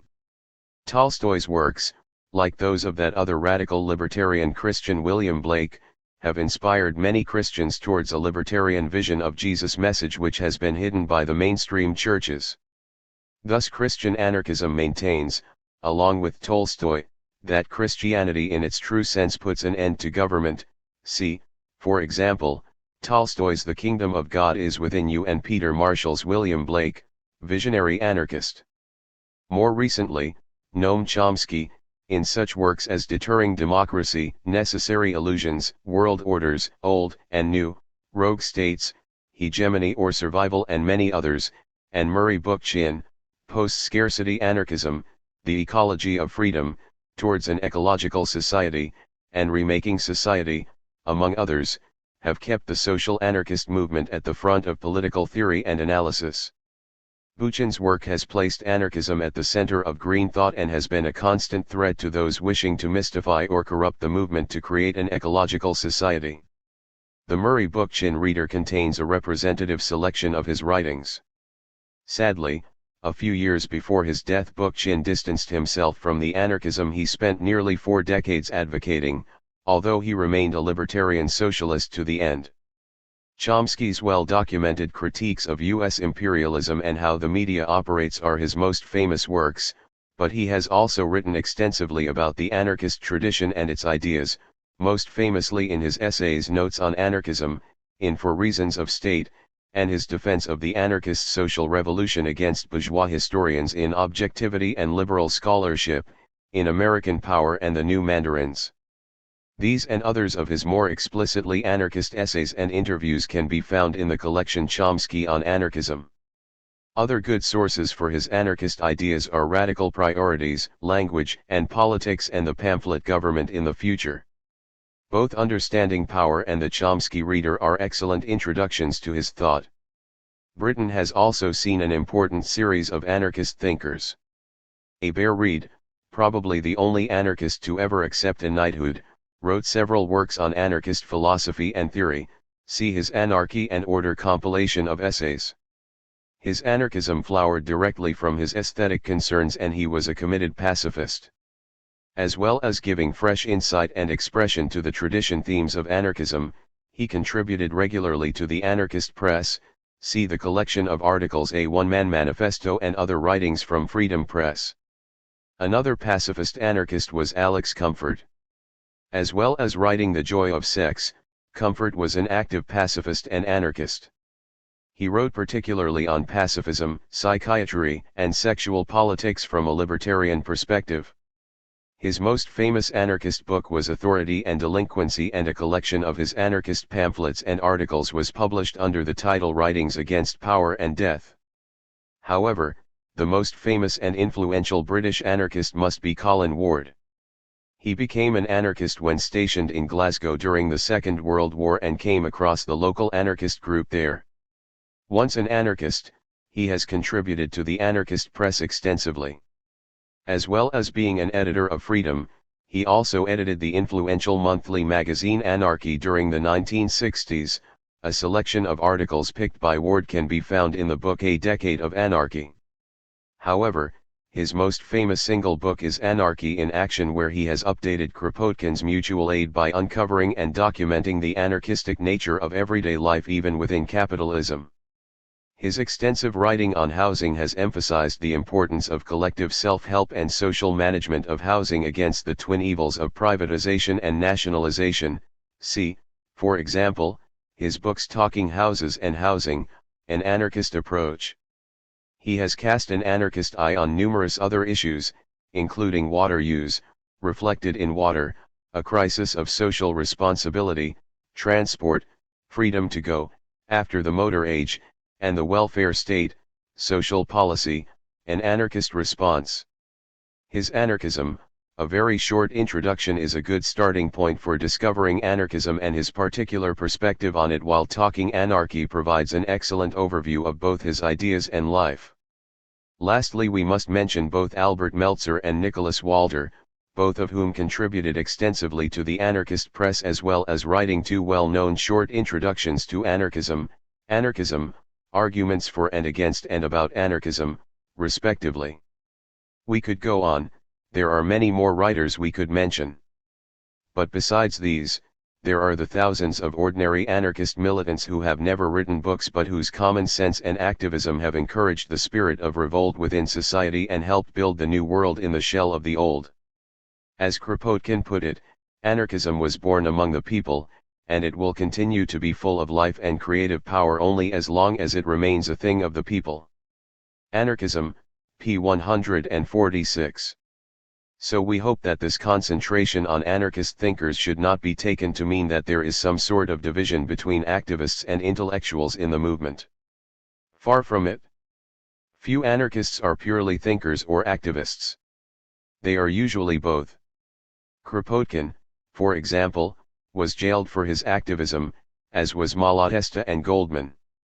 Makhno, most famous as an active participant in the Russian Revolution, also contributed theoretical articles to the anarchist press during and after it. The same can be said of Louise Michel, whose militant activities during the Paris Commune and in building the anarchist movement in France after it did not preclude her writing articles for the libertarian press. We are simply indicating key anarchist thinkers so that those interested can read about their ideas directly. 8.4.1 Are there any thinkers close to anarchism? Yes. There are numerous thinkers who are close to anarchism. They come from both the liberal and socialist traditions. While this may be considered surprising, it is not. Anarchism has links with both ideologies. Obviously, the individualist anarchists are closest to the liberal tradition, while social anarchists are closest to the socialist. Indeed, as Nicholas Walter put it, anarchism can be seen as a development from either liberalism or socialism, or from both liberalism and socialism. Like liberals, anarchists want freedom, like socialists, anarchists want equality. However, anarchism is not just a mixture of liberalism and socialism, we differ fundamentally from them. About anarchism, p. 29 and p. 31. In this he echoes Rocker's comments in Anarcho-Syndicalism. And this can be a useful tool for seeing the links between anarchism and other theories. However, it must be stressed that anarchism offers an anarchist critique of both liberalism and socialism, and we should not submerge the uniqueness of anarchism into other philosophies. Section A.4.2 discusses liberal thinkers who are close to anarchism, while Section A.4.3 highlights those socialists who are close to anarchism. There are even Marxists who inject libertarian ideas into their politics, and these are discussed in Section A.4.4. And, of course, there are thinkers who cannot be so easily categorized and will be discussed here. Economist David Ellerman has produced an impressive body of work arguing for workplace democracy. Explicitly linking his ideas the early British Ricardian socialists and Proudhon, in such works as The Democratic Worker-Owned Firm and Property and Contract in Economics, he has presented both a rights-based and labor property-based defense of self-management against capitalism. He argues that today's economic democrats are the new abolitionists trying to abolish the whole institution of renting people in favor of democratic self-management in the workplace. For his critique is not new, it was developed in the Enlightenment doctrine of inalienable rights. It was applied by abolitionists against the voluntary self-enslavement contract and by political democrats against the voluntary contraction defense of non-democratic government. The Democratic Worker-Owned Firm, p. 210. Anyone, like anarchists, interested in producer cooperatives as alternatives to wage slavery will find his work of immense interest. Ellerman is not the only person to stress the benefits of cooperation. Alfie Kohn's important work on the benefits of cooperation builds upon Kropotkin's studies of mutual aid and is, consequently, of interest to social anarchists. In No Contest, The Case Against Competition and Punished by Rewards, Kohn discusses, with extensive empirical evidence, the failings and negative impact of competition on those subject to it. He addresses both economic and social issues in his works and shows that competition is not what it is cracked up to be. Within feminist theory, Carol Pateman is the most obvious libertarian-influenced thinker. Independently of Ellerman, Pateman has produced a powerful argument for self-managed association in both the workplace and society as a whole. Building upon a libertarian analysis of Rousseau's arguments, her analysis of contract theory is groundbreaking. If a theme has to be ascribed to Pateman's work, it could be freedom and what it means to be free. For her, freedom can only be viewed as self-determination and, consequently, the absence of subordination. Consequently, she has advocated a participatory form of democracy from her first major work, Participation and Democratic Theory, onwards. In that book, a pioneering study of participatory democracy, she exposed the limitations of liberal democratic theory, analyzed the works of Rousseau, Mill, and Cole, and presented empirical evidence on the benefits of participation on the individuals involved. In The Problem of Political Obligation, Pateman discusses the liberal arguments on freedom and finds them wanting. For the liberal, a person must consent to be ruled by another, but this opens up the problem that they might not consent and, indeed, may never have consented. Thus the liberal state would lack a justification. She deepens her analysis to question why freedom should be equated to consenting to be ruled and proposed a participatory democratic theory in which people collectively make their own decisions, a self-assumed obligation to your fellow citizens rather to a state. In discussing Kropotkin, she showed her awareness of the social anarchist tradition to which her own theory is obviously related. Pateman builds on this analysis in her The Sexual Contract, where she dissects the sexism of classical liberal and democratic theory. She analyzes the weakness of what calls contractarian theory, classical liberalism and right-wing libertarianism, and shows how it leads not to free associations of self-governing individuals but rather social relationships based on authority, hierarchy, and power in which a few rule the many. Her analysis of the state, marriage, and wage labor are profoundly libertarian, showing that freedom must mean more than consenting to be ruled. This is the paradox of capitalist liberal, for a person is assumed to be free in order to consent to a contract, but once within it they face the reality subordination to another's decisions. See section A.4.2 for further discussion. Her ideas challenge some of Western culture's core beliefs about individual freedom, and her critiques of the major Enlightenment political philosophers are powerful and convincing. Implicit is a critique not just of the conservative and liberal tradition, but of the patriarchy and hierarchy contained within the left as well. As well as these works, a collection of her essays is available called The Disorder of Women. Within the so-called anti-globalization movement, Naomi Klein shows an awareness of libertarian ideas, and her own work has a libertarian thrust to it. We call it so-called as its members are internationalists, seeking a globalization from below, not one imposed from above by and for a few. She first came to attention as the author of No Logo, which charts the growth of consumer capitalism, exposing the dark reality behind the glossy brands of capitalism and, more importantly, highlighting the resistance to it. No distant academic, she is an active participant in the movement she reports on in Fences and Windows, a collection of essays on globalization, its consequences, and the wave of protests against it. Klein's articles are well written and engaging, covering the reality of modern capitalism, the gap, as she puts it, between rich and power, but also between rhetoric and reality, between what is said and what is done, between the promise of globalization and its real effects. She shows how we live in a world where the market, i.e. capital, is made freer while people suffer increased state power and repression. How an unelected Argentine president labels that country's popular assemblies anti-democratic. How rhetoric about liberty is used as a tool to defend and increase private power. As she reminds us, always missing from the globalization discussion is the issue of power. So many of the debates that we have about globalization theory are actually about power: who holds it, who is exercising it, and who is disguising it, pretending it no longer matters. Fences and Windows, pp 83-4 and p 83. And how people across the world are resisting. As she puts it, many in the movement are tired of being spoken for and about. They are demanding a more direct form of political participation.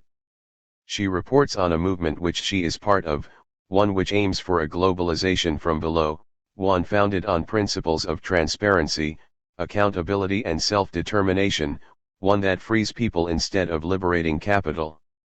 This means being against a corporate-driven globalization that is centralizing power and wealth into fewer and fewer hands, while presenting an alternative which is about decentralizing power and building community-based decision-making potential, whether through unions, neighborhoods, farms, villages, anarchist collectives, or aboriginal self-government.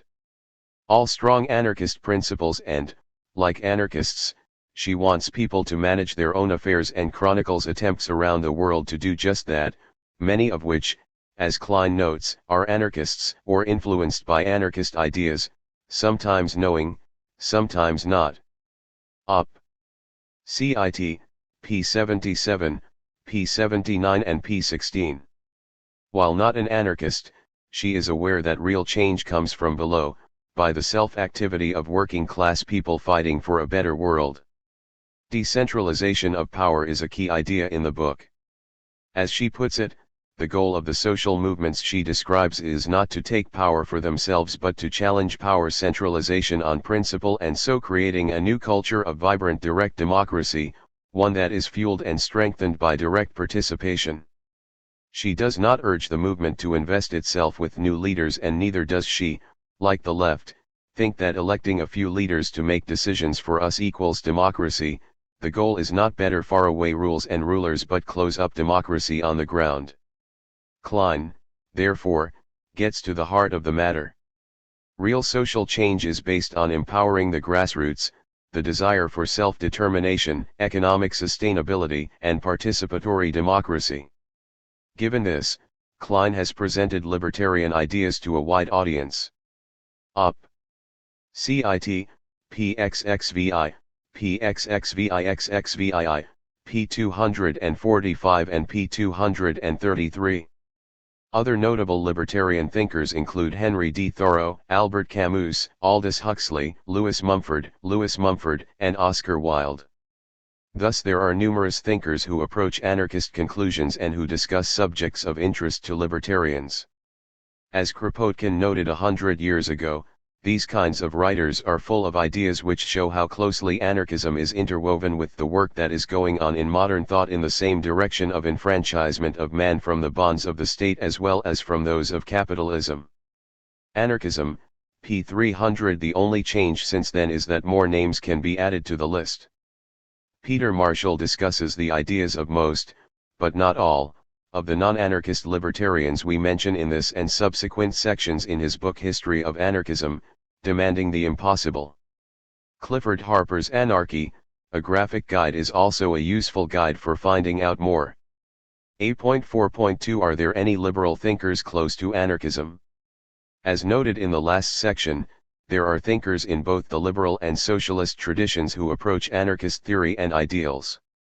This understandable as anarchism shares certain ideas and ideals with both. However, as will become clear in sections 8.4.3 and 8.4.4, anarchism shares most common ground with the socialist tradition it is a part of. This is because classical liberalism is a profoundly elitist tradition. The works of Locke and the tradition he inspired aimed to justify hierarchy, state, and private property. As Carol Pateman notes, Locke's state of nature, with its father rulers and capitalist economy, would certainly not find favor with anarchists any more than his vision of the social contract and the liberal state it creates. A state, which as Pateman recounts, in which only males who own substantial amounts of material property are the politically relevant members of society and exists precisely to preserve the property relationships of the developing capitalist market economy, not to disturb them. For the majority, the non-propertied, they expressed tacit consent to be ruled by the few by choosing to remain within the one's country of birth when reaching adulthood. The problem of political obligation, p. 141, p. 71, p. 78 and p. 73.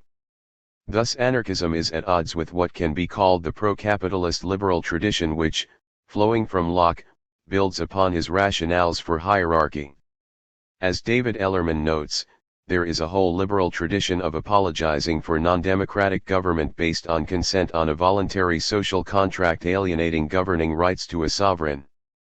In economics, this is reflected in their support for wage labor and the capitalist autocracy it creates, for the employment contract is the modern limited workplace version of such contracts. The democratic worker-owned firm, p. 210. This pro-capitalist liberalism essentially boils down to the liberty to pick a master or, if you are among the lucky few, to become a master yourself. The idea that freedom means self-determination for all at all times is alien to it. Rather it is based on the idea of self-ownership, that you own yourself and your rights. Consequently, you can sell, alienate, your rights and liberty on the market. As we discuss in section B.4, in practice this means that most people are subject to autocratic rule for most of their waking hours, whether in work or in marriage. The modern equivalent of classical liberalism is the right-wing libertarian tradition associated with Milton Friedman, Robert Nozick, von Hayek, and so forth. As they aim to reduce the state to simply the defender to private property and enforcer of the hierarchies that social institution creates, they can by no stretch of the imagination be considered near anarchism. What is called liberalism in, say, the United States is a more democratic liberal tradition and has, like anarchism, little in common with the shrill pro-capitalist defenders of the minimum state. While they may, sometimes, be happy to denounce the state's attacks on individual liberty, they are more than happy to defend the freedom of the property owner to impose exactly the same restrictions on those who use their land or capital. Given that feudalism combined ownership and rulership, that the governance of people living on land was an attribute of the ownership of that land, it would be no exaggeration to say that the right-wing libertarian tradition is simply its modern, voluntary, form. It is no more libertarian than the feudal lords who combated the powers of the king in order to protect their power over their own land and serfs. As Chomsky notes, the libertarian doctrines that are fashionable in the US and UK particularly, seem to me to reduce to advocacy of one or another form of illegitimate authority, quite often real tyranny. Marxism, Anarchism, and Alternative Futures, p. 777. Moreover, as Benjamin Tucker noted with regards their predecessors, while they are happy to attack any state regulation which benefits the many or limits their power, they are silent on the laws, and regulations and rights, which benefit the few. However, there is another liberal tradition, one which is essentially pre-capitalist, which has more in common with the aspirations of anarchism. As Chomsky put it, these ideas of anarchism grow out the Enlightenment, their roots are in Rousseau's discourse on inequality, Humboldt's The Limits of State Action, Kant's insistence, in his defense of the French Revolution, that freedom is the precondition for acquiring the maturity for freedom, not a gift to be granted when such maturity is achieved. With the development of industrial capitalism, a new and unanticipated system of injustice, it is libertarian socialism that has preserved and extended the radical humanist message of the Enlightenment and the classical liberal ideals that were perverted into an ideology to sustain the emerging social order. In fact, on the very same assumptions that led classical liberalism to oppose the intervention of the state in social life, capitalist social relations are also intolerable. This is clear, for example, from the classic work of Wilhelm von Humboldt, The Limits of State Action, which anticipated and perhaps inspired John Stuart Mill. This classic of liberal thought, completed in 1792, is in its essence profoundly, though prematurely, anti-capitalist. Its ideas must be attenuated beyond recognition to be transmuted into an ideology of industrial capitalism. Notes on Anarchism, for Reasons of State, p. 156. Chomsky discusses this in more detail in his essay Language and Freedom, contained in both Reason of State and the Chomsky Reader. As well as Humboldt and Mill, such pre-capitalist liberals would include such radicals as Thomas Paine, who envisioned a society based on artisan and small farmers, i.e. a pre-capitalist economy, with a rough level of social equality and, of course, a minimal government. His ideas inspired working-class radicals across the world and, as E.P. Thompson reminds us, Paine's Rights of Man was a foundation text of the English and Scottish working-class movement. While his ideas on government are close to a theory of anarchism, his reform proposals set a source towards the social legislation of the 20th century. The Making of the English Working Class, p. 99, p. 101 and p. 102. His combination of concern for liberty and social justice places him close to anarchism.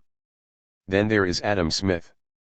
While the right, particularly elements of the libertarian right, claim him as a classic liberal, his ideas are more complex than that. For example, as Noam Chomsky points out, Smith advocated the free market because it would lead to perfect equality, equality of condition, not just equality of opportunity. Class warfare, p. 124. As Smith himself put it, in a society where things were left to follow their natural course, where there is perfect liberty, it would mean that advantages would soon return to the level of other employments, and so the different employments of labor and stock must be either perfectly equal or continually tending to equality. Nor did he oppose state intervention or state aid for the working classes. For example, he advocated public education to counter the negative effects of the division of labor. Moreover, he was against state intervention because whenever a legislature attempts to regulate differences between masters and their workmen, its counselors are always the masters. When regulation, therefore, is in favor of the workmen, it is always just and equitable, but it is otherwise when in favor of the masters. He notes how the law would punish workers' combinations very severely while ignoring the masters' combinations. If it dealt impartially, it would treat the masters in the same manner. The Wealth of Nations, p. 88 and p. 129. Thus state intervention was to be opposed in general because the state was run by the few for the few, which would make state intervention benefit the few, not the many. It is doubtful Smith would have left his ideas on laissez-faire unchanged if he had lived to see the development of corporate capitalism. It is this critical edge of Smith's work are conveniently ignored by those claiming him for the classical liberal tradition. Smith, argues Chomsky, was a pre-capitalist and anti-capitalist person with roots in the Enlightenment. Yes, he argues, the classical liberals, the Thomas Jeffersons and the Smiths, were opposing the concentrations of power that they saw around them. They didn't see other forms of concentration of power which only developed later. When they did see them, they didn't like them. Jefferson was a good example. He was strongly opposed to the concentrations of power that he saw developing, and warned that the banking institutions and the industrial corporations which were barely coming into existence in his day would destroy the achievements of the revolution. Op. Cit. p. 125. As Murray Bookchin notes, Jefferson is most clearly identified in the early history of the United States with the political demands and interests of the independent farmer proprietor. The Third Revolution, Volume 1, pages 188-9. In other words, with pre-capitalist economic forms. We also find Jefferson contrasting the aristocrats and the democrats. The former are those who fear and distrust the people, and wish to draw all powers from them into the hands of the higher classes. The Democrats identify with the people, have confidence in them, cherish and consider them as the honest and safe depository of the public interest, if not always the most wise. Quoted by Chomsky, Powers and Prospects, p. 88. As Chomsky notes, the aristocrats were the advocates of the rising capitalist state, which Jefferson regarded with dismay, recognizing the obvious contradiction between democracy and the capitalism. Op. Cit. p. 88. Claudio J. Katz's essay on Thomas Jefferson's liberal anti-capitalism usefully explores these issues. American Journal of Political Science, Volume 47, Number 1, Jan. 2003, pages 1-17. Jefferson even went so far as to argue that a little rebellion now and then is a good thing. It is a medicine necessary for the sound health of government. The tree of liberty must be refreshed from time to time with the blood of patriots and tyrants. Quoted by Howard Zinn, A People's History of the United States, p. 94. However, his libertarian credentials are damaged by him being both a president of the United States and a slave owner, but compared to the other founding fathers of the American state, his liberalism is of a democratic form. As Chomsky reminds us, all the founding fathers hated democracy. Thomas Jefferson was a partial exception, but only partial. The American state, as a classical liberal state, was designed, to quote James Madison, to protect the minority of the opulent from the majority. Or, to repeat John Jay's principle, the people who own the country ought to govern it. Understanding Power, p. 315. If American is a, formally, democracy rather than an oligarchy, it is in spite of rather than because of classical liberalism. Then there is John Stuart Mill, who recognized the fundamental contradiction in classical liberalism. How can an ideology which proclaims itself for individual liberty support institutions which systematically nullify that liberty in practice? For this reason Mill attacked patriarchal marriage, arguing that marriage must be a voluntary association between equals, with sympathy in equality, living together in love, without power on one side or obedience on the other. Rejecting the idea that there had to be an absolute master in any association, he pointed out that in partnership in business, it is not found or thought necessary to enact that in every partnership, one partner shall have entire control over the concern, and the others shall be bound to obey his rule. The Subjection of Women, quoted by Susan L. Brown, The Politics of Individualism, pages 45-6. Yet his own example showed the flaw in liberal support for capitalism, for the employee is subject to a relationship in which power accrues to one party and obedience to another. Unsurprisingly, therefore, he argued that the form of association, which as mankind continue to improve, must be expected in the end to predominate, is not that which can exist between a capitalist as chief, and work people without a voice in management, but the association of the laborers themselves on terms of equality, collectively owning the capital, and working under managers elected and removable by themselves.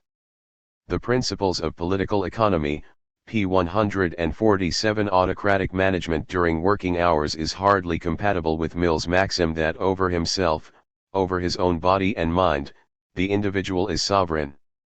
Mill's opposition to centralist government and wage slavery brought his ideas closer to anarchism than most liberals, as did his comment that the social principle of the future was how to unite the greatest individual liberty of action with a common ownership in the raw materials of the globe. An equal participation of all in the benefits of combined labor. Quoted by Peter Marshall, demanding the impossible, p. 164. His defense of individuality, on liberty, is a classic, if flawed, work, and his analysis of socialist tendencies, chapters on socialism, is worth reading for its evaluation of their pros and cons from a democratic, liberal perspective.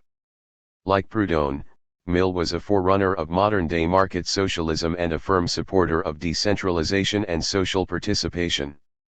This, argues Chomsky, is unsurprising, for pre-capitalist classical liberal thought is opposed to state intervention in social life, as a consequence of deeper assumptions about the human need for liberty, diversity, and free association.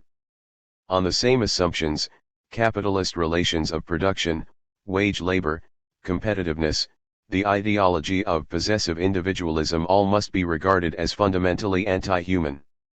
Libertarian socialism is properly to be regarded as the inheritor of the liberal ideals of the Enlightenment. Notes on Anarchism, Op. Cit. p. 157. Thus anarchism shares commonality with pre-capitalist and democratic liberal forms. The hopes of these liberals were shattered with the development of capitalism. To quote Rudolf Rocker's analysis, liberalism and democracy were preeminently political concepts, and since the great majority of the original adherents of both maintained the right of ownership in the old sense, these had to renounce them both when economic development took a course which could not be practically reconciled with the original principles of democracy, and still less with those of liberalism.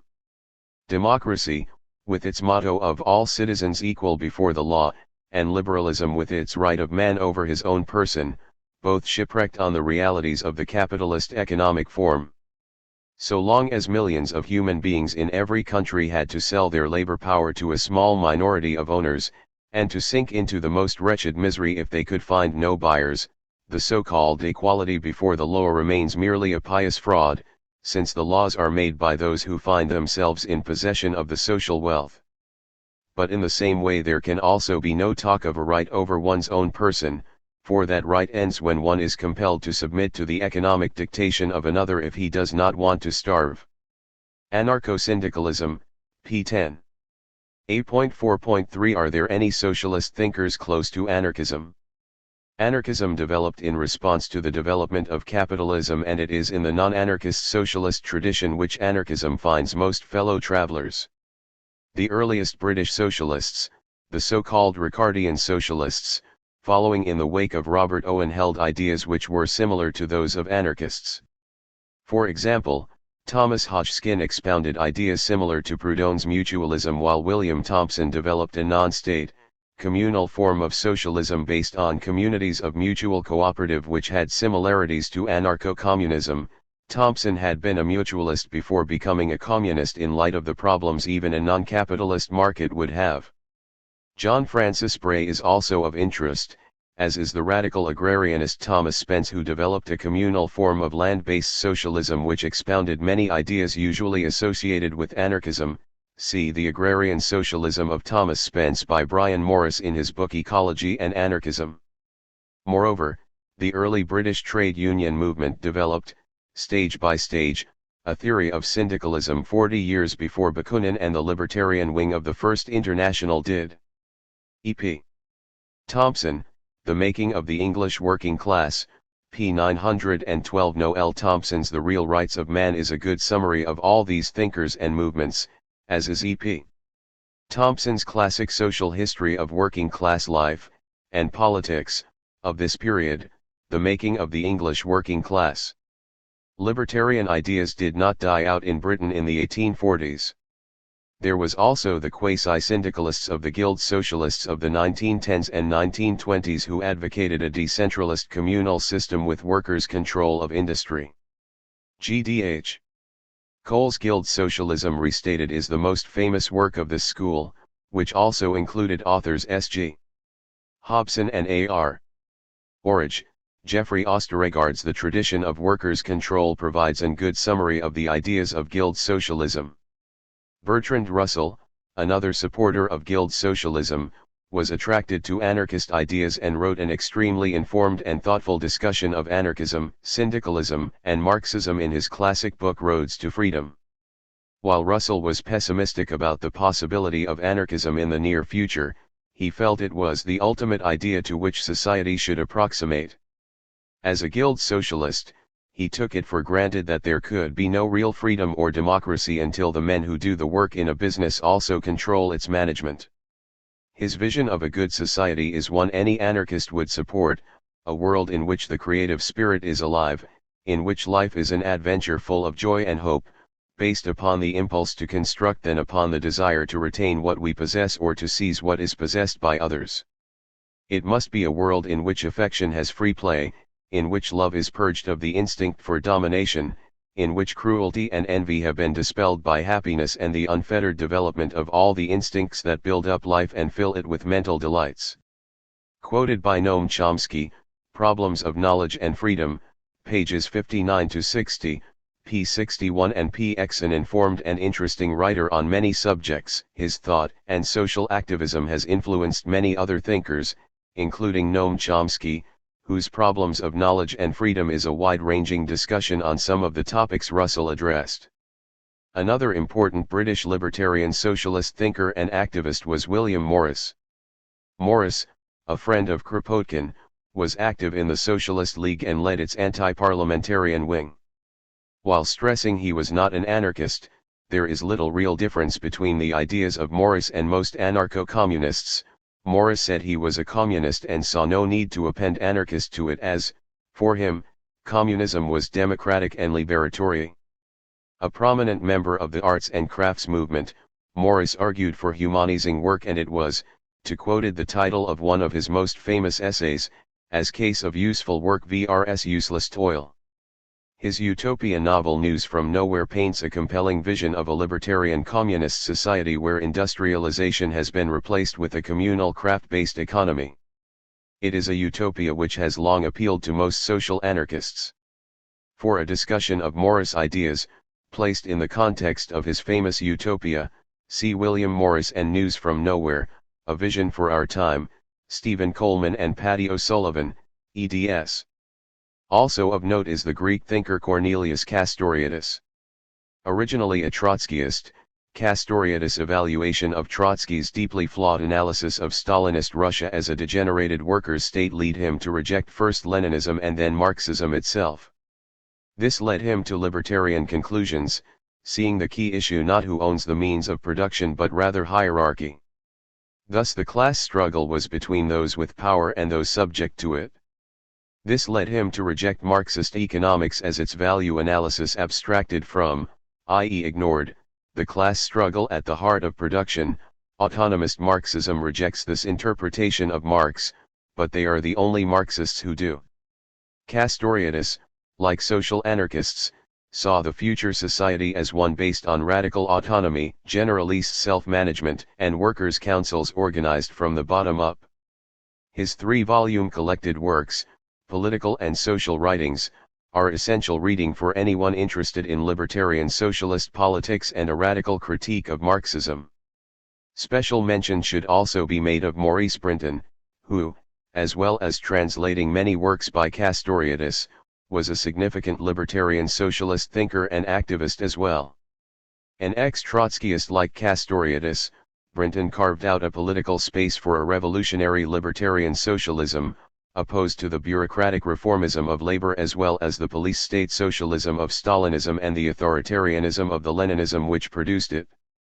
He produced numerous key pamphlets which shaped the thinking of a generation of anarchists and other libertarian socialists. These included Paris, May 1968, his brilliant eyewitness account of the near revolution in France, The Essential, The Bolsheviks and Workers' Control, in which he exposed Lenin's hostility to workers' self-management, and The Irrational in Politics, a restatement and development of the early work of Wilhelm Reich. These and many more articles have been collected in the book For Workers' Power, The Selected Writings of Maurice Brinton, edited by David Goodway. The American radical historian Howard Zinn has sometimes called himself an anarchist and is well informed about the anarchist tradition. He wrote an excellent introductory essay on anarchism for a U.S. edition of a Herbert Reed book. As well as his classic A People's History of the United States, his writings of civil disobedience and nonviolent direct action are essential. An excellent collection of essays by this libertarian socialist scholar has been produced under the title The Zinn Reader.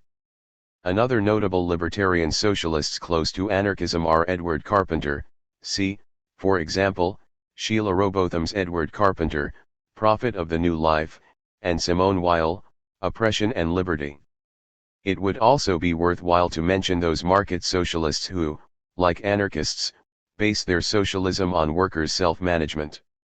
Rejecting central planning, they have turned back to the ideas of industrial democracy and market socialism advocated by the likes of Proudhon, although, coming from a Marxist background, they generally fail to mention the link which their central planning foes stress. Alan Engler, in Apostles of Greed, and David Schweikart, in Against Capitalism and After Capitalism, have provided useful critiques of capitalism and presented a vision of socialism rooted in cooperatively organized workplaces. While retaining an element of government and state in their political ideas, these socialists have placed economic self-management at the heart of their economic vision and, consequently, are closer to anarchism than most socialists. A.4.4 Are there any Marxist thinkers close to anarchism? None of the libertarian socialists we highlighted in the last section were Marxists. This is unsurprising as most forms of Marxism are authoritarian. However, this is not the case for all schools of Marxism. There are important sub-branches of Marxism which shares the anarchist vision of a self-managed society. These include council communism, situationism, and autonomism.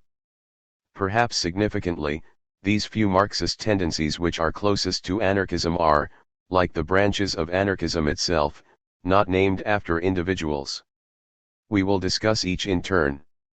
Council communism was born in the German Revolution of 1919 when Marxists, inspired by the example of the Russian Soviets and disgusted by the centralism, opportunism, and betrayal of the mainstream Marxist Social Democrats, drew similar anti-parliamentarian, direct actionist, and decentralist conclusions to those held by anarchists since Bakunin. Like Marx's libertarian opponent in the First International, they argued that a federation of workers' councils would form the basis of a socialist society and, consequently, saw the need to build militant workplace organizations to promote their formation. Lenin attacked these movements and their advocates in his diatribe Left-Wing Communism, an infantile disorder, which council communist Hermann Gorter demolished in his An Open Letter to Comrade Lenin. By 1921, the council communists broke with the Bolshevism that had already effectively expelled them from both the national communist parties and the Communist International. Like the anarchists, they argued that Russia was a state capitalist party dictatorship and had nothing to do with socialism. And, again like anarchists, the council communists argue that the process of building a new society, like the revolution itself, is either the work of the people themselves or doomed from the start. As with the anarchists, they too saw the Bolshevik takeover of the Soviets, like that of the trade unions, as subverting the revolution and beginning the restoration of oppression and exploitation. To discover more about council communism, the works of Paul Mattick are essential reading. While best known as a writer on Marxist economic theory in such works as Marx and Keynes, Economic Crisis and Crisis Theory and Economics, Politics and the Age of Inflation, Mattick had been a council communist since the German Revolution of 1919–1920. His books Anti-Bolshevik Communism and Marxism, The Last Refuge of the Bourgeoisie, are excellent introductions to his political ideas. Also essential reading is Anton Pannekoek's works. His classic Workers' Councils explains council communism from first principles, while his Lenin as philosopher dissects Lenin's claims to being a Marxist. Serge Brikioner, Pannekoek and the Workers' Councils is the best study of the development of Pannekoek's ideas. In the UK, the militant suffragette Sylvia Pankhurst became a council communist under the impact of the Russian Revolution and, along with anarchists like Guy Alderd, led the opposition to the importation of Leninism into the communist movement there. See Mark Shipway's Anti-Parliamentary Communism, The Movement for Workers' Councils in Britain, 1917-45 for more details of libertarian communism in the UK. Otto Ruhl and Karl Korsch are also important thinkers in this tradition. Building upon the ideas of council communism, the Situationists developed their ideas in important new directions. Working in the late 1950s and 1960s, they combined council communist ideas with surrealism and other forms of radical art to produce an impressive critique of post-war capitalism. Unlike Castoriadis, whose ideas influenced them, the Situationists continued to view themselves as Marxists, developing Marx's critique of capitalist economy into a critique of capitalist society as alienation had shifted from being located in capitalist production into everyday life.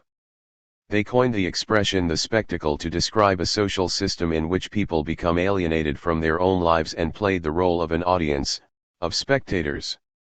Thus capitalism had turned being into having, and now, with the spectacle, it turned having into appearing. They argued that we could not wait for a distant revolution, but rather should liberate ourselves in the here and now, creating events, situations, which would disrupt the ordinary and normal to jolt people out of their allotted roles within society. A social revolution based on sovereign rank and file assemblies and self-managed councils would be the ultimate situation and the aim of all Situationists.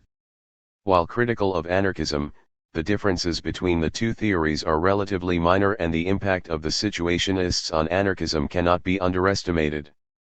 Many anarchists embrace their critique of modern capitalist society, their subversion of modern art and culture for revolutionary purposes and call for revolutionizing everyday life. Ironically, while Situationism viewed itself as an attempt to transcend tradition forms of Marxism and anarchism, it essentially became subsumed by anarchism. The classic works of Situationism are Guide Aboard Society of the Spectacle and Raoul Vanasium's The Revolution of Everyday Life. The Situationist International Anthology, edited by Ken Knabb, is essential reading for any budding Situationists, as is Knabb's own Public Secrets. Lastly, there is Autonomist Marxism. Drawing on the works of the Council Communism, Castoriadis, Situationism, and others, it places the class struggle at the heart of its analysis of capitalism. It initially developed in Italy during the 1960s and has many currents, some closer to anarchism than others. While the most famous thinker in the autonomist tradition is probably Antonio Negri, who coined the wonderful phrase "money has only one face," that of the boss in Marx Beyond Marx, his ideas are more within traditional Marxist. For an autonomist whose ideas are closer to anarchism, we need to turn to the US thinker and activist who has written one of the best summaries of Kropotkin's ideas, in which he usefully indicates the similarities between anarcho-communism and autonomist Marxism. Kropotkin, Self-Valorization and the Crisis of Marxism, Anarchist Studies, Volume 2, Number 3. His book Reading Capital Politically is an essential text for understanding autonomism and its history. For Cleaver, autonomist Marxism as generic name for a variety of movements, politics, and thinkers who have emphasized the autonomous power of workers, autonomous from capital, obviously, but also from their official organizations, e.g. the trade unions, the political parties, and, moreover, the power of particular groups of working class people to act autonomously from other groups, e.g. women from men. By autonomy it is meant the ability of working class people to define their own interests and to struggle for them and, critically, to go beyond mere reaction to exploitation and to take the offensive in ways that shape the class struggle and define the future. Thus they place working class power at the center of their thinking about capitalism, how it develops and its dynamics, as well as in the class conflicts within it. This is not limited to just the workplace, and just as workers resist the imposition of work inside the factory or office via slowdowns, strikes, and sabotage, so too do the non-waged resist the reduction of their lives to work. For autonomists, the creation of communism is not something that comes later, but is something which is repeatedly created by current developments of new forms of working class self-activity. The similarities with social anarchism are obvious, which probably explains why autonomists spend so much time analyzing and quoting Marx to justify their ideas, for otherwise other Marxists will follow Lenin's lead on the council communists and label them anarchists and ignore them. For anarchists, all this Marx quoting seems amusing. Ultimately, if Marx really was an autonomist Marxist, then why do autonomists have to spend so much time reconstructing what Marx really meant? Why did he not just say it clearly to begin with? Similarly, why root out, sometimes obscure, quotes and, sometimes passing, comments from Marx to justify your insights? Does something stop being true if Marx did not mention it first? Whatever the insights of autonomism, its Marxism will drag it backwards by rooting its politics in the texts of two long-dead Germans. Like the surreal debate between Trotsky and Stalin in the 1920s over socialism in one country conducted by means of Lenin quotes, all that will be proved is not whether a given idea is right, but simply that the mutually agreed authority figure, Lenin or Marx, may have held it. Thus anarchists suggest that autonomists practice some autonomy when it comes to Marx and Engels. Other libertarian Marxists close to anarchism include Erich Fromm and Wilhelm Reich. Both tried to combine Marx with Freud to produce a radical analysis of capitalism and the personality disorders it causes. Erich Fromm, in such books as The Fear of Freedom, Man for Himself, The Sane Society and To Have or To Be, developed a powerful and insightful analysis of capitalism which discussed how it shaped the individual and built psychological barriers to freedom and authentic living.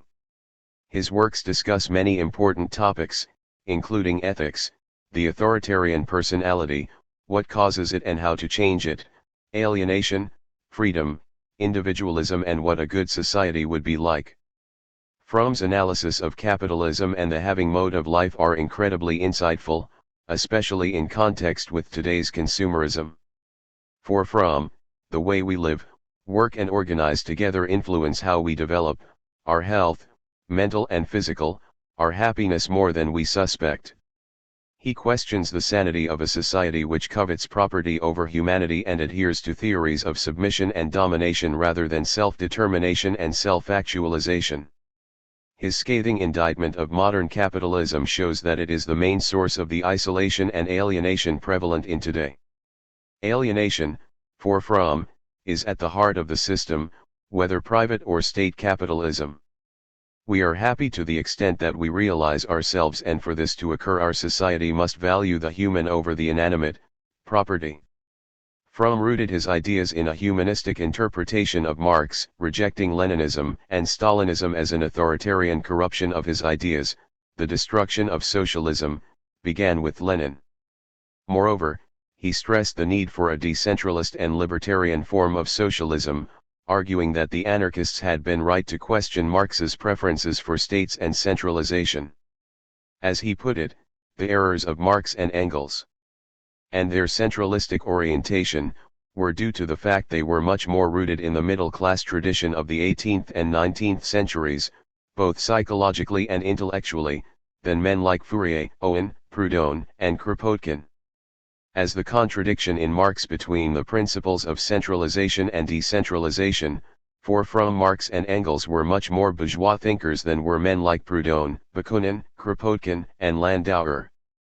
Paradoxical as it sounds, the Leninist development of socialism represented a regression to the bourgeois concepts of the state and of political power, rather than the new socialist concept as it was expressed so much clearer by Owen, Proudhon, and others. The Sane Society, p. 265, p. 267 and p. 259. Fromm's Marxism, therefore, was fundamentally of a libertarian and humanist type, and his insights of profound importance for anyone interested in changing society for the better. Wilhelm Reich, like Fromm, set out to elaborate a social psychology based on both Marxism and psychoanalysis.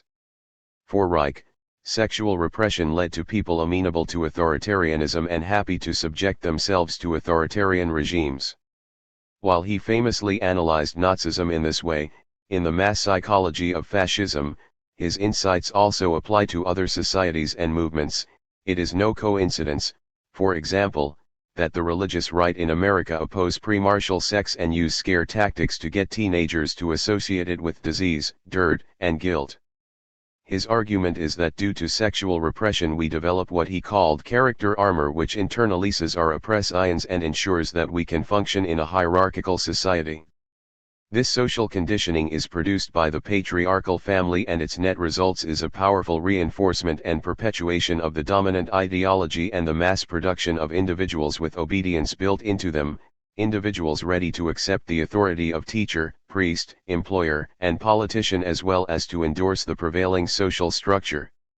This explains how individuals and groups can support movements and institutions which exploit or oppress them.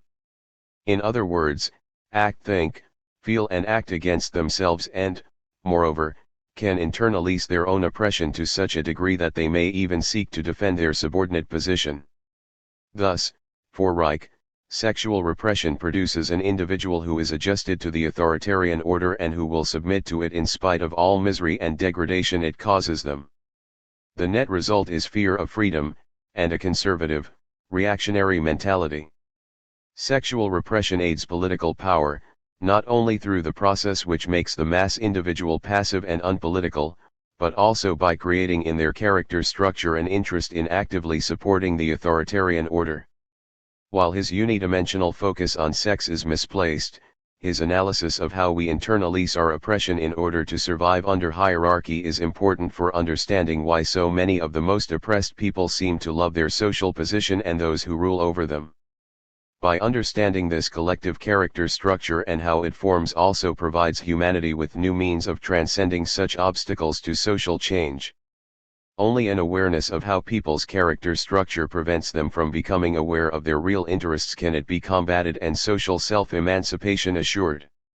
Maurice Brinton's The Irrational in Politics is an excellent short introduction to Reich's ideas which links their insights to libertarian socialism.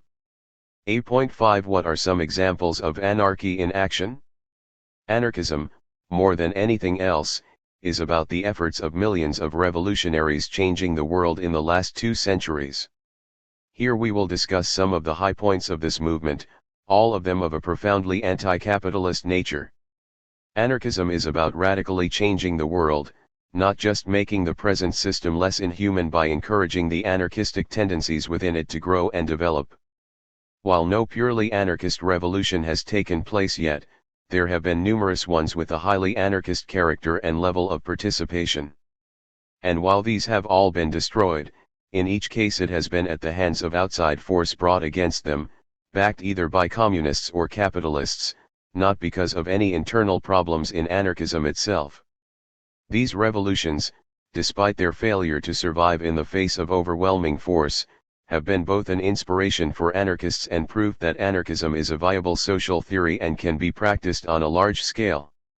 What these revolutions share is the fact they are, to use Proudhon's term, a revolution from below. They were examples of collective activity, of popular spontaneity.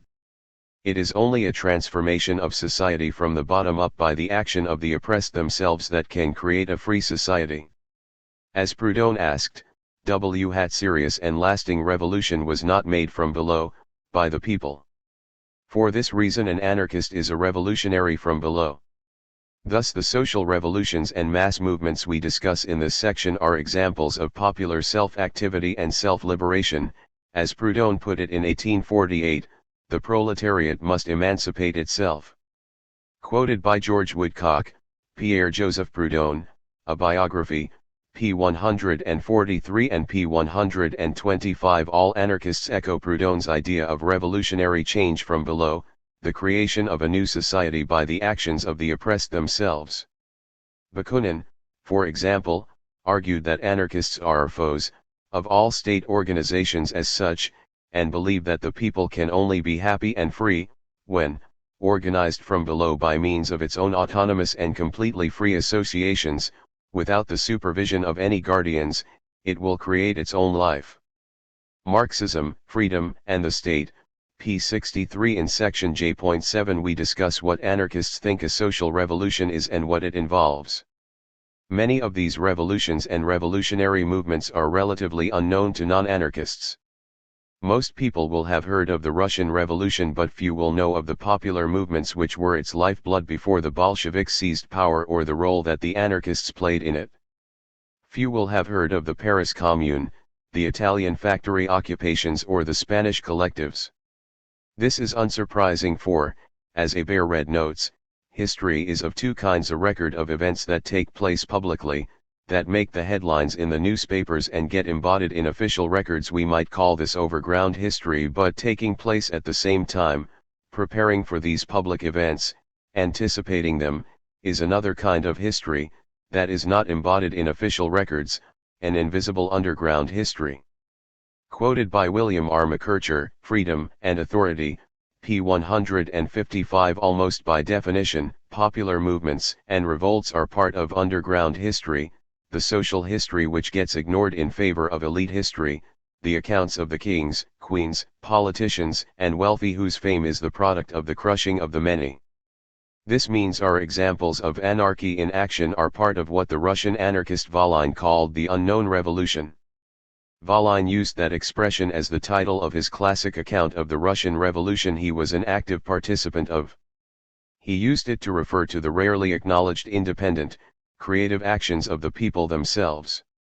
As Volin put it, it is not known how to study a revolution, and most historians mistrust and ignore those developments which occur silently in the depths of the revolution. At best, they accord them a few words in passing. Yet it is precisely these hidden facts which are important, and which throw a true light on the events under consideration and on the period. The unknown revolution, p. 19. Anarchism, based as it is on revolution from below, has contributed considerably to both the underground history and the unknown revolution of the past few centuries, and this section of the FAQ will shed some light on its achievements. It is important to point out that these examples are of wide-scale social experiments and do not imply that we ignore the undercurrent of anarchist practice which exists in everyday life, even under capitalism. Both Peter Kropotkin, in Mutual Aid, and Colin Ward, in Anarchy in Action, have documented the many ways in which ordinary people, usually unaware of anarchism, have worked together as equals to meet their common interests.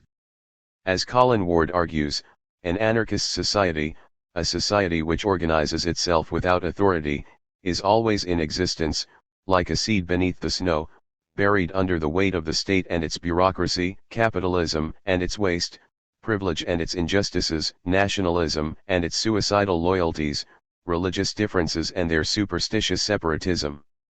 Anarchy in Action, p. 14. Anarchism is not only about a future society, it is also about the social struggle happening today. It is not a condition but a process, which we create by our self-activity and self-liberation. By the 1960s, however, many commentators were writing off the anarchist movement as a thing of the past. Not only had fascism finished off European anarchist movements in the years before and during the war, but in the post-war period these movements were prevented from recovering by the capitalist West on one hand and the Leninist East on the other. Over the same period of time, anarchism had been repressed in the US, Latin America, China, Korea, where a social revolution with anarchist content was put down before the Korean War, and Japan. Even in the one or two countries that escaped the worst of the repression, the combination of the Cold War and international isolation saw libertarian unions like the Swedish SAC become reformist. But the 60s were a decade of new struggle, and all over the world the New Left looked to anarchism as well as elsewhere for its ideas. Many of the prominent figures of the massive explosion of May 1968 in France considered themselves anarchists. Although these movements themselves degenerated, those coming out of them kept the idea alive and began to construct new movements. The death of Franco in 1975 saw a massive rebirth of anarchism in Spain, with up to 500,000 people attending the CNT's first post-Franco rally. The return to a limited democracy in some South American countries in the late 70s and 80s saw a growth in anarchism there. Finally, in the late 80s it was anarchists who struck the first blows against the Leninist USSR, with the first protest march since 1928 being held in Moscow by anarchists in 1987. Today the anarchist movement, although still weak, organizes tens of thousands of revolutionaries in many countries. Spain, Sweden, and Italy all have libertarian union movements organizing some 250,000 between them. Most other European countries have several thousand active anarchists. Anarchist groups have appeared for the first time in other countries, including Nigeria and Turkey. In South America the movement has recovered massively. A contact sheet circulated by the Venezuelan anarchist group Correo lists over 100 organizations in just about every country. Perhaps the recovery is slowest in North America, but there, too, all the libertarian organizations seem to be undergoing significant growth. As this growth accelerates, many more examples of anarchy in action will be created and more people will take part in anarchist organizations and activities, making this part of the FAQ less and less important. However, it is essential to highlight mass examples of anarchism working on a large scale in order to avoid the specious accusation of utopianism. As history is written by the winners, these examples of anarchy in action are often hidden from view in obscure books. Rarely are they mentioned in the schools and universities, or if mentioned, they are distorted. Needless to say, the few examples we give are just that, a few. Anarchism has a long history in many countries, and we cannot attempt to document every example, just those we consider to be important. We are also sorry if the examples seem Eurocentric. We have, due to space and time considerations, had to ignore the Syndicalist Revolt, 1910 to 1914, and the Shop Steward Movement, 1917 to 21, in Britain, Germany, 1919 to 21, Portugal, 1974, the Mexican Revolution, anarchists in the Cuban Revolution, the struggle in Korea against Japanese, then US and Russian, imperialism during and after the Second World War, Hungary, 1956, the refusal of work revolt in the late 1960s, particularly in the hot autumn in Italy, 1969, the UK miners' strike. 1984–85, the struggle against the poll tax in Britain, 1988–92, the strikes in France in 1986 and 1995, the Italian Cobas movement in the 80s and 90s, the popular assemblies and self-managed occupied workplaces during the Argentine revolt at the start of the 21st century and numerous other major struggles that have involved anarchist ideas of self-management, ideas that usually develop from the movement themselves, without anarchists necessarily playing a major, or leading, role. For anarchists, revolutions and mass struggles are festivals of the oppressed, when ordinary people start to act for themselves and change both themselves and the world. 8.5.1 The Paris Commune. The Paris Commune of 1871 played an important role in the development of both anarchist ideas and the movement. As Bakunin commented at the time, revolutionary socialism, i.e. anarchism, has just attempted its first striking and practical demonstration in the Paris Commune. It showed to all enslaved peoples, and are there any masses that are not slaves, the only road to emancipation and health, Paris inflicted a mortal blow upon the political traditions of bourgeois radicalism and gave a real basis to revolutionary socialism. Bakunin on Anarchism, pages 263–4. The Paris Commune was created after France was defeated by Prussia in the Franco-Prussian War. The French government tried to send in troops to regain the Parisian National Guard's cannon to prevent it from falling into the hands of the population. Learning that the Versailles soldiers were trying to seize the cannon, recounted participant Louise Michel, men and women of Montmartre swarmed up the butte in surprise maneuver. Those people who were climbing up the butte believed they would die, but they were prepared to pay the price. The soldiers refused to fire on the jeering crowd and turned their weapons on their officers. This was March 18. The Commune had begun and the people wakened. The 18th of March could have belonged to the allies of kings, or to foreigners, or to the people. It was the people's. Red Virgin, Memoirs of Louise Michel, p. 64. In the free elections called by the Parisian National Guard, the citizens of Paris elected a council made up of a majority of Jacobins and Republicans and a minority of socialists, mostly Blanquists, authoritarian socialists and followers of the anarchist Proudhon. This council proclaimed Paris autonomous and desired to recreate France as a confederation of communes, i.e. communities. Within the commune, the elected council people were recallable and paid an average wage. In addition, they had to report back to the people who had elected them and were subject to recall by electors if they did not carry out their mandates. Why this development caught the imagination of anarchists is clear. It has strong similarities with anarchist ideas. In fact, the example of the Paris Commune was in many ways similar to how Bakunin had predicted that a revolution would have to occur, a major city declaring itself autonomous, organizing itself, leading by example, and urging the rest of the planet to follow it. See letter to Albert Richards in Bakunin on Anarchism. The Paris Commune began the process of creating a new society, one organized from the bottom up. It was a blow for the decentralization of political power. Voltaire declare, The Paris Commune, Anarchy. An anthology of Emma Goldman's Mother Earth, p. 67. Many anarchists played a role within the Commune, for example Louise Michel, the Reclus brothers, and Eugene Varlin, the latter murdered in the repression afterwards. As for the reforms initiated by the Commune, such as the reopening of workplaces as cooperatives, anarchists can see their ideas of associated labor beginning to be realized. By May, 43 workplaces were cooperatively run and the Louvre Museum was a munitions factory run by a workers' council. Echoing Proudhon, a meeting of the Mechanics Union and the Association of Metal Workers argued that our economic emancipation can only be obtained through the formation of workers' associations, which alone can transform our position from that of wage earners to that of associates.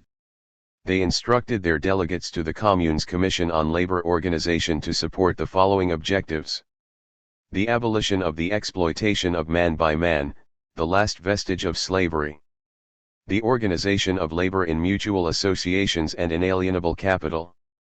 In this way, they hope to ensure that equality must not be an empty word in the Commune. The Paris Commune of 1871, The View from the Left, Eugene Schulkind, ed.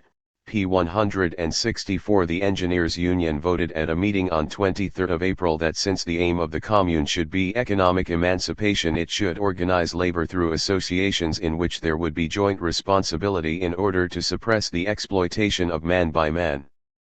Quoted by Stuart Edwards, The Paris Commune 1871, pages 263-4.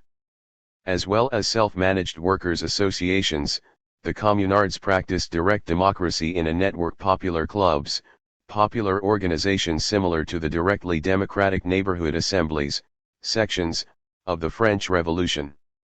People, govern yourselves through your public meetings, through your press, proclaimed the newspaper of one club.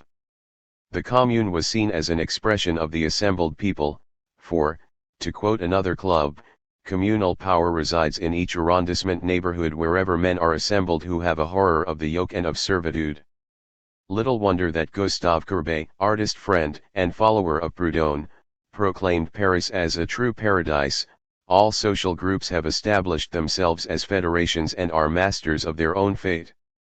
Quoted by Martin Philip Johnson, The Paradise of Association, p. 5 and p. 6.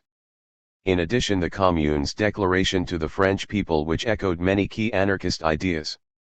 It saw the political unity of society as being based on the voluntary association of all local initiatives, the free and spontaneous concourse of all individual energies for the common aim, the well-being, the liberty and the security of all. Quoted by Edwards, Op. Cit. p. 218. The new society envisioned by the communards was one based on the absolute autonomy of the commune, assuring to each its integral rights and to each Frenchman the full exercise of his aptitudes, as a man, a citizen, and a laborer. The autonomy of the commune will have for its limits only the equal autonomy of all other communes adhering to the contract. Their association must ensure the liberty of France. Declaration to the French people, quoted by George Woodcock, Pierre-Joseph Proudhon, A Biography, pages 276-7. With its vision of a confederation of communes, Bakunin was correct to assert that the Paris Commune was a bold, clearly formulated negation of the state. Bakunin on Anarchism, p. 264. Moreover, the Commune's ideas on federation obviously reflected the influence of Proudhon on French radical ideas. Indeed, the Commune's vision of a communal France based on a federation of delegates bound by imperative mandates issued by their electors and subject to recall at any moment echoes Proudhon's ideas. Proudhon had argued in favor of the implementation of the binding mandate in 1848, no gods, no masters, p. 63, and for federation of communes in his work The Principle of Federation. Thus both economically and politically the Paris Commune was heavily influenced by anarchist ideas. Economically, the theory of associated production expounded by Proudhon and Bakunin became consciously revolutionary practice. Politically, in the Commune's call for federalism and autonomy, anarchists see their future social organization being carried out from the bottom up, by the free association or federation of workers, starting with associations, then going into the communes, the regions, the nations, and, finally, culminating in a great international and universal federation. Bakunin, Op. Cit. p. 270. However, for anarchists the commune did not go far enough. It did not abolish the state within the commune, as it had abolished it beyond it. The communards organized themselves in a Jacobin manner, to use Bakunin's cutting term. As Peter Kropotkin pointed out, while proclaiming the free commune, the people of Paris proclaimed an essential anarchist principle. They stopped mid-course and gave themselves a communal council copied from the old municipal councils.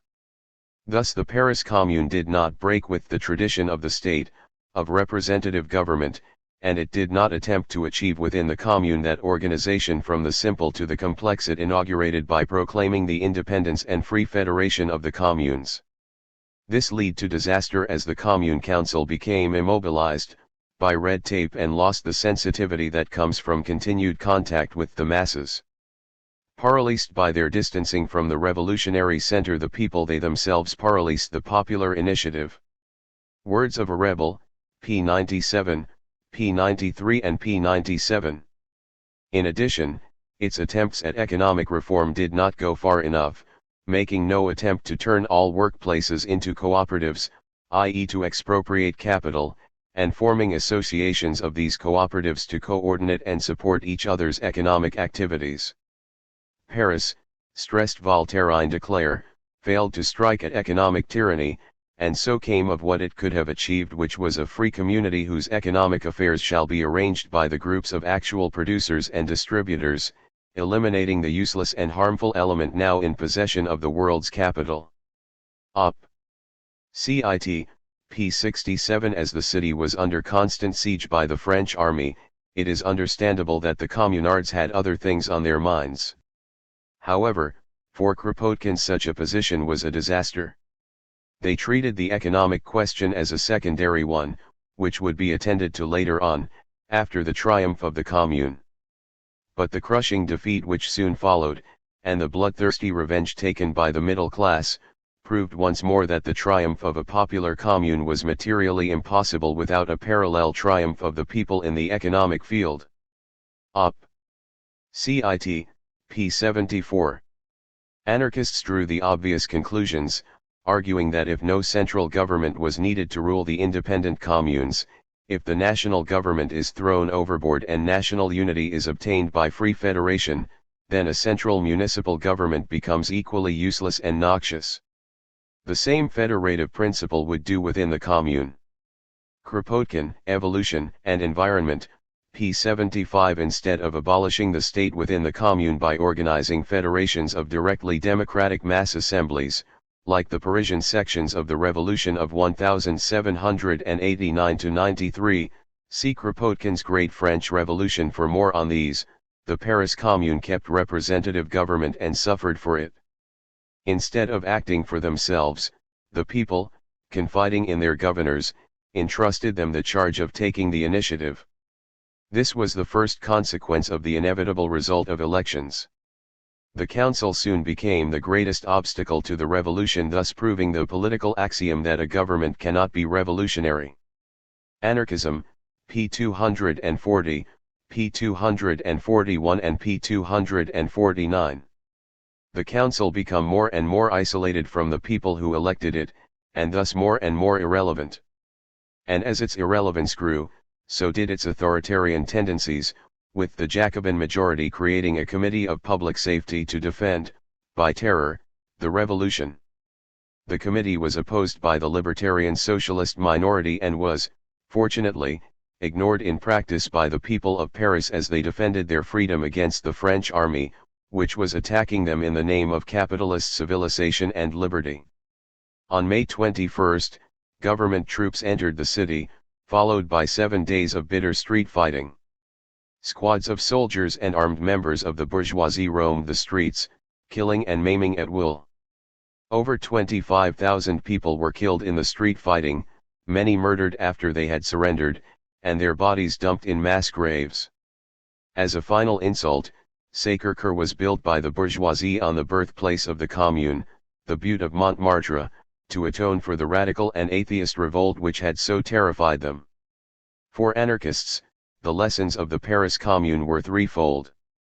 Firstly, a decentralist confederation of communities is the necessary political form of a free society. This was the form that the social revolution must take: the independent commune. Kropotkin, Op. Cit. p. 163. Secondly, there is no more reason for a government inside a commune than for government above the commune. This means that an anarchist community will be based on a confederation of neighborhood and workplace assemblies freely cooperating together. Thirdly, it is critically important to unify political and economic revolutions into a social revolution. They tried to consolidate the commune first and put off the social revolution until later, whereas the only way to proceed was to consolidate the commune by means of the social revolution. Peter Kropotkin, Words of a Rebel, p. 97. For more anarchist perspectives on the Paris Commune, see Kropotkin's essay The Paris Commune in Words of a Rebel, and The Anarchist Reader, and Bakunin's The Paris Commune and the Idea of the State in Bakunin on Anarchism. A.5.2 The Haymarket Martyrs. May 1st is a day of special significance for the labor movement. While it has been hijacked in the past by the Stalinist bureaucracy in the Soviet Union and elsewhere, the labor movement festival of May Day is a day of worldwide solidarity. A time to remember past struggles and demonstrate our hope for a better future. A day to remember that an injury to one is an injury to all. The history of May Day is closely linked with the anarchist movement and the struggles of working people for a better world. Indeed, it originated with the execution of 4 anarchists in Chicago in 1886 for organizing workers in the fight for the 8-hour day. Thus May Day is a product of anarchy in action, of the struggle of working people using direct action in labor unions to change the world. It began in the 1880s in the USA. In 1884, the Federation of Organized Trades and Labor Unions of the United States and Canada, created in 1881, it changed its name in 1886 to the American Federation of Labor, passed a resolution which asserted that 8 hours shall constitute a legal day's work from and after May 1, 1886, and that we recommend to labor organizations throughout this district that they so direct their laws as to conform to this resolution. A call for strikes on May 1, 1886 was made in support of this demand. In Chicago, the anarchists were the main force in the union movement, and partially as a result of their presence, the unions translated this call into strikes on May 1. The anarchists thought that the 8-hour day could only be won through direct action and solidarity. They considered that struggles for reforms, like the 8-hour day, were not enough in themselves. They viewed them as only one battle in an ongoing class war that would only end by social revolution and the creation of a free society.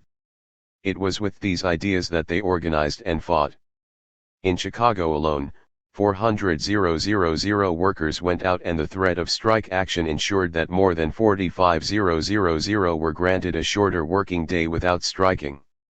On May 3, 1886, police fired into a crowd of pickets at the McCormick Harvester Machine Company, killing at least one striker, seriously wounding 5 or 6 others, and injuring an undetermined number. Anarchists called for a mass meeting the next day in Haymarket Square to protest the brutality. According to the mayor, nothing had occurred yet, or looked likely to occur to require interference. However, as the meeting was breaking up, a column of 180 police arrived and ordered the meeting to end. At this moment a bomb was thrown into the police ranks, who opened fire on the crowd. How many civilians were wounded or killed by the police was never exactly ascertained, but 7 policemen eventually died. Ironically, only one was the victim of the bomb, the rest were a result of the bullets fired by the police. Paul Avrish, The Haymarket Tragedy, p. 208. A reign of terror swept over Chicago, and the organized banditti and conscienceless brigands of capital suspended the only papers which would give the side of those whom they crammed into prison cells. They have invaded the homes of everyone who has ever known to have raised a voice or sympathized with those who have aught to say against the present system of robbery and oppression. They have invaded their homes and subjected them and their families to indignities that must be seen to be believed. Lucy Parsons, Liberty, Equality and Solidarity, p. 53. Meeting halls, union offices, printing shops, and private homes were raided, usually without warrants. Such raids into working-class areas allowed the police to round up all known anarchists and other socialists. Many suspects were beaten up and some bribed. "Make the raids first and look up the law afterwards," was the public statement of J. Grinnell, the state's attorney, when a question was raised about search warrants. Editor's Introduction, The Autobiographies of the Haymarket Martyrs, p. 7. 8 anarchists were put on trial for accessory to murder. No pretense was made that any of the accused had carried out or even planned the bomb. The judge ruled that it was not necessary for the state to identify the actual perpetrator or prove that he had acted under the influence of the accused. The state did not try to establish that the defendants had in any way approved or abetted the act. In fact, only 3 were present at the meeting when the bomb exploded, and one of those, Albert Parsons, was accompanied by his wife and fellow anarchist Lucy and their 2 small children to the event. The reason why these 8 were picked was because of their anarchism and union organizing, as made clear by that state's attorney when he told the jury that law is on trial. Anarchy is on trial. These men have been selected, picked out by the grand jury, and indicted because they were leaders. They are no more guilty than the thousands who follow them. Gentlemen of the jury, convict these men, make examples of them, hang them, and you save our institutions, our society. The jury was selected by a special bailiff, nominated by the state's attorney, and was explicitly chosen to compose of businessmen and a relative of one of the cops killed. The defense was not allowed to present evidence that the special bailiff had publicly claimed, "I am managing this case and I know what I am about. These fellows are going to be hanged as certain as death." Op. Cit. p. 8. Not surprisingly, the accused were convicted. 7 were sentenced to death, 1 to 15 years imprisonment. An international campaign resulted in 2 of the death sentences being commuted to life, but the worldwide protest did not stop the U.S. state. Of the remaining 5, 1, Louis Link, cheated the executioner and killed himself on the eve of the execution. The remaining 4, Albert Parsons, August Spies, George Engel, and Adolf Fischer, were hanged on November 11, 1887. They are known in labor history as the Haymarket Martyrs. Between 150,000 and 500,000 lined the route taken by the funeral cortege, and between 10,000 to 25,000 were estimated to have watched the burial. In 1889, the American delegation attending the International Socialist Congress in Paris proposed that May 1 be adopted as a workers' holiday.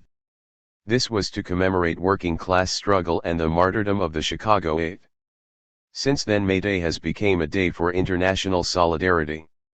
In 1893, the new governor of Illinois made official what the working class in Chicago and across the world knew all along and pardoned the martyrs because of their obvious innocence and because the trial was not fair. To this day, no one knows who threw the bomb. The only definite fact is that it was not any of those who were tried for the act. Our comrades were not murdered by the state because they had any connection with the bomb throwing, but because they had been active in organizing the wage slaves of America. Lucy Parsons, Op. Cit.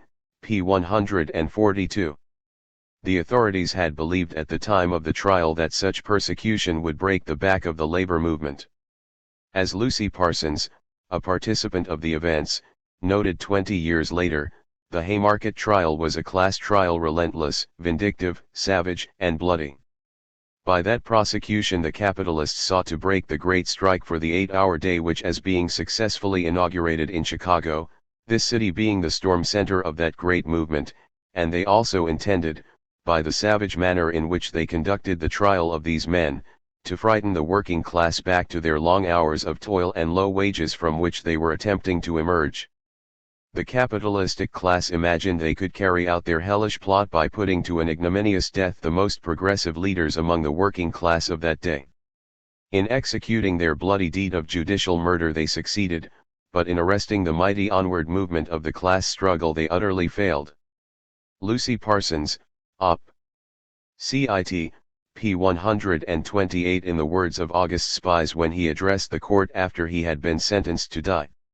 If you think that by hanging us you can stamp out the labor movement, the movement from which the downtrodden millions, the millions who toil in misery and want, expect salvation, if this is your opinion, then hang us. Here you will tread on a spark, but there and there, behind you and in front of you, and everywhere, flames blaze up. It is a subterranean fire. You cannot put it out. Quoted by Paul Avriche, Op. Cit. p. 287. At the time and in the years to come, this defiance of the state and capitalism was to win thousands to anarchism, particularly in the U.S. itself. Since the Haymarket event, anarchists have celebrated May Day. On the 1st of May the reformist unions and labor parties moved its marches to the first Sunday of the month. We do so to show our solidarity with other working class people across the world, to celebrate past and present struggles, to show our power and remind the ruling class of their vulnerability. As Nestor Makhno put it, that day those American workers attempted, by organizing themselves, to give expression to their protest against the iniquitous order of the state and capital of the propertied. The workers of Chicago had gathered to resolve, in common, the problems of their lives and their struggles. Today too, the toilers regard the 1st of May as the occasion of a get-together when they will concern themselves with their own affairs and consider the matter of their emancipation. The Struggle Against the State and Other Essays, pages 59 to 60. Anarchists stay true to the origins of May Day and celebrate its birth in the direct action of the oppressed. It is a classic example of anarchist principles of direct action and solidarity, an historic event of great importance, inasmuch as it was, in the first place, the first time that workers themselves had attempted to get a shorter workday by united, simultaneous action. This strike was the first in the nature of direct action on a large scale, the first in America. Lucy Parsons, Op. Cit. pages 139 to 40. Oppression and exploitation breed resistance, and, for anarchists, May Day is an international symbol of that resistance and power, a power expressed in the last words of August Spies, chiseled in stone on the monument to the Haymarket martyrs in Waldheim Cemetery in Chicago. The day will come when our silence will be more powerful than the voices you are throttling today. To understand why the state and business class were so determined to hang the Chicago anarchists, it is necessary to realize they were considered the leaders of a massive radical union movement. In 1884, the Chicago anarchists produced the world's first daily anarchist newspaper, the Chicagoer Arbeiterzeitung. This was written, read, owned, and published by the German immigrant working class movement. The combined circulation of this daily plus a weekly, Voorboot, and a Sunday edition, Fakkel, more than doubled, from 13,000 per issues in 1880 to 26,980 in 1886. Anarchist weekly papers existed for other ethnic groups as well, one English, one Bohemian and one Scandinavian. Anarchists were very active in the Central Labor Union, which included the 11 largest unions in the city, and aimed to make it, in the words of Albert Parsons, one of the martyrs, the embryonic group of the future free society. The anarchists were also part of the International Working People's Association, also called the Black International, which had representatives from 26 cities at its founding convention. The IWPA soon made headway among trade unions, especially in the Midwest, and its ideas of direct action of the rank and file and of trade unions serving as the instrument of the working class for the complete destruction of capitalism and the nucleus for the formation of a new society became known as the Chicago Idea, an idea which later inspired the Industrial Workers of the World, which was founded in Chicago in 1905. Editor's Introduction, The Autobiographies of the Haymarket Martyrs, p. 4. This idea was expressed in the manifesto issued at the I.W.P.A.'s Pittsburgh Congress of 1883. First, destruction of the existing class rule, by all means, i.e. by energetic, relentless, revolutionary, and international action. Second, establishment of a free society based upon cooperative organization of production. Third, free exchange of equivalent products by and between the productive organizations without commerce and profit-mongery. Fourth, organization of education on a secular, scientific, and equal basis for both sexes. Fifth, equal rights for all without distinction to sex or race. Sixth, regulation of all public affairs by free contracts between autonomous, independent, communes and associations, resting on a federalistic basis. Op. Cit. p. 42. In addition to their union organizing, the Chicago anarchist movement also organized social societies, picnics, lectures, dances, libraries and a host of other activities. These all helped to forge a distinctly working-class revolutionary culture in the heart of the American dream. The threat to the ruling class and their system was too great to allow it to continue, particularly with memories of the vast uprising of labor in 1877 still fresh. As in 1886, that revolt was also met by state violence. See strike.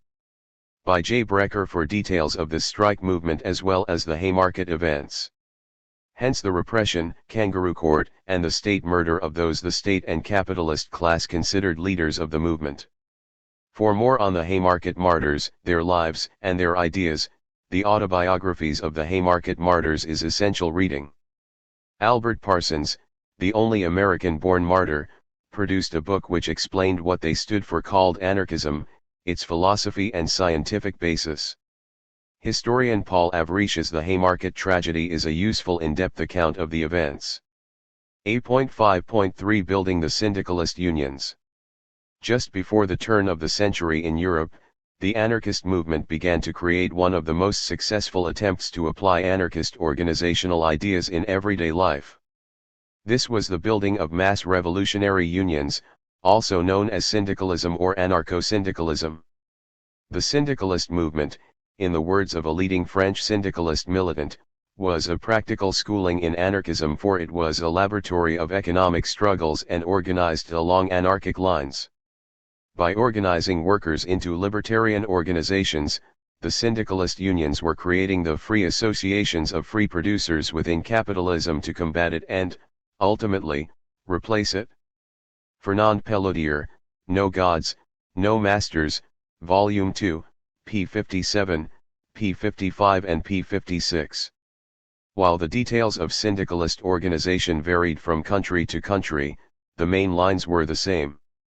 Workers should form themselves into unions, or syndicates, the French for union. While organization by industry was generally the preferred form, craft and trade organizations were also used. These unions were directly controlled by their members and would federate together on an industrial and geographical basis.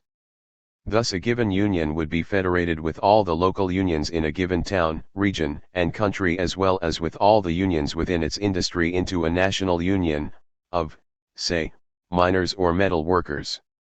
Each union was autonomous and all officials were part-time, and paid their normal wages if they missed work on union business.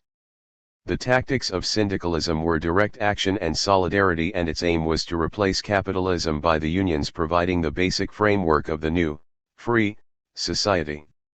Thus, for anarcho-syndicalism, the trade union is by no means a mere transitory phenomenon bound up with the duration of capitalist society, it is the germ of the socialist economy of the future, the elementary school of socialism in general. The economic fighting organization of the workers gives their members every opportunity for direct action in their struggles for daily bread. It also provides them with the necessary preliminaries for carrying through the reorganization of social life on a libertarian socialist plan by their own strength. Rudolf Rocker, Anarcho-Syndicalism, p. 59 and p. 62. Anarcho-syndicalism, to use the expression of the IWW, aims to build the new world in the shell of the old. In the period from the 1890s to the outbreak of World War I, anarchists built revolutionary unions in most European countries, particularly in Spain, Italy, and France. In addition, anarchists in South and North America were also successful in organizing syndicalist unions, particularly Cuba, Argentina, Mexico, and Brazil. Almost all industrialist countries had some syndicalist movement, although Europe and South America had the biggest and strongest ones. These unions were organized in a confederal manner, from the bottom up, along anarchist lines. They fought with capitalists on a day-to-day basis around the issue of better wages and working conditions and the state for social reforms, but they also sought to overthrow capitalism through the revolutionary general strike. Thus hundreds of thousands of workers around the world were applying anarchist ideas in everyday life, proving that anarchy was no utopian dream but a practical method of organizing on a wide scale. That anarchist organizational techniques encouraged member participation, empowerment, and militancy, and that they also successfully fought for reforms and promoted class consciousness, can be seen in the growth of anarcho-syndicalist unions and their impact on the labor movement. The industrial workers of the world, for example, still inspires union activists and has, throughout its long history, provided many union songs and slogans. However, as a mass movement, syndicalism effectively ended by the 1930s. This was due to two factors. Firstly, most of the syndicalist unions were severely repressed just after World War I. In the immediate post-war years they reached their height. This wave of militancy was known as the Red Years in Italy, where it attained its high point with factory occupations, see section 8.5.5. But these years also saw the destruction of these unions in country after county. In the USA, for example, the IWW was crushed by a wave of repression backed wholeheartedly by the media, the state, and the capitalist class. Europe saw capitalism go on the offensive with a new weapon: fascism. Fascism arose, first in Italy and, most infamously, in Germany, as an attempt by capitalism to physically smash the organizations the working class had built. This was due to radicalism that had spread across Europe in the wake of the war ending, inspired by the example of Russia. Numerous near-revolutions had terrified the bourgeoisie, who turned to fascism to save their system. In country after country, anarchists were forced to flee into exile, vanish from sight, or became victims of assassins or concentration camps after their, often heroic, attempts at fighting fascism failed. In Portugal, for example, the 100,000-strong anarcho-syndicalist CGT Union launched numerous revolts in the late 1920s and early 1930s against fascism. In January 1934, the CGT called for a revolutionary general strike which developed into a 5-day insurrection. A state of siege was declared by the state, which used extensive force to crush the rebellion. The CGT, whose militants had played a prominent and courageous role in the insurrection, was completely smashed and Portugal remained a fascist state for the next 40 years. Phil Mailer, Portugal, The Impossible Revolution, pages 72-3. In Spain, the CNT, the most famous anarcho-syndicalist union, fought a similar battle. By 1936, it claimed 1.5 million members. As in Italy and Portugal, the capitalist class embraced fascism to save their power from the dispossessed, who were becoming confident of their power and their right to manage their own lives, see section A.5.6. As well as fascism, syndicalism also faced the negative influence of Leninism. The apparent success of the Russian Revolution led many activists to turn to authoritarian politics, particularly in English-speaking countries and, to a lesser extent, France. Such notable syndicalist activists as Tom Mann in England, William Gallagher in Scotland and William Foster in the USA became communists. The last two, it should be noted, became Stalinist. Moreover, communist parties deliberately undermined the libertarian unions, encouraging fights and splits, as, for example, in the IWW. After the end of the Second World War, the Stalinists finished off what fascism had started in Eastern Europe and destroyed the anarchist and syndicalist movements in such places as Bulgaria and Poland. In Cuba, Castro also followed Lenin's example and did what the Batista and Machado dictatorships could not, namely smash the influential anarchist and syndicalist movements. See Frank Fernandez's Cuban Anarchism for a history of this movement from its origins in the 1860s to the 21st century.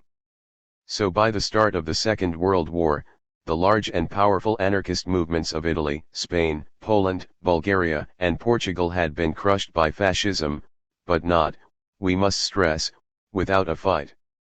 When necessary, the capitalists supported authoritarian states in order to crush the labor movement and make their countries safe for capitalism. Only Sweden escaped this trend, where the syndicalist union the SAC is still organizing workers. It is, in fact, like many other syndicalist unions active today, growing as workers turn away from bureaucratic unions whose leaders seem more interested in protecting their privileges and cutting deals with management than defending their members. In France, Spain, and Italy and elsewhere, syndicalist unions are again on the rise, showing that anarchist ideas are applicable in everyday life. Finally, it must be stressed that syndicalism has its roots in the ideas of the earliest anarchists and, consequently, was not invented in the 1890s. It is true that development of syndicalism came about, in part, as a reaction to the disastrous propaganda by deed period, in which individual anarchists assassinated government leaders in attempts to provoke a popular uprising and in revenge for the mass murders of the communards and other rebels, see section A.2.18 for details. But in response to this failed and counterproductive campaign, anarchists went back to their roots and to the ideas of Bakunin. Thus, as recognized by the likes of Kropotkin and Malatesta, syndicalism was simply a return to the ideas current in the libertarian wing of the First International. Thus we find Bakunin arguing that it is necessary to organize the power of the proletariat. But this organization must be the work of the proletariat itself. Organize, constantly organize the international militant solidarity of the workers, in every trade and country, and remember that however weak you are as isolated individuals or districts, you will constitute a tremendous, invincible power by means of universal cooperation. As one American activist commented, this is the same militant spirit that breathes now in the best expressions of the syndicalist and IWW movements, both of which express a strong worldwide revival of the ideas for which Bakunin labored throughout his life. Max Baginski, Anarchy. An anthology of Emma Goldman's Mother Earth, p. 71. As with the syndicalists, Bakunin stressed the organization of trade sections, their federation, bear in themselves the living germs of the new social order, which is to replace the bourgeois world. They are creating not only the ideas but also the facts of the future itself. Quoted by Rudolf Rocker, Op. Cit. p. 50. Such ideas were repeated by other libertarians. Eugene Varlin, whose role in the Paris Commune ensured his death, advocated a socialism of associations, arguing in 1870 that syndicates were the natural elements for the rebuilding of society. it is they that can easily be transformed into producer associations, it is they that can put into practice the retooling of society and the organization of production. Quoted by Martin Phillip Johnson, The Paradise of Association, p. 139. As we discussed in section A.5.2, the Chicago anarchists held similar views, seeing the labor movement as both the means of achieving anarchy and the framework of the free society. As Lucy Parsons, the wife of Albert, put it, we hold that the Granges, trade unions, Knights of Labor assemblies, etc., are the embryonic groups of the ideal anarchistic society, contained in Albert R. Parsons' Anarchism, its philosophy and scientific basis, p. 110. These ideas fed into the revolutionary unionism of the IWW. As one historian notes, the proceedings of the IWW's inaugural convention indicate that the participants were not only aware of the Chicago idea but were conscious of a continuity between their efforts and the struggles of the Chicago anarchists to initiate industrial unionism. The Chicago idea represented the earliest American expression of syndicalism. Salvatore Salerno, Red November, Black November, p. 71. Thus, syndicalism and anarchism are not differing theories but, rather, different interpretations of the same ideas. See for a fuller discussion section H.2.8. While not all syndicalists are anarchists, some Marxists have proclaimed support for syndicalism, and not all anarchists are syndicalists. See section J.3.9 for a discussion why all social anarchists see the need for taking part in the labor and other popular movements and encouraging libertarian forms of organization and struggle within them. By doing this, inside and outside of syndicalist unions, anarchists are showing the validity of our ideas. For, as Kropotkin stressed, the next revolution must from its inception bring about the seizure of the entire social wealth by the workers in order to transform it into common property. This revolution can succeed only through the workers, only if the urban and rural workers everywhere carry out this objective themselves. To that end, they must initiate their own action in the period before the revolution. This can happen only if there is a strong workers' organization. Selected writings on anarchism and revolution, p. 20. Such popular self-managed organizations cannot be anything but anarchy in action. A.5.4 Anarchists in the Russian Revolution. The Russian Revolution of 1917 saw a huge growth in anarchism in that country and many experiments in anarchist ideas. However, in popular culture the Russian Revolution is seen not as a mass movement by ordinary people struggling towards freedom but as the means by which Lenin imposed his dictatorship on Russia. The truth is radically different. The Russian Revolution was a mass movement from below in which many different currents of ideas existed and in which millions of working people, workers in the cities and towns as well as peasants, tried to transform their world into a better place. Sadly, those hopes and dreams were crushed under the dictatorship of the Bolshevik Party, first under Lenin, later under Stalin. The Russian Revolution, like most history, is a good example of the maxim history is written by those who win. Most capitalist histories of the period between 1917 and 1921 ignore what the anarchist Volin called the unknown revolution, the revolution called forth from below by the actions of ordinary people. Leninist accounts, at best, praise this autonomous activity of workers so long as it coincides with their own party line, but radically condemn it, and attribute it with the basest motives, as soon as it strays from that line. Thus Leninist accounts will praise the workers when they move ahead of the Bolsheviks, as in the spring and summer of 1917, but will condemn them when they oppose Bolshevik policy once the Bolsheviks are in power. At worst, Leninist accounts portray the movement and struggles of the masses as little more than a backdrop to the activities of the vanguard party. For anarchists, however, the Russian Revolution is seen as a classic example of a social revolution in which the self-activity of working people played a key role. In their Soviets, factory committees, and other class organizations, the Russian masses were trying to transform society from a class-ridden, hierarchical statist regime into one based on liberty, equality, and solidarity. As such, the initial months of the revolution seemed to confirm Bakunin's prediction that the future social organization must be made solely from the bottom upwards, by the free associations or federations of workers, firstly in their unions, then in the communes, regions, nations, and finally in a great federation, international and universal.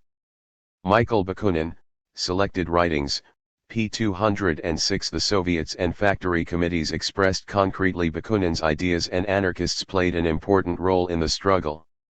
The initial overthrow of the Tsar came from the direct action of the masses. In February 1917, the women of Petrograd erupted in bread riots. On February 18, the workers of the Putilov works in Petrograd went on strike. By February 22, the strike had spread to other factories. 2 days later, 200,000 workers were on strike, and by February 25 the strike was virtually general. The same day also saw the first bloody clashes between protesters and the army. The turning point came on the 27th, when some troops went over to the revolutionary masses, sweeping along other units. This left the government without its means of coercion. The Tsar abdicated and a provisional government was formed. So spontaneous was this movement that all the political parties were left behind. This included the Bolsheviks, with the Petrograd organization of the Bolsheviks opposing the calling of strikes precisely on the eve of the revolution destined to overthrow the Tsar. Fortunately, the workers ignored the Bolshevik directives and went on strike anyway. Had the workers followed its guidance, it is doubtful that the revolution would have occurred when it did. Murray Bookchin, Post-Scarcity Anarchism, p. 123. The revolution carried on in this vein of direct action from below until the new, socialist state was powerful enough to stop it. For the left, the end of Tsarism was the culmination of years of effort by socialists and anarchists everywhere. It represented the progressive wing of human thought overcoming traditional oppression, and as such was duly praised by leftists around the world. However, in Russia things were progressing. In the workplaces and streets and on the land, more and more people became convinced that abolishing feudalism politically was not enough. The overthrow of the Tsar made little real difference if feudal exploitation still existed in the economy, so workers started to seize their workplaces and peasants, the land. All across Russia, ordinary people started to build their own organizations, unions, cooperatives, factory committees, and councils, or Soviets in Russian. These organizations were initially organized in anarchist fashion, with recallable delegates and being federated with each other. Needless to say, all the political parties and organizations played a role in this process. The two wings of the Marxist Social Democrats were active, the Mensheviks and the Bolsheviks, as were the Social Revolutionaries, a populist peasant-based party, and the anarchists. The anarchists participated in this movement, encouraging all tendencies to self-management and urging the overthrow of the provisional government. They argued that it was necessary to transform the revolution from a purely political one into an economic/social one. Until the return of Lenin from exile, they were the only political tendency who thought along those lines. Lenin convinced his party to adopt the slogan "All power to the Soviets" and push the revolution forward. This meant a sharp break with previous Marxist positions, leading one ex-Bolshevik turned Menshevik to comment that Lenin had made himself a candidate for one European throne that has been vacant for 30 years, the throne of Bakunin. Quoted by Alexander Rubinovich, Prelude to Revolution, p. 40. The Bolsheviks now turned to winning mass support, championing direct action and supporting the radical actions of the masses, policies in the past associated with anarchism. The Bolsheviks launched slogans which until then had been particularly and insistently been voiced by the anarchists. Volyn, The Unknown Revolution, p. 210. Soon they were winning more and more votes in the Soviet and factory committee elections. As Alexander Berkman argues, the anarchist mottos proclaimed by the Bolsheviks did not fail to bring results. The masses relied to their flag. What is anarchism? p. 120. The anarchists were also influential at this time. Anarchists were particularly active in the movement for workers' self-management of production which existed around the factory committees, see Embrinton, the Bolsheviks, and workers' control for details. They were arguing for workers and peasants to expropriate the owning class, abolish all forms of government and reorganize society from the bottom up using their own class organizations, the Soviets, the factory committees, cooperatives, and so on. They could also influence the direction of struggle. As Alexander Rubinovich, in his study of the July Uprising of 1917, notes, at the rank and file level, particularly within the Petrograd garrison and at the Kronstadt naval base, there was in fact very little to distinguish Bolshevik from anarchist. The anarchist communists and the Bolsheviks competed for the support of the same uneducated, depressed, and dissatisfied elements of the population, and the fact is that in the summer of 1917, the anarchist communists, with the support they enjoyed in a few important factories and regiments, possessed an undeniable capacity to influence the course of events. Indeed, the anarchist appeal was great enough in some factories and military units to influence the actions of the Bolsheviks themselves. Op. Cit. p. 64. Indeed, one leading Bolshevik stated in June, 1917, in response to a rise in anarchist influence, by fencing ourselves off from the anarchists, we may fence ourselves off from the masses. Quoted by Alexander Rubinovich, Op. Cit. p. 102. The anarchists operated with the Bolsheviks during the October Revolution which overthrew the provisional government. But things changed once the authoritarian socialists of the Bolshevik Party had seized power. While both anarchists and Bolsheviks used many of the same slogans, there were important differences between the two. As Volin argued, from the lips and pens of the anarchists, those slogans were sincere and concrete, for they corresponded to their principles and called for action entirely in conformity with such principles. But with the Bolsheviks, the same slogans meant practical solutions totally different from those of the libertarians and did not tally with the ideas which the slogans appeared to express. The Unknown Revolution, p. 210. Take, for example, the slogan "All Power to the Soviets." For anarchists it meant exactly that: organs for the working class to run society directly, based on mandated, recallable delegates. For the Bolsheviks, that slogan was simply the means for a Bolshevik government to be formed over and above the Soviets. The difference is important, for the anarchists declared, if power really should belong to the Soviets, it could not belong to the Bolshevik Party, and if it should belong to that party, as the Bolsheviks envisaged, it could not belong to the Soviets. Volin, Op. Cit. p. 213. Reducing the Soviets to simply executing the decrees of the Central, Bolshevik, government and having their All-Russian Congress be able to recall the government, i.e. those with real power, does not equal all power, quite the reverse. Similarly with the term workers' control of production. Before the October Revolution, Lenin saw workers' control purely in terms of the universal, all-embracing workers' control over the capitalists. Will the Bolsheviks maintain power?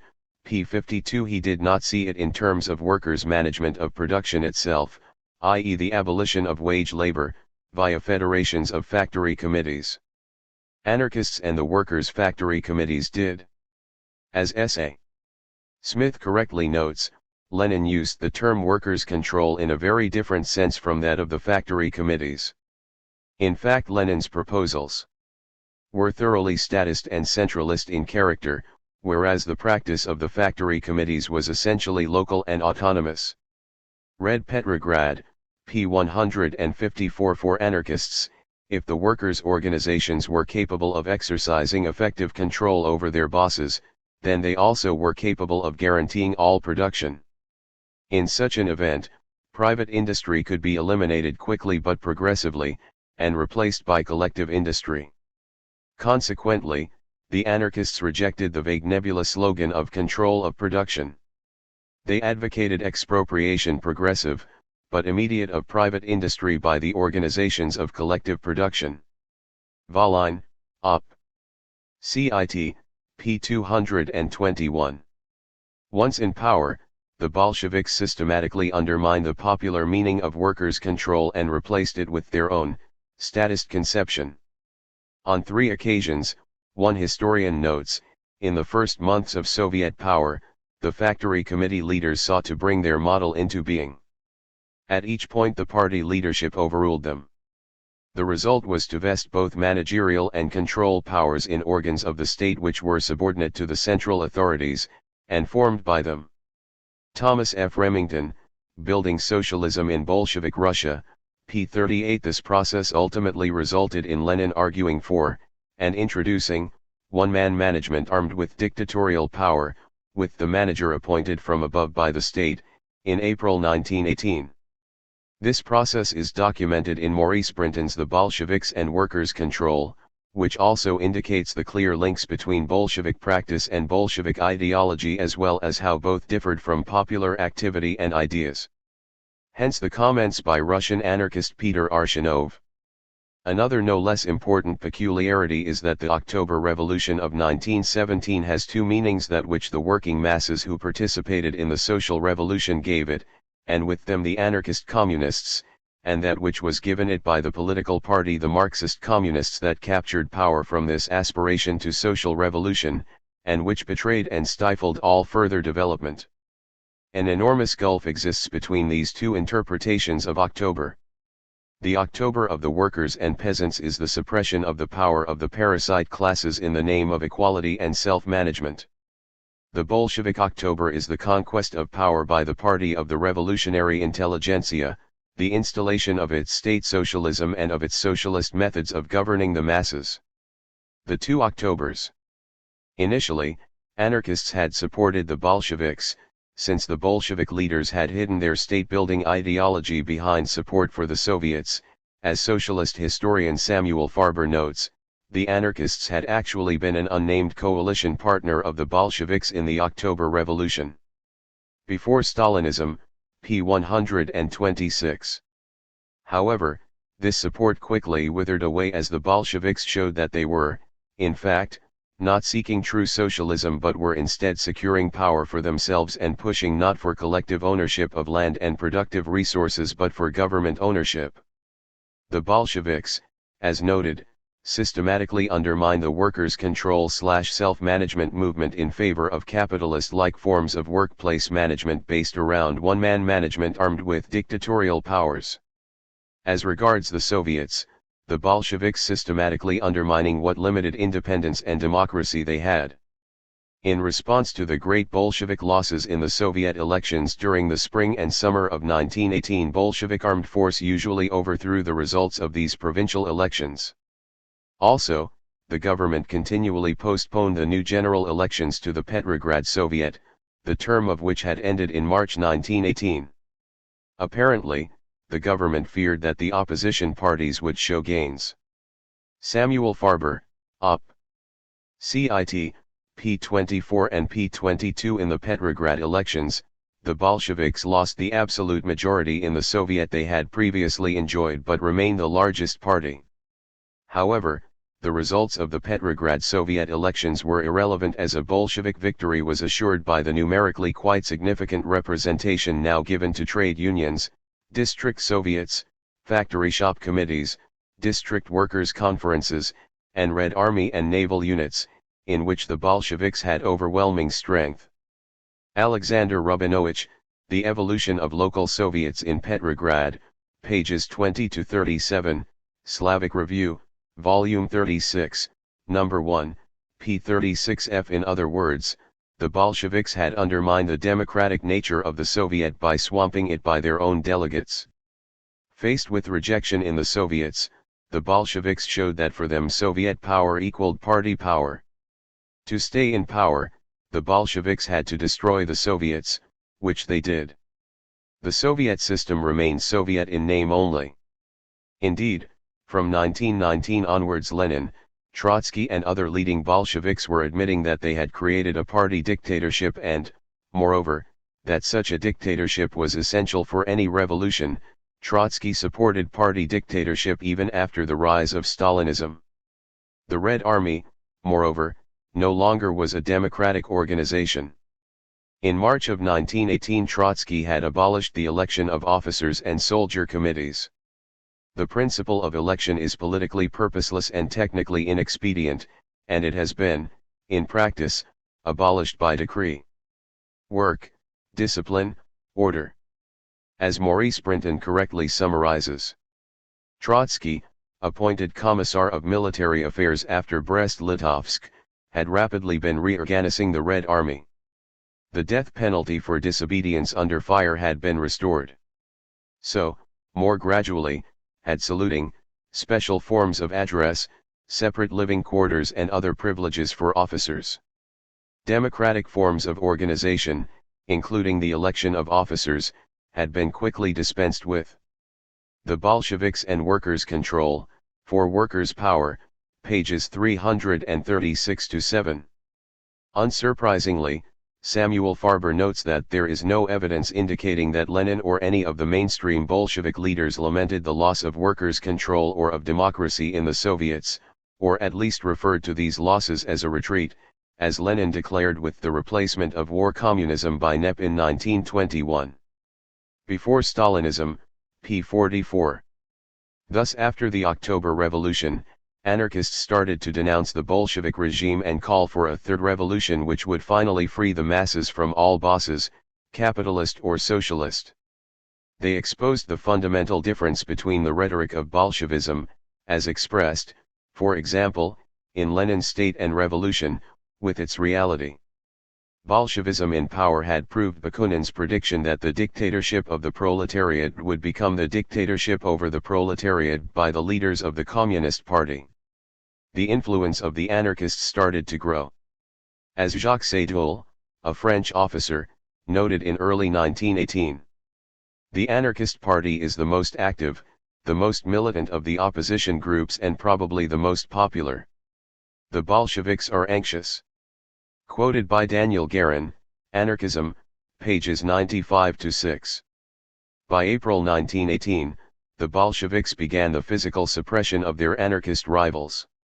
On April 12, 1918, the Cheka, the secret police formed by Lenin in December, 1917, attacked anarchist centers in Moscow. Those in other cities were attacked soon after. As well as repressing their most vocal opponents on the left, the Bolsheviks were restricting the freedom of the masses they claimed to be protecting. Democratic Soviets, free speech, opposition political parties and groups, self-management in the workplace and on the land, all were destroyed in the name of socialism. All this happened, we must stress, before the start of the Civil War in late May, 1918, which most supporters of Leninism blame for the Bolsheviks' authoritarianism. During the Civil War, this process accelerated, with the Bolsheviks systematically repressing opposition from all quarters, including the strikes and protests of the very class who they claimed was exercising its dictatorship while they were in power. It is important to stress that this process had started well before the start of the Civil War, confirming anarchist theory that a workers' state is a contraction in terms. For anarchists, the Bolshevik substitution of party power for workers' power, and the conflict between the two, did not come as a surprise. The state is the delegation of power. As such, it means that the idea of a workers' state expressing workers' power is a logical impossibility. If workers are running society, then power rests in their hands. If a state exists, then power rests in the hands of the handful of people at the top, not in the hands of all. The state was designed for minority rule. No state can be an organ of working class, i.e. majority, self-management due to its basic nature, structure, and design. For this reason, anarchists have argued for a bottom-up federation of workers' councils as the agent of revolution and the means of managing society after capitalism and the state have been abolished. As we discuss in Section H, the degeneration of the Bolsheviks from a popular working class party into dictators over the working class did not occur by accident. A combination of political ideas and the realities of state power, and the social relationships it generates, could not help but result in such a degeneration. The political ideas of Bolshevism, with its vanguardism, fear of spontaneity and identification of party power with working class power inevitably meant that the party would clash with those whom it claimed to represent. After all, if the party is the vanguard, then, automatically, everyone else is a backward element. This meant that if the working class resisted Bolshevik policies or rejected them in Soviet elections, then the working class was wavering and being influenced by petty bourgeois and backward elements. Vanguardism breeds elitism and, when combined with state power, dictatorship. State power, as anarchists have always stressed, means the delegation of power into the hands of a few. This automatically produces a class division in society, those with power and those without. As such, once in power, the Bolsheviks were isolated from the working class. The Russian Revolution confirmed Malatesta's argument that a government, that is a group of people entrusted with making laws and empowered to use the collective power to oblige each individual to obey them, is already a privileged class and cut off from the people. As any constituted body would do, it will instinctively seek to extend its powers, to be beyond public control, to impose its own policies and to give priority to its special interests. Having been put in a privileged position, the government is already at odds with the people whose strength it disposes of. Anarchy, p. 34. A highly centralist state such as the Bolsheviks built would reduce accountability to a minimum while at the same time accelerating the isolation of the rulers from the ruled.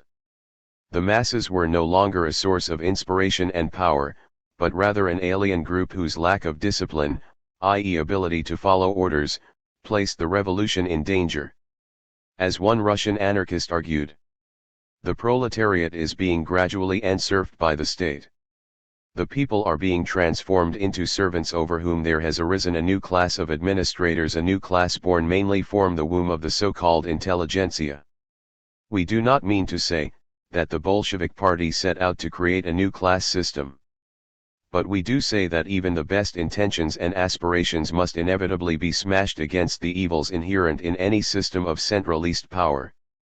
The separation of management from labor, the division between administrators and workers flows logically from centralization. It cannot be otherwise. The anarchists in the Russian Revolution, pages 123-4. For this reason anarchists, while agreeing that there is an uneven development of political ideas within the working class, reject the idea that revolutionaries should take power on behalf of working people. Only when working people actually run society themselves will a revolution be successful. For anarchists, this meant that effective emancipation can be achieved only by the direct, widespread, and independent action of the workers themselves, grouped, in their own class organizations, on the basis of concrete action and self-government, helped but not governed, by revolutionaries working in the very midst of, and not above the mass and the professional, technical, defense, and other branches. Volline, Op. Cit. p. 197. By substituting party power for workers' power, the Russian Revolution had made its first fatal step. Little wonder that the following prediction, from November 1917, made by anarchists in Russia came true. Once their power is consolidated and legalized, the Bolsheviks, who are men of centralist and authoritarian action, will begin to rearrange the life of the country and of the people by governmental and dictatorial methods, imposed by the center. The Y will dictate the will of the party to all Russia, and command the whole nation. Your Soviets and your other local organizations will become little by little, simply executive organs of the will of the central government. In the place of healthy, constructive work by the laboring masses, in place of free unification from the bottom, we will see the installation of an authoritarian and statist apparatus which would act from above and set about wiping out everything that stood in its way with an iron hand. Quoted by Volline, Op. Cit. p. 235.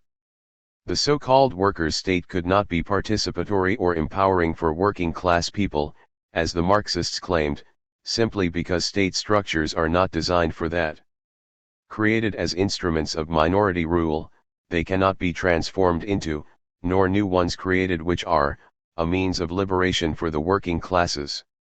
As Kropotkin put it, Anarchists maintain that the state organization, having been the force to which minorities resorted for establishing and organizing their power over the masses, cannot be the force which will serve to destroy these privileges. Anarchism, p. 170 in the words of an anarchist pamphlet written in 1918. Bolshevism, day by day and step by step, proves that state power possesses inalienable characteristics. It can change its label, its theory, and its servitors, but in essence it merely remains power and despotism in new forms. Quoted by Paul Avrish, The Anarchists in the Russian Revolution, pages 341 to 350, Russian Review, Volume 26, Issue Number 4, p. 347. For insiders, the revolution had died a few months after the Bolsheviks took over. To the outside world, the Bolsheviks and the USSR came to represent socialism even as they systematically destroyed the basis of real socialism.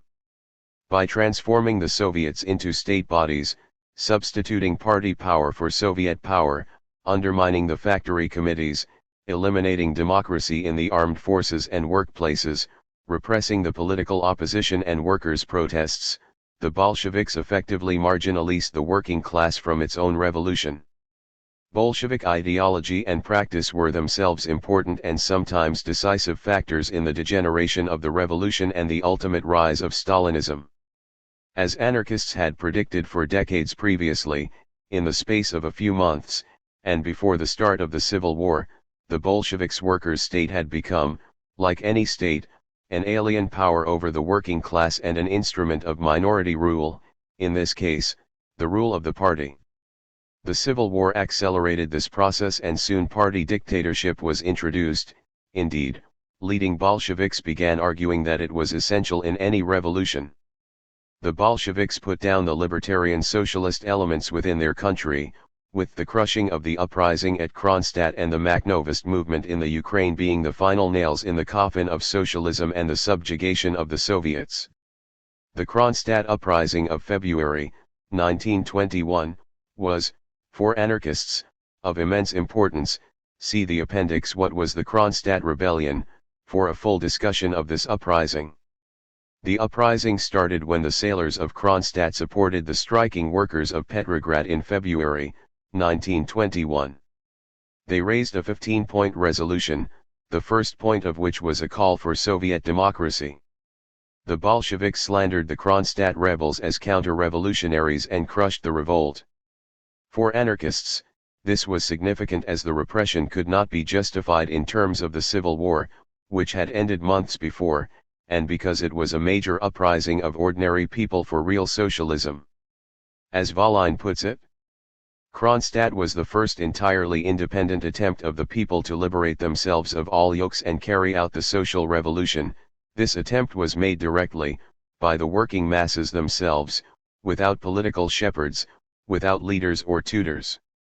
It was the first step towards the Third and Social Revolution. Volline, Op. Cit. Pages 537-8. In the Ukraine, anarchist ideas were most successfully applied.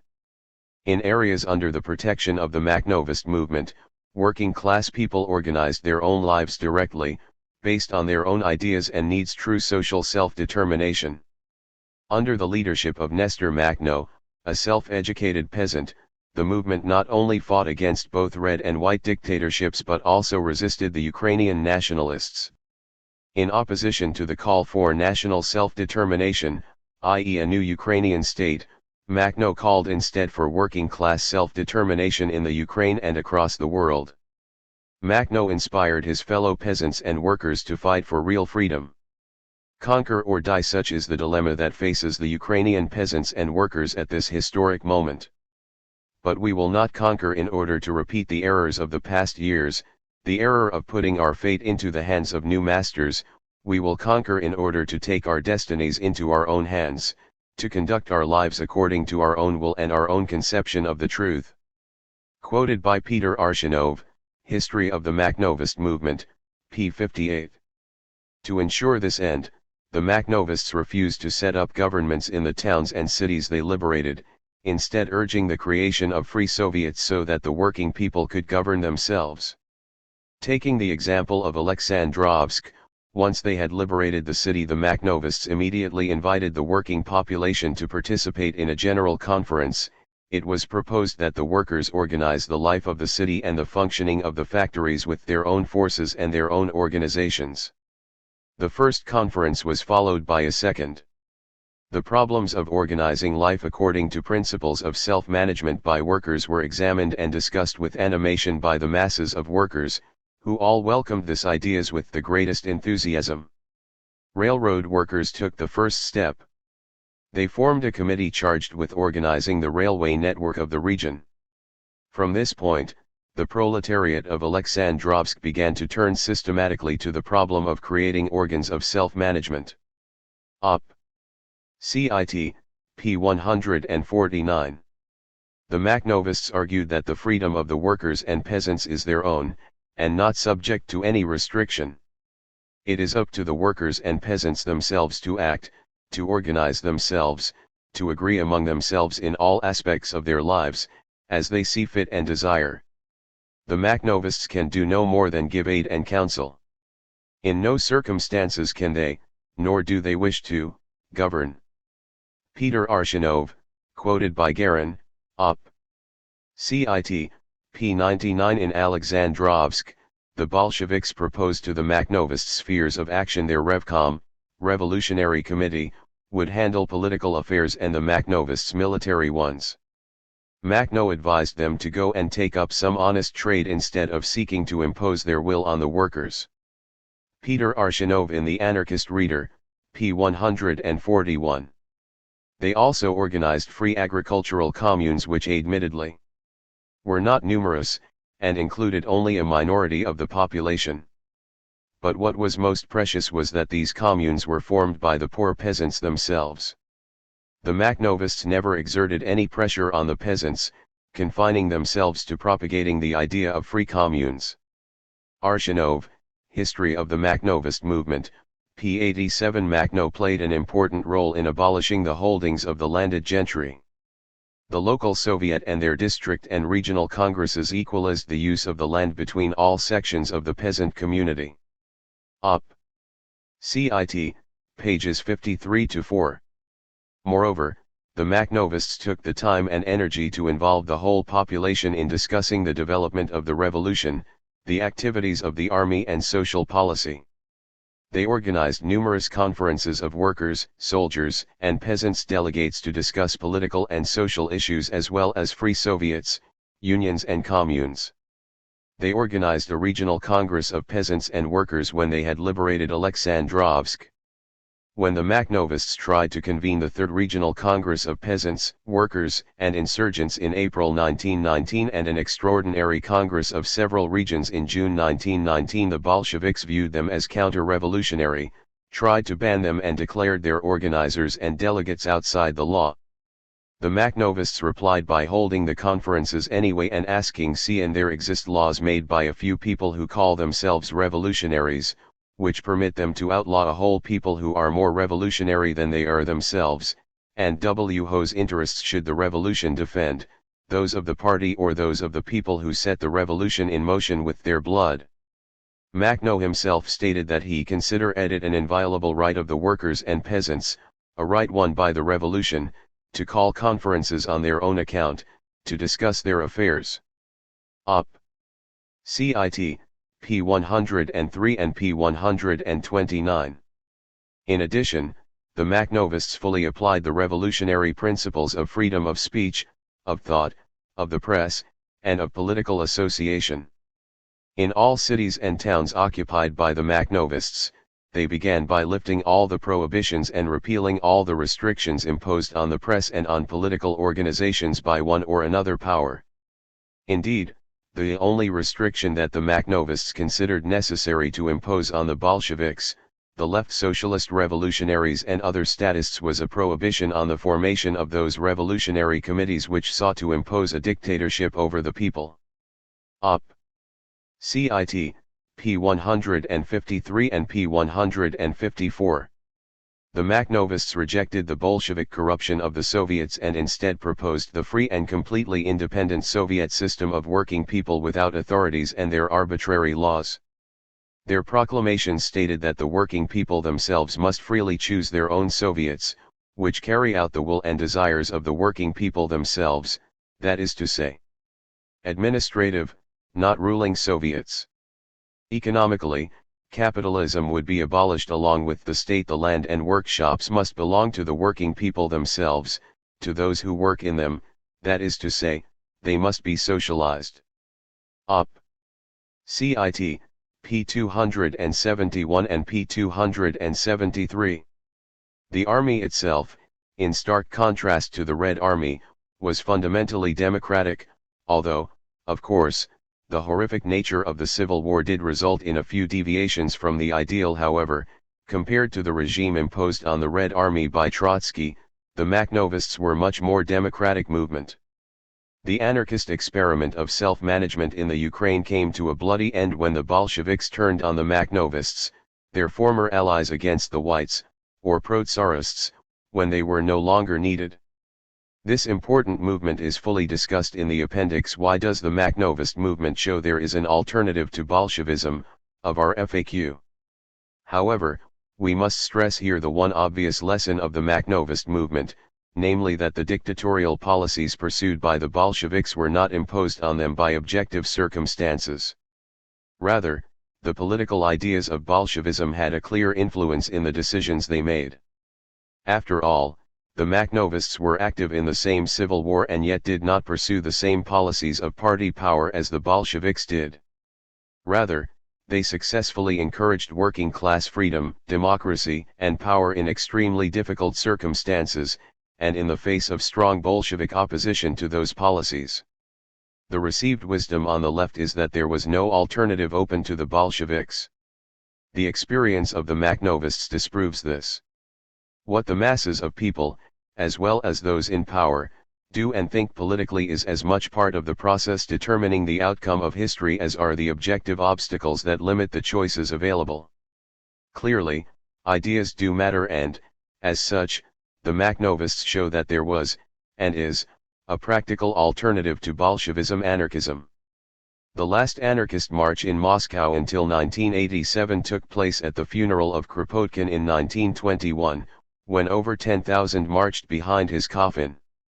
They carried black banners declaring where there is authority, there is no freedom, and the liberation of the working class is the task of the workers themselves. As the procession passed the Butyrki prison, the inmates sang anarchist songs and shook the bars of their cells. Anarchist opposition within Russia to the Bolshevik regime started in 1918. They were the first left-wing group to be repressed by the new revolutionary regime. Outside of Russia, anarchists continued to support the Bolsheviks until news came from anarchist sources about the repressive nature of the Bolshevik regime. Until then, many had discounted negative reports as being from pro-capitalist sources. Once these reliable reports came in, anarchists across the globe rejected Bolshevism and its system of party power and repression.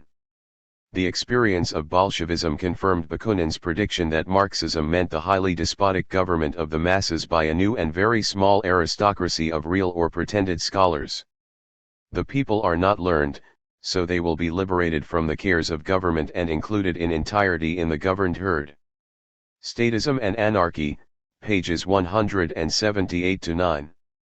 From about 1921 on, anarchists outside of Russia started describing the USSR as state capitalist to indicate that although individual bosses might have been eliminated, the Soviet state bureaucracy played the same role as individual bosses do in the West. Anarchists within Russia had been calling it that since 1918. For anarchists, the Russian Revolution is trying to reach economic equality. This effort has been made in Russia under a strongly centralist party dictatorship. This effort to build a communist republic on the basis of a strongly centralist state communism under the iron law of a party dictatorship is bound to end in failure. We are learning to know in Russia how not to introduce communism. Anarchism, p. 254. This meant exposing that Berkman called the Bolshevik myth, the idea that the Russian Revolution was a success and should be copied by revolutionaries in other countries, it is imperative to unmask the great delusion, which otherwise might lead the Western workers to the same abyss as their brothers and sisters in Russia. It is incumbent upon those who have seen through the myth to expose its true nature. The anticlimax, the Bolshevik myth, p. 342. Moreover, anarchists felt that it was their revolutionary duty not only present and learn from the facts of the revolution but also show solidarity with those subject to Bolshevik dictatorship. As Emma Goldman argued, she had not come to Russia expecting to find anarchism realized. Such idealism was alien to her, although that has not stopped Leninists saying the opposite. Rather, she expected to see the beginnings of the social changes for which the revolution had been fought. She was aware that revolutions were difficult, involving destruction and violence. That Russia was not perfect was not the source of her vocal opposition to Bolshevism. Rather, it was the fact that the Russian people have been locked out of their own revolution by the Bolshevik state, which used the sword and the gun to keep the people out. As a revolutionary, she refused to side with the master class, which in Russia is called the Communist Party. My disillusionment in Russia, Peace Lady and Peace Live. For more information on the Russian Revolution and the role played by anarchists, see the appendix on the Russian Revolution of the FAQ. As well as covering the Kronstadt uprising and the Makhnovists, it discusses why the revolution failed, the role of Bolshevik ideology played in that failure, and whether there were any alternatives to Bolshevism. The following books are also recommended: The Unknown Revolution by Volin, The Guillotine at Work by G.P. Maximuov, The Bolshevik Myth and the Russian Tragedy, both by Alexander Berkman, The Bolsheviks and Workers' Control by M. Brinton, The Kronstadt Uprising by Ida Met, The History of the Makhnovist Movement by Peter Arshinov, My Disillusionment in Russia and Living My Life by Emma Goldman, Nestor Makhno Anarchy's Cossack, The Struggle for Free Soviets in the Ukraine 1917–1921 by Alexander Skurda. Many of these books were written by anarchists active during the revolution, many imprisoned by the Bolsheviks and deported to the West due to international pressure exerted by anarcho-syndicalist delegates to Moscow who the Bolsheviks were trying to win over to Leninism. The majority of such delegates stayed true to their libertarian politics and convinced their unions to reject Bolshevism and break with Moscow. By the early 1920s, all the anarcho-syndicalist union confederations had joined with the anarchists in rejecting the socialism in Russia as state capitalism and party dictatorship. 8.5.5 Anarchists in the Italian factory occupations. After the end of the First World War, there was a massive radicalization across Europe and the world. Union membership exploded, with strikes, demonstrations and agitation reaching massive levels. This was partly due to the war, partly to the apparent success of the Russian Revolution. This enthusiasm for the Russian Revolution even reached individualist anarchists like Joseph Labadie, who, like many other anti-capitalists, saw the Red in the East giving hope of a brighter day and the Bolsheviks as making laudable efforts to at least try some way out of the hell of industrial slavery. Quoted by Carlotta R. Anderson, All-American Anarchist p. 225 and p. 241. Across Europe, anarchist ideas became more popular and anarcho-syndicalist unions grew in size. For example, in Britain, the ferment produced the shop stewards movement and the strikes on Clydeside. Germany saw the rise of IWW-inspired industrial unionism and a libertarian form of Marxism called council communism. Spain saw a massive growth in the anarcho-syndicalist CNT. In addition, it also, unfortunately, saw the rise and growth of both social democratic and communist parties. Italy was no exception. In Turin, a new rank-and-file movement was developing. This movement was based around the internal commissions, elected ad hoc grievance committees. These new organizations were based directly on the group of people who worked together in a particular workshop, with a mandated and recallable shop steward elected for each group of 15 to 20 or so workers. The assembly of all the shop stewards in a given plant then elected the internal commission for that facility, which was directly and constantly responsible to the body of shop stewards, which was called the Factory Council. Between November 1918 and March 1919, the internal commissions had become a national issue within the trade union movement. On February 20, 1919, the Italian Federation of Metal Workers, FIOM, won a contract providing for the election of internal commissions in the factories. The workers subsequently tried to transform these organs of workers' representation into factory councils with a managerial function. By May-Day 1919, the internal commissions were becoming the dominant force within the metalworking industry, and the unions were in danger of becoming marginal administrative units. Behind these alarming developments, in the eyes of reformists, lay the libertarians. Karl Levy, Gramsci, and the anarchists, p. 135. By November 1919, the internal commissions of Turin were transformed into factory councils. The movement in Turin is usually associated with the weekly El Orden Nuovo, the New Order, which first appeared on May 1, 1919. As Daniel Guerin summarizes, it was edited by a left socialist, Antonio Gramsci, assisted by a professor of philosophy at Turin University with anarchist ideas, writing under the pseudonym of Carlo Petri, and also of a whole nucleus of Turin libertarians. In the factories, the Orden Nuovo group was supported by a number of people, especially the anarcho-syndicalist militants of the metal trades, Pietro Ferrero and Maurizio Guarino. The manifesto of Orden Nuovo was signed by socialists and libertarians together, agreeing to regard the factory councils as organs suited to future communist management of both the individual factory and the whole society. Anarchism, p. 109. The developments in Turin should not be taken in isolation. All across Italy, workers and peasants were taking action. In late February 1920, a rash of factory occupations broke out in Liguria, Piedmont, and Naples. In Liguria, the workers occupied the metal and shipbuilding plants in Sestri Ponente, Cornigliano, and Campi after a breakdown of pay talks. For up to 4 days, under syndicalist leadership, they ran the plants through factory councils. During this period, the Italian Syndicalist Union, USI, grew in size to around 800,000 members, and the influence of the Italian Anarchist Union, UAI, with its 20,000 members and daily paper, Umanità Nova, grew correspondingly.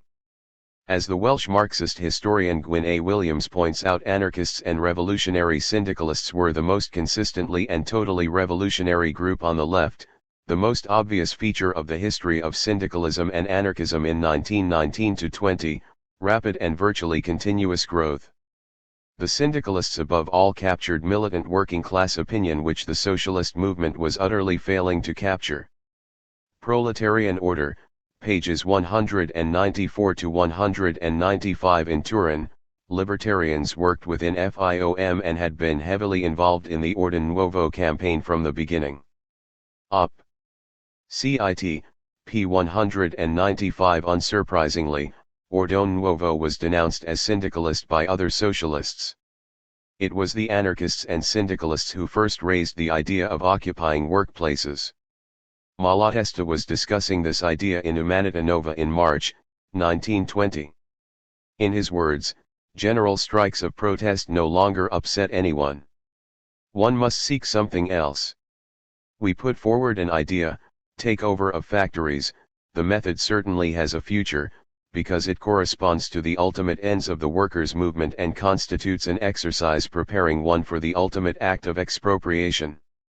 Enrico Malatesta, His Life and Ideas, p. 134. In the same month, during a strong syndicalist campaign to establish councils in Mila, Armando Borghi, anarchist secretary of the USI, called for mass factory occupations.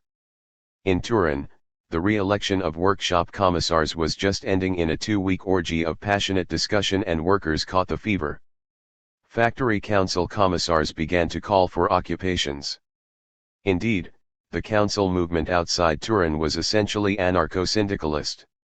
Unsurprisingly, the secretary of the syndicalist metal workers urged support for the Turin councils because they represented anti-bureaucratic direct action, aimed at control of the factory and could be the first cells of syndicalist industrial unions.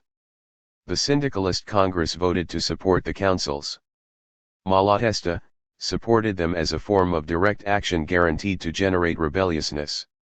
Umanita Nova and Guerra de Classe paper of the USI became almost as committed to the councils as El Orden Nuevo and the Turin edition of Avanti. Williams, Op. Cit. p. 200, p. 193 and p. 196. The upsurge in militancy soon provoked an employer counteroffensive. The bosses' organization denounced the factory councils and called for a mobilization against them. Workers were rebelling and refusing to follow the bosses' orders. Indiscipline was rising in the factories. They won state support for the enforcement of the existing industrial regulations. The national contract won by the FIOM in 1919 had provided that the internal commissions were banned from the shop floor and restricted to non-working hours. This meant that the activities of the shop stewards movement in Turin, such as stopping work to hold shop steward elections, were in violation of the contract. The movement was essentially being maintained through mass insubordination. The bosses used this infringement of the agreed contract as the means combating the factory councils in Turin.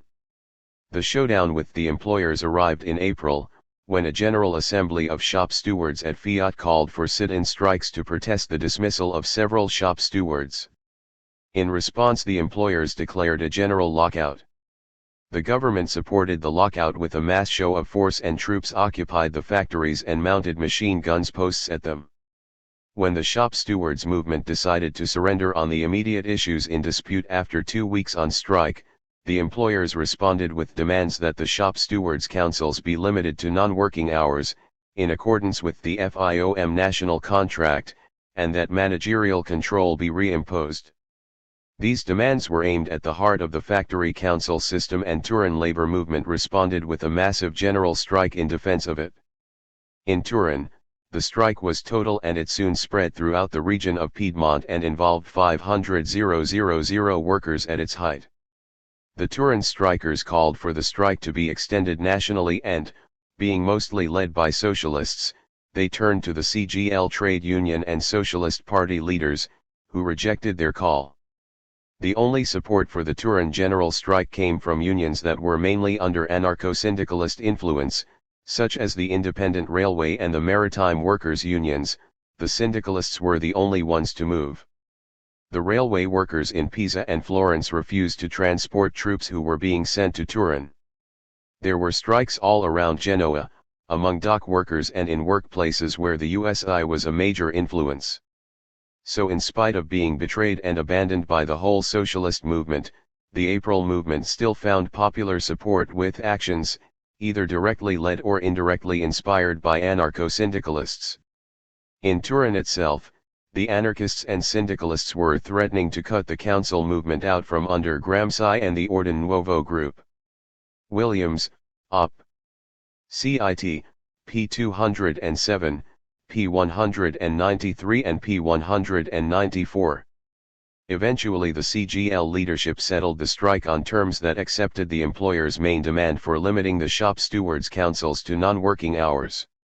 Though the councils were now much reduced in activity and shop floor presence, they would yet see a resurgence of their position during the September factory occupations.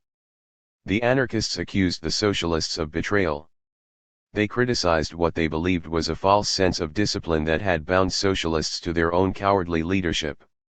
They contrasted the discipline that placed every movement under the calculations, fears, mistakes, and possible betrayals of the leaders to the other discipline of the workers of Sestri Ponente who struck in solidarity with Turin, the discipline of the railway workers who refused to transport security forces to Turin, and the anarchists and members of the Union Syndical who forgot considerations of party and sect to put themselves at the disposition of the Turinese. Carl Levy, Op. Cit. p. 161. Sadly, this top-down discipline of the socialists and their unions would be repeated during the factory occupations, with terrible results. In September 1920, there were large-scale stay-in strikes in Italy in response to an owner wage cut and lockout. Central to the climate of the crisis was the rise of the syndicalists. In mid-August, the USI metal workers called for both unions to occupy the factories and called for a preventive occupation against lockouts. The USI saw this as the expropriation of the factories by the metal workers, which must be defended by all necessary measures, and saw the need to call the workers of other industries into battle. Williams, Op. Cit. p. 236, pages 238-9. Indeed, if the FIOM had not embraced the syndicalist idea of an occupation of factories to counter an employer's lockout, the USI may well have won significant support from the politically active working class of Turin. Carl Levy, Op. Cit. p. 129. These strikes began in the engineering factories and soon spread to railways, road transport, and other industries, with peasants seizing land. The strikers, however, did more than just occupy their workplaces, they placed them under workers' self-management. Soon over 500,000 strikers were at work, producing for themselves. Enrico Malatesta, who took part in these events, writes: "The metal workers started the movement over wage rates. It was a strike of a new kind. Instead of abandoning the factories, the idea was to remain inside without working. Throughout Italy there was a revolutionary fervor among the workers, and soon the demands changed their characters.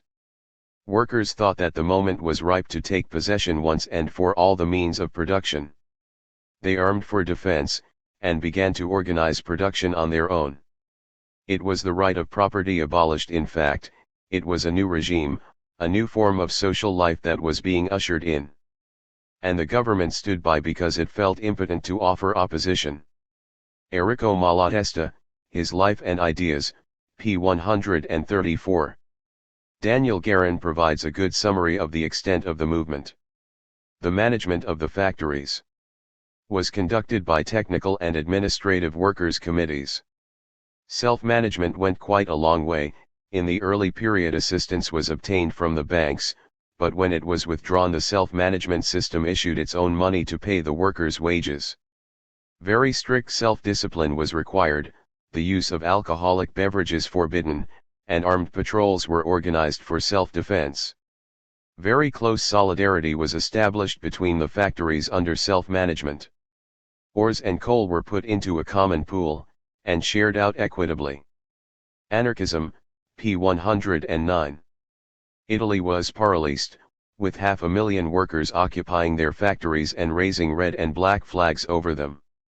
The movement spread throughout Italy, not only in the industrial heartland around Milan, Turin, and Genoa, but also in Rome, Florence, Naples, and Palermo.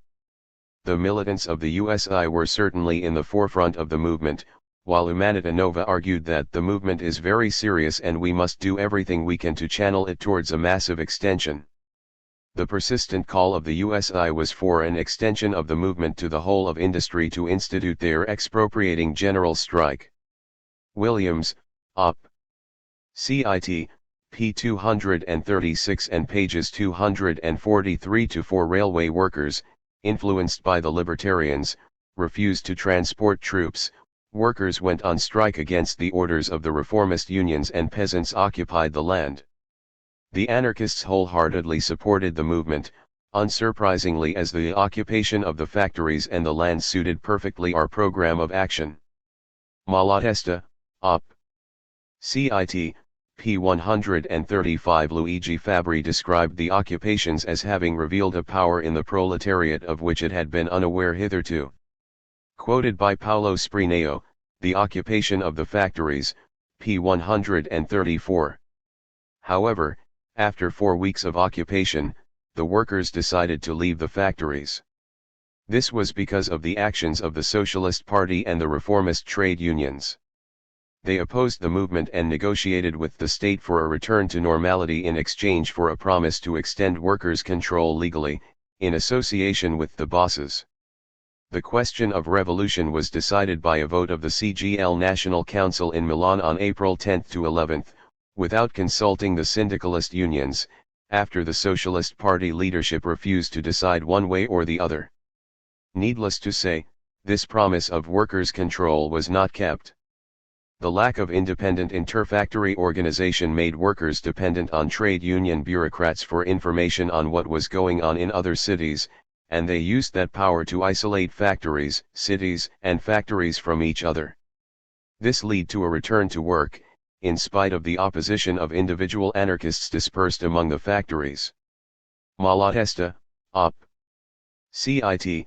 p. 136. The local syndicalist union confederations could not provide the necessary framework for a fully coordinated occupation movement, as the reformist unions refused to work with them, and although the anarchists were a large minority, they were still a minority. At the Interproletarian Convention held on September 12, in which the Union Anarchia, the Railwaymen's and Maritime Workers' Union participated, the Syndicalist Union decided that we cannot do it ourselves without the Socialist Party, and the CGL protested against the counter-revolutionary vote of Milan, declared it minoritarian, arbitrary and null, and ended by launching new, vague, but ardent calls to action. Paolo Spriano, Op. Cit. p. 94. Malatesta addressed the workers of one of the factories at Milan. He argued that those who celebrate the agreement signed at Rome between the Confederazione and the capitalists as a great victory of yours are deceiving you. The victory in reality belongs to Giolitti, to the government and the bourgeoisie, who are saved from the precipice over which they were hanging. During the occupation the bourgeoisie trembled, the government was powerless to face the situation. Therefore, to speak of victory when the Roman agreement throws you back under bourgeois exploitation which you could have got rid of is a lie. If you give up the factories, do this with the conviction of having lost a great battle and with the firm intention to resume the struggle on the first occasion and to carry it on in a thorough way. Nothing is lost if you have no illusion about the deceiving character of the victory. The famous decree on the control of factories is a mockery, because it tends to harmonize your interests and those of the bourgeois, which is like harmonizing the interests of the wolf and the sheep. Don't believe those of your leaders who make fools of you by adjourning the revolution from day to day. You yourselves must make the revolution when an occasion will offer itself, without waiting for orders which never come, or which come only to enjoin you to abandon action. Have confidence in yourselves, have faith in your future, and you will win. Quoted by Max Nettolo, Errico Malatesta, The Biography of an Anarchist. Malatesta was proven correct. With the end of the occupations, the only victors were the bourgeoisie and the government. Soon the workers would face fascism, but first, in October 1920, after the factories were evacuated, the government, obviously knowing who the real threat was, arrested the entire leadership of the USI and UAI. The socialists did not respond and more or less ignored the persecution of the libertarians until the spring of 1921, when the aged Malatesta and other imprisoned anarchists mounted a hunger strike from their cells in Milan. Carl Levy, Op. Cit. pages 221-2. They were acquitted after a 4-day trial. The events of 1920 show 4 things. Firstly, that workers can manage their own workplaces successfully by themselves, without bosses. Secondly, on the need for anarchists to be involved in the labor movement. Without the support of the USI, the Turin movement would have been even more isolated than it was. Thirdly, anarchists need to be organized to influence the class struggle. The growth of the UAI and USI in terms of both influence and size indicates the importance of this. Without the anarchists and syndicalists raising the idea of factory occupations and supporting the movement, it is doubtful that it would have been as successful and widespread as it was. Lastly, that socialist organizations, structured in a hierarchical fashion, do not produce a revolutionary membership. By continually looking to leaders, the movement was crippled and could not develop to its full potential. This period of Italian history explains the growth of fascism in Italy. As Tobias Abs points out, the rise of fascism in Italy cannot be detached from the events of the Biennio Rosso, the 2 red years of 1919 and 1920, that preceded it. Fascism was a preventive counter-revolution, launched as a result of the failed revolution. The rise of fascism in an industrial city, pages 52-81, Rethinking Italian Fascism, David Forgax, ed. p. 54. The term preventive counter-revolution was originally coined by the leading anarchist Luigi Fabbri, who correctly described fascism as the organization and agent of the violent armed defense of the ruling class against the proletariat, which, to their mind, has become unduly demanding, united and intrusive. Fascism, the preventive counter-revolution, pages 408 to 416, Anarchism, Robert Graham, ed. p. 410 and p. 409. The rise of fascism confirmed Malatesta's warning at the time of the factory occupations: if we do not carry on to the end, we will pay with tears of blood for the fear we now instill in the bourgeoisie. Quoted by Tobias Abs, Op. Cit. p. 66. The capitalists and rich landowners backed the fascists in order to teach the working class their place, aided by the state. They ensured that it was given every assistance in terms of funding and arms, turning a blind eye to its breaches of the law and, where necessary, covering its back through intervention by armed forces which, on the pretext of restoring order, would rush to the aid of the fascists wherever the latter were beginning to take a beating instead of doling one out. Fabbri, Op. Cit. p. 411. To quote Tobias Abs.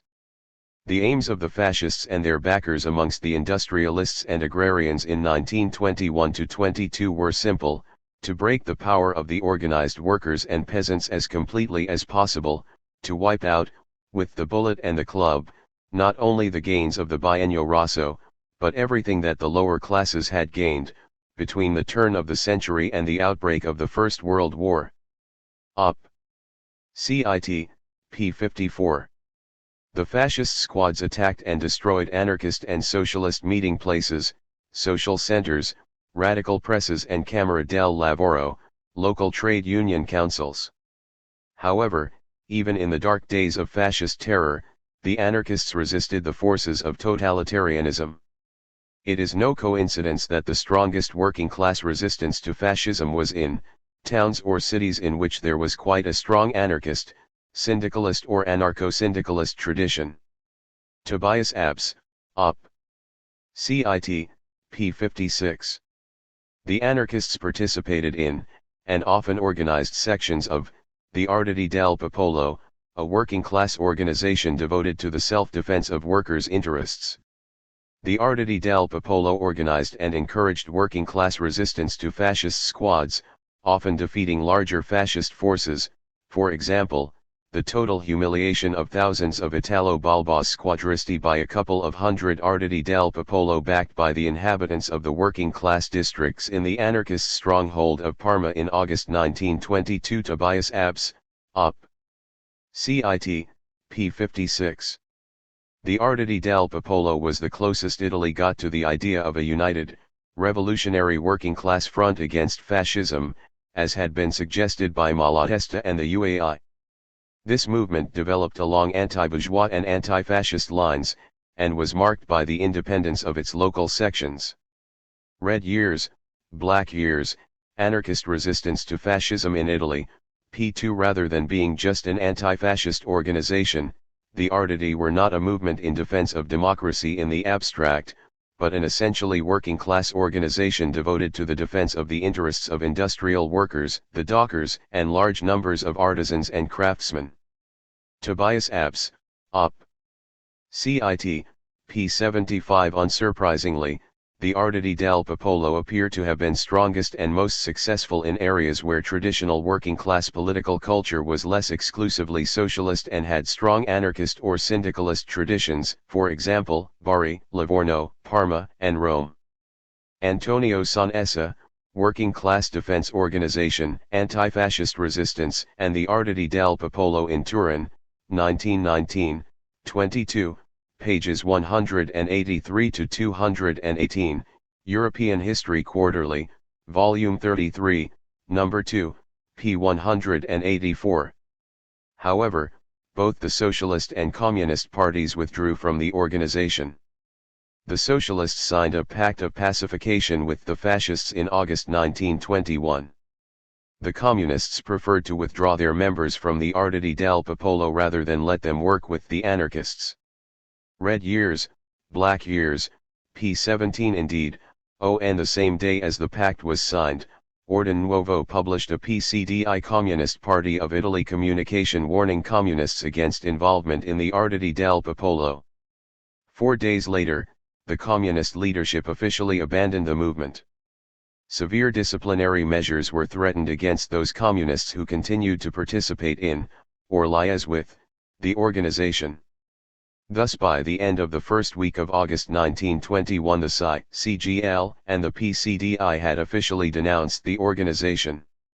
Only the anarchist leaders, if not always sympathetic to the program of the Arditi del Popolo, did not abandon the movement.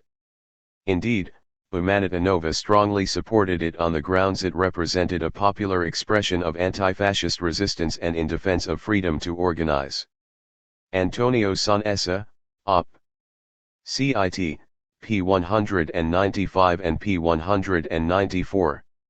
However, in spite of the decisions by their leaders, many rank-and-file socialists and communists took part in the movement. The latter took part in open defiance of the PCDI leadership's growing abandonment of it. In Turin, for example, communists who took part in the Arditi del Popolo did so less as communists and more as part of a wider, working-class self-identification. This dynamic was reinforced by an important socialist and anarchist presence there. The failure of the communist leadership to support the movement shows the bankruptcy of Bolshevik organizational forms which were unresponsive to the needs of the popular movement. Indeed, these events show the libertarian custom of autonomy from, and resistance to, authority was also operated against the leaders of the workers' movement, particularly when they were held to have misunderstood the situation at grassroots level. Sanessa, Op. CIT, p. 200, p. 198 and p. 193. Thus the Communist Party failed to support the popular resistance to fascism. The communist leader Antonio Gramsci explained why, arguing that the party leadership's attitude on the question of the Arditi del Popolo corresponded to a need to prevent the party members from being controlled by a leadership that was not the party's leadership. Gramsci added that this policy served to disqualify a mass movement which had started from below and which could instead have been exploited by us politically. Selections from Political Writings, 1921 to 1926, p. 333. While being less sectarian towards the Arditi del Popolo than other communist leaders, in common with all communist leaders, Gramsci awaited the formation of the PCDI-led military squads. Sanessa, Op. CIT, p. 196. In other words, the struggle against fascism was seen by the communist leadership as a means of gaining more members and, when the opposite was a possibility, they preferred defeat and fascism rather than risk their followers becoming influenced by anarchism. As Abs notes, it was the withdrawal of support by the socialist and communist parties at the national level that crippled the Arditi. Op. CIT, p. 74. Thus social reformist defeatism and communist sectarianism made impossible an armed opposition that was widespread and therefore effective, and the isolated instances of popular resistance were unable to unite in a successful strategy. And fascism could have been defeated. Insurrections at Sarzana, in July 1921, and at Parma, in August 1922, are examples of the correctness of the policies which the anarchists urged in action and propaganda. Red Years, Black Years, p. 3 and p. 2. Historian Tobias Abs confirms this analysis, arguing that what had happened in Parma in August 1922, could have happened elsewhere, if only the leadership of the socialist and communist parties thrown their weight behind the call of the anarchist Malatesta for a united revolutionary front against fascism. Op. CIT, p. 56. In the end, fascist violence was successful and capitalist power maintained. The anarchists' will and courage were not enough to counter the fascist gangs, powerfully aided with material and arms, backed by the repressive organs of the state. Anarchists and anarcho-syndicalists were decisive in some areas and in some industries, but only a similar choice of direct action on the parts of the Socialist Party and the General Confederation of Labor, the reformist trade union, could have halted fascism. Red Years, Black Years, pages 1-2. After helping to defeat the revolution, the Marxists helped ensure the victory of fascism. Even after the fascist state was created, anarchists resisted both inside and outside Italy. In America, for example, Italian anarchists played a major role in fighting fascist influence in their communities, none more so than Carlo Tresca, most famous for his role in the 1912 IWW Lawrence strike, who in the 1920s had no peer among anti-fascist leaders, a distinction recognized by Mussolini's political police in Rome. Nunzio Pernicon, Carlo Tresca, Portrait of a Rebel, p. For many Italians, both anarchist and non-anarchist, traveled to Spain to resist Franco in 1936, see Umberto Marzocchi's Remembering Spain, Italian anarchist volunteers in the Spanish Civil War for details. During the Second World War, anarchists played a major part in the Italian partisan movement. It was the fact that the anti-fascist movement was dominated by anti-capitalist elements that led the USA and the UK to place known fascists in governmental positions in the places they liberated, often where the town had already been taken by the partisans, resulting in the Allied troops liberating the town from its own inhabitants. Given this history of resisting fascism in Italy, it is surprising that some claim Italian fascism was a product or form of syndicalism. This is even claimed by some anarchists.